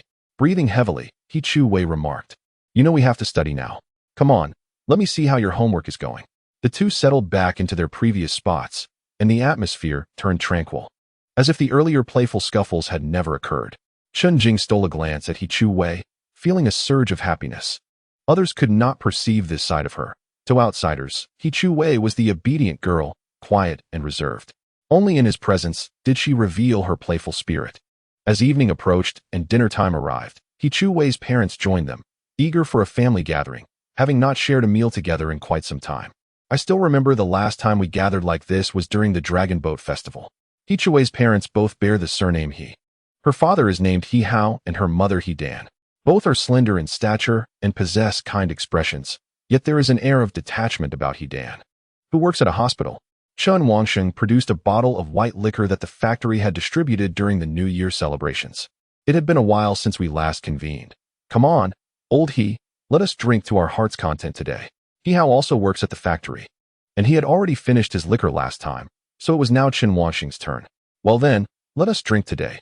After all, the children have a holiday tomorrow. Take it easy, though. Your blood sugar and uric acid levels were quite high during your last hospital checkup. After He Dan spoke, she turned to Chen Wanxing, reproaching him. Old Chen, I had already scheduled your health checkup last time. Why didn't you show up? Chen Wanxing slapped his forehead, exclaiming, Oh dear, I completely forgot about it. All right. I will book an appointment for you on Monday to get you checked, He Dan continued, to which Zhang Shufang concurred. Indeed, a checkup is necessary. Once you see the report, you will think twice before drinking. In truth, He Dan merely wished for her husband to drink less, hence the suggestion for the health examination. If Chen Wanxing's results were also poor, then neither of them would be able to drink. Thankfully, neither of them smokes. I heard from Chu Wei that Xiaojing's essay was published in the newspaper, right? He Hao asked, his eyes widening. Chen Wanxing nodded with a smile. Yes. It was in yesterday's edition. Upon hearing Chen Wanxing's affirmation, He Dan cast a glance at Chen Jing, as if she felt he had transformed into a different person. Chen Jing had been notoriously mischievous, a fact recognized by all, and he had been the least interested in his studies. Yet, he had recently sought tutoring from Chu Wei, and now he had made it into the newspaper. The change was astonishingly swift. I have always kept an eye on Xiaojing, He Dan remarked, raising her glass to clink with Chen Wanxing's. Chen Wanxing took a sip of his liquor, letting out a sigh of satisfaction. We owe it to your Chu Wei. Without her help, Chen Jing wouldn't have made such rapid progress. This exchange of compliments left little room for the two children to interject. Chen Jing then picked up Chen Wanxing's glass and raised it toward He Hao. Shall I have a drink with uncle? Seeing Chen Jing lift his glass, Zhang Shufang and He Dan promptly intervened. How can a minor drink alcohol? Oh, just wait until you are of age to drink with your uncle, He Hao added. Chen Jing nodded gently, which made Chen Wanxing feel a twinge of jealousy that his son was not toasting him, thinking that if he could not toast, he could at least pour some drinks. Chen Jing took up the glass, much to the delight of the two older men. This gesture endeared him to He Hao. Chen Jing smiled at He Chui's family, feeling that the atmosphere was delightful, yet one question lingered in his mind. He recalled that after university, He Chui's family had moved away, but he was uncertain of the reasons behind it. No, as Chen Jing pondered the timeline of his previous life, he suddenly remembered that He Chui's grandfather had passed away during this period. The exact timing was a blur. He glanced at He Chui, whose face bore a smile, contemplating how to handle this situation.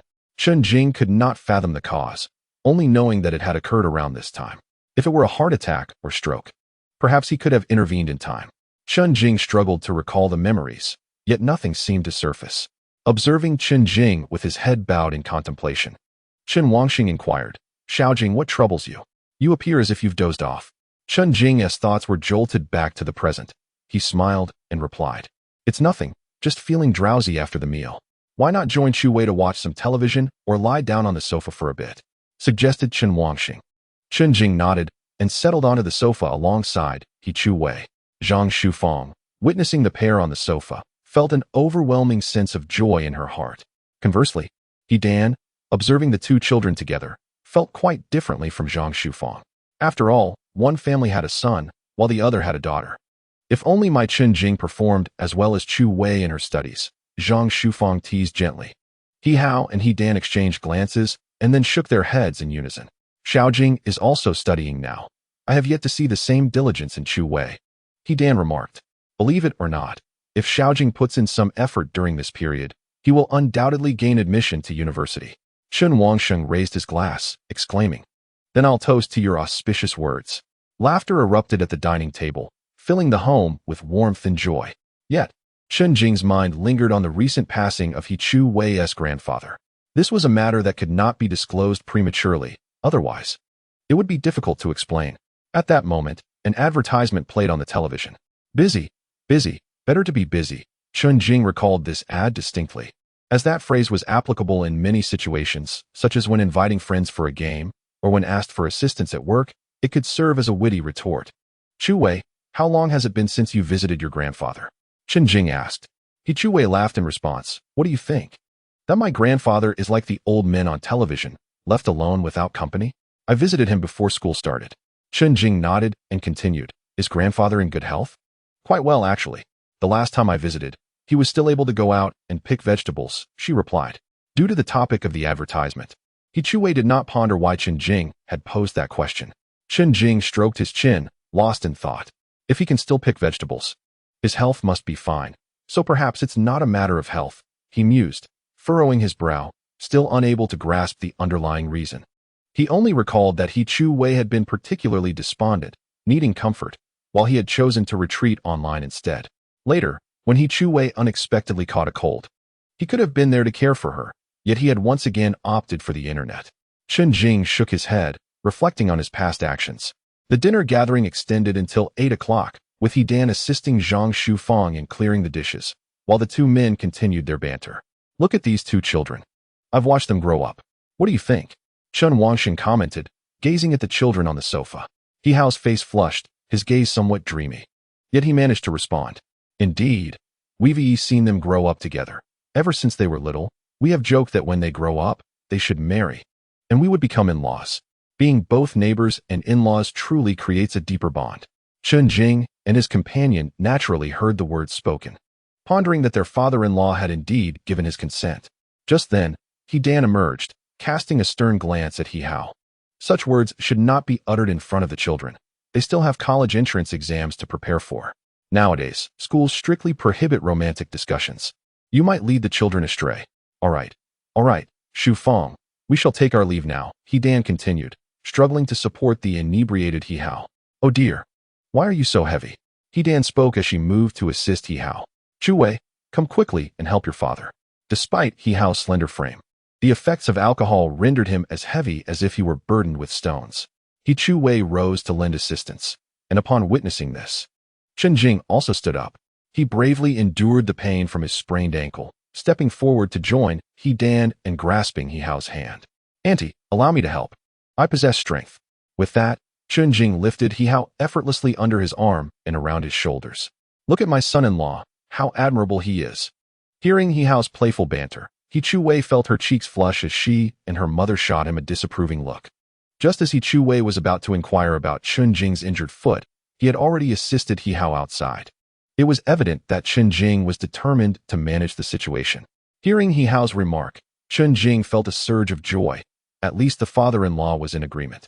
However, from the mother-in-law's perspective, it seemed she was reluctant to acknowledge this so swiftly. As they helped He Hao back home and were about to depart, Chen Jing suddenly turned, whispering, "Your book is still downstairs. You may retrieve it tomorrow. I plan to review it tonight."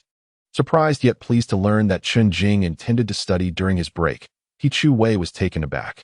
Unlike Chen Jing, who still wished to learn, she knew that with the holiday approaching, she had no intention of studying today.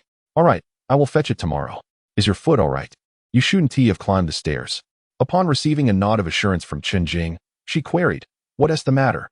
Noticing his hesitation, Chen Jing smiled and shook his head, rubbing his hands together, pondering over the matter concerning her grandfather, which he felt was best left unaddressed. "It's nothing.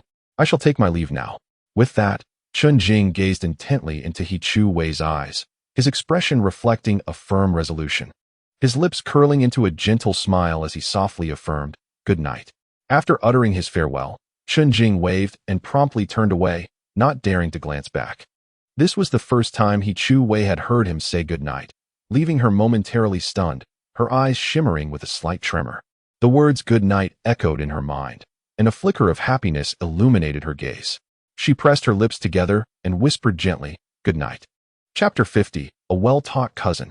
The following morning, as Chen Jing lingered in slumber, the door was pushed open. "Xiao Jing, wake up. Your cousin will arrive in 10 minutes. Chen Jing furrowed his brow and opened his eyes, the figure before him hazy, likely his mother. He had stayed up late studying, having just finished a substantial section before finally succumbing to sleep. Glancing at the time, he noted it was barely 7 o'clock. "Quickly, wash up. You were up late playing." Zhang Shufang nearly let slip, playing until such an hour. However, the son was studying so late. After all, while studying on the balcony, she noticed Chen Jing still immersed in his studies even after midnight. The tone shifted from reproach to concern. It wasn't just Chen Jing, but Zhang Shufang herself was struggling to adapt. "All right, hurry up and freshen up." Zhang Shufang turned and walked away, covering her mouth with a smile around the corner. It was the first time she felt such concern for her child studying so late. Chen Jing got up to wash and change his clothes when a knock echoed from the door. "Xiao Jing, open the door. Your little aunt has arrived. Chen Jing opened the door to find 3 figures standing at the entrance, his little aunt and his younger cousin and brother, since his uncle also bore the surname Chen. Both children shared the same last name. His cousin, Chen Yuan, was petite with a small face, embodying the image of a well-behaved girl, her hair styled in a bun. His younger brother, Chen Fong, appeared to be in his first year of junior high and bore some resemblance to their little aunt, although his height was notably shorter. Come in, Chen Jing welcomed them inside. His little aunt chuckled softly, gently patting the children. Quick, call your cousin. Both cousins called out cousin simultaneously, one sounding enthusiastic while the other seemed reluctant. Haven't had breakfast yet, have you? At that moment, Zhang Shufang emerged. They've eaten, she said. I'll be counting on these 2 today. No worries, you can rest easy, his little aunt replied with a smile, turning to the children. Today, you'll be learning with your cousin Chen Jing, who is a model student featured in the newspaper. Upon hearing this, Chen Yuan displayed a hint of disdain, while Chen Fong struggled to suppress laughter. After their little aunt departed, Chen Jing beckoned his younger cousins to the balcony, but Chen Fong hesitated. Cousin, take me out to play. I want to go to an internet CAF. A sudden cough caught Chen Jing off guard, and he stammered. What? An internet CAF? What are you talking about? Chen Fong looked bewildered. Wasn't visiting his cousin's house meant for fun? Meanwhile, Chen Yuan sat down, busily taking out her homework. She was well aware of her cousin's nature. Hearing that Chen Jing was featured in the newspaper, she deemed it impossible, especially when he mentioned tutoring her. She had no interest in extra lessons. Previously, when Chen Yu came to tutor her, it had been too strict and condescending, yielding little result. It hardly felt like a lesson, and she disliked it. As for Chen Jing, he was a different story. Whenever he visited, it could be said he had played through everything, with no semblance of studies in sight. Since he could never outtalk his mother at home, he had no choice but to come here to do his homework. Time was precious as they were already in their 3rd year of junior high. Cousin, just take me out. My parents drop me off and pick me up. I never get the chance to go, Chen Fong whined. Under normal circumstances, Chen Jing would have taken his younger siblings out to play, but this time was different. What do you mean play? It's time to study. Chen Jing's unexpected reprimand startled Chen Fong, who gaped at him in silence. What are you staring at? Do I have something on my face? Take out your homework and start writing it now. The abrupt sternness of Chen Jing caught the siblings off guard. Is this truly their cousin? Auntie sent you here to learn, not to play. All right, today as primary focus will be on the art of essay writing. With that, Chen Jing moved a stool and seated himself beside them. Chen Yuan was momentarily startled, especially by his severe tone, reminiscent of her strict homeroom teacher. Chen Fong, intimidated, refrained from speaking and merely retrieved his assignment book. Chen Jing glanced at them and inquired, what type of essay are you currently writing, a narrative or an argumentative one? An argumentative essay, Chen Fong replied. Chen Yuan remained silent, gazing at Chen Jing. Very well, argumentative essays are straightforward. Just wait here, I'll fetch a newspaper. Moments later, Chen Jing returned, placing a newspaper before them. The siblings stared at the printed words, an outstanding essay by a senior student from Newport No. 2 High School. Following the familiar pattern, Chen Yuan quickly scanned the byline, and to her astonishment, it was indeed Chen Jing's name. Her mind began to whirl. When did her cousin S writings make it to the newspaper? Is this truly your work, cousin? Chen Fong asked, his face a mask of disbelief. Chen Jing maintained his stern demeanor, replying, is it not my writing? I didn't bring this for you to admire my name. Focus on the content. By the time Chen Jing finished speaking, Chen Yuan had already read the introduction. After 2 minutes, she concluded the essay. It was indeed exceptional. She had perused numerous exemplary compositions, and while its structure bore resemblance to Chen Jing's, it was distinctly unique. Show me your notebooks, Chen Jing requested, eager to gauge their abilities. However, neither moved, one hesitant, the other too shy. Chen Fong, let me see yours, Chen Jing called out, prompting Chen Fong to reluctantly produce his notebook. Chen Jing flipped through a few pages and began to read. At that moment, both Chen Yuan and Chen Fong were fixated on him. Chen Yuan was curious to uncover Chen Jing's insights, while Chen Fong hoped fervently to avoid criticism.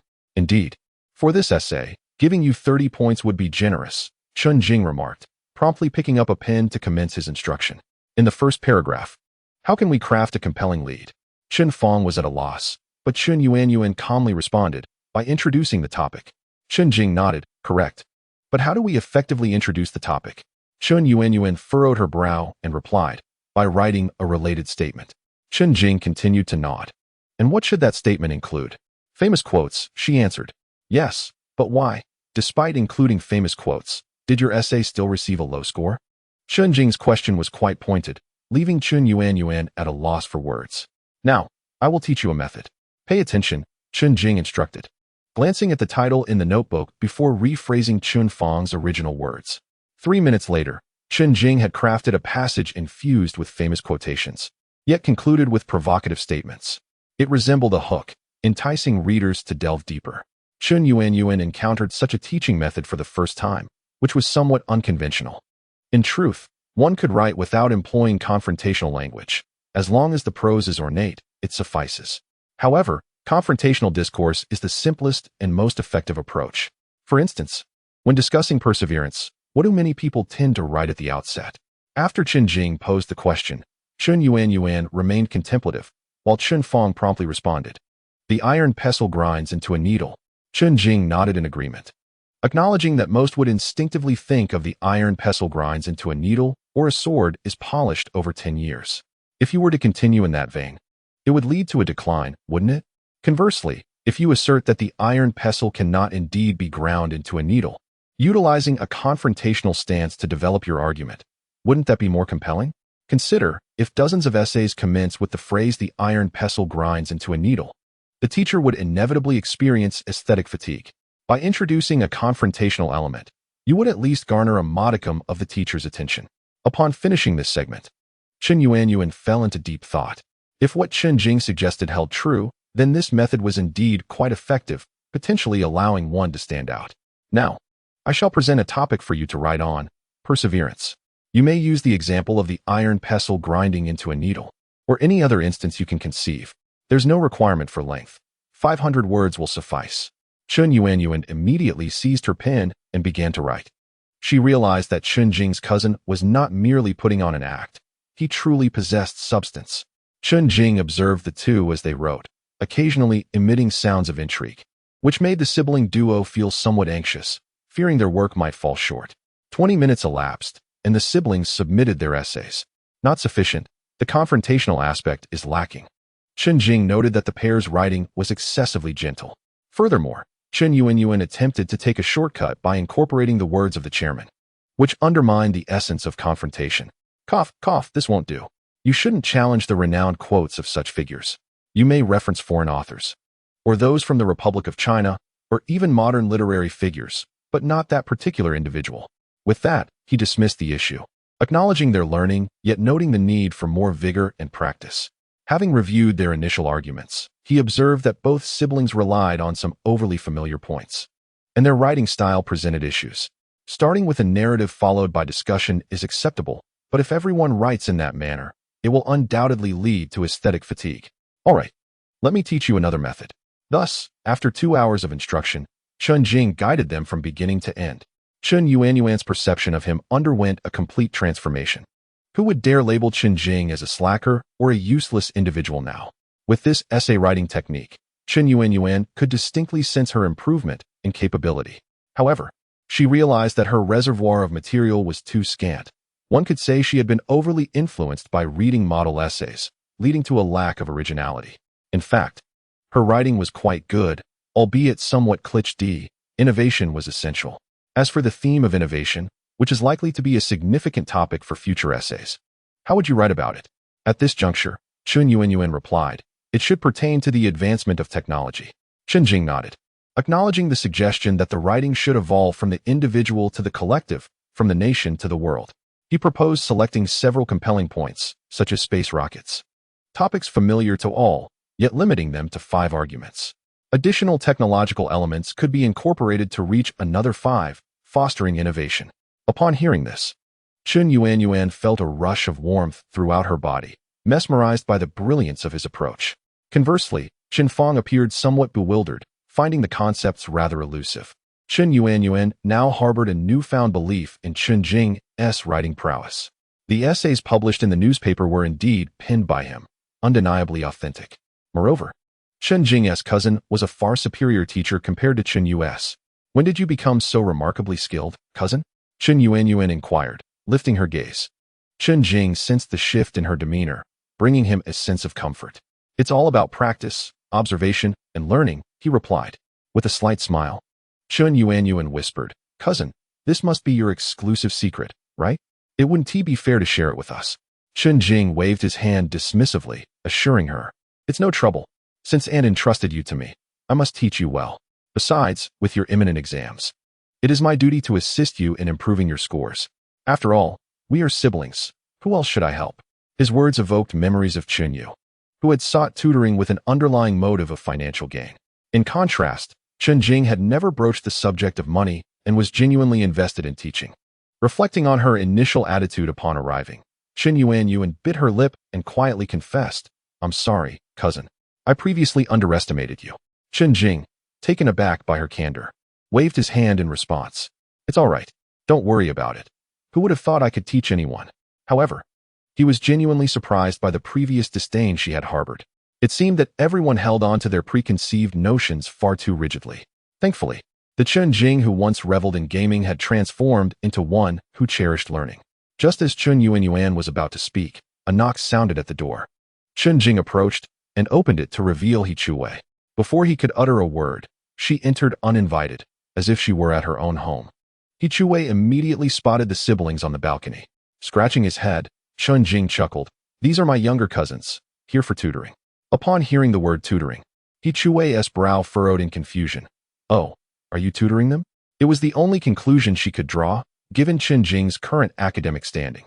Chen Jing tapped his forehead, clarifying, they sought my help to improve their writing skills. The mention of teaching writing caused He Chuwei's eyes to sparkle with excitement, as she was well aware of Chen Jing's writing capabilities. What was initially a simple visit to retrieve a book had serendipitously turned into an opportunity. Observing the gleam in her eyes, Chen Jing affectionately shook his head. Don't rush. I can also share my writing techniques with you. Let us wait for the upcoming monthly exam before we proceed. That will be a true test of your abilities. He Chuwei at present is reluctant to provide tutoring for Chen Jing. Rather, she harbors the desire to assist him in enhancing his monthly examination scores. At that moment, Chen Yuan and her brother share the same sentiment upon observing He Chuwei.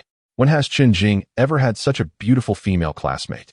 Their visits to Chen Jing's home are infrequent, making encounters with this neighbor rare. Hello, sister, Chen Yuan greeted with a smile. He Chuwei's eyes narrowed in delight as she responded, greetings. How is Chen Jing's teaching progressing? Chen Fong found it difficult to answer, while Chen Yuan earnestly remarked, he teaches exceptionally well, even better than the teachers. Chapter 51.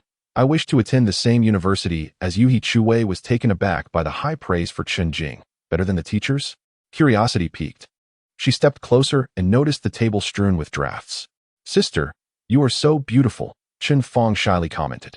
Upon hearing this, Chen Jing widened his eyes and moved to pinch his ear. Fortunately, it was Chen Yuan who first seized Chen Fong's ear. Don't speak nonsense. Indeed, blood ties impose a certain restraint. Chen Fong could only mumble in response.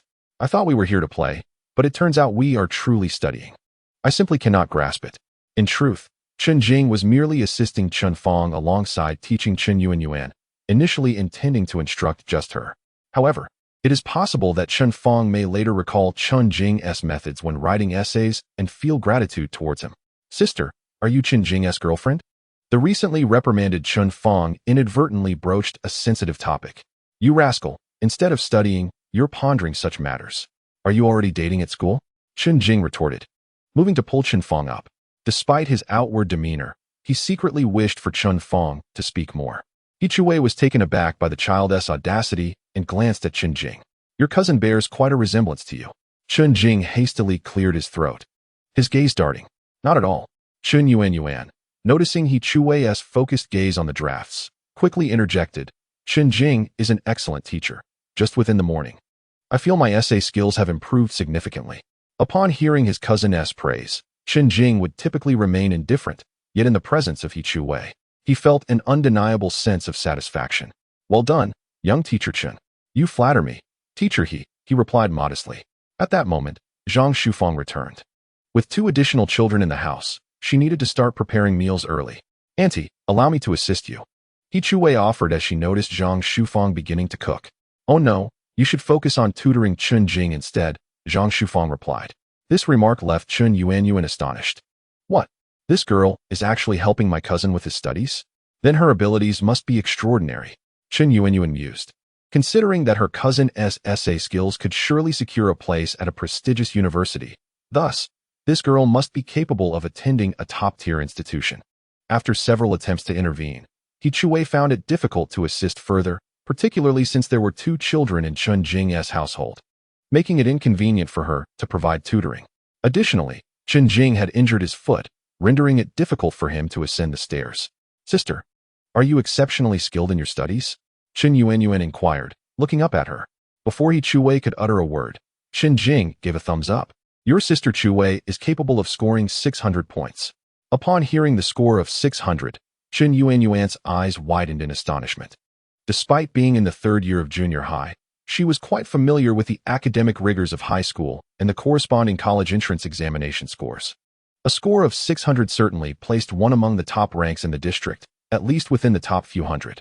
He Chui quickly waved her hand, casting a disapproving glance at Chen Jing, signaling him to refrain from making such statements. No, I only scored 580 on the last monthly test. Chen Jing thought to himself, no rush, she will surely score 600 in the college entrance examination. Chen Yuanyuan was equally astonished upon hearing the score of 580, which assuredly qualified for a first-tier university. With a stroke of luck, she might even scrape into a 211 university. What about cousin? Chen Yuanyuan turned to Chen Jing and playfully jabbed him unexpectedly. Chen Jing's gaze wandered. Scratching his head in an indecisive manner, Chen Yuanyuan could surmise his score. Perhaps it was not as high as He Chui's, but surely it was above 500. It might be around 50 points more, I believe, He Chui whispered from the side. 50 points more. Chen Yuanyuan exclaimed in surprise. Her cousin was still the same cousin after all. This left her perplexed. If cousin Chen Jing was not studying, how could he write essays? Moreover, he hardly appeared to be someone who neglected his studies. When lunchtime arrived, Annie came over, and they all shared a meal together. Yuanyuan, how did you fare with your cousin's tutoring today? She inquired, her heart filled with trepidation, having contemplated this during her work hours. In a moment of calm reflection, Auntie recalled that Chen Jing's academic performance had never been particularly stellar in her memory. Thus, she decided to drop by at noon to assess the situation.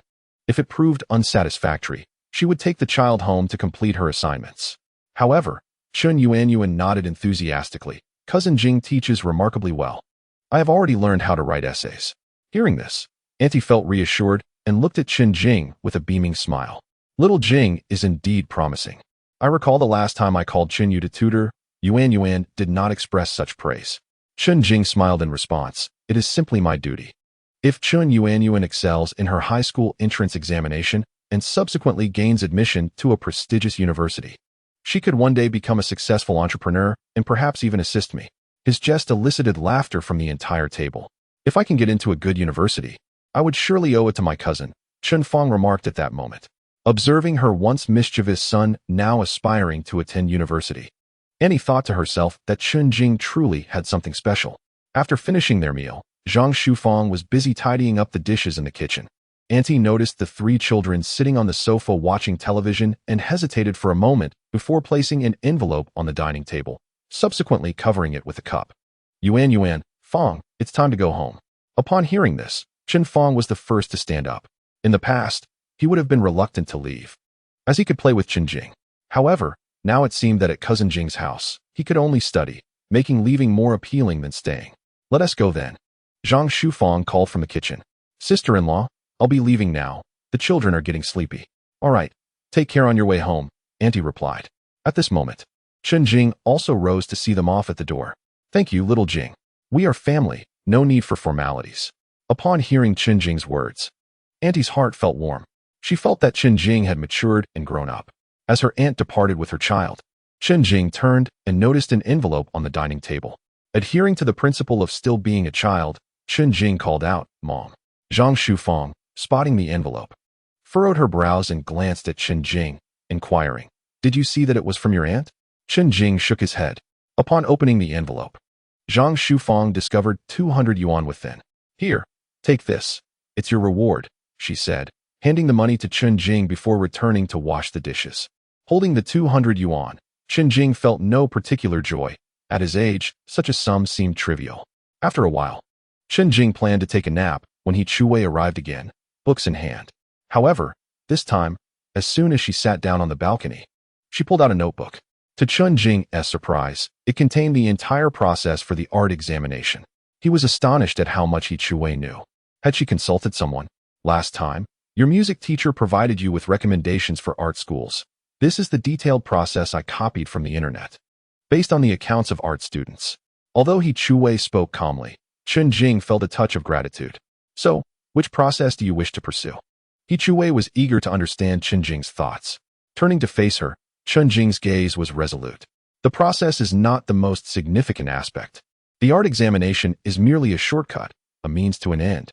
And that end is, he paused, I wish to attend university alongside you. Chapter 52. The attentive He Chuwei. Chen Jing's tone was firm, and He Chuwei gazed at him intently, her heart swelling with joy at his declaration. Albeit knowing the odds were slim, she recognized Chen Jing's desire to learn, yet felt the time was too short for them to progress together. Initially, He Chuwei had hoped to learn from Chen Jing the art of essay writing, wondering how he could compose so beautifully. However, upon hearing his words, she abandoned that thought. If her own essays were to improve, Chen Jing would only drift further away from her. As they exchanged looks, He Chuwei sensed the determination and a hint of assertiveness in Chen Jing's eyes, causing her cheeks to flush as she averted her gaze. If you wish to attend the same university as me, then you must put in the effort, she said, cupping her face in her hands to hide her blush. I understand the need to strive, but how can I possibly score 600? Thus, this art examination might be my sole opportunity, Chen Jing replied. And He Chuwei comprehended his sentiment. If Chen Jing truly succeeded in the art examination, he might indeed secure a place in a school. However, after researching the details last night, He Chuwei's expression turned slightly regretful. In truth, you are pursuing the school examination within the art examination framework. Yet, if you study in this province, you still need to take the provincial unified examination. He Chuwei articulated the technical terms, clearly having done her homework, prompting Chen Jing to inquire, then how is this provincial unified examination? He Chuwei shook her head, her gaze falling, revealing a hint of disappointment. The music teacher's previous remarks held true. Given your abilities, your chances of obtaining a passing certificate in the school examination are significantly enhanced, as it assesses individual skills. Disciplines such as piano, guzheng, and saxophone can be easily transitioned into, and even guitar encompasses both electric and classical variations. Therefore, you might consider pursuing a solo and popular singing, which would considerably elevate your chances of success. After He Chuwei finished speaking, Chen Jing inquired, what about the provincial unified examination? He Chuwei shook her head once more, retrieving her notebook and flipping through several pages filled with strategies for art examinations. You see, the provincial unified exam does not offer a major in popular singing. If you wish to participate, you must study vocal techniques, bel canto, or traditional folk singing. Additionally, proficiency in piano, music theory, sight singing, and ear training is essential. Since you have not studied these subjects, achieving a commendable ranking would be quite challenging. Upon hearing this, Chen Jing fell into contemplation. If this were the case, the only option would be to take the school examination, yet that would be conducted outside the province, bearing no connection to the provincial examination. Thus, relying on popular singing as a shortcut necessitates venturing beyond provincial borders. However, Chen Jing was aware that He Chuwei ultimately secured admission to Hongchang University in the provincial capital, Hongchang City. If I perform well, I can remain in the province, she thought. He Chuwei lowered her head, her gaze tinged with melancholy. She understood that she would likely stay within the province, and if her scores permitted, she would undoubtedly attend Hongchang University. Yet, she was aware that to gain admission through the art examination, one must rank within the top 50 in the provincial unified exam. Given that Chen Jing had not studied music professionally, how could she possibly achieve such a ranking? Perhaps I should exert more effort. Chen Jing's comment snapped He Chuwei back to reality. She observed Chen Jing's confident demeanor and thought to herself, how can you even hope to strive? Achieving 600 points is not something that can be accomplished overnight. Setting that aside, she mused that there might be alternative considerations later on. Perhaps there would be other options.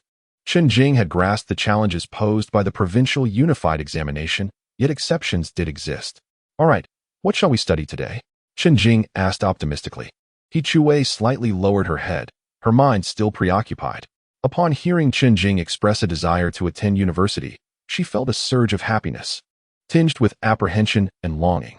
Teacher He, class is starting. Chen Jing imitated Donald Duck's voice, bringing He Chui's thoughts back to the present. Indeed, there was no need to dwell on it. The priority was to elevate their studies. He Chui rallied herself, recognizing that she must provide Chen Jing with supplementary lessons, covering as much material as possible to bridge the gap in their scores. Following a day of study, Chen Jing and He Chui immersed themselves in the ocean of knowledge, with He Chui even finding herself struggling to keep pace with Chen Jing. Chen Jing's capacity to absorb knowledge had significantly improved. If presented with a geography exam, he felt confident that he could at least pass and would no longer produce answers reminiscent of an elder's. As dinner time approached, He Chui remained at Chen Jing's home, sharing the meal before heading to evening study sessions together. Having sprained his ankle, Chen Jing had no choice but to rely on He Chui to cycle him to school. "Why are you so heavy?" He Chui remarked, visibly straining. Chen Jing shrugged, saying, "I'm quite light. It's just that your strength is insufficient." Having been criticized for her lack of strength, He Chui felt her entire face flush with embarrassment as she exerted herself to quicken her pace. Were it not for the burden of her backpack, Chen Jing would have been tempted to rest his head against her back for a moment of respite. Upon reaching the school gate, they spotted two gentlemen clad in white shirts. One was Zhang Mu, and the other, the head of the senior class. It appeared to be a case of apprehending early romance. "Hey, you two, why are you so close?" Zhang Mu immediately noticed Chen Jing and He Chui, and the ambiguous nature of their proximity was quite inappropriate. Chen Jing could only lean against his leg, wearing a face of grievance, and said, "Director, I sprained my ankle. There's nothing I can do." Zhang Mu was well aware of Chen Jing's background, having encountered him at the police station on 2 occasions, which had left him quite wary of any further association. All right, just don't walk in together after getting off. Others might think you're in a relationship." After saying this, Zhang Mu turned his attention to the students behind him. Chen Jing and He Chui could only proceed with a respectable distance between them. Upon entering, they noticed Zhao Lei with his head bowed. Chen Jing understood Zhao Lei's mindset and intended to teach him a lesson regarding his jealousy. Conveniently, just before evening self-study, Zhao Lei was tasked with tallying students who had purchased test papers. As he questioned them one by one, he discovered that many had different papers than his own. The only difference was the type of paper. The content remained identical. "Where did you get these?" As a day student, he was unaware that Chen Jing provided meals along with the papers. One student, reluctant to betray Chen Jing, frowned and replied, "What do you mean where?" "I bought them." Zhao Lei pressed further, "Where did you buy them?" The student, growing impatient, retorted, "Why do you care where I bought them? I purchased them, didn't I?" Zhao Hong asked you to tally whether you bought them or where you bought them. This retort left Zhao Lei's face flushed with embarrassment and rendered him speechless. Gritting his teeth, Zhao Lei continued his tally. Most students who followed had the same type of paper, distinctly different from what he had purchased. Given that everyone knew Zhao Lei was Zhao Hong's nephew, no one was willing to divulge the source of the papers. Chapter 53. How did He Chui make the list? Zhao Lei approached Chen Jing, convinced that Chen Jing had not made a purchase and had no intention of inquiring further, merely jotting down notes. At that moment, the table witnessed Zhao Lei passing by without asking anything and quickly stood up. Hey, you didn't even ask us." Upon hearing their voices, Zhao Lei turned back with a look of indifference, asking, "Can you buy them?" At this point, Zhou Yizhou produced 2 copies, placing them before Zhao Lei. "Take a good look, what is this?" Given Zhou Yizhou's still recovering face, Zhao Lei chose to avoid confrontation, fearing potential trouble, and simply noted the names without further comment. Observing Zhao Lei's demeanor, Chen Jing realized he truly lacked emotional intelligence. Liking a girl is not a fault. However, one must choose the right approach to pursue her or confront her directly, rather than engaging in clandestine antics. At that moment, Zhao Lei submitted the list to Zhao Hong. Upon reviewing it, Zhao Hong noted that everyone had made a purchase. "Very good, you can go back now," with the assurance that all had bought the papers. Zhao Hong felt a sense of relief, knowing that the commission would be quite satisfying. Zhao Lei initially intended to address the issue regarding the paper, but after some contemplation, he deemed it unnecessary to voice his thoughts. After all, Zhao Hong had remained silent, and as a statistician, he felt he had little to contribute. During the evening study session, He Chui continued to sit beside Chen Jing, providing academic assistance. This scene drew the attention of their classmates, who frequently glanced back. For He Chuwei possessed an undeniable beauty, and adjacent to her was the melodious Chen Jing. Consequently, they began to believe that the pairing of Chen Jing and He Chuwei was far more harmonious than that of Chen Jing and Song Yiqing. While Chen Jing was engrossed in solving problems, Zhou Yizhou, who was idly playing on his phone, suddenly leaned in. "Chen Jing, look at this." His words invited He Chuwei to join them. The three of them gathered around the phone, gazing at the school's beauty rankings. To their surprise, Song Yiqing occupied the first position, with He Chuwei following closely in second. He Chuwei furrowed her brow, perplexed. "Why am I on this list? I didn't sign up." Chen Jing concurred, believing that He Chuwei would not participate in such competitions, as they held little significance. Currently, the two were merely 2,000 votes behind. Zhou Yizhou, watching with amusement, noted Chen Jing's discontent. "What is going on with you two? I was expecting you to surpass Song Yiqing," he remarked, noticing their apparent lack of enthusiasm. Chen Jing shook his head dismissively. "Let us forget it. This has nothing to do with us. It's merely a list concocted for the benefit of Song Yiqing." He surmised the ulterior motive behind He Chuwei's inclusion in the rankings, to enhance the perceived value of Song Yiqing's first place. However, such tactics would inevitably tarnish He Chuwei's reputation. Little did they know, Zheng Tao was willing to go to great lengths to elevate Song Yiqing's visibility. During a break in the evening study session, Chen Jing visited the office but found Zheng Tao absent. He later discovered that Zheng Tao was in the music classroom. Upon reaching the door, he heard the sounds of piano and singing emanating from within. After a gentle knock, the door opened to reveal a senior music student. "Chen Jing, you've arrived." Upon recognizing Chen Jing, Zheng Tao instantly rose, and Song Yiqing turned to look at the entrance. Zheng Tao had been eagerly anticipating Chen Jing's arrival, as if he were a cherished treasure. "So, have you come to a decision?" he inquired, rubbing his hands together in excitement. Chen Jing nodded with a smile. "I've familiarized myself with the processes and strategies for the arts examination and wanted to consult you about a few questions. Feel free to ask. I am well versed in this area," Zheng Tao encouraged, thrilled at the prospect of Chen Jing seeking his advice. "I would like to know if I can apply for Hongqiang University with a focus on pop singing." Upon hearing this, Zheng Tao's expression shifted to one of concern. Pop singing is only applicable during the school's entrance examination, which is specific to our province. Thus, it is not feasible. "Chen Jing, your talent is too extraordinary to be confined to this province. You possess the ability to gain admission to top music academies such as Sichuan Conservatory, Zhejiang Conservatory, and Shanghai Conservatory. These institutions are havens for aspiring musicians." Chen Jing had heard of these esteemed schools and was aware that many popular singers hailed from their ranks. Furthermore, graduates from music conservatories often secured lucrative positions teaching students. A classmate of mine graduated from Sichuan Conservatory and later taught at an arts examination institution, earning no less than several $100,000 a year. Zheng Tao elaborated, not only highlighting the merits of various schools, but also addressing the employment prospects for music graduates. However, Chen Jing had alternative avenues for earning money. Thus, he remained unperturbed by the prospect of pursuing music. He continued to inquire, "What is the process for gaining admission to Hongqiang University through music?" This question left Zheng Tao momentarily perplexed. Why would someone capable of entering a music academy via a popular singing major choose to remain at a provincial 211 university? You see, Hongqiang University is within the province. Thus, you must participate in the provincial unified examination. This examination involves 2,000 candidates competing together, where both written and oral assessments determine your ranking. You will need proficiency in music theory, sight singing, ear training, vocal performance, and instrumental skills. I presume you are entirely unfamiliar with these subjects? Chen Jing nodded helplessly, acknowledging, "Yes. I know a bit about music theory, but the rest is beyond my grasp." Chen Jing possessed some foundational knowledge of music theory, yet was utterly inexperienced in the others.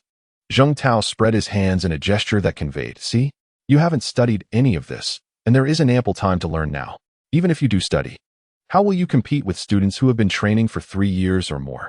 Thus, he concluded, given your circumstances, you should pursue the school examination for popular singing and concurrently study music theory and sight singing. You can learn vocal performance and piano in university. This explanation enlightened Chen Jing, as it echoed what He Chuwei had suggested, indicating that her guidance was indeed thorough. "All right, I shall consider this further," Chen Jing replied. Zheng Tao sensed Chen Jing's lingering indecision, feeling somewhat anxious. Why was Chen Jing, blessed with a voice that other aspiring musicians would envy, still hesitating? Could it be family circumstances? Rest assured, should you choose to study music, I will waive all tuition fees and teach you for free until you gain admission to a music academy. The other students were taken aback by this proposition. No tuition? How generous, they thought, recognizing that no one else enjoyed such privileges. Zheng Tao believed that mentoring 2 students into music academies in 1 year far outweighed the benefits of waived fees. Yet, Chen Jing was not preoccupied with the financial aspect. His primary concern was securing admission to Hongqiang University. Thank you, teacher. I understand the situation better now and will discuss it with my parents, he expressed gratefully. Upon hearing this, Zheng Tao felt a glimmer of hope. It seemed the issue lay within Chen Jing's family. You need not worry. I will ensure that there are no tuition fees, not even application fees. I shall cover that as well. Chen Jing recognized Zheng Tao's kindness, nodding in agreement. As he prepared to leave, he leaned closer to Zheng Tao and whispered, Teacher, please remove He Chui's name from the schoolflower list. She is about to take her college entrance examination, and any distraction could adversely affect her performance. Chapter 54. Taking on the responsibility of transporting students, Zheng Tao was taken aback. He had not anticipated Chen Jing's awareness of this matter. I appreciate your help, teacher. Chen Jing smiled, casting a glance at Song Yiqing. Best of luck in your pursuit of a place at the music academy. With that, Chen Jing exited the music classroom. Song Yiqing, intrigued by Chen Jing's conversation with Zheng Tao, asked, what did he say? Is he really considering coming? She was genuinely curious about Chen Jing's thoughts on the matter, sensing the complexities involved. If Chen Jing were to arrive, he would undoubtedly be a rival, yet simultaneously a source of motivation. However, if he does not come, it merely signifies the absence of an intriguing competitor. It is of little consequence.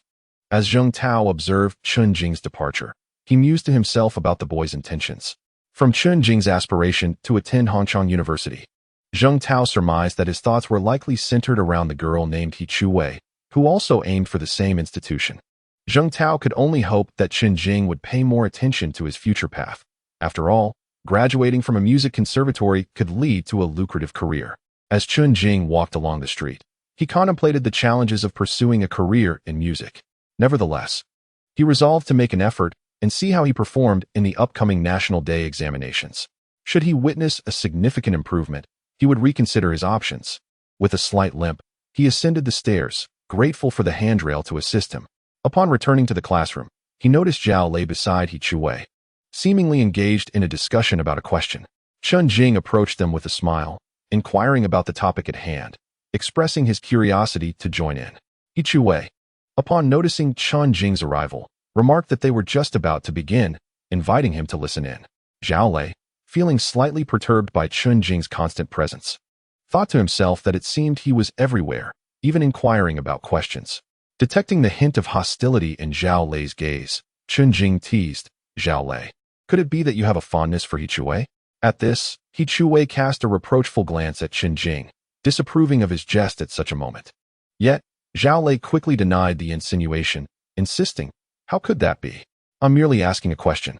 Noticing Zhao Lei's defensive reaction, Chen Jing smiled faintly, encouraging him to continue with his inquiries. However, feeling embarrassed, Zhao Lei opted to excuse himself, stating that he would rather work on his own. After Zhao Lei left, Chen Jing thought to himself that he had successfully thwarted him. He knew Zhao Lei would struggle to approach him with questions in the future, let alone confess his feelings. This was simply a fitting retribution for Zhao Lei's earlier behavior. At that moment, He Chui shot Chen Jing a disapproving look, but refrained from mentioning the earlier incident. Instead, she asked, where have you been? You twisted your ankle and are still wandering about. Chen Jing took a seat, grinning mischievously. Am I not allowed to go to the restroom? Or do you wish to accompany me?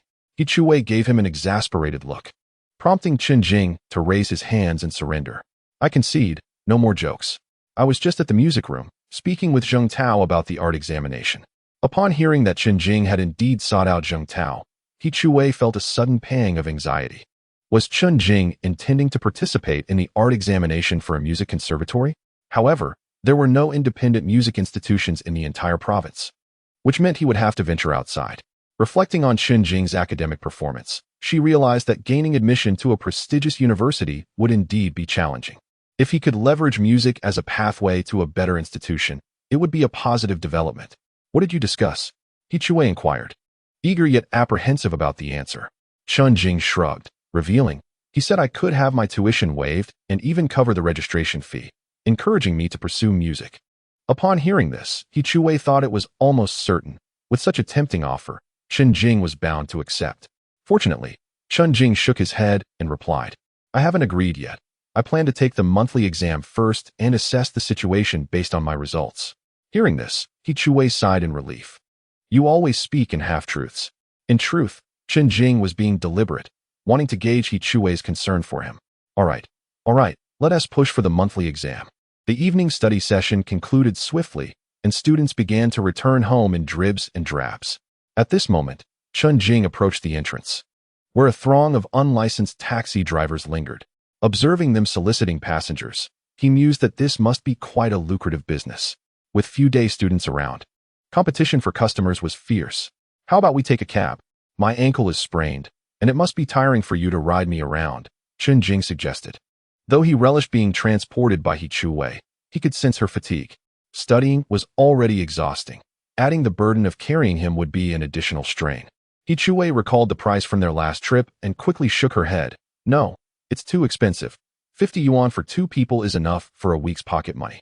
Chen Jing agreed internally, yet his injured foot continued to swell. All right, let us just walk for now. As he sat in the back seat, Chen Jing contemplated a solution that would alleviate the burden on both him and He The next morning, he asked He to take him to the bus station. Although uncertain of Chen Jing's intentions, she pedaled him there nonetheless. Chen Jing noted down the contact numbers of the drivers, and only then did they head back to school. Once at school, during a break, Chen Jing seized the opportunity to make a phone call from around the corner. Hello, is this the bus station? He inquired. Yes. How may I assist you? Replied the bus driver. I have a matter I wish to discuss. Go ahead. Given that it is the off-peak tourist season, your passenger volume must be relatively low, correct? Indeed, what is on your mind? I would like to propose a collaboration, specifically for transporting students. 5 minutes elapsed. All right. I'll come by this afternoon, the driver responded.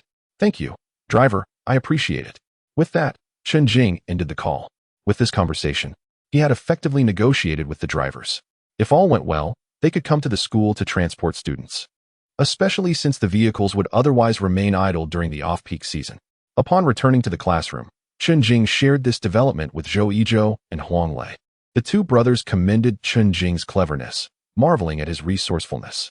Their task was to gather intel on day students while selling snacks, seeking out those who might utilize unlicensed taxis, thereby converting them into clients. Thus, Chen Jing opted not to disclose the details in the classroom, but instead planned to have the drivers test the waters at the school entrance. Should the arrangement prove feasible, he would leverage his marketing system to promote the transportation service. Naturally, the fares would be more economical than those of the unlicensed taxis. Otherwise, there would be little incentive for students to opt for this service. At noon, as classes let out, Chen Jing spotted a minibus and a coach parked outside, with 2 drivers waiting below for the students to finish. At this moment, the unlicensed taxi drivers noticed the arrival of the 2 individuals and pondered whether they were there to steal their business. They felt that their informal operations could not compete with the established services. Chapter 55. Adjusting the fare upon exiting the school gate. He pushed her bicycle while Chen Jing limped towards them, encountering the 2 drivers. The drivers, still smoking, swiftly extinguished their cigarettes upon Chen Jing's arrival and greeted him courteously. You're the one who made the call, right? One of the drivers inquired. Chen Jing smiled and nodded. Indeed, that would be me. What do you think of the environment? The drivers chuckled and shook their heads, acknowledging the pleasant surroundings, but lamenting that they still had to attract customers themselves. We lack the boldness to approach people, one admitted. After a moment's reflection, Chen Jing suggested, you should create a sign that states you offer student transport services. This way, everyone will notice without you having to shout. He then broached a critical question. Is there any issue with you taking on private jobs? He had refrained from asking about it over the phone, fearing it might jeopardize their initial conversation. So he waited until their meeting.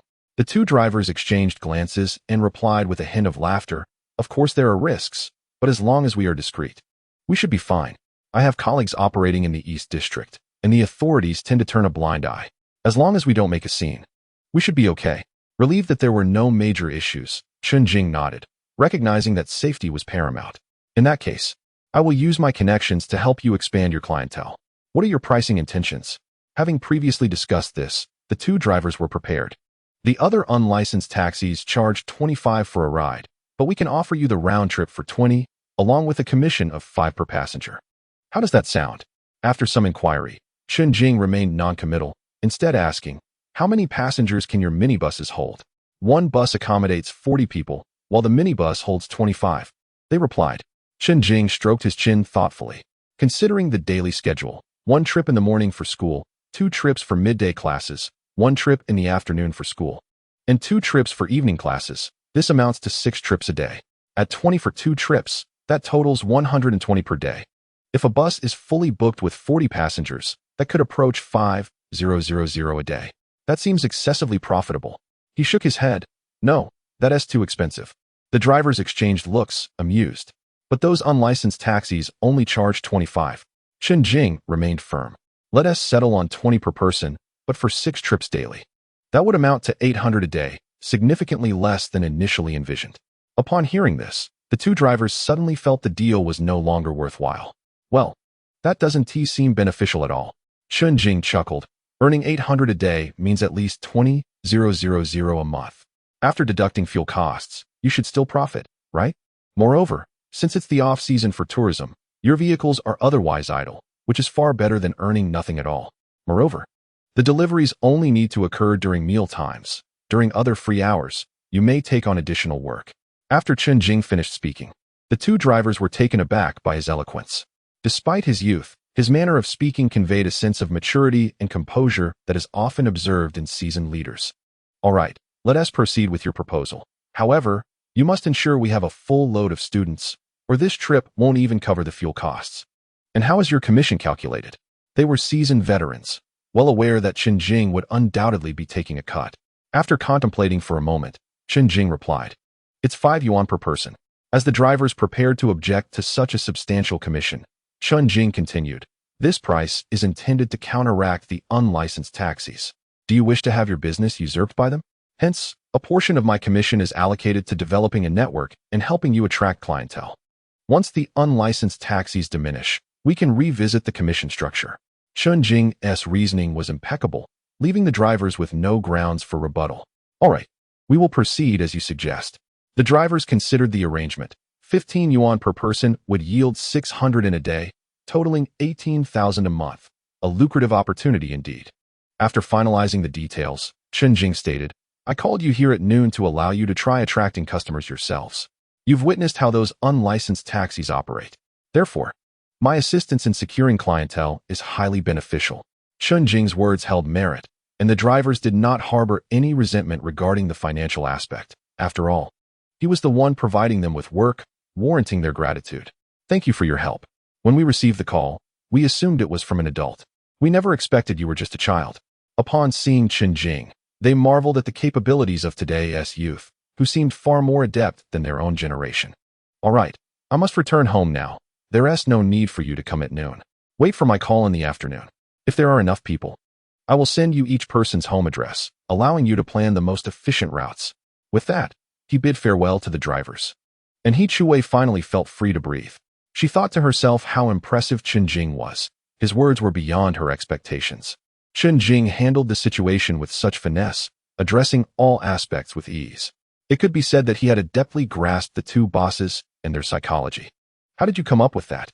He Chuwei inquired curiously. Chen Jing chuckled. "Well, since you were so exhausted from driving me, I figured it was a perfect opportunity to expand my network while my foot takes time to heal. Primarily, it's about making money. With this commission, I could potentially earn 10,000 a month." Although he spoke lightly, He Chuwei was taken aback by his statement. Earning over 10,000 from a commission? Her father made 3,000 a month, and her mother, working tirelessly at the hospital, only earned 6 or 7,000. Combined, that barely reached 10,000. Yet here was Chen Jing, nonchalantly claiming he could easily make that amount in a month. Sensing her astonishment, Chen Jing realized he may have misspoken. Such words should not be uttered in the presence of He Chuwei, nor to anyone else for that matter. Just a jest, at most earning a mere 1,000 yuan. Upon hearing Chen Jing mention a reasonable sum, He Chuwei exhaled in relief. She had been apprehensive about Chen Jing engaging in illicit activities. So, is today at noon our last ride together? He Chuwei inquired with a smile. Chen Jing nodded gently. Perhaps, if there are many passengers tonight, we might catch a ride. By afternoon, Chen Jing received numerous requests from individuals willing to ride. As 20 yuan for an entire day was far more appealing than the 25 yuan charged for 2 trips by unlicensed taxis. He shared each passenger's address with the driver to facilitate route planning. To ensure privacy, Chen Jing advised residents of the community not to disclose their apartment numbers, but rather to provide significant landmarks for those in self-built homes. Zhou Yizhou truly admired Chen Jing and was taken aback by a particular suggestion. Your family operates a breakfast shop. Perhaps you could sell breakfast uniformly, allowing everyone to enjoy their meal on the bus. Zhou Yizhou's eyes widened at this notion, and he clasped his fists in gratitude. Thank you, adoptive father. Chapter 56. Trial Run. Zhou Yizhou had not anticipated that Chen Jing would consider his family. Indeed, that is what true camaraderie entails, thoughtfulness in all aspects.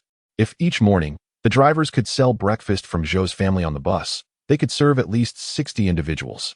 60 people spending 3 yuan each would generate over 200 yuan, a considerable profit for the breakfast shop. All right, tally the numbers. Today we are limiting it to 65 passengers. Once filled, we can address tomorrow's needs. Chen Jing planned to conduct a trial run that evening, personally covering the costs for 65 individuals, primarily to assess the practicality of the two-way journey. As afternoon classes concluded, those eager to ride the bus followed closely behind Chen Jing. He Chuwei contemplated riding her bicycle, but Chen Jing interjected, "Come. Today I shall introduce you to the experience of taking the bus together." Upon reaching the school gate, the two drivers awaited at a distance, not needing to solicit passengers like unlicensed taxi drivers, thus enjoying a more relaxed demeanor. Chen Jing approached, supported by others, and inquired, "So, have you finalized the route for 65 passengers?" The drivers eagerly nodded. Having driven in the city for over a decade, they were well acquainted with every corner. Throughout the afternoon, they divided the passengers into 2 groups, selecting optimal routes based on their respective destinations. Rest assured, every student will return home in the shortest time possible. We have divided the routes. One will head east, while the other goes west. There will be no overlap. Chen Jing nodded in agreement. Then let us board. However, the 2 drivers exchanged glances, uncertain as to why they should board without payment. Logically, payment should precede boarding. At that moment, Chen Jing produced 800 yuan. This sum would cover the rides for the afternoon, the journey to school, and the return from evening classes, which the 2 could share. Upon seeing the money, the drivers felt reassured and politely accepted, smiling. "All right, let us board. I have a list. Those whose names are called may board this bus. Those not called should board the minibus." The students had expected to pay, but they were astonished to learn that Chen Jing had paid the entire sum himself. Some individuals had already prepared their funds. "Chen Jing, why did you pay alone?" a classmate inquired. Chen Jing waved his hand dismissively, saying, "It's fine. Consider today as a trial run. Everyone can participate for free. If you find it suitable, we will require payment starting tomorrow." His classmates gazed at him with admiration. In the entire school, no one could match Chen Jing's initiative. While prices surged at the supermarket, the canteen served subpar meals, and the homeroom teacher was exploitative. It was Chen Jing who genuinely considered the welfare of his peers. "All right, everyone, stop looking at me. This vehicle not only delivers you home, but prioritizes safety. A bicycle pales in comparison to the security offered by this larger vehicle. You may discuss this with your parents. If you're interested, come speak to me tomorrow. If not, I bear no ill will. Everyone's circumstances are different." After concluding his remarks, he instructed the driver, "Please proceed." Only then did the driver feel at ease to start the engine. He was increasingly convinced that this young man possessed a distinctive leadership quality, setting him apart from other high school students. The admiration from his peers returned. Indeed, those who best cared for students were students themselves. Within 5 minutes, they arrived at Chen Jing's home. Before disembarking, he glanced at the driver and then at his classmates. "Driver, please ensure safety and adhere to traffic regulations while delivering my classmates home safely." The driver chuckled, "Don't worry, my driving skills are reliable." Chen Jing nodded. The driver was indeed steady, a testament to his experience. "All right, I'll be going to school this evening. Remember to be punctual. The driver will come to pick you up." With that, Chen Jing exited the vehicle. As he Chuwei stepped out, she teased, "You resemble a ticket seller." Chen Jing acknowledged the resemblance, realizing his words mirrored those of a ticket agent. "How was the experience?" he asked, turning to her. She pondered, lightly tapping her chin, and replied softly, "It was fine, just a bit nauseating and stuffy, but we arrived home quickly. Riding a bicycle would take at least 10 more minutes." Although Chen Jing did not feel nauseous, He Chui's discomfort was a concern he needed to address. Upon returning home, Chen Jing found his parents were both at work for the night shift. A warm meal awaited him on the table, already prepared. After dining, he and He Chui rested momentarily at the entrance of the steel factory community, awaiting the bus. He Chui observed Chen Jing, noting how he seemed to have matured beyond his years. She contemplated that had she been in his position, she would not have thought of what he had. After a 10-minute wait, the bus finally arrived. As they boarded, the driver began to grumble, though thankfully not at Chen Jing. "This schedule is still off. I set off from the end, and yet the kids have just finished dinner without any rest." Chen Jing furrowed his brow at this. He had not considered this issue. If the last child to be dropped off ended up being the first to leave, it would indeed create a tight schedule. However, this issue proved quite challenging for Chen Jing, necessitating the expertise of the route planner. Before Chen Jing could voice his thoughts, the master proactively stated that he would consult with Lao Hu upon returning to determine how to resolve this matter effectively. Observing the master's dedication, Chen Jing felt reassured and nodded, making his way toward the back row. Upon arriving at the school, Chen Jing noticed a number of unlicensed taxi drivers loitering at the entrance, seemingly waiting for passengers who never arrived. 7 or 8 of them cast forlorn glances at the bus as it entered the street, and Chen Jing found himself hesitant to make eye contact. Conversely, the driver, upon exiting the vehicle, regarded the group with an air of disdain. He possessed a legitimate license and was part of a formal operation, naturally looking down upon those operating illegally. As everyone entered the school, they sought out Chen Jing to discuss the arrangements for the following day. Within 10 minutes, 65 individuals had made their decisions. 50 opted for an all-day charter. Others were still deliberating, while some genuinely felt that taking a bus was unnecessary. From the group willing to take the bus, Chen Jing selected 15 individuals and provided the driver with their addresses. Each additional address meant further planning was required. Yet, in the interest of profit, the drivers would not voice any complaints. Zhou Yizhou, noticing the continued interest among the crowd, inquired whether they should call for more vehicles. Observing the numbers, he suggested that at least one more bus could be requested. Chen Jing, however, shook his head and replied softly that it was essential to leave some opportunities for the unlicensed taxis. Moreover, it was prudent for them to maintain a competitive edge. They would consider hiring a bus only when the demand for unlicensed taxis diminished. Chapter 57. Zhao Hong learns of the forged papers. Zhou Yizhou gazed at Chen Jing in admiration, at a loss for words to express his praise. In light of Chen Jing's demeanor, it was hard to believe he was merely a high school student. Nevertheless, as Chen Jing picked up his books to commence studying, Zhou Yizhou shook his head, affirming that he was indeed a high school student. The evening study session soon concluded, and everyone began to tidy up, preparing to head home. At that moment, Zhao Hong made a phone call to the bookstore owner. "Hello, how is it? The sales have certainly picked up this time around." Zhao Hong mused to herself that her commissions would be substantial. The money earned from selling these papers was almost equivalent to her salary. If such sales occurred monthly, it would undoubtedly surpass her regular earnings. However, the bookstore owner seemed puzzled and replied, "What are you talking about? In all this time, only 50 copies have been sold." Upon hearing this figure, Zhao Hong fell silent for a moment, reflecting on how her own class had purchased the papers in full, while other classes had also bought considerable amounts. How could it possibly be only 50 copies? Please don't mislead me. You mean to say only 50 copies have been sold? My records show at least 300 copies. The bookstore owner, feeling wronged, responded with an air of grievance. "Don't accuse me of misleading you. Come see for yourself. We received 10 boxes of papers, totaling 1,000 copies, and I've only opened 1 box. There are still 9 unopened. How can you say I'm deceiving you? I'm the one worried sick over this situation." Listening to the complaints and grievances on the other end of the line, Zhao Hong found it hard to believe. Setting aside other classes, how could her own nephew, Zhao Lei, fabricate the statistics submitted? "I assure you, my records indicate that at least several hundred copies have been sold. If you're going to maintain this stance, it becomes rather pointless." She now believes that the bookstore owner is reluctant to provide the promised commission and has begun to act unreasonably.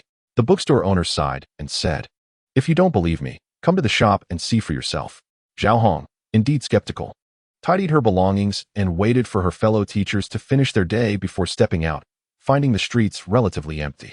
The bookstore was conveniently located at the school gate, and as she entered, she was greeted by the forlorn expression of the owner. Upon seeing Zhao Hong, he headed towards the storage room, which she followed him into. The interior was dim, and when the owner switched on the light, it cast a soft, yellow glow. Zhao Hong adjusted her glasses and observed the owner standing before 9 stacked boxes. Look, how could I possibly deceive you? None of these have been sold. The one box we opened only sold half its contents. Confronted with the reality, Zhao Hong was momentarily taken aback. She knew that her entire class had made purchases, and other classes had done so as well. What could be the explanation? Suddenly, she recalled a comment made by a teacher in the office one day. The papers were not the same. The difference lay not in the content, but in the printed quality of the paper. With her keen mind, she swiftly pieced together the puzzle. Someone had printed copies of the original papers. This way, they could avoid purchasing the actual papers. I understand now. It must be the antics of those little rascals. Zhao Hong scolded the students in front of the bookstore owner, who recognized that she clearly understood the situation. What is going on? Tell me. Zhao Hong then disclosed the students' actions of making their own copies. The bookstore owner, filled with regret, exclaimed, "How am I supposed to sell these now?" Zhao Hong pondered for a moment. Such a large-scale copying operation could not be trivial. "All right, I will investigate this matter further when I return," she replied before departing, leaving the owner in a state of melancholy. As Zhao Hong rode her bicycle, her mind was consumed with thoughts about the situation. Could it be Zhao Lei? Unlikely, she thought. She was certain he would never betray her or reveal who in the class was involved. She resolved to have a thorough conversation with Zhao Lei the next day. With her head bowed, she decided to uncover the truth behind the matter. However, at a corner, she failed to notice a car turning with its signal on. The driver assumed she would stop, but at a speed of 30 miles per hour, the vehicle collided with her. Bang! Zhao Hong was thrown 2 meters forward. Immediately glaring at the car. "What are you doing? Can't you see there's someone here?" Initially intent on rising, a sudden realization struck her. After her outburst, Zhao Hong fell to the ground, silent. The driver thought to himself, "This is it. She knows how to extort money." The following morning, during English class, the students were surprised to find their language teacher instead. "Your teacher, Zhao, has been unable to come these past few days, so several of us are taking turns covering for her." Seeing that it was not Zhao Hong, the students collectively sighed in relief. The substitute teacher, along with the homeroom teacher, tended to be gentler. After the lesson concluded, Zhao Lei approached the podium, adjusted his glasses, and calmly announced, "The homeroom teacher was hit by a car yesterday and is currently hospitalized." Upon hearing Zhao Lei's words, the students were taken aback, including Chen Jing and Zhou Yizhou. Chen Jing could not recall Zhao Hong being struck by a vehicle. How could such an incident transpire? If in a past life she had not been hit, then this occurrence must be attributed to his return, which altered certain timelines. If his actions were indeed the cause, what circumstances led to this? Contemplating this, Chen Jing suddenly thought of the exam paper incident. It was quite plausible that Zhao Hong had discovered something regarding the papers, thus instigating a shift in the timeline. Otherwise, under normal circumstances, she would not have been involved in an accident. "How about we each contribute 60 yuan to show our support for Teacher Zhao?" he proposed. Initially, the classmates expressed concern, but upon hearing about the monetary contribution, hesitation washed over them. Why do we need to donate money? They wondered. Yet, no one could refute the idea. It was evidently Zhao Hong's suggestion. Noticing the silence, Zhao Lei spoke up. "This afternoon, everyone should hand in 50 yuan. After school, a few of us will go visit her." With that, Zhao Lei left the podium without heed to any dissent. Chen Jing observed his demeanor. He did not appear to be socially anxious, unlike when he stammered while addressing He Chuwei. At noon, after classes ended, Chen Jing took the bus, learning that the illegal taxis had also reduced their fare to 20 yuan for 2 trips. After the donations were collected, Zhao Lei selected a few individuals to accompany him. He Chuwei, Yang Xiu, and several male students who commuted, while Chen Jing and Zhou Yizhou were not chosen. It was evident that He Chuwei had been specifically called, as there was no chance he would have included Chen Jing. Understanding this, Chen Jing was indifferent and turned to Zhou Yizhou, saying, "Come with me to the hospital today. I need to get my foot checked." Now that the sales of food and snacks had stabilized, Chen Jing felt that this stability signified trouble ahead. It implied that the supermarket would retaliate, and the cafeteria would soon be informed about the matter. Zhao Hong had now learned of the photocopying incident. Furrowing his brow, Chen Jing gazed at the drawer, sensing an ominous premonition. This week, or rather once Zhao Hong was discharged, the supermarket, cafeteria, and bookstore owner Zhao Hong would inevitably converge upon him. Chapter 58. The calm before the storm. As the afternoon school session concluded, the sun shone brightly. Although it was only 5:30, everyone felt the heat of the day. The sun was blaring, making it difficult for many to keep their eyes open. Chen Jing, however, found it tolerable. For reasons unknown in his past life, it seemed each year was hotter than the last.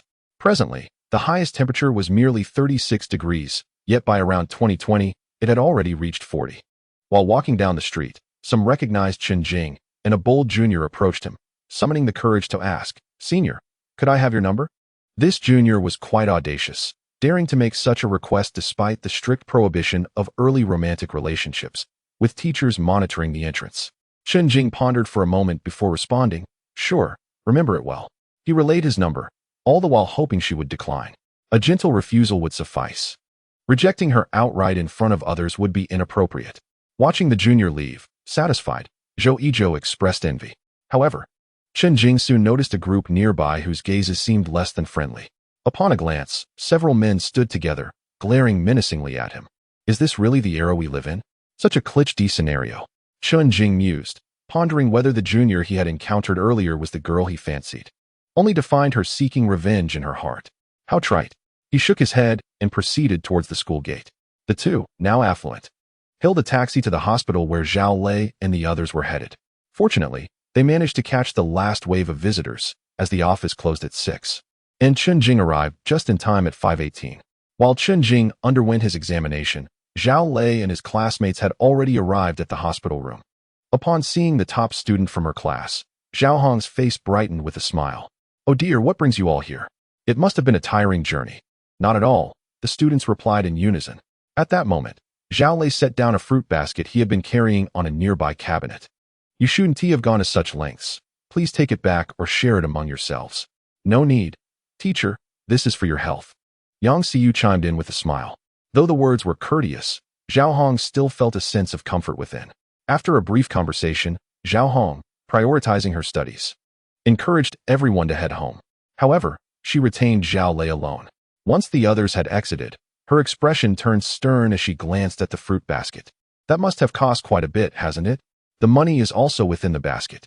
Only upon hearing about the money did Zhao Hong cast a fleeting glance at the basket, not daring to touch it in front of Zhao Lei. Instead, she asked, "Are you aware of the situation regarding the exam paper?" Upon hearing this, Zhao Lei furrowed his brow. "What about the exam paper?"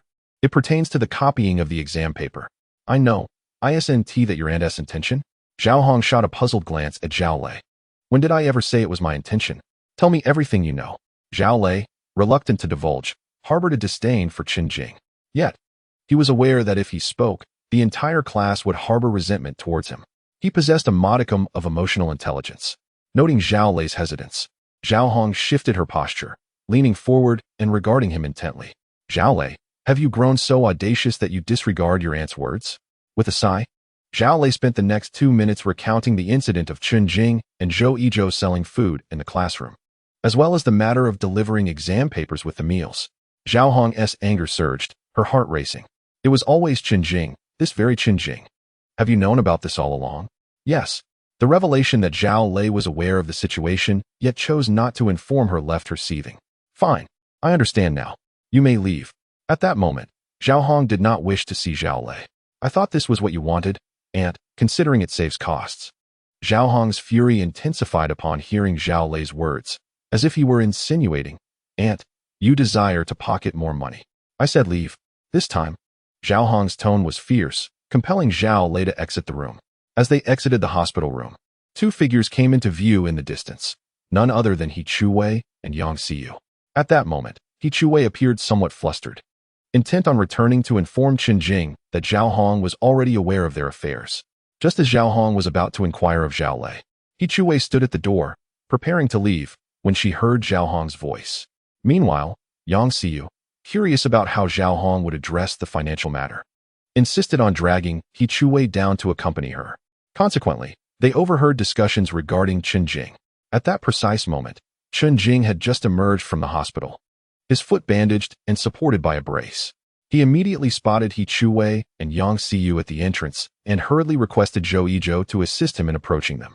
He Chuwei and her classmates lingered at the door, waiting for Zhao Lei to hail a taxi, turning back to see when Zhao Lei would emerge. He Chuwei unexpectedly caught sight of Chen Jing. Noticing the bandage on his foot, she rushed forward, concern etched on her face. What happened? Did the doctor say it was serious? Chen Jing smiled and shook his head, assuring her it was not severe. The brace merely facilitated walking and would be healed in about a week. Relieved by this news, He Chuwei felt a weight lift from her shoulders.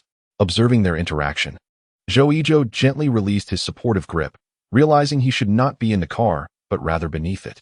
Upon seeing Chen Jing, He Chuwei recalled matters from the hospital. By the way, I have something to discuss with you when we return. Chen Jing pondered for a moment before flagging down a taxi on the roadside. Why don't you join us on our way back? It's a spacious vehicle. He Chuwei, eager to accompany Chen Jing home, nodded in agreement.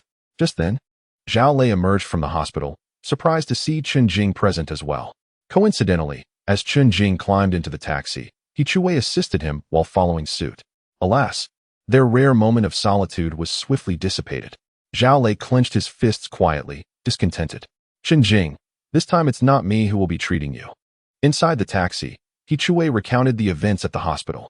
Chen Jing, unfazed, had already deduced much of it, and her revelations merely affirmed his suspicions. It's nothing to worry about. I have a plan to address it. Having grasped the situation, Chen Jing had formulated a strategy. A few days later, with Xiaohong's absence, the atmosphere in the class had significantly improved. Chen Jing's circumstances oscillated between stability and unrest. Zhou Yizhou's mother's breakfast shop was thriving, much to Zhou Yizhou's delight, and his mother shared in the joy. Zhou Yizhou's father maintained a stern demeanor, offering neither reprimands nor praise. There had been several confrontations regarding the transportation of students outside the school. Drivers of unlicensed taxis, feeling threatened by the competition from the buses, had united in resistance. Fortunately, the two bus drivers were legitimate, rendering the complaints of the unlicensed drivers futile.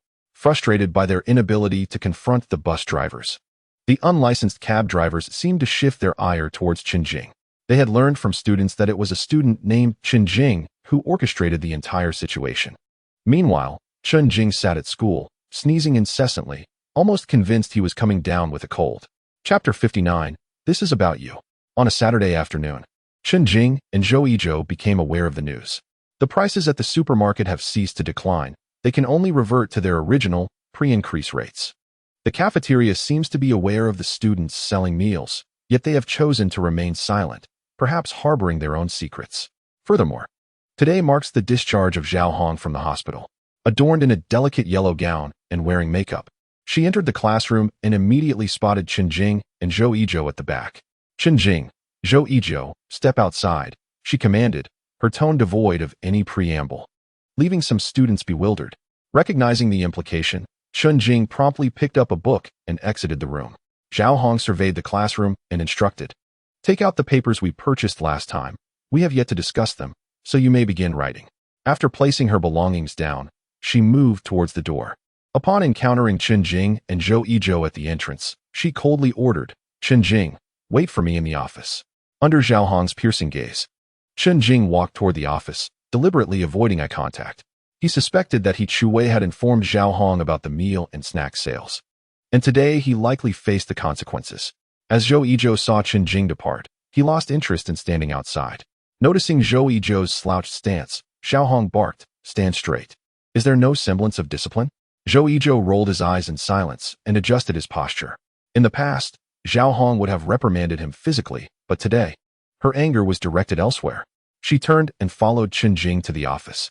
Chen Jing stood at the office door. Although it was class time and the teachers were out, he was surprised to find several individuals inside, one of whom he recognized, the supermarket owner, Old Lu. The expressions on the faces of the others were filled with fury. Had it not been for the school setting, they would have confronted Chen Jing without hesitation. Zhao Hong entered and took her seat, glancing at the group. "No need to rush. We are waiting for one more person." Chen Jing pondered who that could be, perhaps Zhang Mu? It seemed he was the only one who could lend Zhao Hong support. Old Lu glared at Chen Jing with palpable animosity, unable to fathom that a mere student could bring about his downfall. After a few minutes, a knock echoed from outside the office. Chen Jing, go answer the door, Zhao Hong commanded from her seat. Indifferent, Chen Jing approached and opened the door, his expression morphing into one of astonishment. What on earth is my father doing here? Chen Wangxing appeared anxious, and upon seeing his son, his concerns escalated. Is that your father? Zhao Hong called out. As Chen Wangxing awkwardly entered the office, slightly hunched over, he stammered. Ah, it's me, teacher. What is the matter? Has my son gotten into trouble again? He was still at work when he received the call, his heart heavy with worry. Your child is quite the handful, Zhao Hong remarked with a sarcastic tone. Chen Wangxing glanced at Chen Jing, frowning as he inquired. What has happened, teacher? At that moment, Zhao Hong remained silent, directing her gaze towards old Lu from the supermarket. The two exchanged a glance, and old Lu, understanding the underlying tension, stepped forward and coldly remarked. Are you aware that your son has established a chain of supermarkets at school? Chen Wangxing was bewildered, exclaiming, What? A chain of supermarkets? I don't comprehend this matter at all. What is going on? Old Lu scoffed, stating, Your son has taken the liberty to sell goods in the supermarket. Are we to continue operating this establishment? Chen Jing, feeling helpless, shook his head. I believed our commercial competition revolved around pricing. Why has my father been summoned for this? Chen Wangxing abruptly pulled Chen Jing aside, signaling him to remain silent. Nevertheless, Chen Jing continued, It's quite simple. I needed some supplies, so I wholesale a bit for myself. When my classmates desired to purchase some, I sold it to them at a lower price. Is there a problem with that? Upon hearing this, old Lu immediately retorted. What you are doing is not merely wholesaling. You have essentially opened a chain of supermarkets, and your prices are even lower than mine. How can anyone survive? As he spoke, old Lu began to express his grievances. Chen Jing shook his head and calmly replied, What is wrong with me providing services to students? Isn't your supermarket also catering to students? What is wrong with my lower prices? I have a fixed pricing structure, ensuring no accumulation of stock and no fear of unsold goods. Upon hearing about the fixed pricing, the owner nearly burst into tears. Your prices are even lower than those of my suppliers. How am I to reduce my prices? I still have labor, utilities, and rent to consider. Chen Jing delivered a decisive blow. We can also provide delivery and specific point services. Thus, your business model is simply inadequate. At this point, old Lu's hands began to tremble. From one perspective, it did seem as though Chen Jing was bullying him. Fortunately, Chen Jing continued. Are you truly oblivious as to why I am conducting matters this way? Upon hearing this, old Lu's trembling hands suddenly steadied, his gaze becoming unsteady and wavering. The prices at the supermarket had escalated dramatically, with instant noodles priced at 4 yuan for a retail price of 35. In the city's convenience stores, a serving of glutinous rice chicken sold for only 6 yuan, yet you charge 6.5 here. Do you believe your suppliers are superior? Once this statement was uttered, old Lu found himself at a loss for a retort. He had gambled that Chen Jing would not voice such a criticism, but he was mistaken. I, old Lu stammered, unable to counter. My products are from the manufacturers directly, with no middlemen profiting from the price difference, and they also stimulate the off-campus economy. My bucket noodles are 3 yuan a bowl, or even 2.5, and my packaged instant noodles are 2 yuan a pack. Do students find these prices favorable or not? I ask you, is this not sufficient? Chen Jing's voice was not loud, yet every word carried weight. The supermarket owner gritted his teeth, struggling to find words. Do you have anything to say? Raising prices to gain wealth from students? With this statement, Chen Jing completely shattered old Lu's resolve. Chen Wangxing, standing nearby, grasped Chen Jing's arm, urging, Xiao Jing, stop talking. Brother, you are indeed mistaken. We are all from impoverished families. How can you justify raising prices? How will the children survive? Though Chen Wangxing's words were gentle, old Lu from the supermarket sat in silence, rendered speechless. Chen Wangxing observed a person collapse, and then turned his gaze to a man clad in red. Chen Jing did not recognize this man, but his demeanor suggested he might be a driver of unlicensed cabs. Excuse me, my good sir, Chen Wangxing inquired with a forced smile. Is there something you wish to address? It seemed that this man was perturbed by Chen Jing's actions. I am a driver specifically tasked with ferrying students to and from school, the man replied, and Chen Jing let out a cold laugh. A driver of unlicensed cabs openly admitting his occupation garners neither disdain nor elevated regard from others. Upon hearing Chen Jing's remark, the driver's expression soured. Look at your son. Does he not possess the manners to engage in polite conversation? We rise early and toil hard to ensure the children reach school and return home. What do we seek? Money, of course. The mention of money caused his composure to falter. What are you insinuating? What do you mean by seeking money? Though his words were defensive, they lacked conviction. At this moment, Chen Yiqing interjected, "What has my son done? He hasn't even obtained his driver's license. How could he possibly affect you?" The unlicensed driver responded swiftly, "Your son may not drive, but he arranges for others to do so. We have 7 or 8 drivers out here, barely scraping by, and yet he hires a bus to transport children to school. Where does that leave us?" Before Chen Yiqing could respond, Chen Jing immediately countered, "Let me ask you, is it my hiring of the bus that affects your business? Or is it the price we charge for transportation?" This question struck at the core of the unlicensed driver's argument. Just like old Lou from the supermarket. "You can't retort," Chen Jing taunted. "Why the silence? Do you feel a pang of guilt?" "What guilt? I am merely ensuring the children get to school. What guilt is there in that?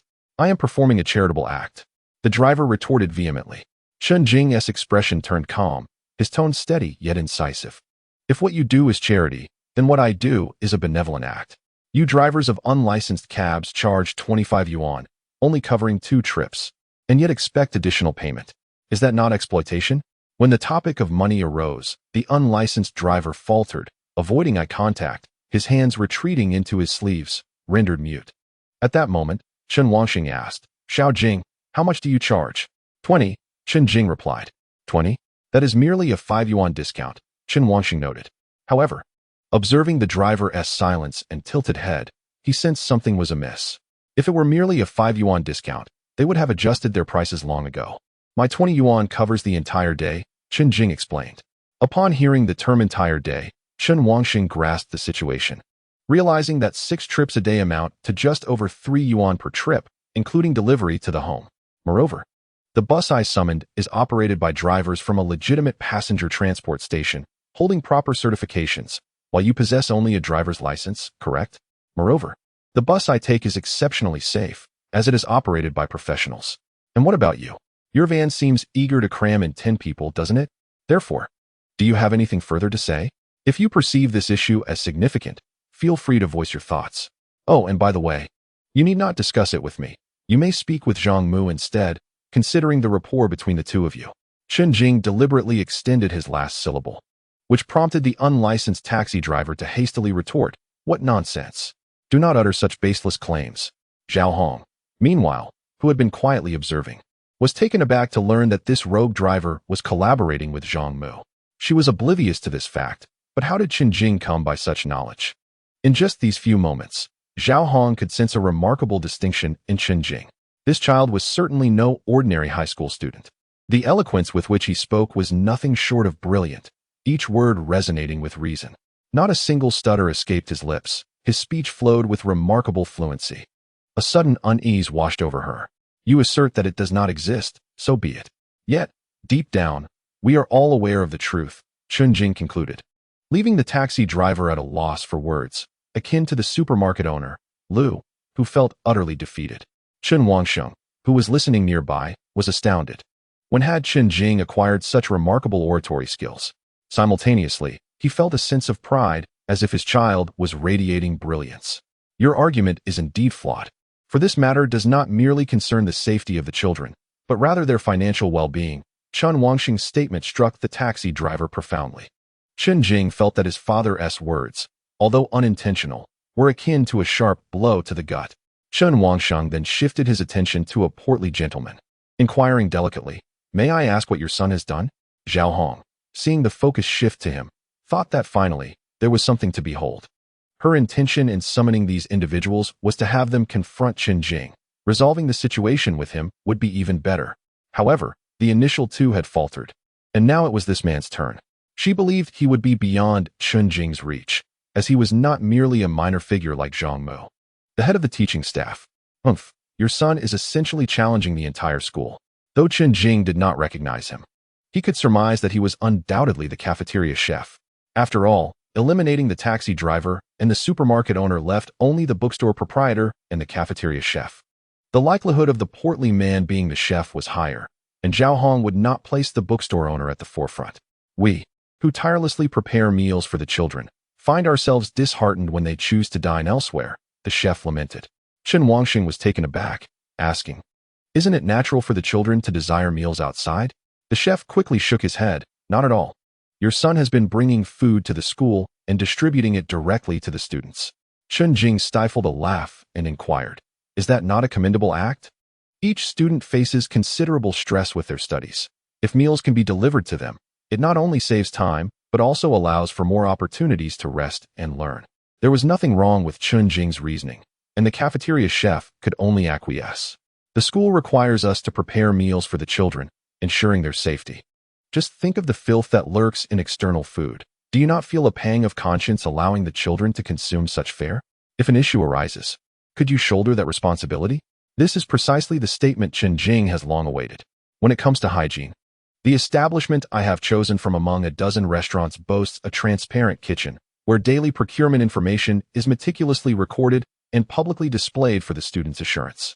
What do you offer? Chen Jing directed his remarks at the chef, who fell silent in response. The conditions of your kitchen are not even visible to the higher-ups, let alone the students, who merely know to line up for their meals without ever glimpsing the kitchen's inner workings. No retort? Then it is my turn. Chen Jing continued. The aforementioned restaurant maintains a spotless kitchen. If you doubt this, you are welcome to inspect it. I insist that all food preparation be conducted with gloves, and that chefs wear masks and hats while cooking.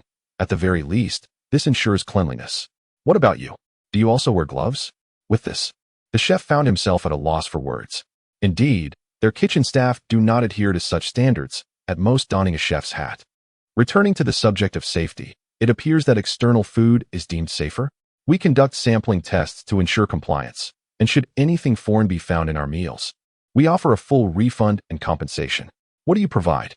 I recall numerous students reporting hair in their food, yet you dismiss their concerns without offering refunds, merely asserting that everyone possesses a health certificate, implying they are healthy. Is that not repulsive? Upon hearing this, the chef's face drained of color, stunned by the accusations. Your practices do not comply with regulations. Should the higher-ups become aware of this, consider whether you can continue your studies here, he retorted defiantly, albeit as a veiled threat. Chen Jing shook his head gently, a faint smile playing at the corners of his mouth, still awaiting that pivotal statement. You leverage your monopoly to set exorbitant prices, mandating a 7 yuan meal for just 3 dishes. And what dishes are they? I offer an 8 yuan portion with generous meat, a protein dish, and a vegetable. 6 yuan yields a hearty meat dish and a vegetable, while 5 yuan provides a protein and a vegetable. Which option do you think students would select? The chef remained speechless as Chen Jing pressed on. Now, may I ask, do you comply with regulations? Your kitchen misuses pre-prepared meals, frozen pork, frozen chicken feet, and lymph meat. Should I enumerate further? At these words, terror flickered in the chef's eyes. He had not anticipated that Chen Jing would be privy to such details, known only to a select few confidants, with even the higher authorities being unaware. Yet, Chen Jing seemed to have held this knowledge for quite some time. Speak. Chen Jing's voice erupted, startling everyone in the office. Setting aside the frozen goods, lymph meat was once brought by He Chuwei, who found it so repulsive that she could not bring herself to eat it. Currently, Chen Jing resembles a presiding judge, elevated above all, observing the chef. The chef finds himself at a loss for words, conceding this round to Chen Jing. As the chef falters, Zhao Hong suddenly senses an impending conclusion, having arrived at the bookstore. However, the matter of taking kickbacks is a secret known only to herself and the bookstore owner. Chen Jing remains oblivious. Chen Yiqing's expression also bears a hint of numbness, a sensation typically experienced only during intoxication. Ultimately, only one remains. Brother, what troubles you? Perhaps it would be best to confess, Chen Yiqing suggests, prompting a cough from the bookstore owner. What is there to confess? I am merely a bookseller, serving students. Then what brings you here today? I have come to seek justice. As a bookstore owner, I toil to procure materials, ensuring that children have ample exercises to enhance their academic performance. Yet your son purchases a copy from us, then makes copies to sell to students. Is this not undermining our livelihood? Upon hearing this, although Chen Yiqing could not ascertain any wrongdoing on the part of the bookstore, he sensed there must be some fault. Surely there is nothing amiss. I always compensate when my child buys papers. Naturally, I support his education, Chen Yiqing replied politely. Indeed. But look at what your son is doing, the bookstore owner continued, following Chen Yiqing's line of reasoning. Chen Jing glanced at the teacher's desk and fortuitously discovered the previous examination paper, still in its original form. He approached, holding it up, and declared, "Behold. This is purportedly a paper from Beijing, yet lacks any publisher's details. This is unequivocally a product devoid of quality assurance, and yet it is priced at 80 yuan. Is this not akin to exploitation?" The bookstore owner, displeased, hastily retorted, "What do you mean by exploitation? This paper was created by esteemed educators from Beijing, and you have no idea how much effort I expended to acquire it." Chen Jing scoffed, setting aside that issue. "Even if it was indeed painstakingly sourced by you, what is wrong with me making copies for my classmates? The content remains unchanged. Is there an issue? Or do you believe that if I do not purchase from you, you lose profit?" This statement struck at the bookstore owner's vulnerability, causing him to stammer in response. "What are you saying? What do you mean I won't earn money? This is the result of my hard work." "Very well, then enlighten me. Which esteemed educators from Beijing? Names, publishers, and sources?" Chen Jing countered. The bookstore owner, unwilling to concede, continued to dispute. "Why should I divulge that? These connections are my own, sought after by many who cannot obtain them. You think you can extract information from me? Preposterous. Furthermore, what you are engaging in is the dissemination of pirated materials, which is a crime." At this moment, Chen Yiqing interjected, sensing the gravity of the situation. "Is it truly that severe?" Noticing the bookstore owner's obstinacy, Chen Jing shook his head. "The first question of this geography exam paper is the same as the first question from the 2008 Jiangsu examination. The second question mirrors the second question from the 2008 Anqing third mock exam. In the third question, Chen Jing completed the multiple-choice questions, which were all from previous exams." The bookstore owner's gaze began to waver. "To clarify, do the esteemed teachers from Beijing reference these materials as well?" This statement implied that by consolidating all the questions into a single paper, it might also be deemed as the dissemination of pirated content. Upon hearing this, the bookstore owner realized that it was over. Chen Jing felt a sense of relief, fortunate for his good memory, as he had retained all this information for this very moment. "Moreover, you accuse me of spreading pirated material and deeming me unworthy. Why not address the collusion of interests you have with certain teachers?" Upon uttering this, Xiaohong quickly interjected. "You conspired with a particular teacher to compel students to purchase overpriced materials. The intent behind this is to profit from it. Is that not true?" After saying this, Chen Jing cast a glance at Xiaohong. "This matter does not exist," Xiaohong explained from the side. "Then why are we coerced into buying materials priced at 80 yuan per set? You must be aware of the production costs and the actual quality contained within." This was directed at the bookstore owner, who quickly retorted, "It is genuine quality. Do not slander me here." Chen Jing raised his hands and said, "I merely wish to share what I have purchased with classmates who have not bought it. Is that not permissible, Teacher Zhao?" After this statement, Chen Jing looked at Xiaohong. Xiaohong swallowed hard, not expecting that the tide would turn in her favor. "Well, of course, it is permissible," she responded, feigning calmness. The bookstore owner, realizing the shift, exclaimed, "How have you betrayed me?" Chapter 62. What is the purpose of attending university, Teacher Zhao? What did we initially agree upon? This is not what you instructed us to sell." Upon hearing this, Xiaohong became agitated. "I told you not to make baseless accusations here." Seeing the two quarrel, Chen Yiqing inquired, "How much do you sell this material for?" Chen Jing shook his head, stating, "I do not sell it. I give it away." Chen Yiqing, perplexed by the notion of free distribution, was informed, "Anyone who comes to buy food here will receive a set." This approach would encourage them to purchase more meals and enhance customer loyalty. After Chen Jing explained, Chen Yiqing nodded in understanding. Chen Jing's eloquence left everyone present in a state of bewilderment. "Regardless, if this matter concerning your son is not resolved, I shall not leave." At this moment, the driver of the black car sat in place, appearing aggrieved. "Your son has shattered our livelihood. Unless this issue is rectified today, do not expect me to leave." This was directed at Chen Jing, who did not anticipate that this group would resort to such tactics. "Oh, you want to let me leave? Consider what those who depend on me for their livelihood would think." After Chen Jing finished speaking, a sudden knock on the office door interrupted. Upon opening it, he found Zhou Yizhou, Huang Lei, and several representatives from various classes. "You may also step outside to see if the bus driver and the chef agree with you." At this moment, Zhou Yizhou chuckled, informing the chef and the bus driver outside that they were all legitimate, and if any issues arose again, they should tread carefully upon exiting. As Zhou Yizhou's words echoed, everyone swallowed hard. The current cake was substantial. Did they expect to obliterate it entirely without consent? When Chen Jing posed this question, the individuals present were momentarily struck into silence. Zhao Hong swallowed nervously. It was now her turn to speak. Mr. Chen, let us consider this matter. Did your child come to school merely for learning and to prepare for university? Chen Wangsheng promptly nodded, albeit with some embarrassment, affirming, yes. Of course. Indeed, they are here to learn. Now, observe Chen Jing's actions. Are they truly educational? At his age, his primary focus should be his studies. Zhao Hong's tone became increasingly circumspect. She feared provoking Chen Jing, concerned he might seize upon her vulnerabilities. The teacher is indeed correct, recognizing the necessity for resolution. Chen Wangsheng gazed at Chen Jing and delicately suggested, Xiao Jing, perhaps we should. However, Chen Jing shook his head and replied with a smile, Dad, what is the purpose of attending school? It is for learning, to achieve better grades, and gain admission to a prestigious university. And why pursue a good university? To secure a reputable job. And to find a good job is to earn money, right? So, what is wrong with me earning money now? His words seemed to eliminate the intermediary steps altogether. Have you not grasped the essence of this situation? Chen Jing's statement drew everyone's attention to him. He glanced at the individuals present, then at Zhao Hong, and continued, there were never any loopholes. It is you who have created them. This sentiment resonated with all, as it was evident that every individual possessed their own selfish motives, which had culminated in the current predicament. Every situation has its limits.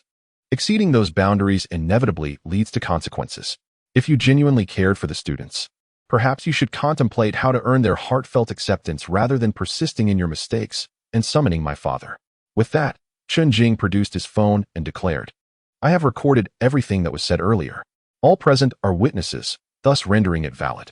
I cannot guarantee when this recording might surface in the principal's office, the Education Bureau, or even in the media. Chen Jing wielded the gentlest of tones while executing the most menacing of threats. The individuals present were rendered speechless, compelled to listen to his words. So, will it be reform or a continuation of your old ways? The choice is yours. Time had already been squandered. Was this matter resolved now, Zhao teacher? Chen Jing directed his attention towards Zhao Hong. Although she appeared calm on the surface, her back was drenched in sweat. Very well. Mr. Chen, I would appreciate your cooperation in making a trip. On the outside, Chen Wangxing maintained a facade of composure, yet internally, he felt as though he were beating drums in his chest. His son was indeed formidable, a master of verbal combat. Chen Jing cast one last glance at the 5 individuals within the room before turning to leave. Zhou Yizhou regarded Chen Jing with the admiration one might reserve for a celebrity. You all may return to your classes now. With that, Chen Jing intended to escort his father to the entrance. At the school gate, the security guard greeted Chen Jing with a cheerful nod. Dad, you should head back now, Chen Wangxing said, gazing at Chen Jing with a hint of bewilderment. He felt as if he hardly recognized the person before him. Was this young man truly his son? The demeanor exhibited in the office was utterly unexpected. He genuinely could not fathom that Chen Jing was capable of bearing such burdens alone and with such reasoned arguments. Observing his appearance, it was evident that Chen Jing had managed everything himself during this period, with others merely assisting as needed. Contemplating this, Chen Wangxing patted Chen Jing on the shoulder. Dad doesn't know what to say, just do well at school.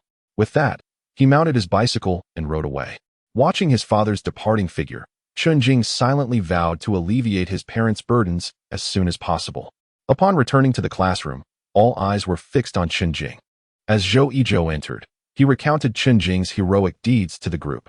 Upon hearing how Chen Jing had effectively subdued Zhao Hong, admiration shone in their eyes.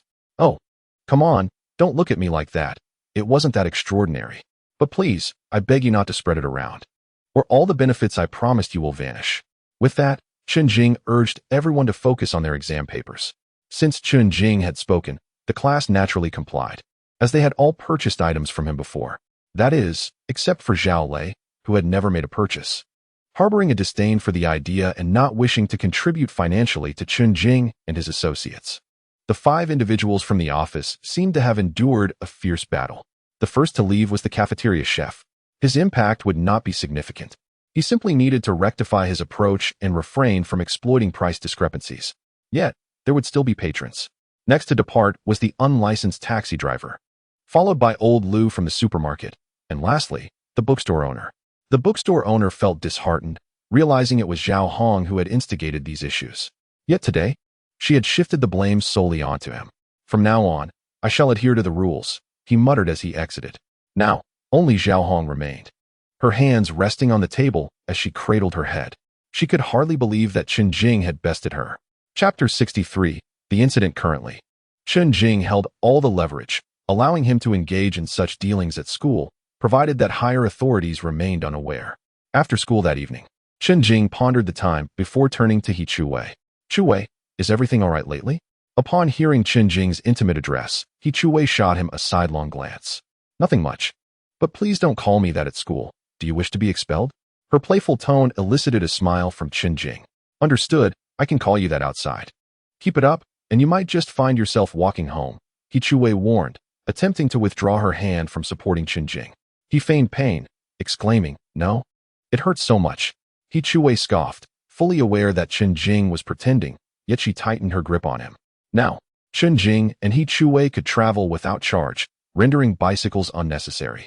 Upon arriving home, He Chuwei finds her return to be rather convenient, while Chen Jing feels a sense of ease as well. As he opens the door, he notices the lights still aglow within the house. At this hour, his parents are typically in their rooms.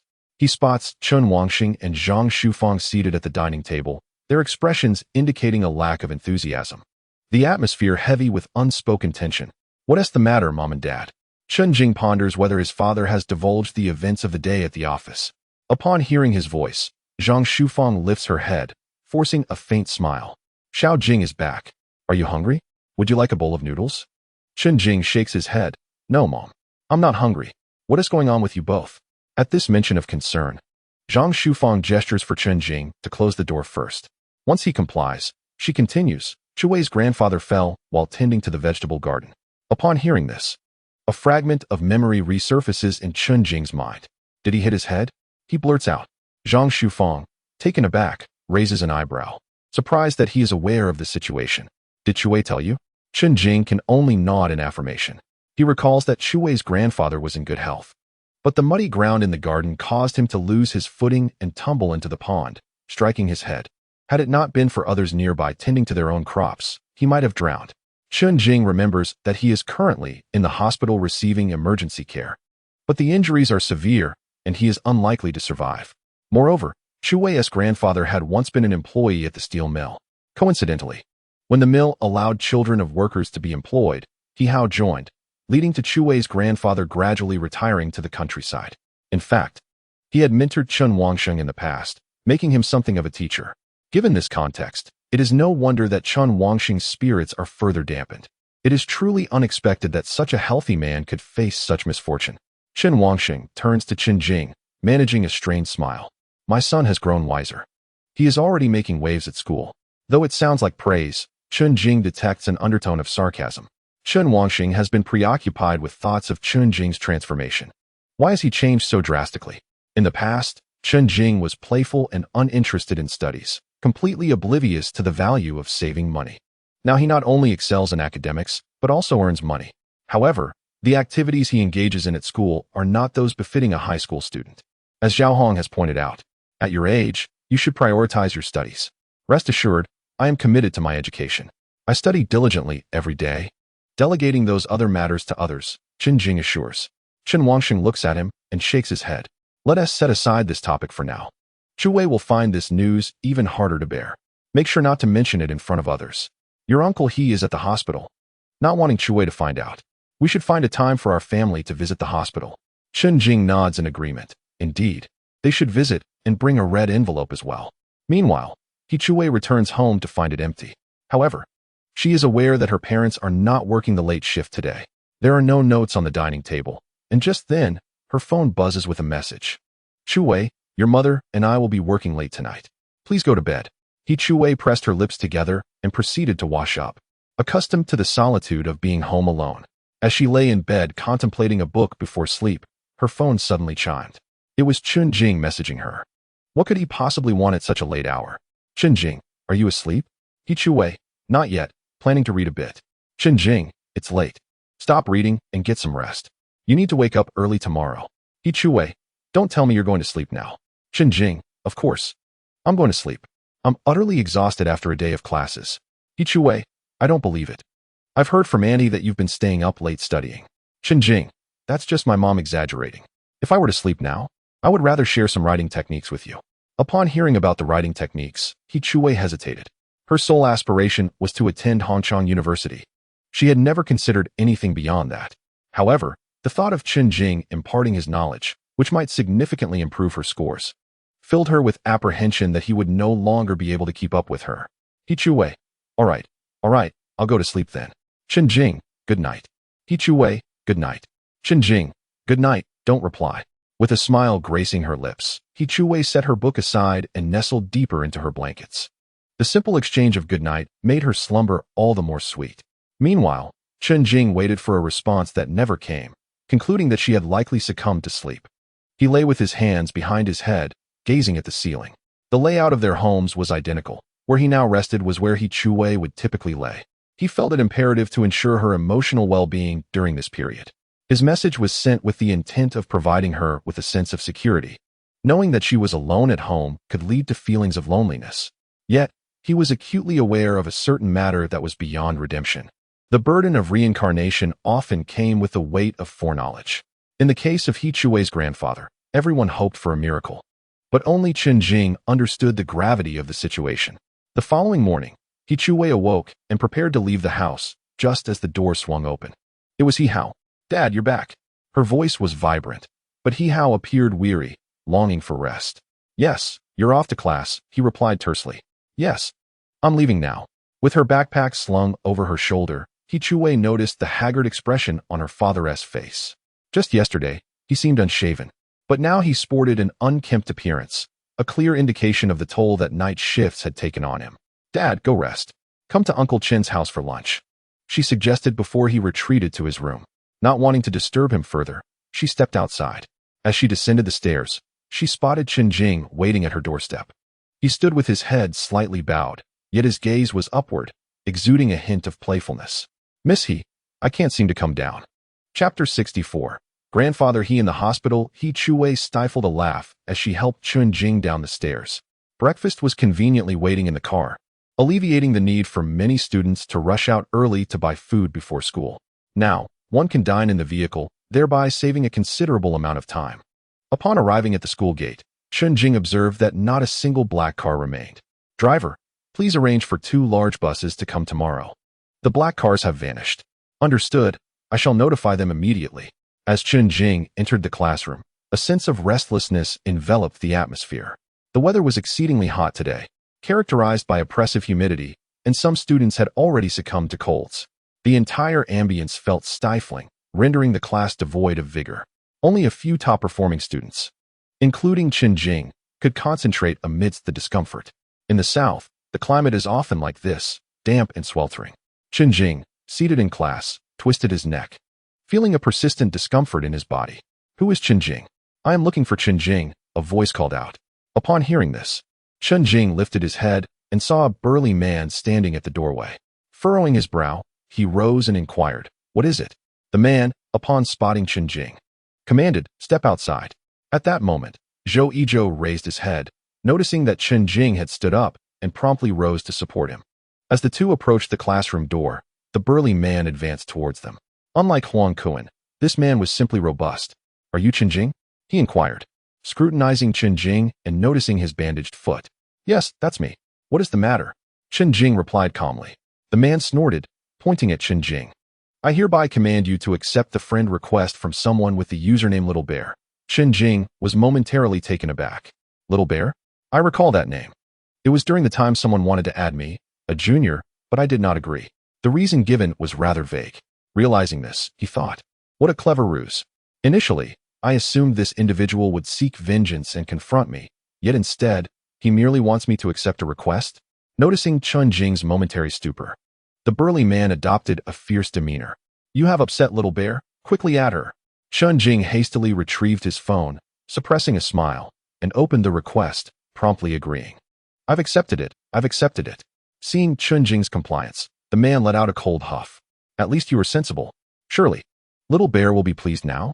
A voice behind the burly man remarked softly. He was uncertain, but had an inkling that this was indeed the case. After casting a glance at Chen Jing, he departed.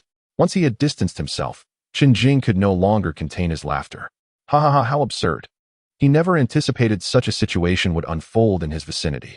The burly man was evidently a suitor of the junior, yet not the only one. His intentions were quite pure. As long as Little Bear was happy, he would do what it took to ensure her joy. Even if it meant having Chen Jing add Little Bear to make her smile, he was willing to oblige.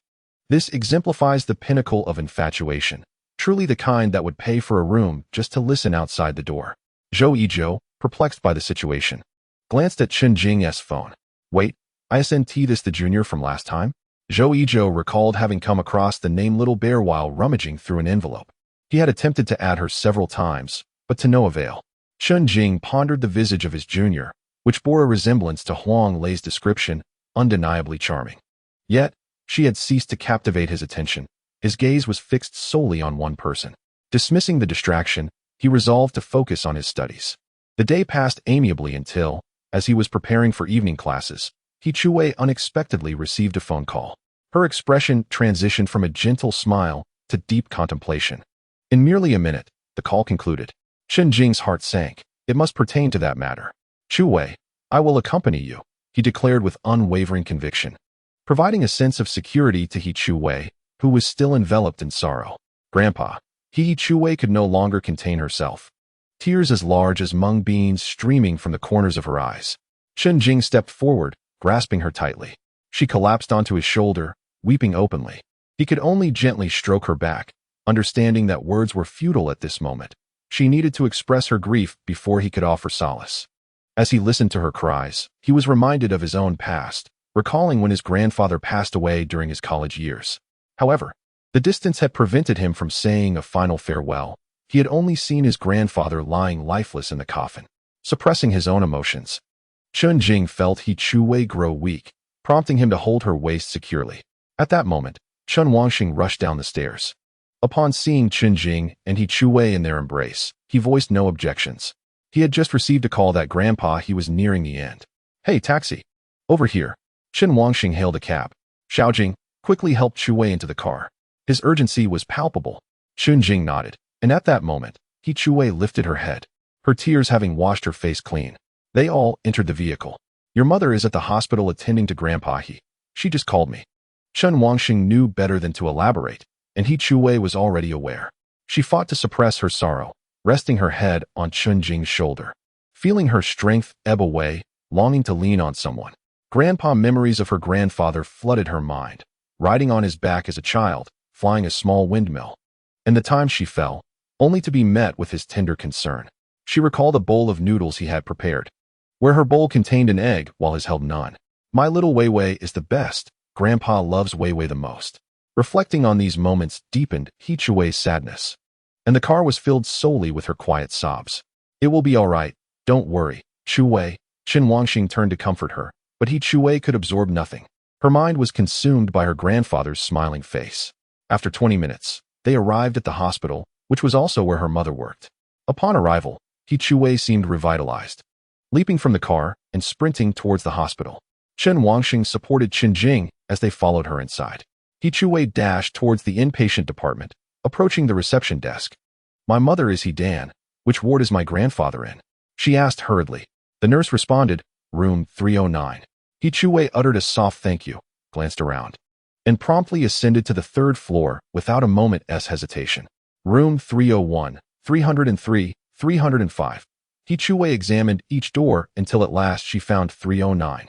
Instead of pushing the door open, she peered through the glass pane. Inside, she discerned someone tending to her grandfather, presumably Zhang Shufang, though her grandfather's face remained obscured. Only the foot of the bed visible. Fear gripped her. She hesitated to enter, terrified of what she might see. Chapter 65. Grandfather can no longer see you. Zhang Shufang was still tidying up when she suddenly caught sight of a face at the door. The two exchanged a brief, poignant gaze, their eyes glistening with unshed tears. Zhang Shufang approached and opened the door. Chuwei has come. Please, come in, she said, her voice thick with emotion. He Chuwei took several deep breaths, striving to conceal her tears from her grandfather. Upon entering the hospital room, He Chuwei finally beheld her grandfather lying on the bed. He was connected to an oxygen tube, and 4 in his hand, with various wires attached to his heart. The sight of him in such a state made her cover her mouth, desperately stifling her sobs. Meanwhile, Zhang Shufang stood by the door, unwilling to intrude on He Chui's moment. Turning her head, she noticed Chen Wangxing and Chen Jing approaching. Upon reaching the door to the hospital room, Zhang Shufang wiped her tears and spoke to Chen Jing. Xiao Jing, you should go in and see your grandfather. He used to take care of you when you were a child. Chen Jing nodded, noticing He Chui inside, and gently opened the door to step in. Chen Wangxing and Zhang Shufang settled onto the waiting chairs outside. As Chen Jing stepped forward and observed his grandfather's condition, his heart ached in sympathy.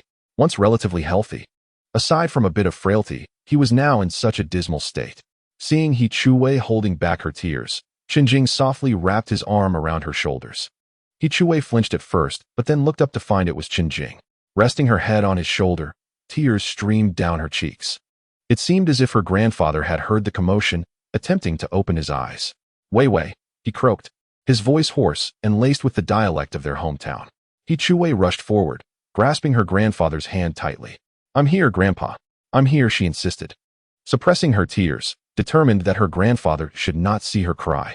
A faint smile graced her grandfather's lips as his hand gently rubbed against He Chui's small one. My Wei Wei is the most obedient, he said, his words laden with effort, though barely audible. He Chui lowered her gaze. Her lips pressed together as she felt the roughness of her grandfather's dry, calloused hand, a bittersweet sensation settling in her heart. Have you eaten, Wei Wei? Her grandfather's voice reached her ears, rendering her momentarily speechless. Chen Jing understood that this was love, an affection etched deep within their bones. Grandpa can no longer see you, he said, initially with a hint of joy, but the weight of the words caused his old face to tremble.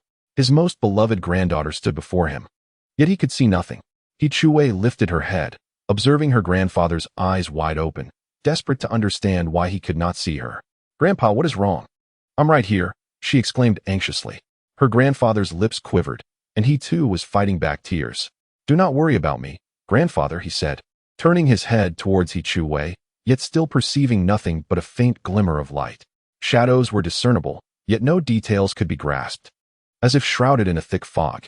Grandfather, it is Chen Jing. Do you remember me? Chen Jing's eyes were also reddened, yet he spoke steadily. Upon hearing this, He grandfather's lips curled into a smile. How could he forget? During the summer vacations of his youth, He Chui returned to the countryside, and Chen Jing accompanied her. The grandfather took care of the two children, proudly introducing them as his grandchildren, truly regarding Chen Jing as his own grandson. How could I forget my grandson? Have you eaten? At the mention of his grandson and food, Chen Jing could no longer contain his emotions, turning away with a slight sob. I have eaten, Grandfather. Do not worry.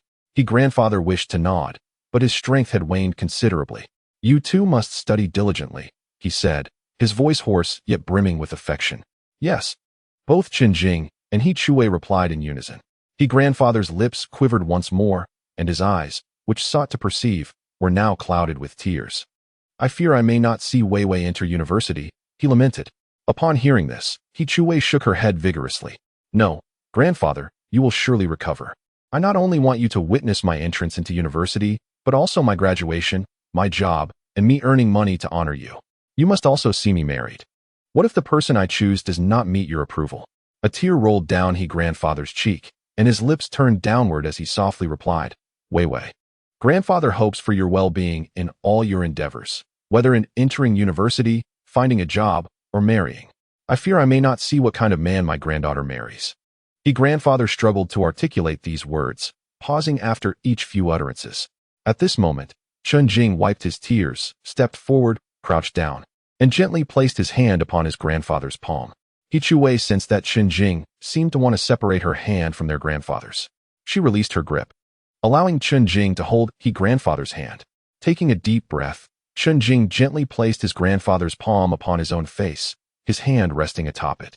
He grandfather was initially taken aback, but as he felt Chen Jing's hand apply a gentle pressure, he realized this was an invitation to feel the contours of his face. Chen Jing said nothing, quietly guiding his grandfather's hand to caress his visage. With all his strength, He grandfather nodded lightly. I understand. Only He Chui was somewhat bewildered, her mind still in disarray, unable to fully comprehend the moment. mistakenly believing Chen Jing was merely warming their grandfather's hand. Chen Jing tightened his grip on his grandfather's hand, softly assuring him, "Grandfather, do not worry." In that instant, his grandfather seemed to relinquish a heavy burden from his heart. Pursing his lips and whispering, "Wei Wei," Chu Wei hurried forward. "Grandfather, I am here. What weighs most on grandfather's heart is my dear Wei Wei," he added, and with this, another tear slipped from his eye. Chu Wei lowered her head, overwhelmed with emotion, unable to contain herself. "Grandfather, rest assured that you will recover. I will take good care of myself. I am not afraid to stay home alone while mom and dad work the night shift. As for grandfather, he likely fears that he may not survive the night." Speaking in this manner feels like a fleeting moment of clarity. At that moment, He Hao and his wife entered. He Dan had come to visit during her break, while He Hao was preoccupied with the complicated paperwork. Upon seeing her daughter, Chu Wei, He Dan could no longer hold back her tears. At this juncture, Chen Jing rose to his feet, feeling that his presence was no longer appropriate. "Auntie, I will step outside for a moment." He Dan nodded, expressing her gratitude. "Thank you, Xiao Jing, for visiting grandfather. He has cherished you dearly." Chen Jing genuinely regarded Chu Wei's grandfather as his own. He remembered that his grandfather had passed away when he was merely 1 year old. Thus, he had little emotional connection to the concept of a grandfather. However, during his childhood visits to the countryside with Chu Wei, he experienced the warmth of intergenerational love from grandfather He. As Chen Jing stepped outside, he wondered what was happening in his mind. If only he had been able to discern the underlying reasons at that time, perhaps he could have averted this tragic occurrence. Chapter 66. An inescapable fate. Chen Jing's family sat outside, awaiting the conclusion of the conversation within. The door swung open, and He Hao, tears streaming down his face, lamented, "Old Chen, what would we have done without you?" Chen Wanxing quickly rose to support him, saying, "Do not say such things. Old He was my mentor. It is only right that I care for him." He Hao continued, "You know how well my father was doing. His health reports were all favorable. Yet, calamities can strike unexpectedly. He could not fathom why such a misfortune had befallen them." He Dan, supporting He Hao, choked back her tears. "Father can still speak. Perhaps there is hope. My director mentioned there is still a chance for improvement." He Hao was reluctant to entertain such notions and waved his hand dismissively. "Old Chen, you all should return home. We will keep vigil tonight." Chen Wanxing understood and nodded gently. "Very well. Should anything arise, please do not hesitate to call us, and we will come immediately." As Chen Jing's family departed, Chu Wei remained by her grandfather's side. "Grandfather," he smiled faintly. "Wei Wei, do not worry."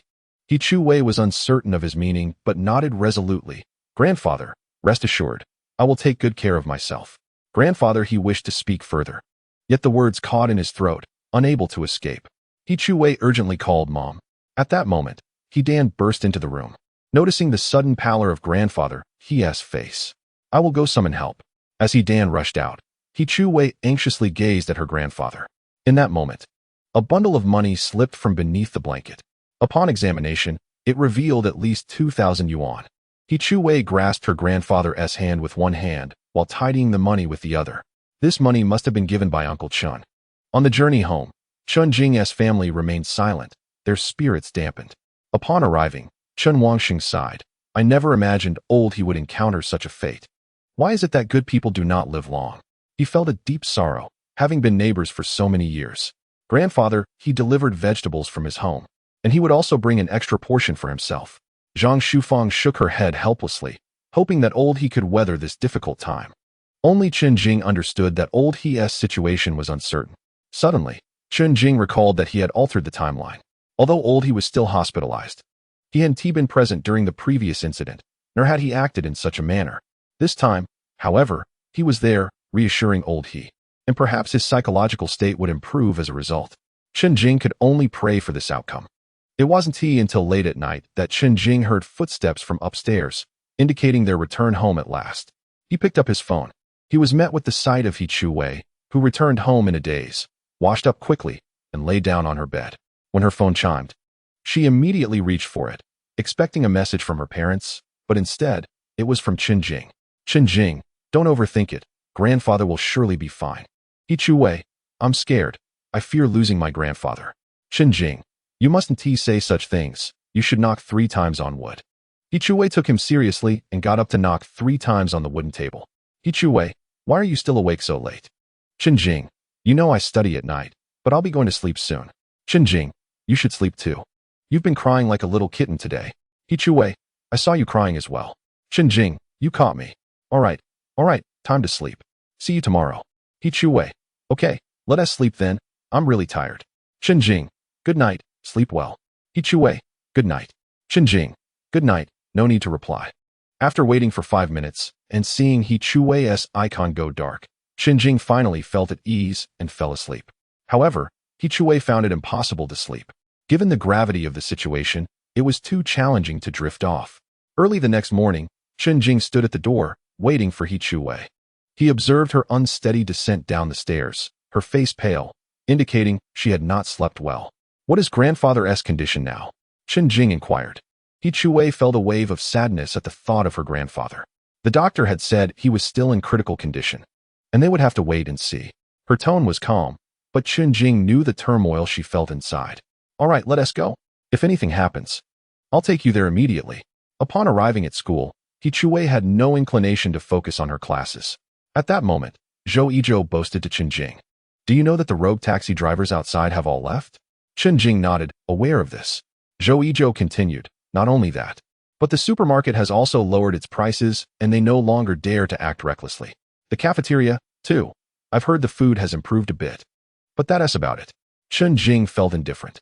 As long as they changed, they would naturally profit.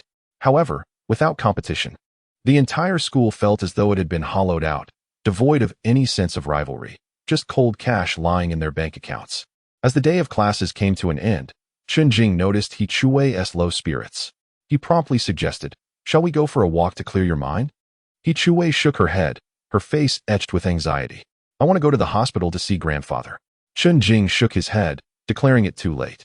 With the clock nearing 10, have your uncle and aunt called or messaged you? He inquired. No, came the reply, indicating that grandfather was safe for the time being. Chen Jing could only offer this reassurance. He Wei lifted her gaze to the night sky, cloaked in clouds, obscuring even a single star. Let us head home, she suggested. The following day brought no ill tidings. They visited grandfather once more, though they could only stand outside, barred from entering. On this day, He Hao sought out Chen Wangxing. Why did you secretly slip 2,000 yuan? He asked. He Hao aimed to return the money. As Chen Wangxing and his wife had been generous in their assistance before, it felt inappropriate to accept yet another sum. Upon hearing the amount, Chen Wangxing frowned. No, that wasn't me, and Shufang didn't take any money either. We are aware of that. Perhaps it was a visitor who left it? He Hao pondered, recalling that those who had visited did indeed contribute, but it had all been handed directly to him, without any secretive exchanges. Suddenly, Chen Wangxing recalled a name, Chen Jing.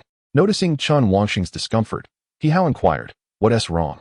Chen Wangxing shook his head, helplessly stating, I fear that money was given by Xiao Jing. Xiao Jing. Where would he acquire such a sum? He Hao questioned, perplexed. Chen Wangxing was uncertain how to explain, waving his hand dismissively. Oh, I will discuss this with you another time.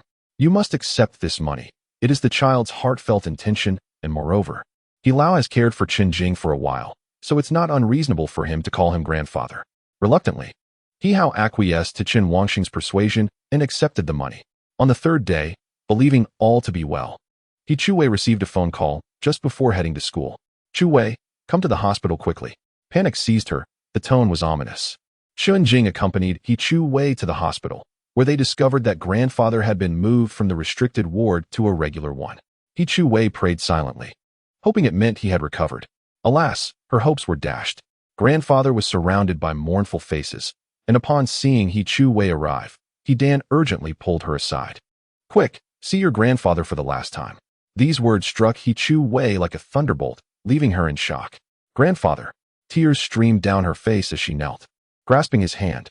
Sensing her presence, grandfather attempted to move but was unable. After a harrowing few seconds, a chilling silence enveloped the room, marked by the flat line of the heart monitor. Everyone understood, grandfather had departed this world. Chen Jing felt that grandfather had been waiting for He Wei. Thankfully, he had waited long enough, leaving no regrets. The room was filled with sobs as Chen Jing's family stood at the periphery, quietly wiping away their tears. The next day, Chen Jing's family, alongside He Wei's, returned to the countryside to arrange the funeral. They observed others dressed in mourning attire. But since Chen Jing was not closely related, he did not participate. Nevertheless, He Chu Wei stubbornly placed a mourning garland on him, signifying that he too was a cherished child of grandfather. Others did not challenge this act, and thus it remained. After 2 days of mourning, the burial marked the end of the ordeal. He Chu Wei had wept for 2 days. Even when her tears had run dry, her sorrow remained unquenched. Chen Jing was acutely aware of her profound despondency. The family returned to Xinguang district, with only the adults engaging in conversation while He Chu Wei remained silent.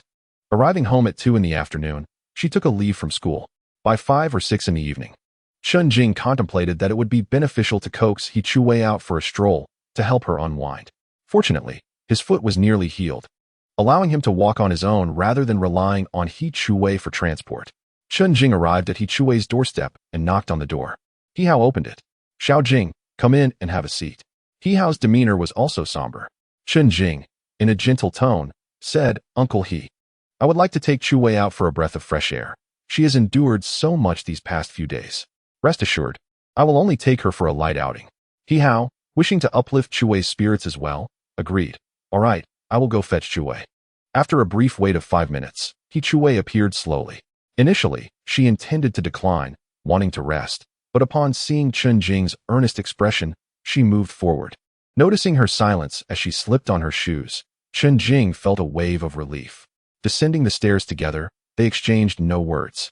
Chen Jing refrained from adopting an overly cheerful demeanor to comfort He Chu Wei, understanding that such behavior would be inappropriate in light of her grief. "Where shall we go?" He Chu Wei asked uncertainly, clutching the hem of Chen Jing's shirt. Chen Jing thought for a moment and replied, "I will take you to a park where we can walk around and enjoy the scenery." "A park sounds delightful," He Chu Wei mused, as she rarely visited such places, and it would be a welcome respite. After 20 minutes, they arrived at a man-made lake park on the outskirts of Xinguang district, a location He Chu Wei was visiting for the first time. "How did you know there was a park here?" she inquired curiously. Chen Jing scratched his head, unable to reveal that he had once frolicked here in a previous life. "I did some research. This place is quite enjoyable." He Chu Wei accepted this without suspicion, and once Chen Jing parked the car, they walked side by side into the park. The trees were not overly dense, yet the sounds of insects filled the air. The ground beneath them alternated between concrete and stone paths. The latter, after a few steps, proved uncomfortable against their feet. They made their way to the lakeside, where a stone railing bordered the water. He Chu Wei leaned over, gazing at the koi swimming gracefully in the lake, remaining silent.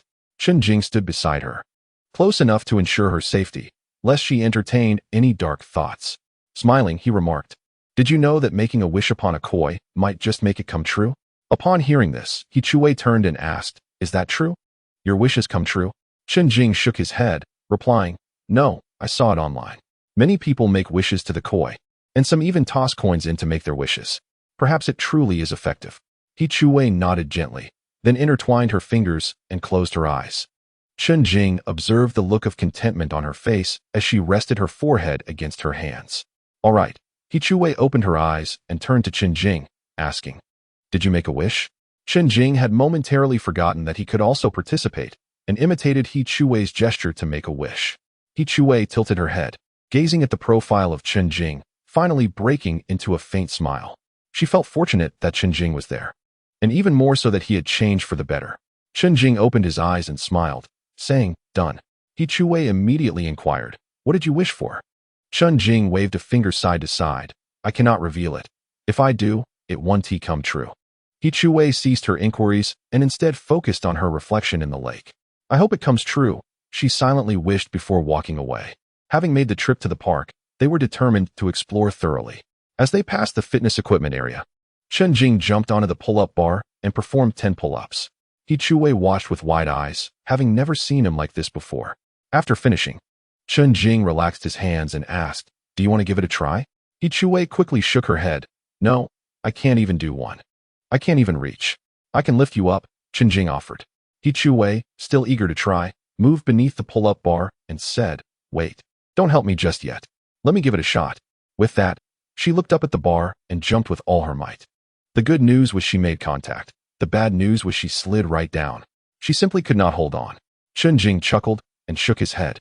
Moving closer to her, They exchanged glances, and Chen Jing sought her consent. He Chuwei nodded, and Chen Jing placed his hands under her arms, lifting her effortlessly. Quick, grab on. Before He Chuwei could feel shy, Chen Jing urged her to grasp the bar. She managed to hold on to it, and Chen Jing released his support. All right, try pulling up. He Chuwei's face flushed crimson as she exerted all her strength to pull herself upward. Just as her head approached the bar, she faltered and fell back down. Although she only managed one, Chen Jing gave her a thumbs up. One is still impressive. Chapter 68. This star. I give to you. He Chuwei panted heavily. This is incredibly difficult. How can you do 10? She felt a twinge of frustration, wondering why it was so hard for her. Chen Jing shook his head and encouraged her. Most girls can't do even 1. You did well to manage 1. He explained, this is a fitness test for boys, while you have sit-ups. They are entirely different categories. He Chuwei felt as if achieving even 1 was nearly a life-or-death struggle and quickly waved her hands. Please don't involve me in any more strenuous activities. It's too exhausting. Her gaze fell upon a piece of equipment nearby. A yellow contraption where one could place their feet on either side and move them back and forth, or even move both feet simultaneously. Chen Jing gazed at the items, pondering whether anyone could be unfamiliar with them. After all, who had not played with these during their childhood? This one, he mused, seemed particularly suited to him. He Chuwei felt that it merely required a bit of foot strength and was by no means difficult. In truth, Chen Jing wished to mention that this apparatus was designed specifically for the elderly. They meandered until dusk, the sky gradually darkening. Yet, Chen Jing showed no inclination to return. Instead, he guided He Chuwei to a spot closest to the lakeshore. This area was devoid of barriers, typically designated for fishing. Chen Jing and He Chuwei reclined on a patch of grass, perfectly cushioned, allowing them to rest comfortably while enjoying the scenery. As they admired the night view, He Chuwei blinked, reminiscing about her childhood when she last gazed upon the stars. It had been so long, only now, in her senior year, had she witnessed them again. Chen Jing observed the rippling surface of the lake stirred by a gentle breeze and remarked, doesn't the lake resemble a painting, capturing the entirety of the sky? He Chuwei nodded in agreement. However, her thoughts drifted back to her grandfather, and as this realization struck her, her eyes glistened with unshed tears. Chen Jing, do you think Grandpa is watching us from above? Upon hearing this, Chen Jing turned to her and noticed her reddened eyes. Yet, he refrained from saying much, instead smiling gently. Certainly, Grandpa, he can see us here, lying together, and he must be smiling with contentment. Yes, it must be so. He Chuwei replied, blinking rapidly as tears streamed down her cheeks. She gazed at the twinkling stars in the dark sky and inquired, I've heard that those who have passed become stars in the heavens. Is that true? Chen Jing confirmed with a nod. He Chuwei endeavored to locate her own star, unaware that Chen Jing had stepped away. Grandpa, I hope you're doing well in that place, she silently wished, and a wave of sorrow washed over her. Hastily, she wiped her tears and glanced around, realizing Chen Jing had vanished.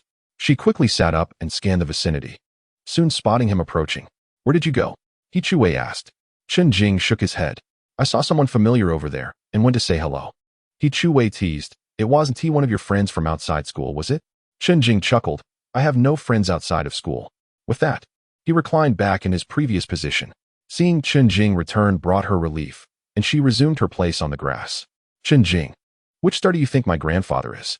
He Chuwei asked in a whisper, though Chen Jing still heard her. After a moment of contemplation, he replied with a smile, he must be the brightest one at that moment. He Chuwei agreed, taking a deep breath. All right, let us go, it's getting late. And I'm a bit hungry. Chen Jing nodded. Sure, let us head home. The two walked side by side, He Chuwei with her hands behind her, while Chen Jing had his hands in his pockets, one hand still clenched in a fist. As they reached the bicycle parking area and prepared to leave, Chen Jing lightly tapped He Chuwei on the head with his clenched hand. What was that for? He Chuwei asked, rubbing her head, looking at him in confusion. As Chen Jing extended his clenched fist, He Chuwei fixed her gaze upon it, apprehensive that it might contain a bug, as Chen Jing had previously frightened her with such creatures. Gradually, he unfurled his palm, revealing a small insect that began to glow at its tip, sensing the unusual atmosphere. A faint green luminescence fluttered gently before He Chuwei's eyes. Just as her astonishment peaked, Chen Jing spoke softly, the stars you wished for, I present them to you. As He Chuwei watched the glowing creature ascend into the night, her heart stirred, akin to ripples dancing across a tranquil lake stirred by a gentle breeze. At this moment, she turned her gaze towards Chen Jing, who wore a smile that hinted at both affection and a tinge of sorrow. Her lips curled downward, deeply moved by his gesture, nearly brought to tears. Suddenly, a multitude of glowing insects swarmed towards Chen Jing. "Run!" he exclaimed. He Wei burst into laughter at the sight of the fireflies surrounding him, and promptly hopped onto the back seat of his bike as they sped away. This brief respite lightened her heart, particularly as she recalled the image of Chen Jing enveloped by the fireflies. "What do you feel like eating tonight?" Chen Jing inquired. "Let us have dinner at home," He Wei replied, tilting her head. "No, since we've finally ventured out, let us dine somewhere." Chen Jing's suggestion of eating out intrigued He Wei, yet she hesitated, mindful of the food awaiting at home, unwilling to waste it. Noticing her silence, Chen Jing understood her sentiment. She was still in a melancholic state, and it seemed prudent to return home for dinner. "How about this? I'll take you to the snack street for a little something, and we can head home afterward." Upon hearing this, He Wei agreed. "All right." Chen Jing brought He Wei to a nearby snack street. Don't inquire how he knew of it. He had visited before his rebirth. This was He Wei's first experience in such a vibrant locale, primarily due to her lack of time. The aromas of barbecued meats, fried delicacies, stinky tofu, chicken bones, and meat-filled buns wafted around her, instantly igniting her appetite. Chen Jing, inhaling the delightful scents, couldn't help but exclaim, "Ah, the sweet essence of science. I want 6 grilled sausages, 2 portions of stinky tofu. I want to ride the merry-go-round." He Wei, feeling liberated, eagerly desired to purchase everything, particularly since she had never tasted these delights and wished to bring some home for her parents. Chen Jing, carrying the snacks, watched as He Wei enjoyed the merry-go-round and pulled out his Nokia to capture the moment. When He Wei noticed him taking her picture, she quickly tried to hide. But alas, it was too late. He had already captured her glance in his lens. As the merry-go-round came to a halt, He Wei exhaled deeply and approached Chen Jing. "Why aren't you playing?" she asked. Chen Jing was momentarily taken aback. Have you ever seen a man ride a merry-go-round, especially one this pink? However, before he could elaborate, He Wei spotted more delectable treats. "I'll have 6 portions of iron plate tofu and 2 servings of potatoes." Seeing her spirits lifted, Chen Jing felt a warmth in his heart. This evening was truly worthwhile. Chapter 69. Rumors abound the following morning. The dining table at Chen Jing's home was still adorned with the remnants of the previous night's feast, an abundance of food that simply could not be consumed. However, no one blamed Chen Jing. They all understood that he had taken He Wei out for a respite. Chen Wangsheng looked at Chen Jing and nodded, remarking, "You young man, you've made something of yourself." Chen Jing was aware that his father was referring to the previous incident. "Dad, Mom, rest assured, I am diligently focused on my studies at school." Upon hearing Chen Jing's resolute words, Chen Wangxing chose not to say more and inquired, "Has anyone at school troubled you again?" Chen Jing shook his head, replying, "No, I have recordings now. They should be wary of testing their luck." Thus, Chen Wangxing felt reassured, nodded, and lapsed into silence, picking up yesterday's chicken bones to gnaw on. "This time, I won't mention it, but next time, do buy less. We can't finish what we've got from both places." After Chen Jing finished washing up, he stepped outside and happened to see He Wei descending the stairs. "How synchronistic," Chen Jing jested, to which He Wei cast him a glance and softly asked, "Why didn't you stop me last night?" Chen Jing gently patted He Wei's shoulder. "It's nothing. How was dinner last night?" The mere thought made He Wei feel nauseous. "Don't even mention it. Just recalling the stench of that stinky tofu makes me want to vomit." Chen Jing stifled a laugh. All right, it was just that once. It's no big deal. Let us go. The car should be arriving soon." As the two made their way to school and entered the classroom, they noticed everyone was gazing at He Wei. Once she sat down, Yang Xiyu whispered beside her, "Wei, I heard your grandfather." Should Chen Jing learn of this, he would surely silence Yang Xiyu's incessant chatter. Fortunately, having spent some time unwinding the previous day, He Wei's spirits did not plummet drastically. He Wei merely responded with a sound, prompting Yang Xiyu to click her tongue 3 times and ask, "What is going on? Didn't you say your grandfather was doing well?" Upon hearing this question, He Wei had no desire to respond. As she remained silent, Yang Xiyu felt embarrassed to probe further. At that moment, the burly man arrived at the classroom door. He strode in and fixed his gaze on Chen Jing. Chen Jing wondered what was amiss. Hadn't they just added each other as friends? "You," Hurry up and reply to the message from Xiaoxiong. Chen Jing was genuinely taken aback by the extent of this fellow's insistence and promptly asked, "Dude, do you have feelings for Xiaoxiong?" The burly man retorted coldly, "Mind your own business. Just reply now." Chen Jing quickly grabbed his phone. "I'll respond immediately. Class is about to start, and I'll surely reply before then." Once the burly man departed, Chen Jing felt utterly speechless. What sort of desperate admirer was this? Although he thought this, as a man, he believed the fellow's actions were quite unnecessary. If this were to be posted online, half would mock him while the other half would empathize. Chen Jing picked up his phone and noted that Xiaoxiong had sent several messages over the past few days. Mainly greetings. However, with so much happening, he hadn't paid them much attention. "Good morning, Senior Chen Jing." "Good evening, Senior Chen Jing." "Senior Chen Jing, will you be going to the music classroom?" Faced with a barrage of inquiries, Chen Jing could only respond, "Thank you for your affection, Junior. However, at this juncture of my senior year, I must dedicate myself to my studies, so I kindly ask you to refrain from such behavior." Chen Jing initially intended to express his feelings for someone special, but then recalled his reputation as a prominent figure at school. He feared that if this revelation were to spread, it would lead to numerous complications. In response, Chen Jing hoped that the imposing figure would not return. Zhou, observing from the side, couldn't help but chuckle. This was indeed a first. Why not just give in to him? That burly fellow might even relent. Chen Jing shook his head, insisting that it was time to focus on academics. To his surprise, as soon as the class concluded, the large man reappeared. "Are you going to respond? Is that how you reply?" he questioned immediately upon arrival. Chen Jing felt he had not misspoken and continued, "You must see me with your goddess for it to ease your heart." Clearing his throat, he pulled the man to a secluded corner of the corridor. "What have you brought me here for?" The large man seemed anxious to return and report back. Chen Jing shook his head and asked, "Honestly, do you have feelings for Xiaoxiong?" Just as the man was about to deny it, Chen Jing raised his hand to interrupt. "If you like her, pursue her. What you are doing will not lead to a relationship between you two. I understand that you want to see her happy, but that notion is fundamentally flawed. Suppose you truly assist her, and then I end up with her. What will you do then?" Upon hearing this, the large man did not hesitate in his response. "Then I will quietly guard her and wait for you two to break up." Hearing this, Chen Jing pinched his thumb and forefinger together to suppress his laughter. "That is misguided, my friend. If you wish to take on the role of a caring man, you cannot approach it this way. It won't move her. She will only regard you as a backup, a confidant, a buddy, or a sister, but never as a boyfriend." Chen Jing fervently attempted to awaken the romantic notions clouding the man's mind. The large man absorbed this, yet still shook his head. "But I cannot bear to see her sad." Chen Jing slapped his forehead, wondering how this guy could be so stubborn. "All right, if you cannot bear to see her unhappy, then use your own methods to brighten her spirits. For instance, take her out for a stroll, visit the park, or explore a street of snacks together. She would surely be delighted, wouldn't she?" After Chen Jing finished speaking, the large man's demeanor shifted dramatically. His eyes sparkled with realization as he stroked his chin. "Oh, so it can be done this way." Feeling a surge of satisfaction, Chen Jing thought, "Well then, I've imparted the methods to you. Now hurry and cheer her up. Do not seek me out again." The large man nodded, initially with a fierce expression, which quickly transformed into one of gratitude. "Thank you, brother, for your invaluable advice." With that, he departed.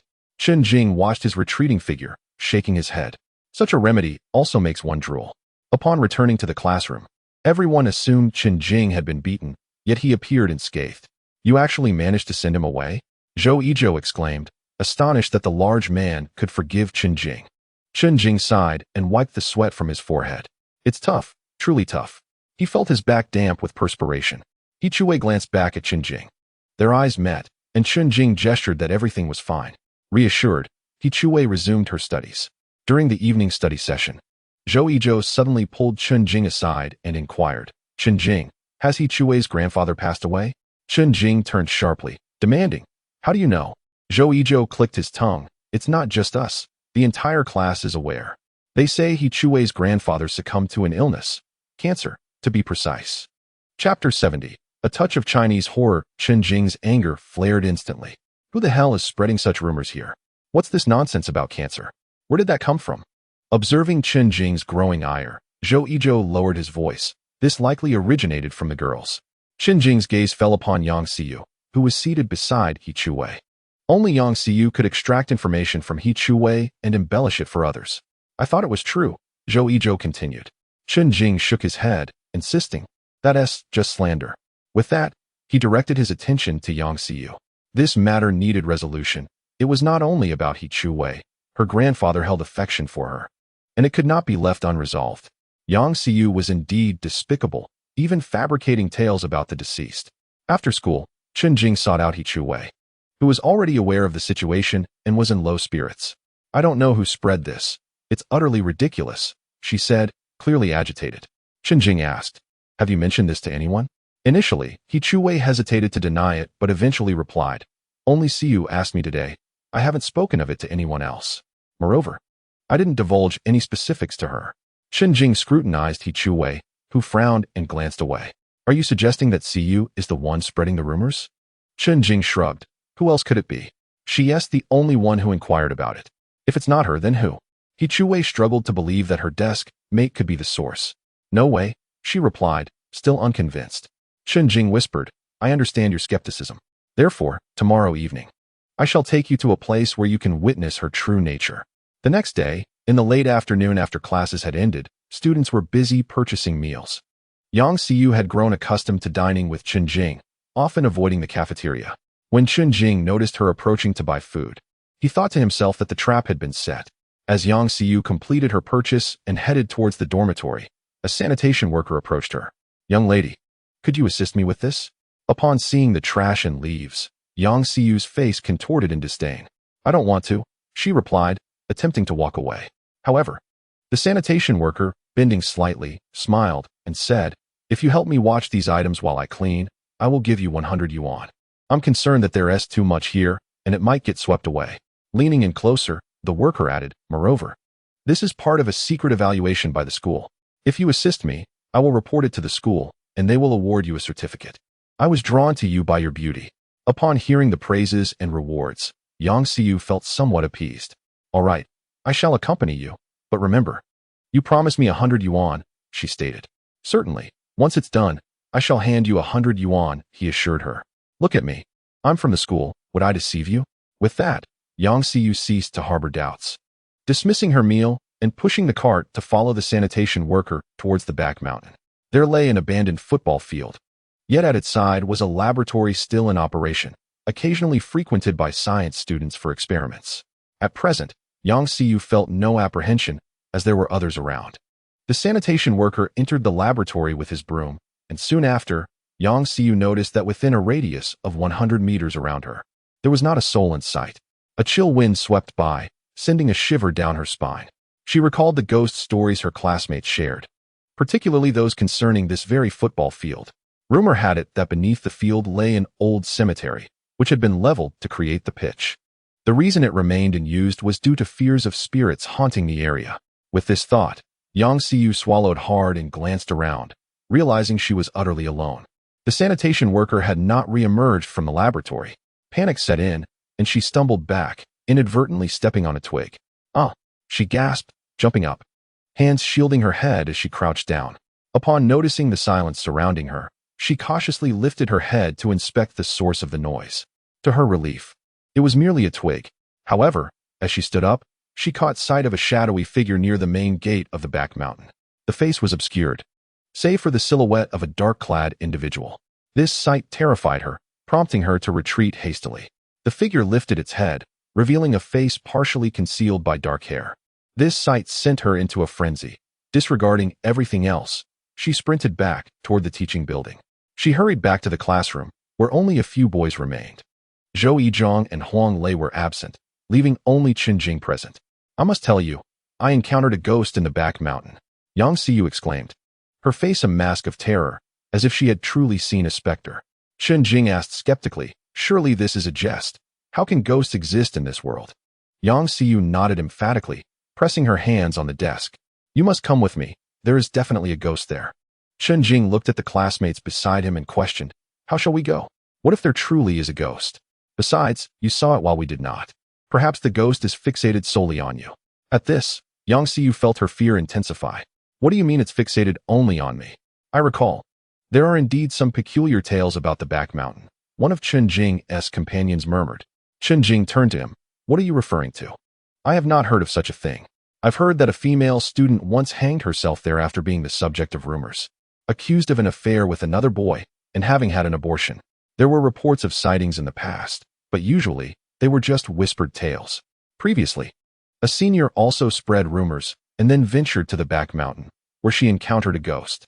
Fortunately, she was astute enough to go there before dusk, kneeling in apology, admitting her wrongdoings, and bowing 9 times, after which the female ghost ceased to appear. Upon hearing this, Yang Xiyu felt it resonated with her own situation. Would you consider trying it? Chen Jing inquired, casting a sidelong glance at her. Yang Xiyu gazed at the darkening sky, nearly twilight. Could you accompany me? I'm afraid, she pleaded. Chen Jing shook his head, stating, if this truly pertains to you, our presence may be futile. The ghost might vanish upon seeing us. However, if you don't leave soon, it will be dark. Yang Xiyu recalled the dark-clad female ghost behind the iron gate and was determined not to be ensnared. Hastening her steps outside, Chen Jing watched her depart, relieved, realizing he had been deceived. Well played, guys, he muttered. Chapter 71.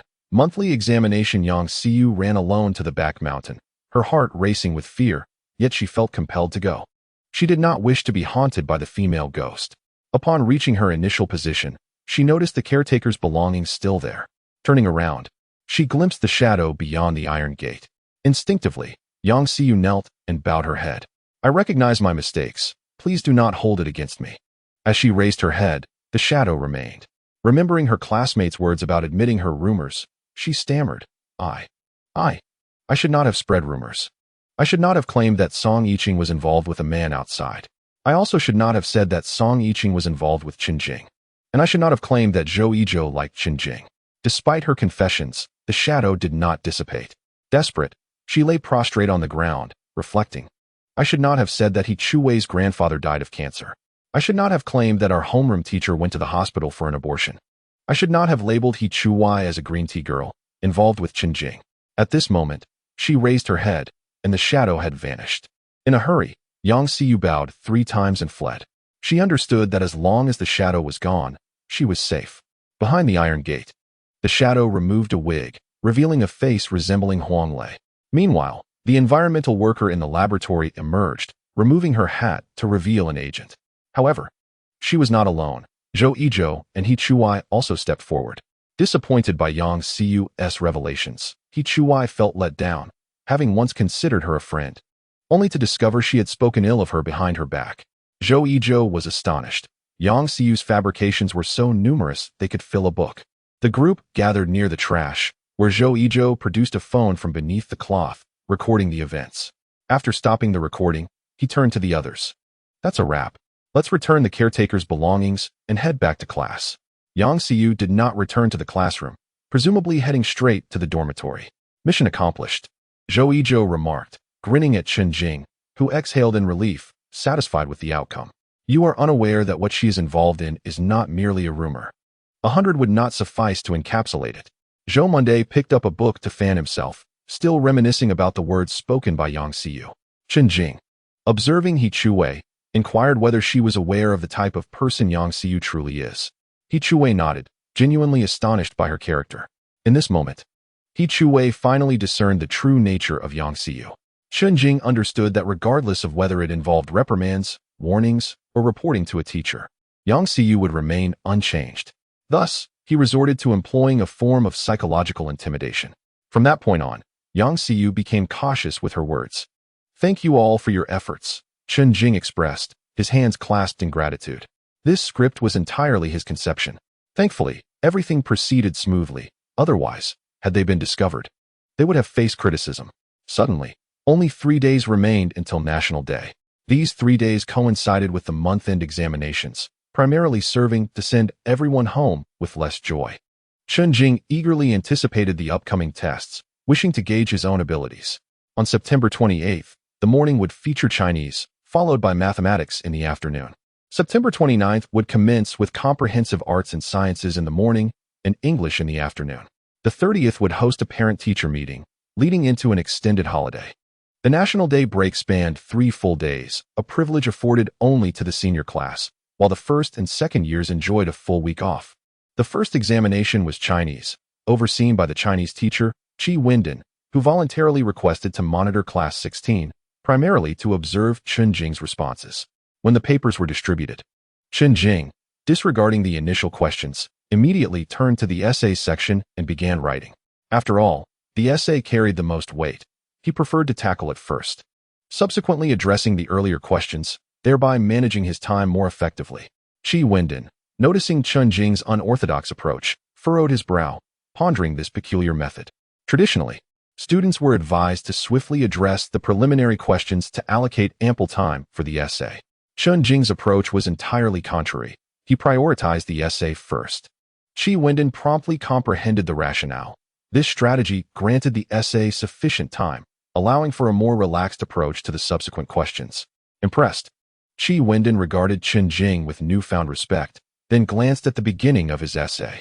The topic pertained to the Olympic spirit following the recent Olympic Games.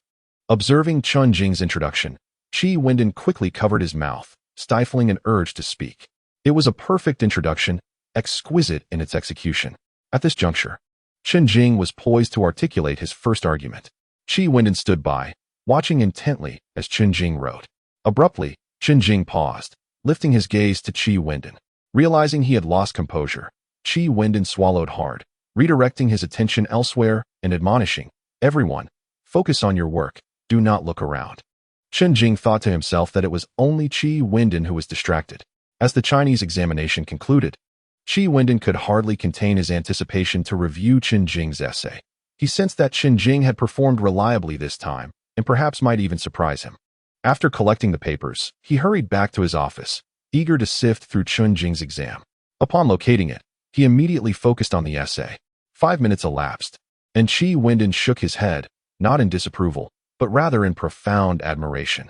Compared to the previous essay, this one is utterly comparable, perhaps even superior. It can be said that in certain areas, the choice of words is remarkably apt, achieving perfection. Qi Winden sensed that if Chen Jing were to answer the questions diligently this time, he could potentially rival the liberal arts students from Shiban in terms of scores. However, as he flipped through the pages, he was taken aback. Not a single question had been answered. The entire paper was blank. What? Qi Winden stood up abruptly, startling the other teachers. "What's wrong, Winden?" Qi Winden shook his head and whispered, "It's nothing, nothing at all." Yet, despite his words, he was deeply troubled.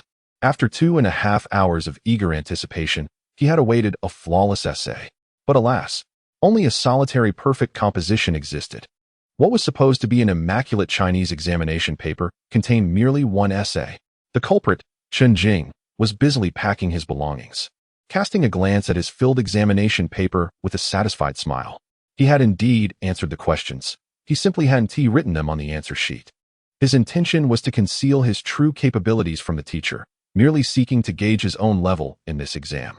Thus, he transcribed his thoughts on the examination paper, which could be taken away freely, as long as he could ascertain his approximate score during the next review or when comparing answers with classmates. It sufficed.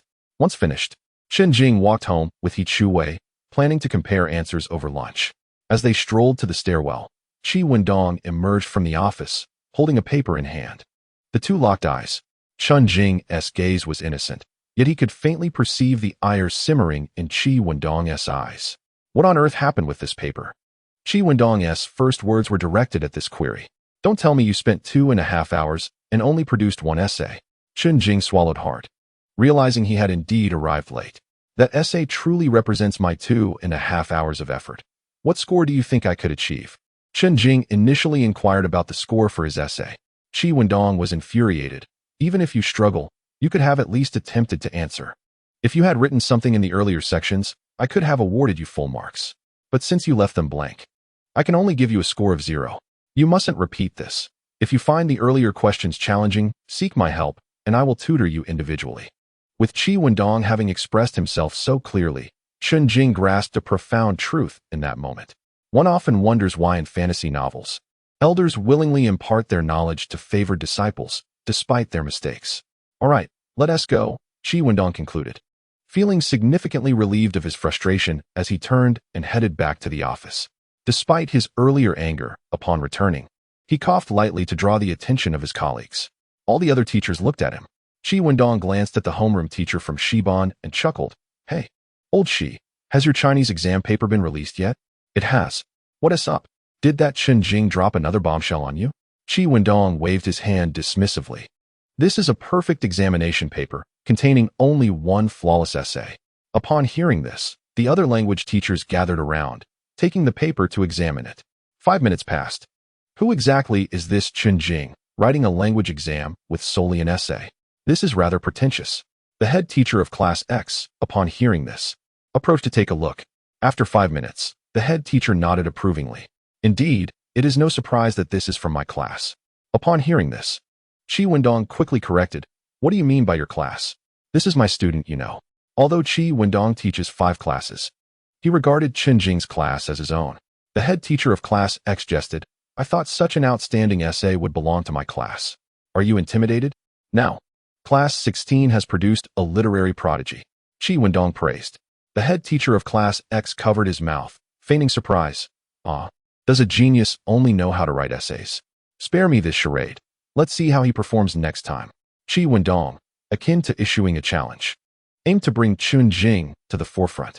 Very well, I shall see next time how he fares beyond just essays.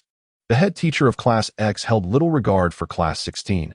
Aside from He Chuwei and Zhao Lei, he looked down on the others.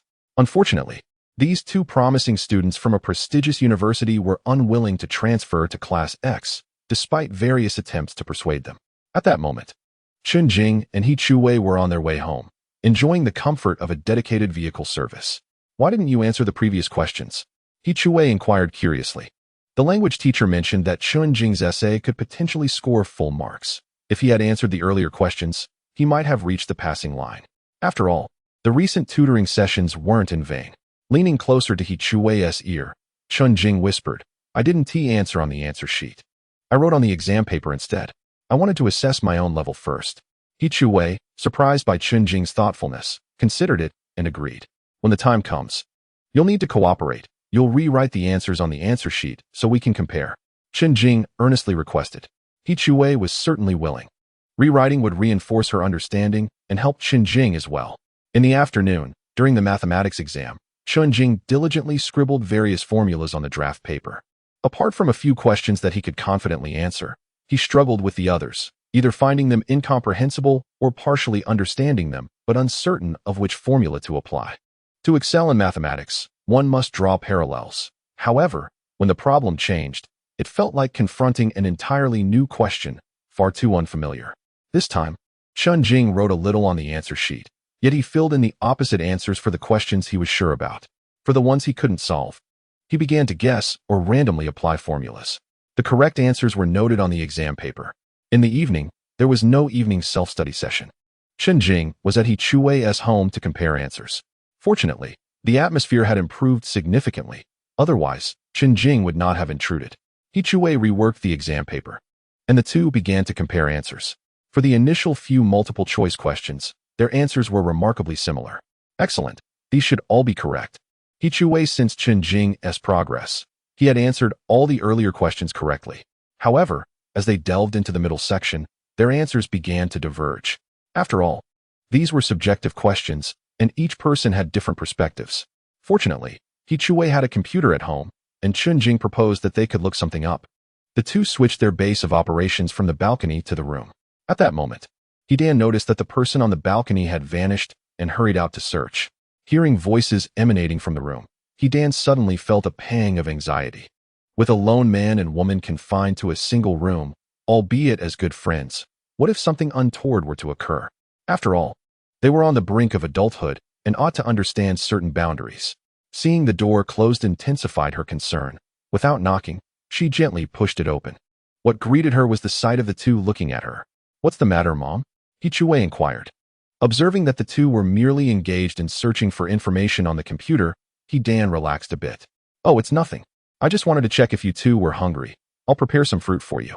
Thank you, Auntie, Chen Jing replied graciously, thinking it inappropriate to let her come empty-handed. All right, just wait for me. Seeing that the 2 children were occupied, He Dan felt relieved, a smile gracing her face. After around 15 to 20 minutes, they finally completed their calculations. We both scored rather low. Excluding the essay, I received 55 points, He Chue reflected, estimating her essay score to be between 48 and 50. Thus, her Chinese score could potentially exceed 110.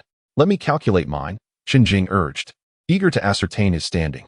He Chue took his paper and began tallying the scores. 3 minutes passed, and she had counted 3 times. As she initially found it hard to believe, it's truly 31 points. Upon announcing this figure, Chen Jing added the essay score, resulting in a total of 91 points. Just 1 point above the passing mark. He Chue turned to Chen Jing. You did it. Chen Jing gazed at the score on the paper, bursting into laughter. Yes, I did it. The sight of 91 points filled him with exhilaration. While passing Chinese was not an insurmountable feat, it was undoubtedly a significant achievement for Chen Jing. Thanks to his recent tutoring sessions and relentless practice, coupled with muscle memory, he had managed to pass. The effort of the past half-month had not been in vain. Although this score was not exceptionally high, it represented a significant stride for Chen Jing. Chapter 73, All Correct. It's all thanks to Teacher He, Chen Jing chuckled. With his Chinese score now at a passing level, he confidently pulled out his math paper. However, this time, the results were merely satisfactory. He had correctly answered 5 multiple-choice questions, 1 fill-in-the-blank question, and 2 large problems, but only the first part of the latter. Beyond that, he had simply applied formulas without understanding. Wasn't it said that writing a solution could earn a point? Chen Jing jested. He Chue rolled her eyes lightly. That was just the math teacher teasing you. A score of 55 in math was acceptable. After all, he had previously scored in single digits. Seeing this score, Chen Jing felt content, not desiring too much. He couldn't expect to return from his rebirth with a combined score of over 600 across 6 subjects. As if he were in some urban fantasy novel, with a score of 91 in Chinese and 55 in math. All that remained to be seen were the results for tomorrow's comprehensive and English tests. He felt confident about the comprehensive exam and was prepared to handle the pressure of the English test. The following morning, as the comprehensive exam commenced, Chen Jing, having diligently worked through dozens of geography papers, felt a sense of assurance, bolstered by the supplementary lessons from He Chue and the guidance of their geography teacher. He was determined to pass this time. Upon the conclusion of the morning's examinations, Chen Jing meticulously recorded his answers on the test paper, yet, perplexingly, he inscribed the opposite answers on the answer sheet for those questions he was confident about, thereby perfectly missing the correct responses. The test paper was somewhat limited in space, with only a small margin beside each question, compelling Chen Jing to creatively seek alternative areas to jot down his answers. The geography teacher, harboring a flicker of hope, felt a sudden swell of accomplishment upon observing Chen Jing's filled responses. However, as he began to correct the answers, disbelief washed over him. None were correct. He first tackled the multiple-choice questions, which he had seemingly artfully avoided the correct answers. Not a single one was right. What a remarkable feat of miscalculation. The geography teacher couldn't help but exclaim in astonishment. At that moment, Qi Wendong turned to him and inquired with a smile, "What's the matter? Did all the geography multiple-choice questions turn out to be correct?" The geography teacher shook his head, exclaiming, "Not correct at all. Rather, they are all wrong. None are right." Upon hearing this, Qi Wendong stood up, moved to the side, and glanced at the name inscribed at the top of the paper. Chen Jing. "Goodness, it's him again." Qi Wendong blurted out. The geography teacher, curious, asked, "What do you mean? It's him again?" Previously, after the language exam, the geography teacher had been absent and was unaware of Chen Jing's performance. Qi Wendong sighed in resignation. "In my language exam, he left the first question unanswered. And yet you at least had something written down." The geography teacher found Chen Jing's approach perplexing.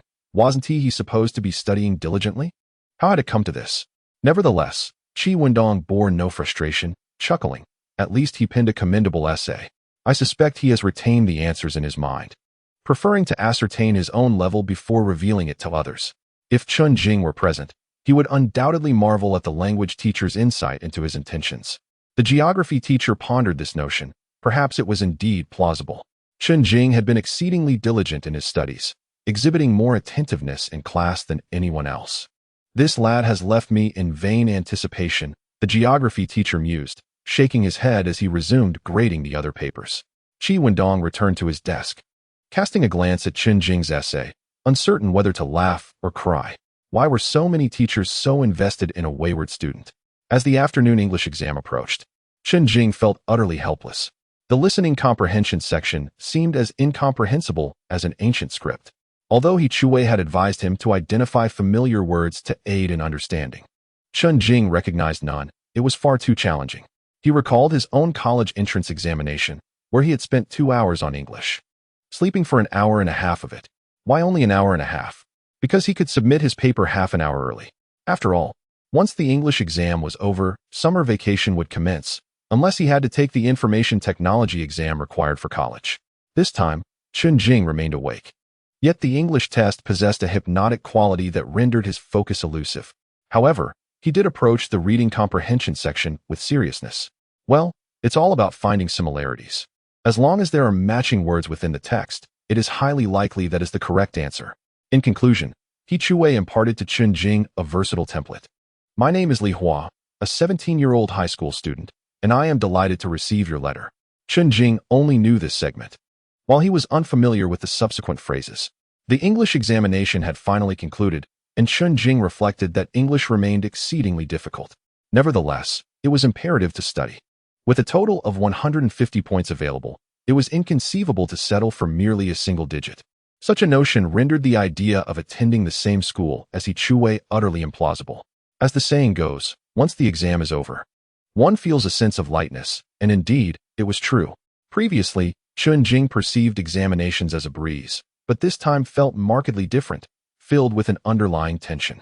Upon completing this final subject, he sensed a triumph. The two returned to compare answers, seated before the computer in the room. Currently, there was no dedicated online question bank, necessitating the use of 360 QA for certain questions. One by one, they searched through the inquiries, starting with the geography multiple-choice questions. To their astonishment, He Chuwei noted that Chen Jing had answered them all correctly. She gently shook her head in disbelief.